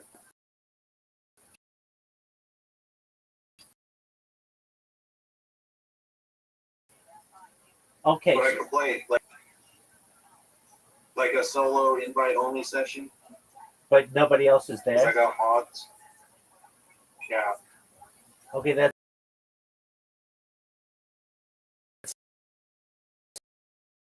sucks.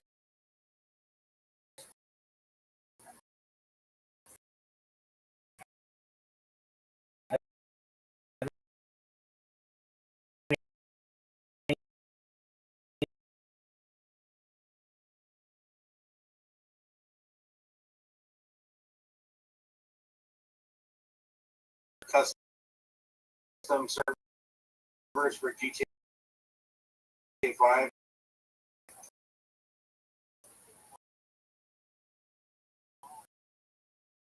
All modded stuff like Chicago.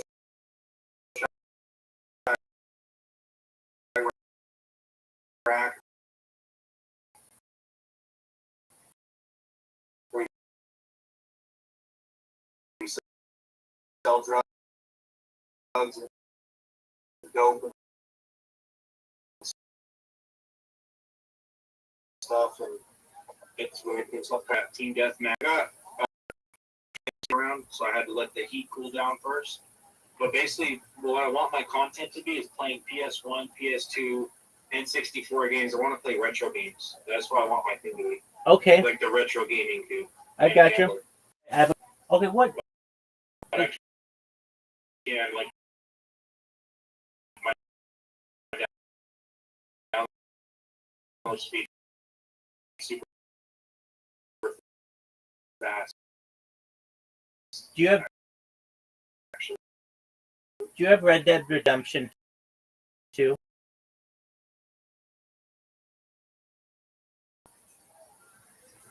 Like 2 minutes. I got gigabit internet. Okay. Well, why don't you get your shit together? Download that.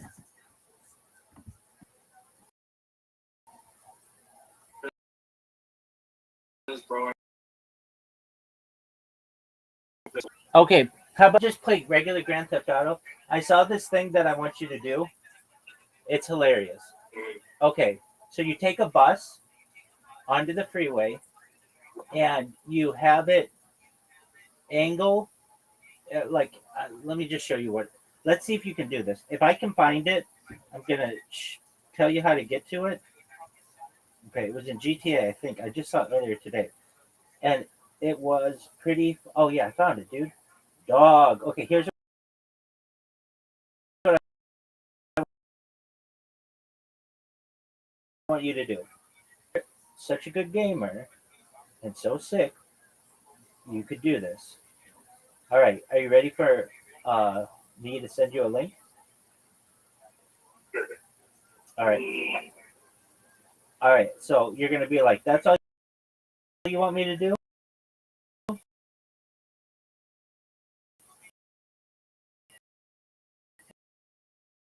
And I'm gonna be like, "Yeah, yeah. That's all I want you to do."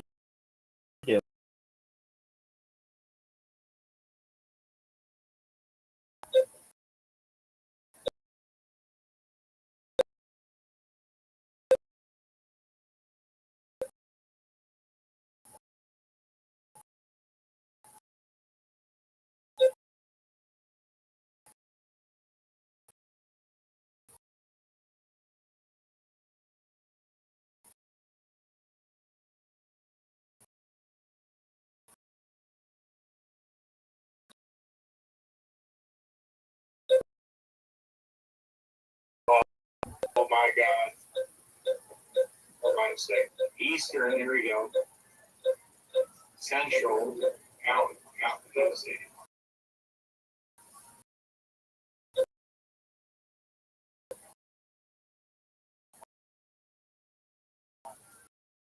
Your dog. What is this beef?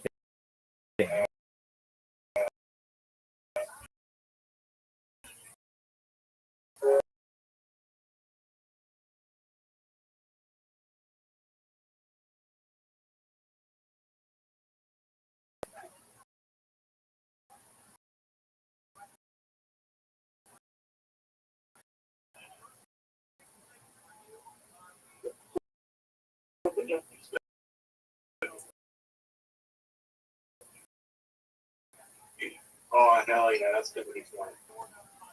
I'm excited for that. All right, let me see here. Oh, I looked at it. The state link? Yeah, you showed me that. No, I you looked at fuck. that one. Okay, No, you fuck.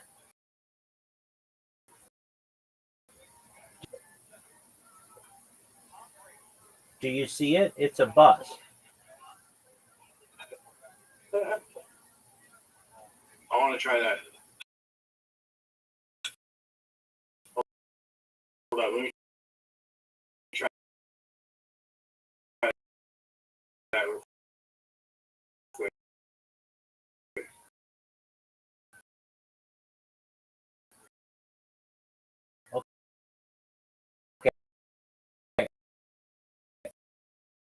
What are you talking about?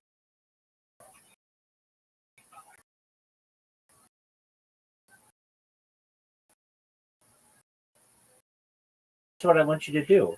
Excellent. Do you know where that is?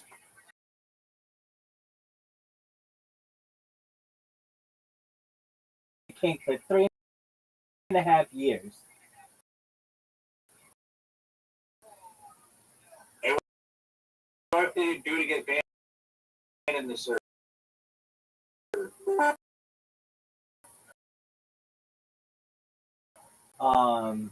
Well, you could show your pee, and I have had chicks do that. Oh, you let them? Oh yeah, I've let them.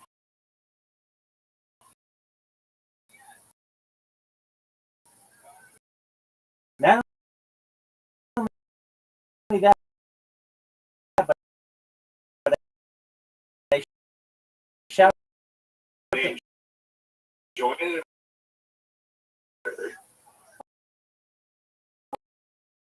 Oh fuck yeah!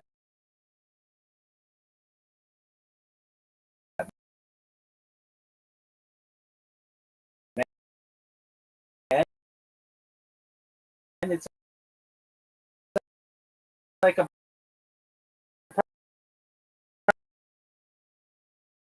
private show.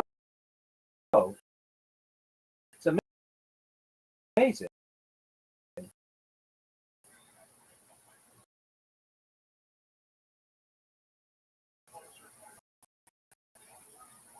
Oh my god. What's that, pimp?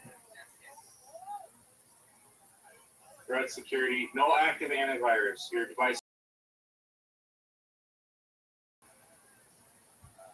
protection. Everything's on. Learn more. Virus tool. Restricted area. Disable index spyware.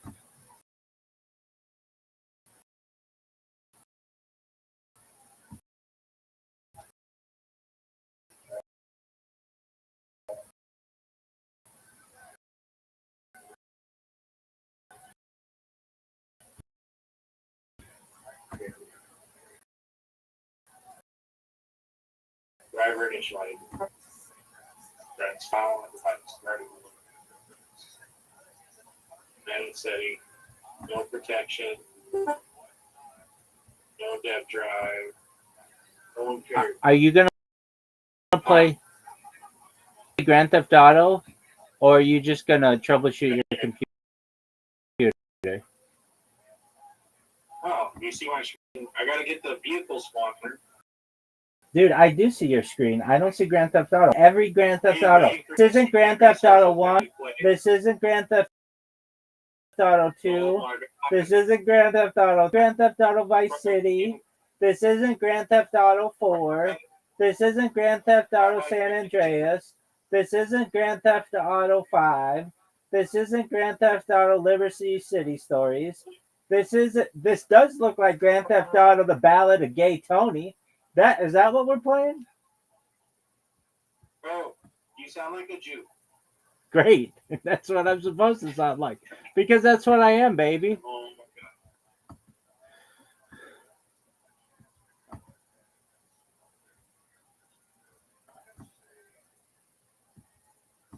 There we go.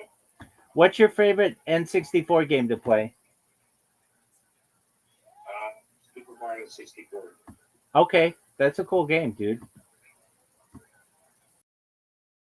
Have you ever gone for what did they call it? Time when you do it as quickly as possible, speed runs? No, I can't do any of that shit. Ditto. I have to take my sweet ass time. Oh, really? Well, it says in my mod menu right here, it's actually pretty good.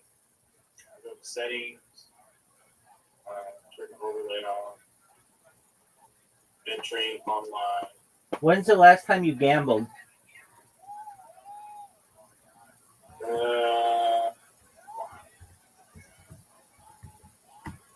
And Like a couple weeks because I had to move into this new place and I got my eating.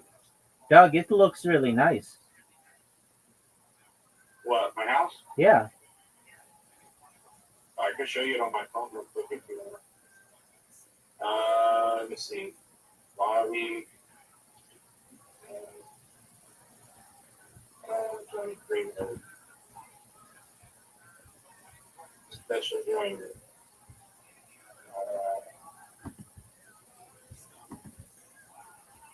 Solo session.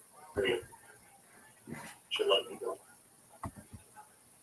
Alright, here, come on, John. Did you know Kill Tony is tonight? I usually don't watch that stuff.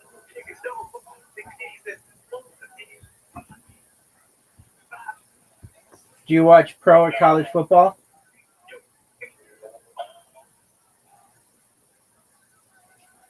What the fuck? You just disconnected. Why did you just disconnect? Can you see me now? Yeah. Because I'm on my phone. Okay.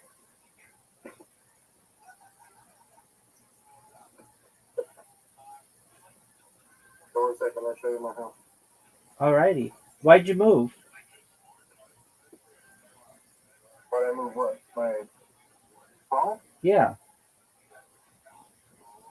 I had to connect to my fucking phone. No, why did... Discord. So this No. is the kitchen. Very nice. A nice little kitchen. Absolutely.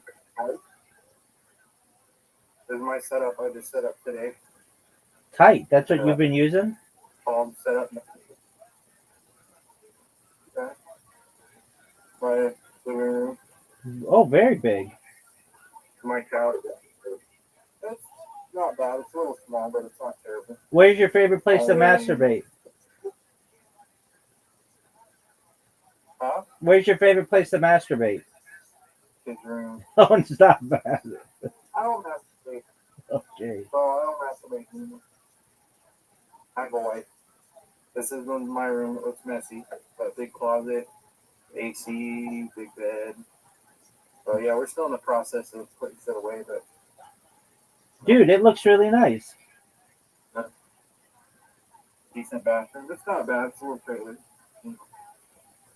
Nothing crazy. Dude. Well, I'm really proud of my setup. So I have it on the room like this. I want to put an entertainment center right here, and then have my computer. And we probably want to put another couch right there. I think. All right. That's how I want to do it. That way my computer is gonna, and then TV somewhere right here. This is our cooler. We have a swamp cooler because there's no AC, but it works good. I just put like a bag of ice in the bottom, and it gets super cold. Like a swamp cooler? So yeah, yeah, it's just swamp cooler.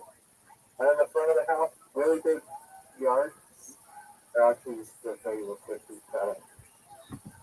This fence on this side, we have a whole privacy fence that our neighbor did, like for a while ago. Oh, very nice. The whole fence is just this. It's a pretty big yard. Definitely big. Pretty nice. Got a little street lamp right there. It looks perfect, dude. Did you go from an apartment? No, I'm happy about it. Absolutely. Did you go from an apartment to the mobile home? From my in-laws. So this is way better than living in a little room with my in-laws now.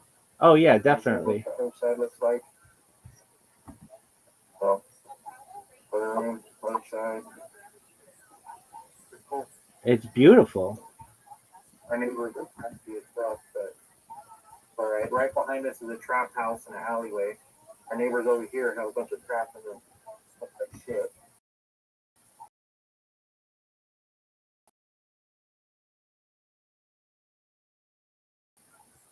Complain about it. Dude, it's amazing. It's yours. There, you should be very proud. It's very nice, dude.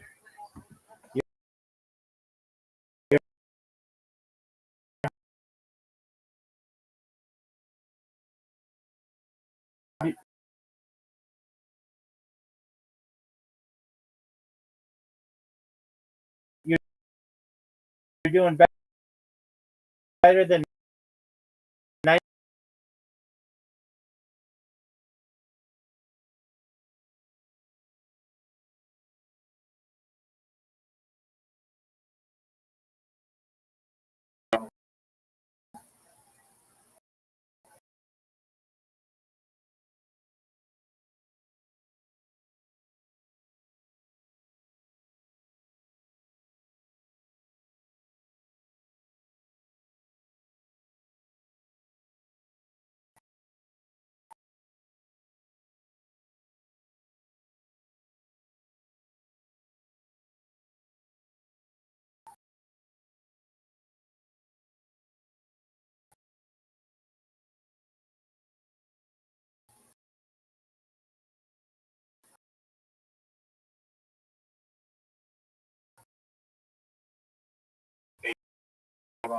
Yes, sir. Which I don't do. But here's what's gonna happen. Well, you can't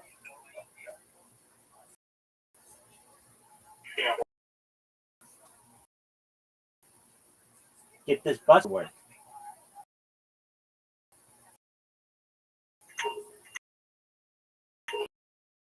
Oh yeah.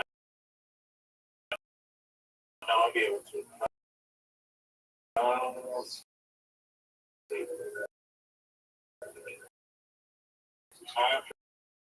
Yeah.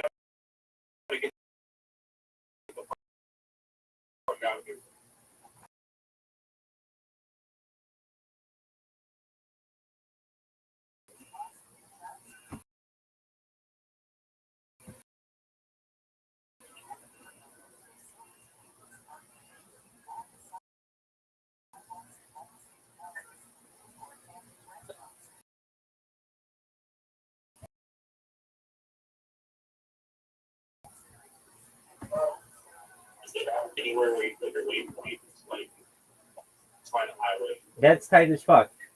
Don't you need a bus first?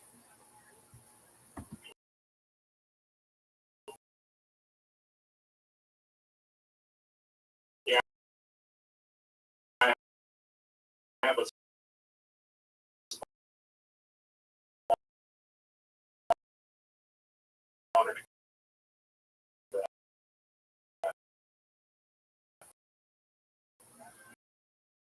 Oh, tight.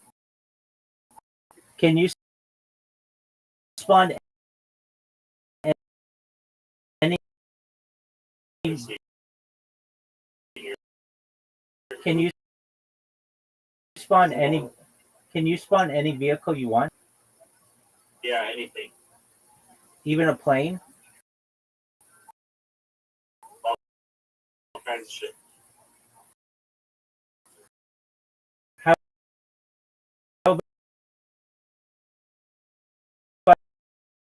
about a submarine?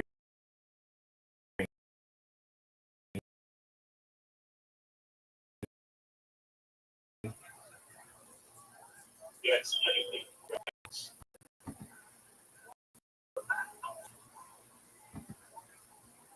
Things right here. Here, what's right here? I mean, that could work. Let's see. The trade.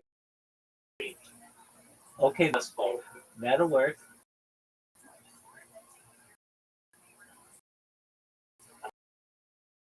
I mean, anything really. Dude, just it needs to be the right angle and everything.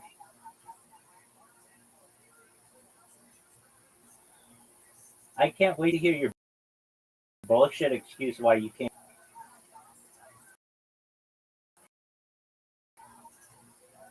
You see it I'll get it to work. in front of you in order to motivate you to be able to get this thing to work. Yeah.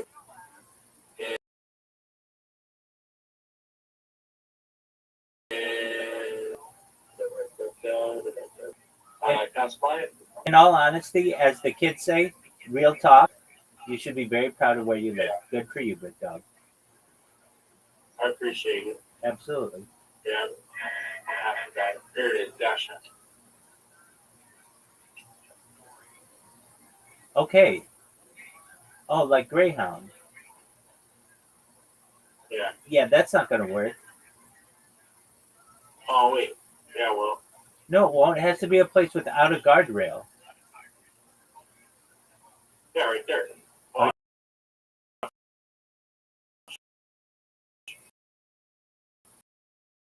Okay. Now what I'm going to do is shoot a gun. That was good, Steven. Hey, P-Model, how'd you find out about me?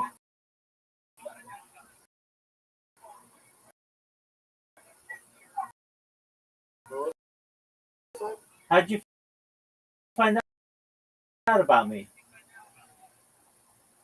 About myself, big dog? Do you mind if I...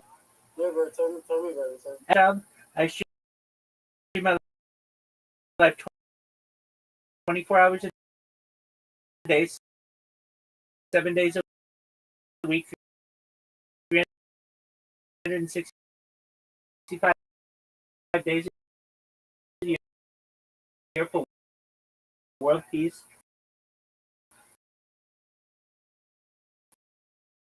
I've been doing so for more than 3.5 years.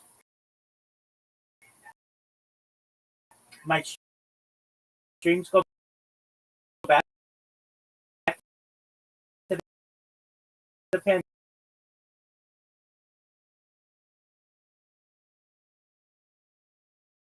To make you, your friends, your family, all of generational wealth, and I want you to be able to start charities and philanthropic organizations of your own. How does that sound, Big Dog? So I'm live all the time. I talk about things to help the world, like ending world hunger through the use of technology, such as agricultural drones, floating greenhouses, saltwater greenhouses,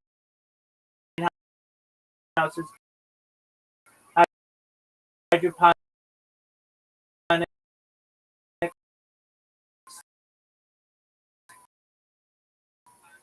vertical, about $100 billion. And one of the things that we do is we build wells in developing nations like Nigeria to help the less fortunate. I am someone who's an advocate for the Life Share program, but most importantly, desalination tech. How do those things sound to you, P Model? Computing, space tourism, space elevators, terraforming of other planets, intergalactic travel. I talk about de-extinction. People don't know this, but the first successful in ibex, which was a goat located in northern Spain, southern France. Fast forward to the year 2021, a company out of Dallas, Texas, is founded, known as Colossal Scientific. The mind-blowing goal, and I'll be proud to be able to archive it if possible. I am someone who reintroduction of the woolly mammoth. They want to reintroduce. I think it'll just be really exciting to witness.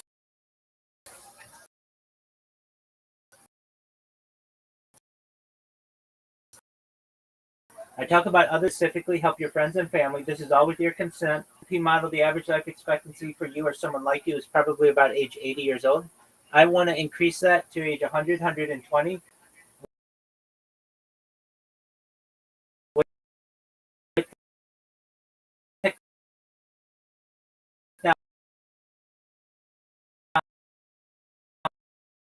technology,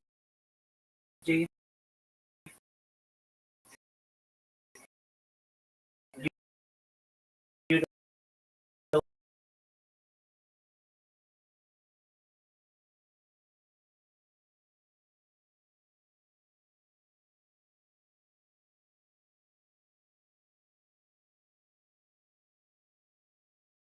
20 years old, but you may get great. Everything that you said came true. It's been wonderful, but my body started for later download as an Android and Avatar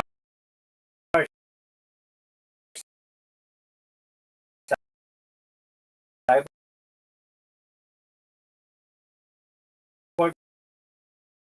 a cybernetic being, an ethereal being, that you may be able to utilize this type of technology to experience digital immortality.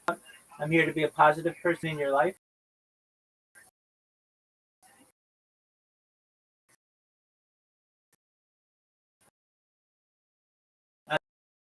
I'm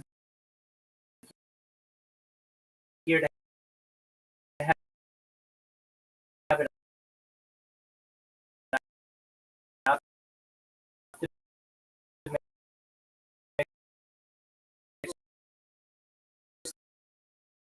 optimistic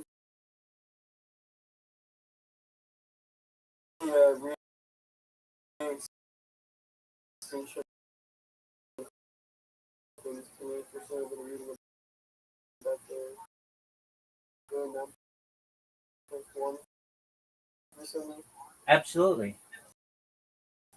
Yeah, you're aware of that. Yeah, really, Yeah, no problem. But yeah, de-extinction is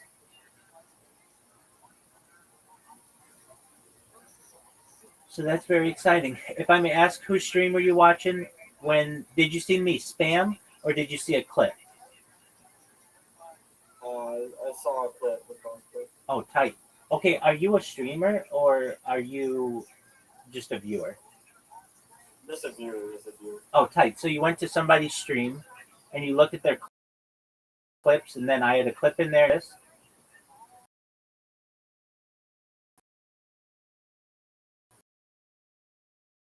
Yeah. tight.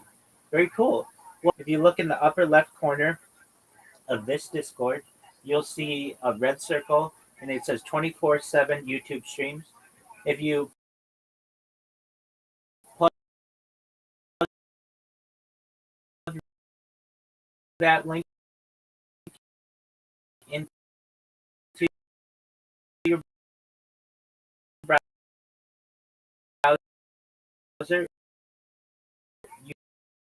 you will see that I'm live on 20 different streams right now on YouTube.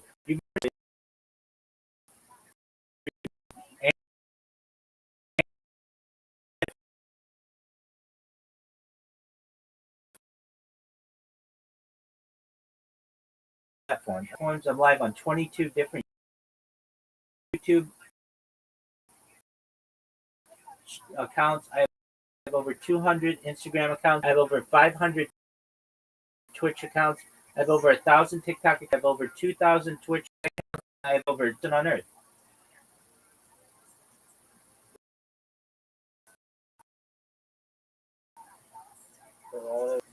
But What about you? kicking ass, taking names. Zen, if I may ask, how'd you find out about me? I just found like your YouTube stream, I guess. Excellent. You were just scrolling through YouTube and you saw one of them and you were like, I'm going to check out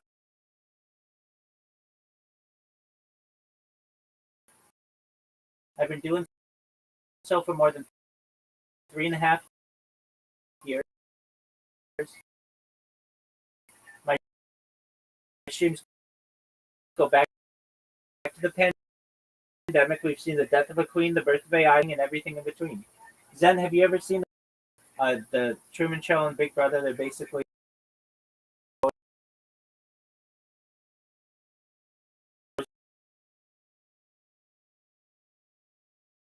movies about so because I'm amazing. That's right. I was doing shit, big shit.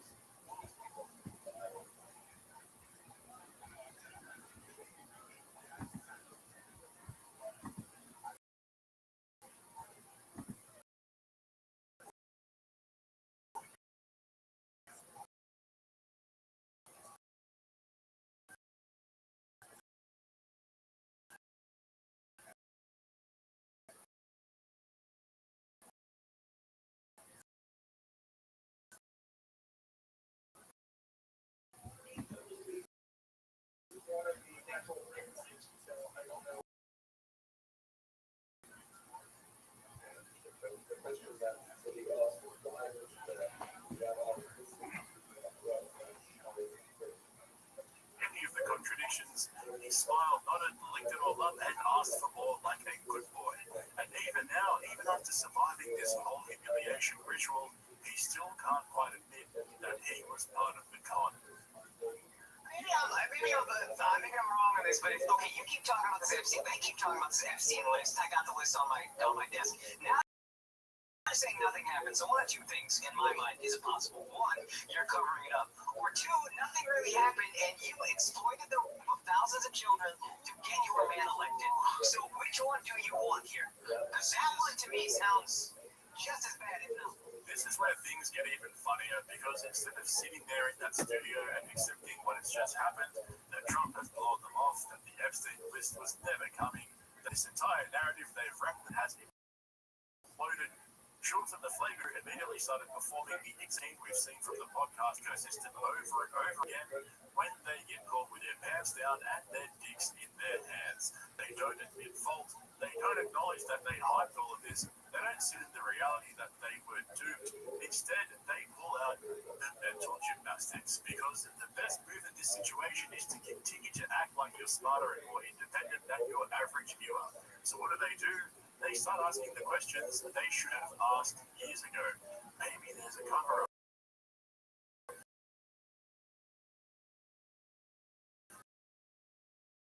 Maybe there's some dark national security reasons to understand it yet. Anything to avoid admitting that Trump simply used them and the Epstein list was never going to get released. So what is covering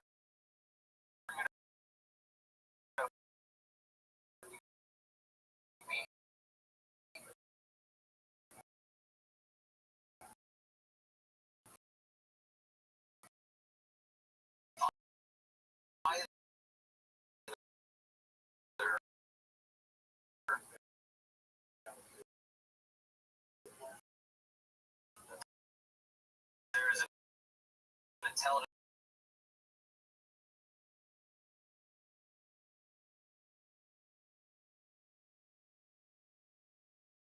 Let's talk about these two scenarios. So, but let's say it is an intelligence operation. Cash on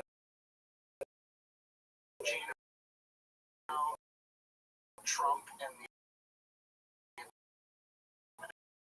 administration, and basically go, what do you want to do, guys? Tell the entire country, the CIA. Okay, now. Did you nap?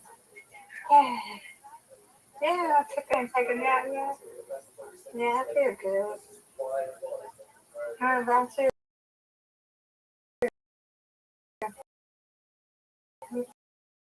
Feel good?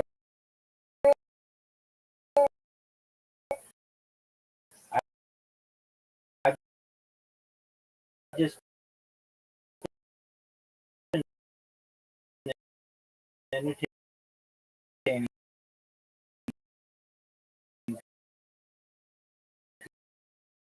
people. You know how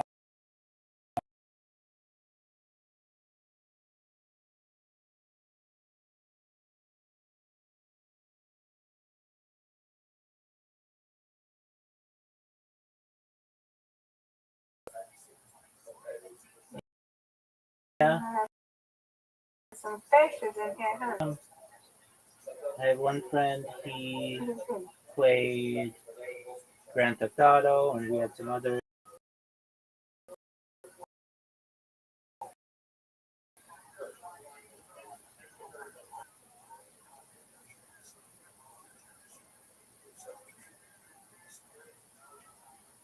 Mm.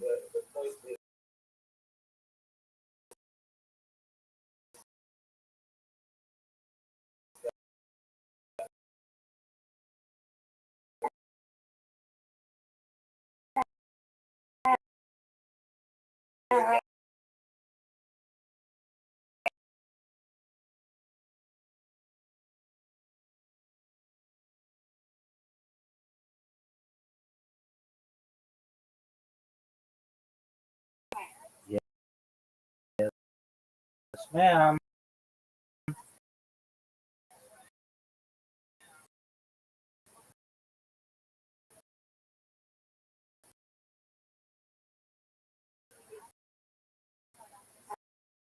All right.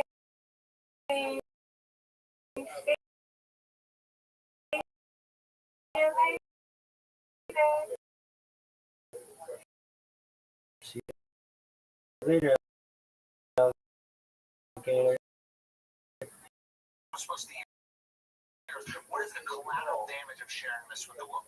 Plus, there's some type of like a hidden agreement where it's like, hey, we're going to protect him from information so that he doesn't sound crazy, and he can just kind of run with what take it.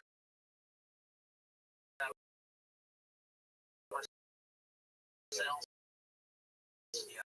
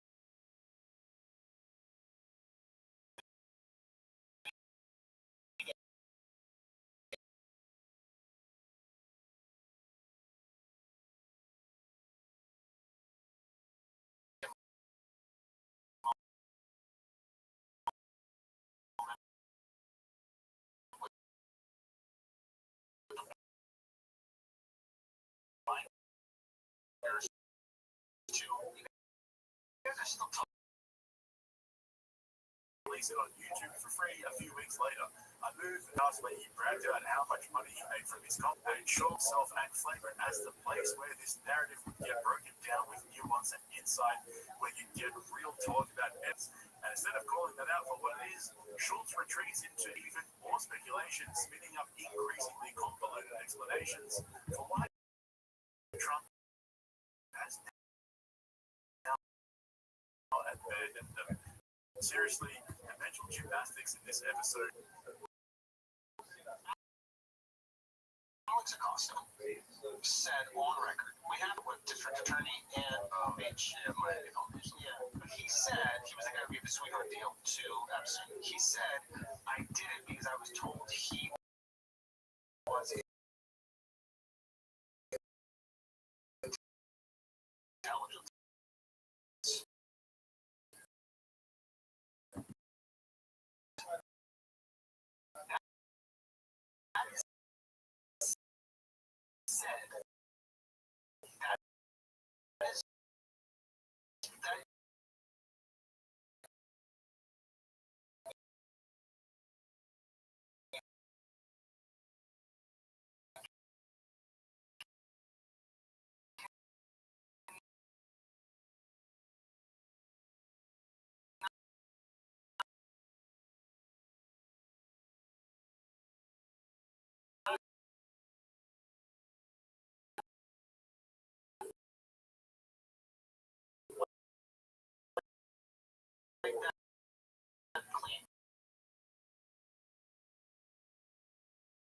Home and abroad. Yeah, because what country's a child blackmail ring on its own should happen because Trump's first 4 years. This is when he got locked up. This is when he would have been told. That's also true, yeah. That, hey, this is. He's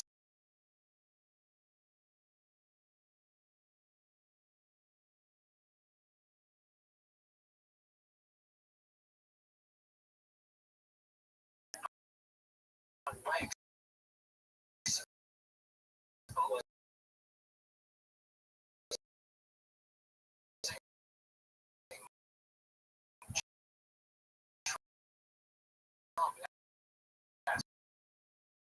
Part of this thing, it might expose all the other people or confirm that it's an absurd thing, right? Like the guy was partying with Epstein, and I think, yeah, right? So his name was in the black book. Is he asking for ID every single time? I don't know, and that's part of the thing at all. Schultz is saying this now. He's finally realizing that Trump's probably on the list. That the reason Trump won't release the Epstein files might just be because Trump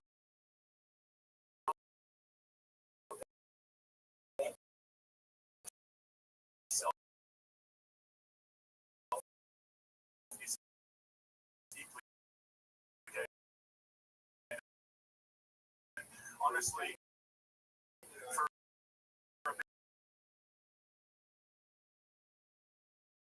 around becoming a political journalist. Wait a minute, guys. Maybe he's just not really list because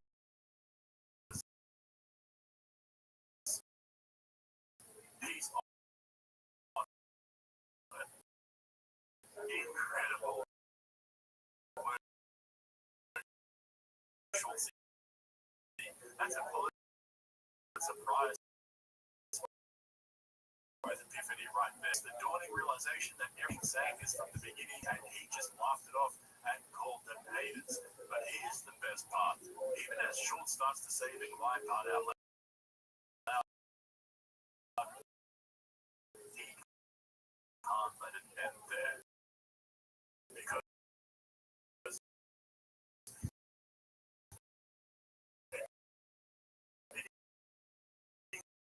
as the edgy comedian turned serious commentator was a grift.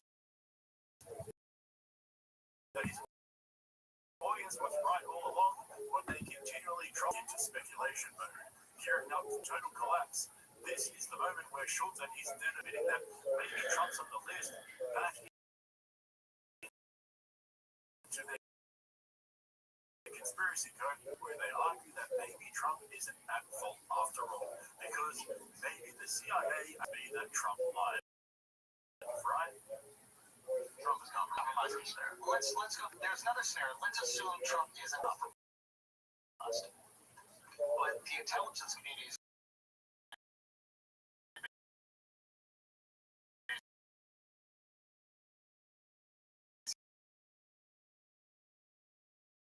basically saying people here that are going to go down.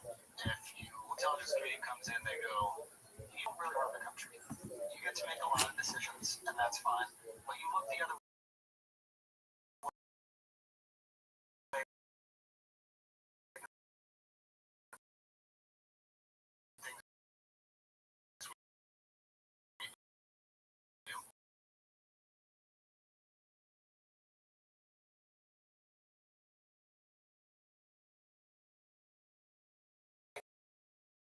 We have a new person running the country every 4 years or 8 years. And they plot the course of America for the next 300. It's kind of absurd. Right? Like, there has to be some version of permanent government established. They're not like speaking about, they're not trying to go, there must be some version of this permanent government that like maintains the course and does to maintain the course just like every other country that's run as a dictatorship does purpose, right? Like the good side of that, we won't the next time unless you tell people to look the other way about this episode at all. If the CIA and the FBI actually are running the country. Hang on. Wasn't that the entire point of draining the swamp? Exactly what Trump ran on. The whole premise was that he was going to go after the elite compromised, and now we're watching Schultz and his crew try to rationalize Trump's failure by saying, well, maybe the intelligence agencies really run everything and treat about it. That's fucking wild. That's your explanation now that Trump is now that by the real government. Then what exactly were you selling your audience last year? What was fostering? What was all the hype about? Rogan Visiboard, the guy who gave Trump his platform precisely because Trump was supposed to be outside that system.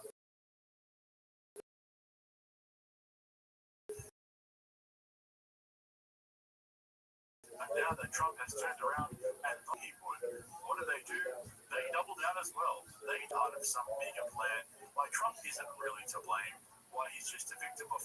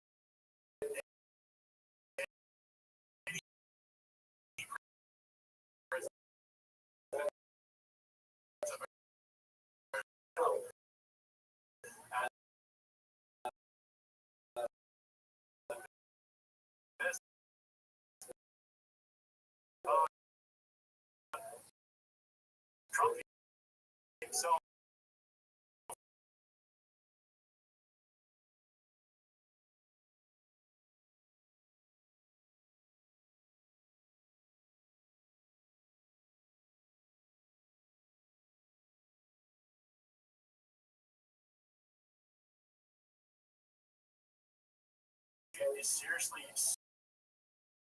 so fucking predictable at this point that the script link in the description to my Patreon, where you'll find all my uncensored long form content covering Rogan, Kill Tony, and everything.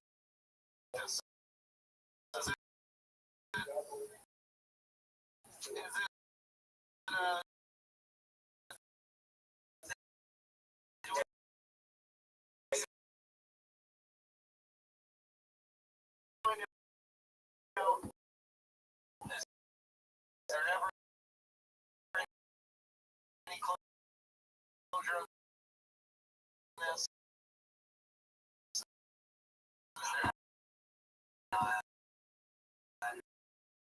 No.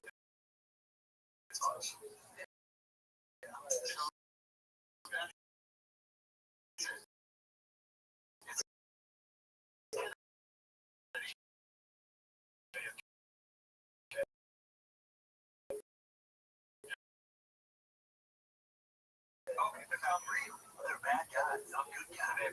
Get around the shit. They don't want your spectrum.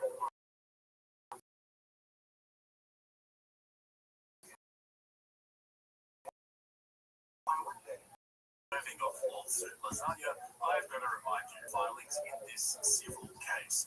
These are just allegations. None of this has been tested or proven in court yet, and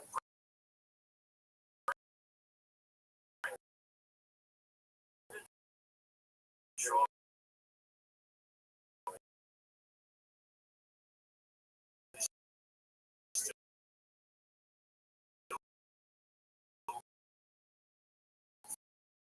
Fully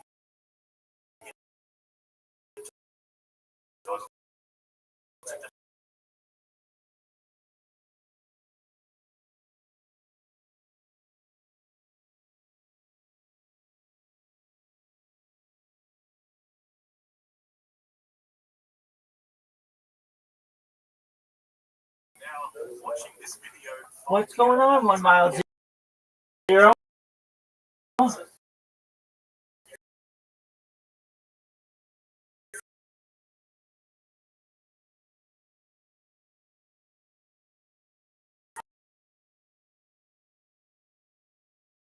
Yo, look at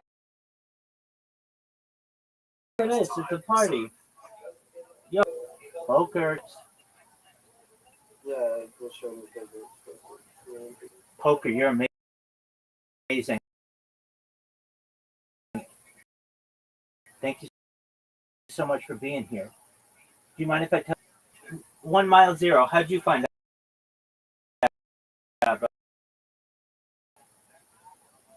I was on YouTube. Okay, great. And how about you, Larry? How'd you find out about me? All right. Well, thank you for being here. I'm Rabbi Rothschild. I live my life 24 hours a day, 365 days a year for world peace. I've been doing so for more than 3.5 years. My streams go back to the pandemic, the death of a queen, the birth of AI, the king, seeing the movie The Truman Show or The Big Brother. That's essentially what I do. In 2018, The Economist magazine stated that data was Earth's more data archived on the internet than anyone, which made me an influential person someday. And if that happens, 1 mile and Larry and Poker, I'm going to make you all rich. I'm going to make sure that you have enough money to have generational wealth if you don't already. And I want you to be able to start charities and philanthropic organizations of your own. How does that sound? That's good. Excellent. That sounds amazing, dude. That's it. Excellent. Well, it is amazing. I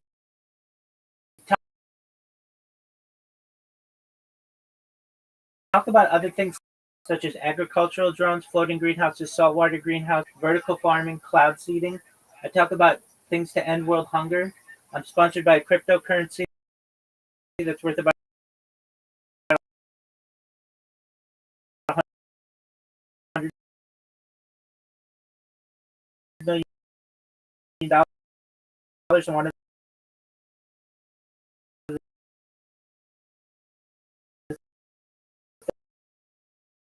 things that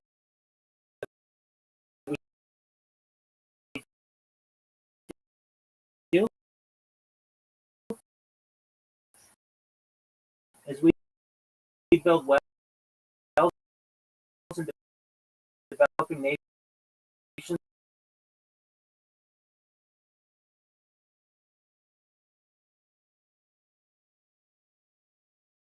Absolutely. It's called Harry Potter Obama Sonic 10 Inu. That's its logo. I talk about other things to help the world. Futurology topics. I'm really shooting space elevators, space tourism, terraforming of other planets. Ibex, which was a goat located in northern Spain, southern France.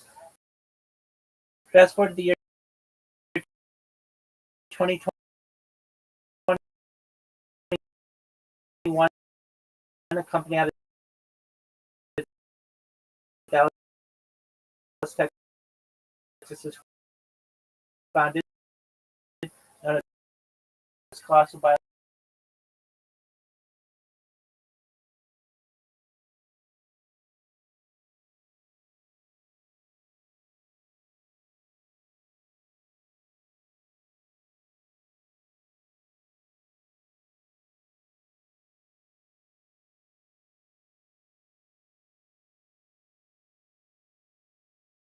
Of three direwolves.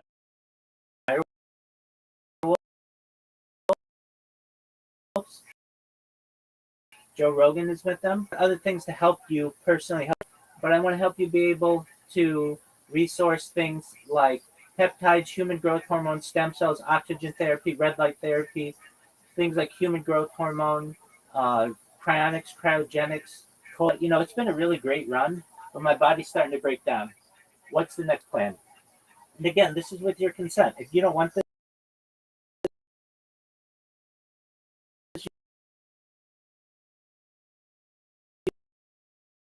you don't have to have it. I just want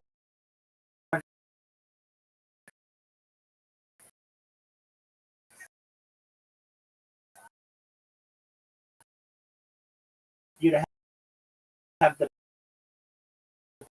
best in life if you want it. And that would be the opportunity at something known as mind uploading technology, not just for you, but for you. This is where we see some financial independence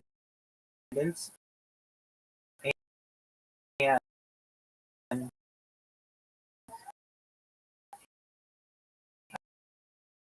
I've had uh, major contracts with freelance projects for people. So that have a small budget and live within my means, but it allows me to stream my life 24/7. And I'm not just live on one stream.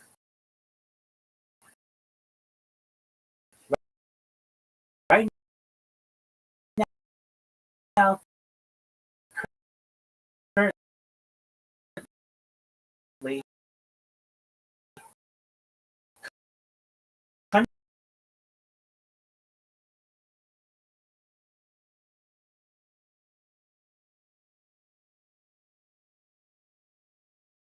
much my life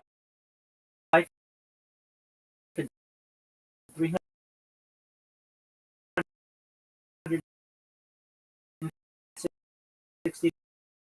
degrees. I even have a ceiling camera.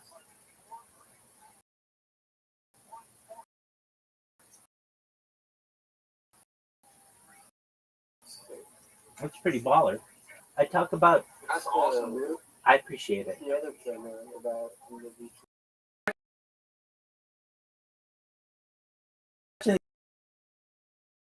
The U.S. Open.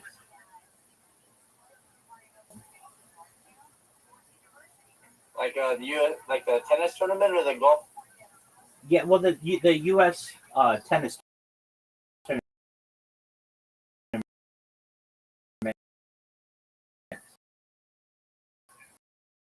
is taking place in New York, technically. And then not letting anybody play unless you're like a super rich kid, like rich dude.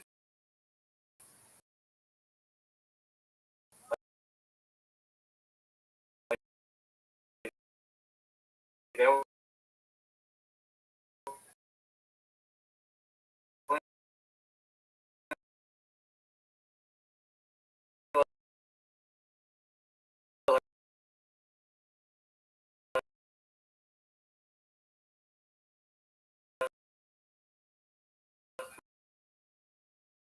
the important people to play.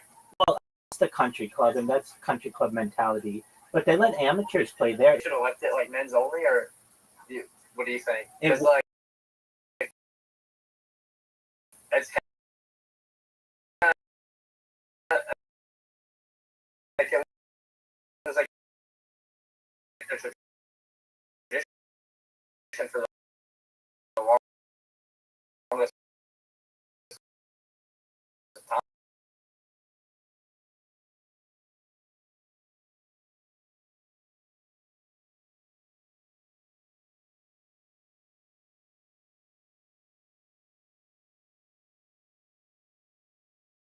Well,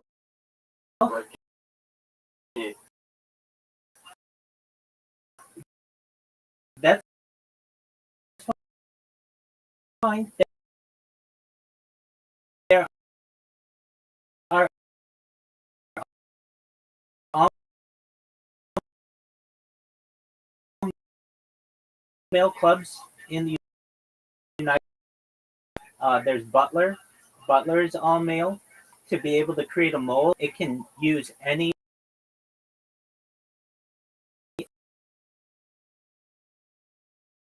element in a car, a computer, a human, how it basically has a program that allows it to be able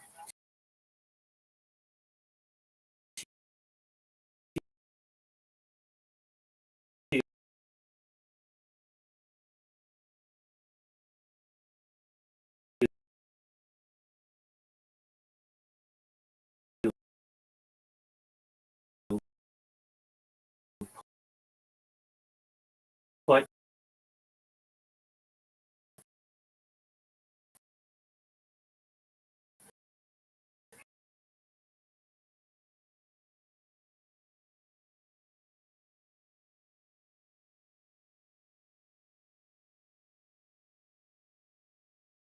that you want, any kind of minimum. Basically, you'd be able to create any kind of jewelry, That's sick, man. word printer that has Rabbbi printer will eventually move into something like Santa Claus machine, a replicator. So eventually 3D printers will be able to perhaps use other types of elements instead of just plastic, or resources instead of just plastic. Maybe perhaps we may have metal, but then eventually we're going to have 3D printers that can utilize anything and create anything that you want. It is a very fascinating subject. It's exciting. That's an excellent question. Word, dog. So, go ahead. Well, so a lot of people, when I talk about some of this stuff, they're like, well, Rabbi, but that's going to be so far into the future, I'm going to be dead. And you think that, but just think about somebody who, in 1900, there were no planes. The first three with the Wright brothers, okay? And within 100 years, if they lived 100 years, they would have not only seen the first plane, the Wright Flyer, but they would eventually been able to see biplanes, and then the jet, and then eventually even things like stealth bombers. And they, looking back on their life, they'd be like, wow, we went from not being able to fly it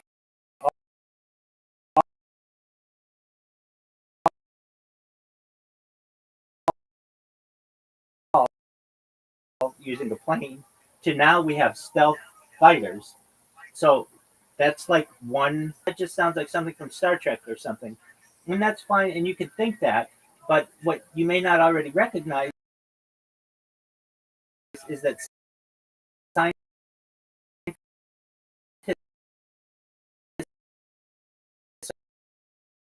are already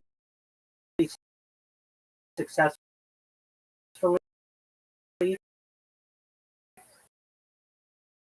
being able to transfer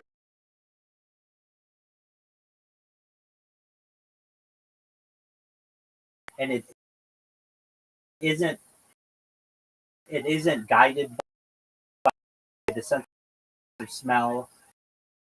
Oh, it's a brand new maze. Everything is about it. There's no cheese at the end. Nothing like that. So we know that they're real. But here we have Nolan asked for a computer interface patient, someone who has Neuralink implanted in them. They're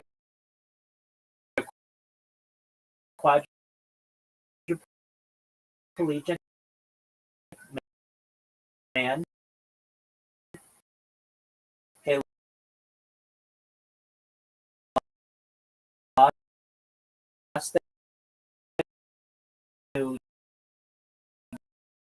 use their arms and legs in a diving accident.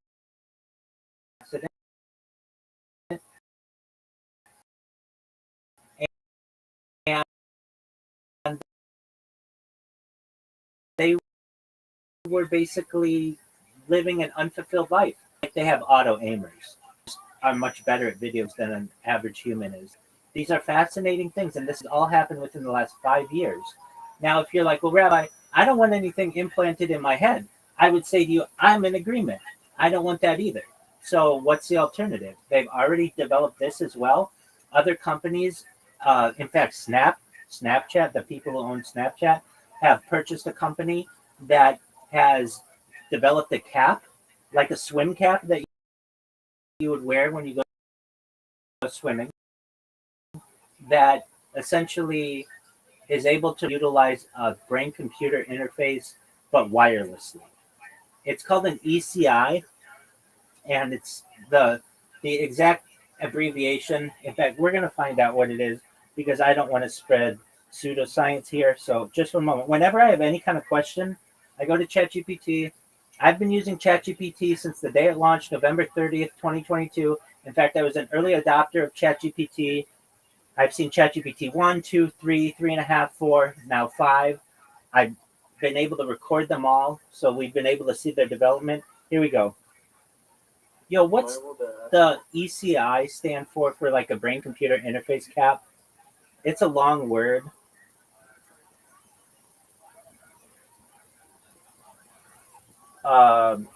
So it's ECOG, also ECI, electrocorticography, sometimes electrocortical phase, ECI. Electro for electric signals, cortical, the brain's cortex and interface that the system, basically an ECI cap, if non-invasive, is a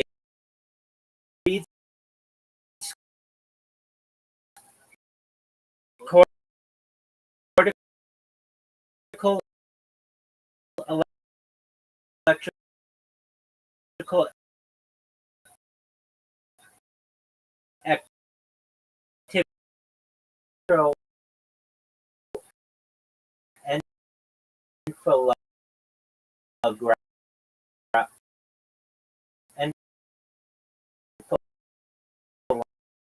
encephalography. Sensors in the Scout.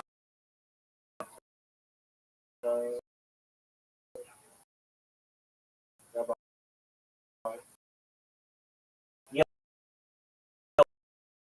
go ahead. You're good. That's all right.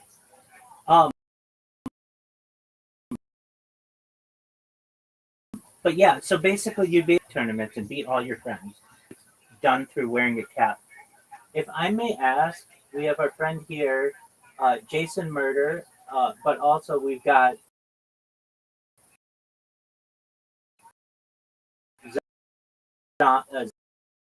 Zen. Zen, how'd you find out? Yo, I don't want to be called Zen. It is my name. Okay, well, just change your name to whatever you want to be called. XQC, how'd you find out about me? Through the streams. Through like a stream. Through Kick or Twitch? Through Kick. Okay, excellent. Did you see my spamming or did you see a clip? Yeah. Shout out to my boy John. So that's who I got it from. Okay, excellent. So you were in John's stream and I started spamming in there, or did you see a clip of mine of John? Like a clip. Oh, tight. So you just saw a clip in his profile and you saw that I had a link and then you came in here? Yeah. That's baller. Basically. Excellent. Well, very well. I'm glad to hear that. So, I like to talk about. Cool. Yeah, Absolutely. And how about you? yeah. For myself, on Kick, I say under my channel there, the clips. You left a link Word. to your Discord channel. Absolutely, Jason Murder. Yeah, dog. So, I created robots that basically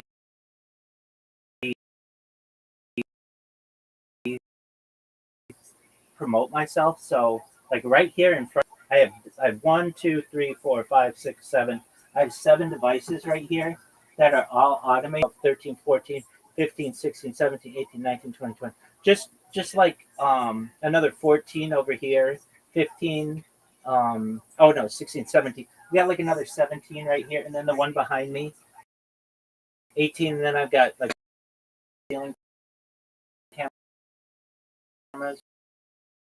Like overall, it turns out to be about 33 different devices. And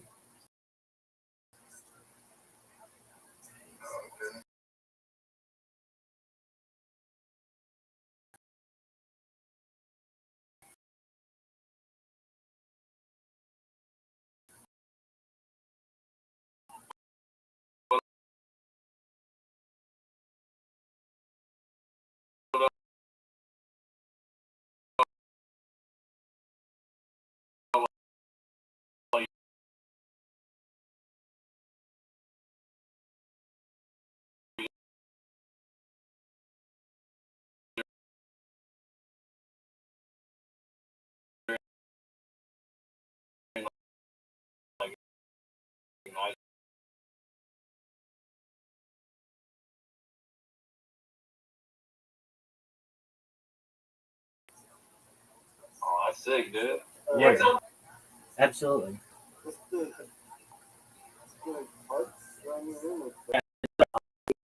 Love future technology. Anybody else have questions about future technology or any other future What do you think about what happened in 2001? specifically? I know who was behind it. Who was it?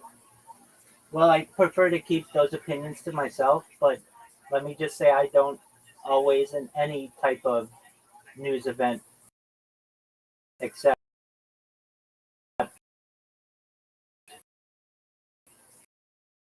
the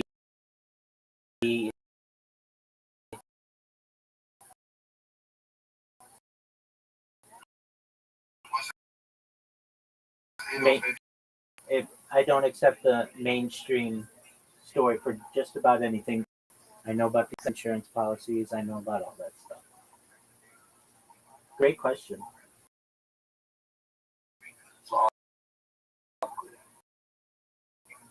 it's an awful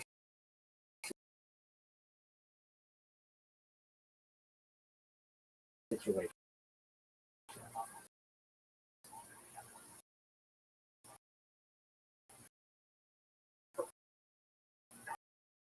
Yeah.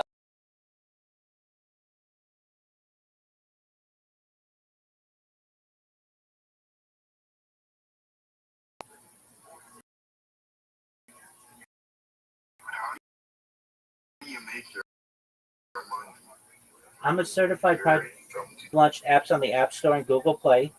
I have income that I have from that. Fortune 100 companies launching international projects for them. So there's the savings that I have from that. I'm so that allows you have some benefit, and then additionally, if I ever need to, I freelance projects for people, particularly in the world of cryptocurrency, that I can make more money at if I need. So I don't live uh, an extremely extravagant life. Although at one time I have, like, uh, I, but I generally have to just stay, uh, between my means.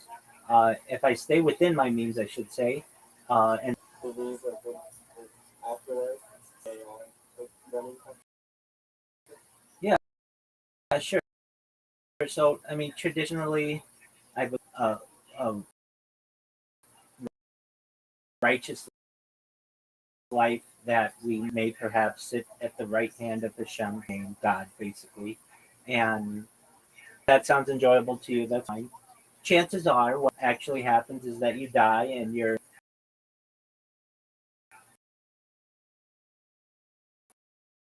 body loses its consciousness and nothing. I don't necessarily believe, maybe perhaps temporarily or something like that, as our consciousness gets to whatever state it is. But in reality, I'm a scientific person, and I think that when you die, you die. And that's why I'm doing everything I can to escape that, as every single person who has ever lived on this earth has thought about it at least once in their life. And the way to avoid that is through, well, there are multiple ways, but mind uploading is one of them. And really, that makes me not a traditional Homo sapien.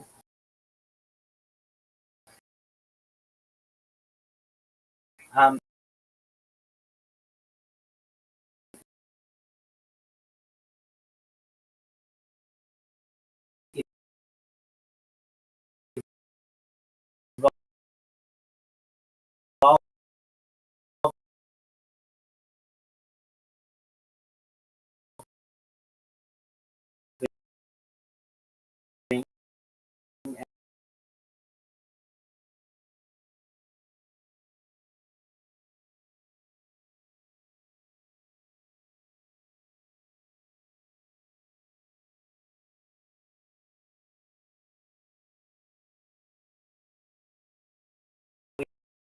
we are able to do that and actually have this idea of mind uploading, then we can become whatever we want. In fact, we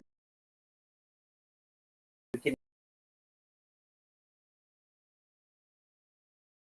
even be shape-shifting individuals. We were talking earlier about the printing and a Santa Claus machine. I want to be a dragon, then I want to be a woman, and then I want to go back to being a clone of myself, but just as a baby.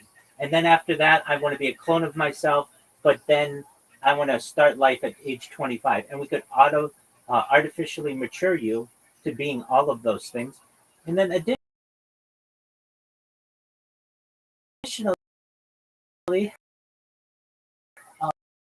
and I think this is a really important aspect of mind uploading technology. Mind upload of you and your friends and family could bring you back and artificially your clone to being whatever age you were at death, with all of the memories that you had exactly before then.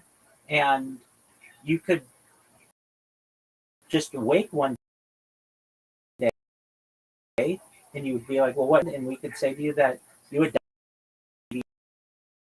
But we were able to bring back your mind up, you back. And you'd be very, or 10,000 years, or 100,000 years, or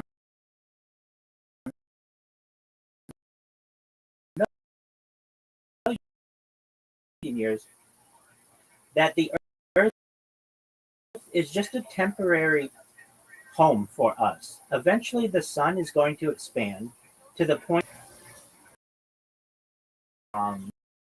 How do I want to say this? Basically, we revolve around the sun, and the sun will expand to the point where it it encapsulates or engulfs. That's the word for which I'm looking. Engulfs what would be our radius, and so we can't live on this planet forever. So eventually, we're going to have to escape it.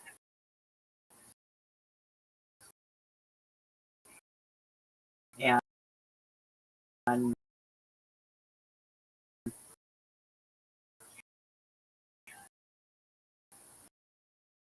that means we move to another planet somewhere else.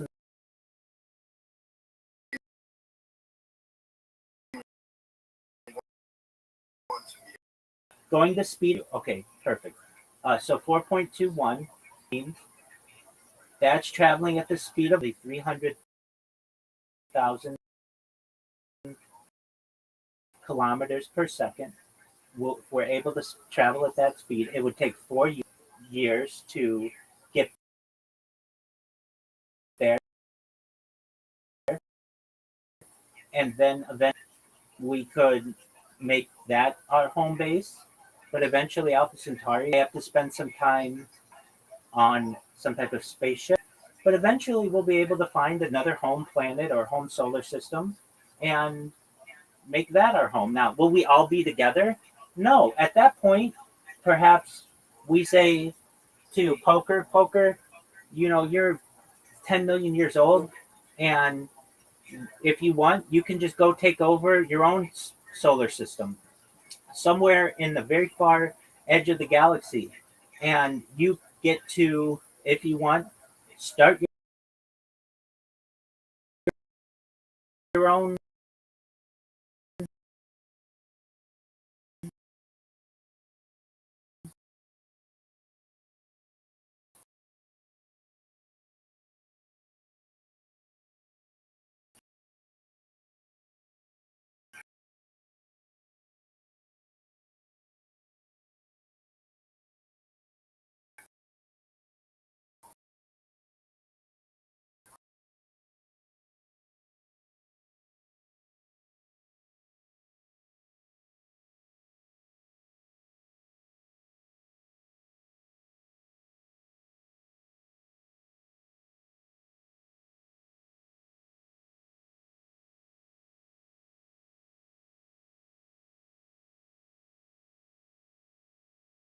what Earth is. When we talk about the Anunnaki, or we talk about Earth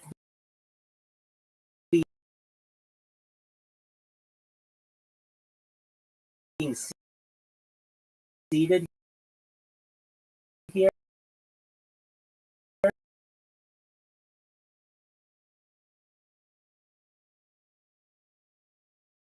there's a lot of evidence towards that essentially, and he is the government documentation on which he's been briefed. That is what has been. That's what he read. Now he didn't know if it was misinformation or if that was the truth. What'd you say? I was gonna say my bad. Oh, you're good. But essentially,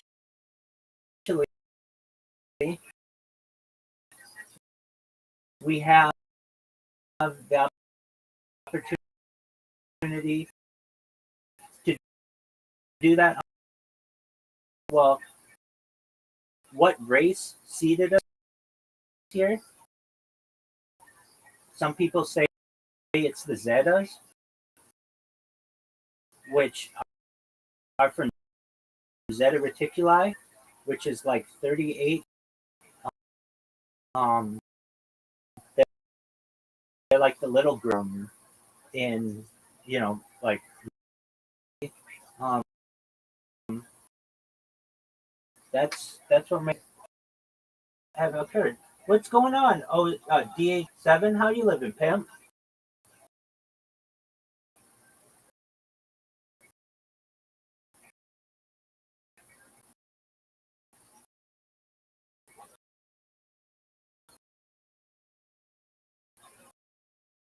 Hey, good dog. How are you? I'm kicking ass, taking names. DH7, if I may ask, how'd you find out about me? Twitch. Yeah, I just was kind of Be able to terraform it. In fact, it's been named after Mars. What are your thoughts on Europa? Hey, have you ever played a Barrel Trauma? Can I talk about it in this conversation? Hold on, too many people at once. They made a rover. They made like drill into like the crust because the crust of Europa is approximately 17 kilometers thick. The ice crust. Right.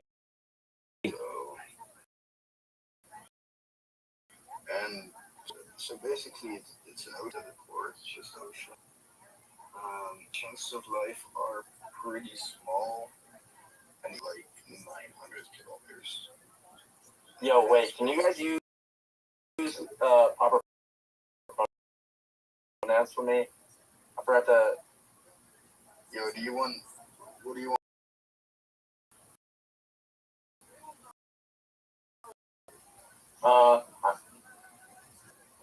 Thank you.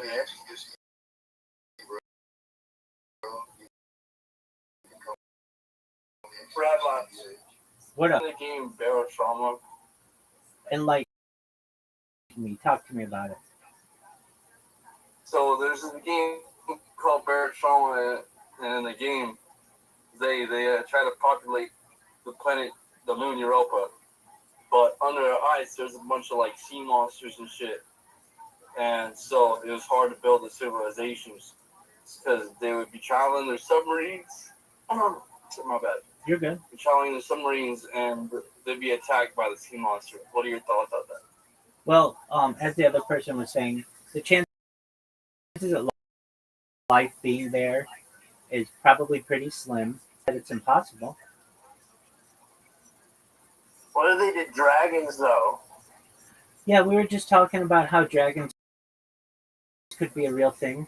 At least on Earth. How would dragons, like, what's your theory on like how we can make that shit? How badass it would be if I could ride on a dragon? Yeah, we were just talking about. Have you seen Jurassic World? Have you seen Jurassic World? Come on, bro.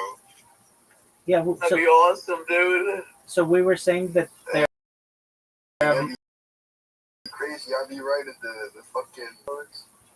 There are a dragon with a big old. There are multiple ways.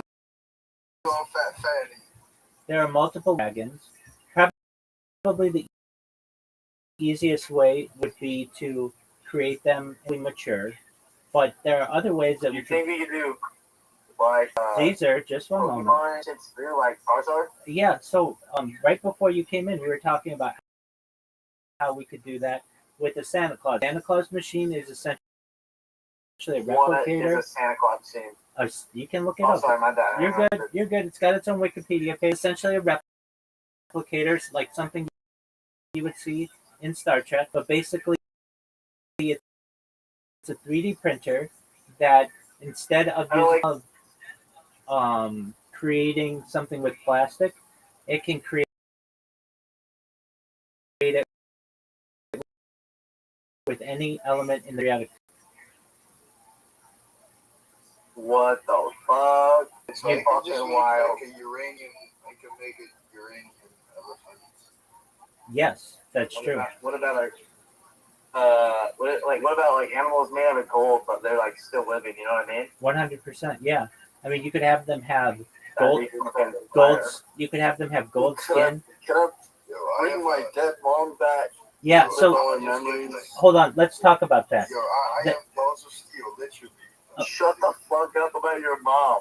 So hold on. The person who talked about their mom. Just hold on. Just hold on. Because they're.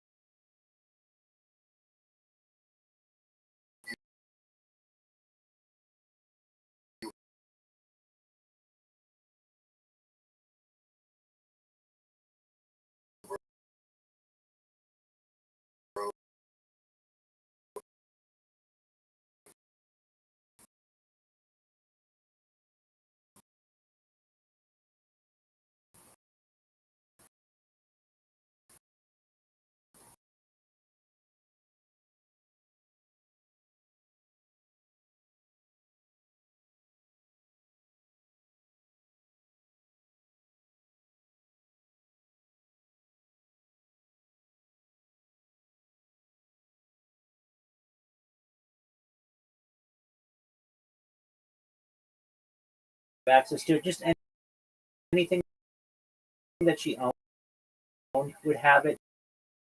But even if you don't, we could use. She is cremated though. Had a clone of her. Rothschild. We create a clone of her. That's okay. What's your opinion on the Israel-Palestine conflict right now and what's going on with them bombing each other? Sure, I want world peace. World peace? Yeah, I want world peace. I don't want anybody to die. What would be like your opinion on how they would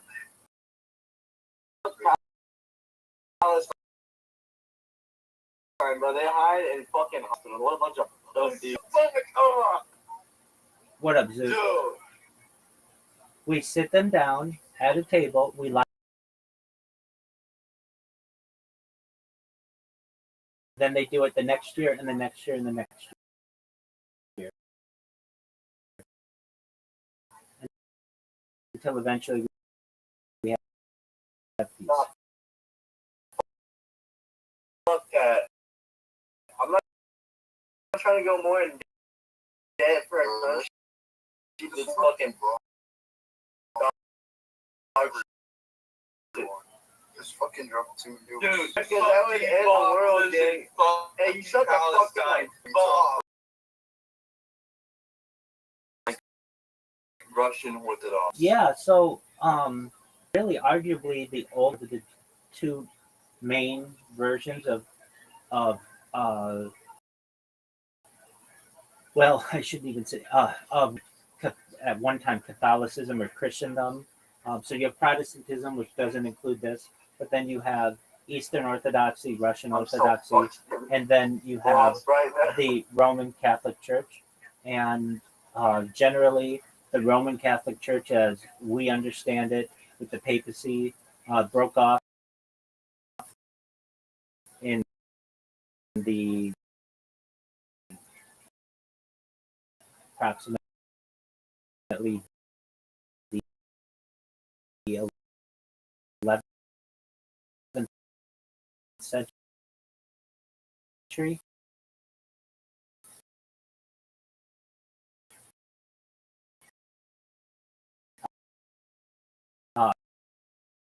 And prior to that, it was arguably the strongest civilization known to human history.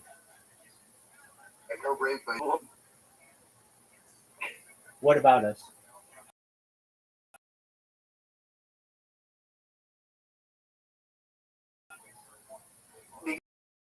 Because like, how are they gonna believe like? I mean, huh? We don't believe the Trump. What do you think about the Israelis attacking the American ship back during around World War II? What's up with that? That's not World War II. That was in the 1960s. That's the USS Liberty. And again, I said around that time. I know. Yo, where's But- the Ark of the Covenant? So there's about 22 years of difference in there. The Ark of the Covenant. There, Around is like 30 years. So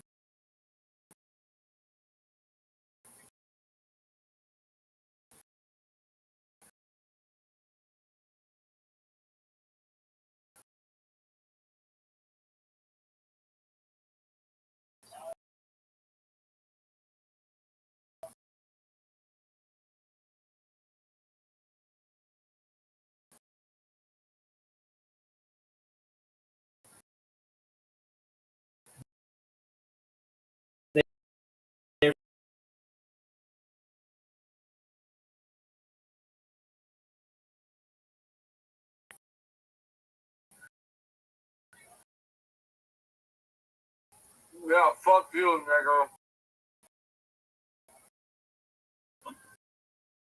Whoa. Okay, my bad. Hey. yes, sir.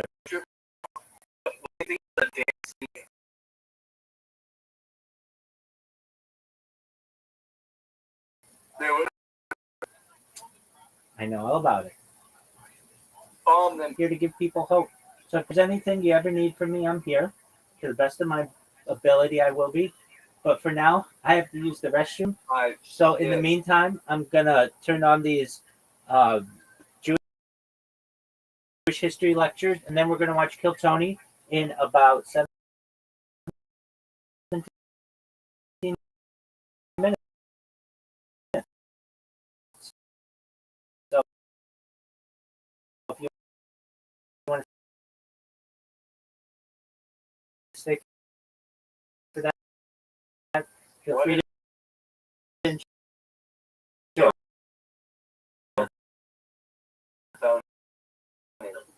Kill Tony.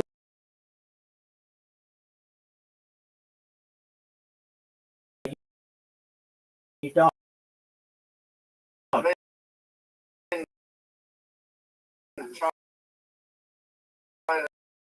really hard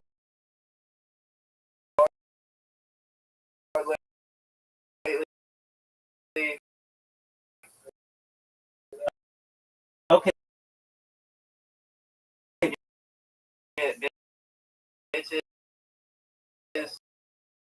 All right.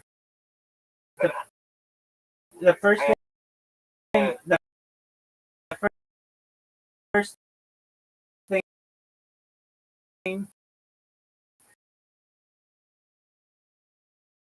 yeah, you don't get I bit. started using pronouns lately because I feel like it helps better with my identity, you know. Look, But that's fine. like, just ever since then, I've been in the draft. Absolutely, that's fine. I'm not saying that it's wrong to have pronouns, but before even you, it makes it look like we want to know about you. We want you to say, "Hey, I'm You're I'm DH17. I want you all to know that I appreciate being here. If you were interested, my pronouns are they." I understand if you make a mistake, but that's what I would like to be called. And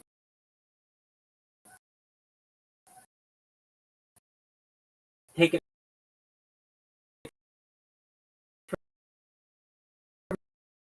from there.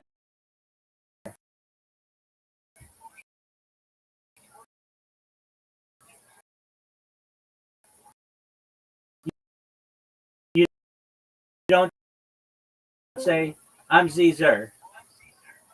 You're I basically think I'm just gonna do away with the pronoun. important. Do you know what pickup artistry is?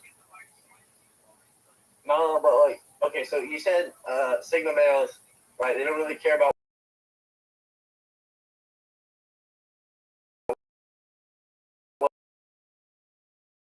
what anybody thinks. They still lead the pack. Manager, was a manager. That's So okay. you know, That's a job. yeah, the pay kind of sucked, the hours sucked, but you know, I always got the job done for them hoes, and then they let me go just because I came into work drunk once. Okay. That's some bullshit. Did they breathalyze you?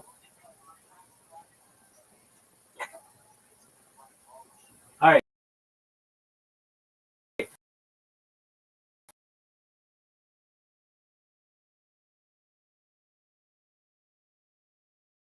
Well,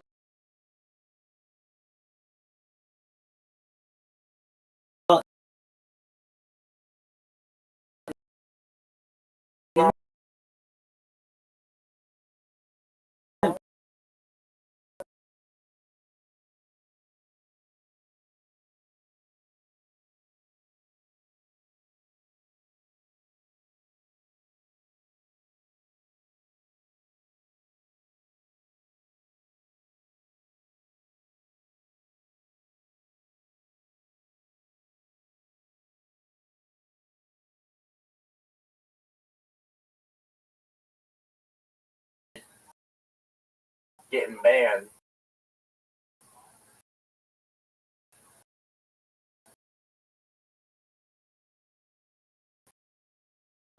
you do whatever makes you happy. I'm just telling you how it's done. I kind of like ask her out on a date. Ha!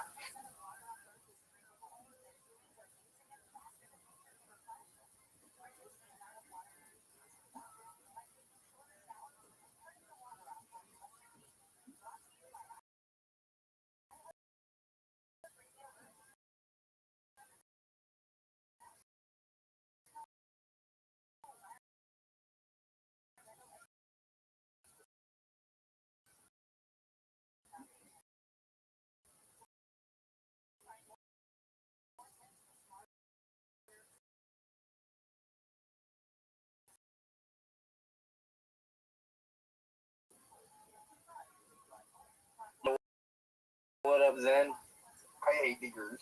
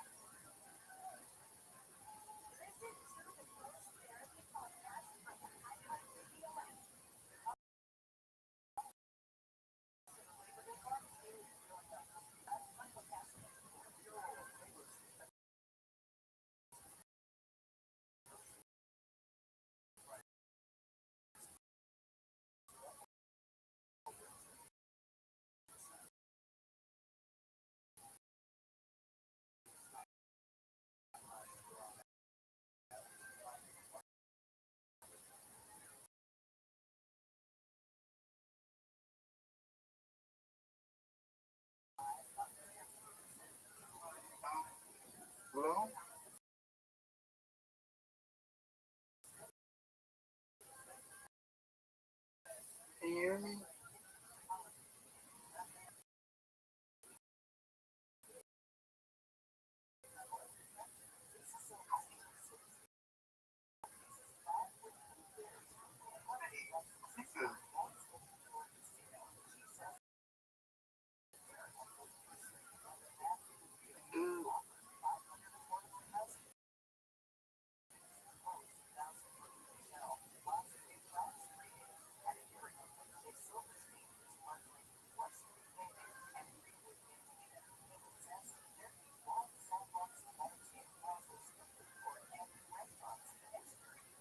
free up the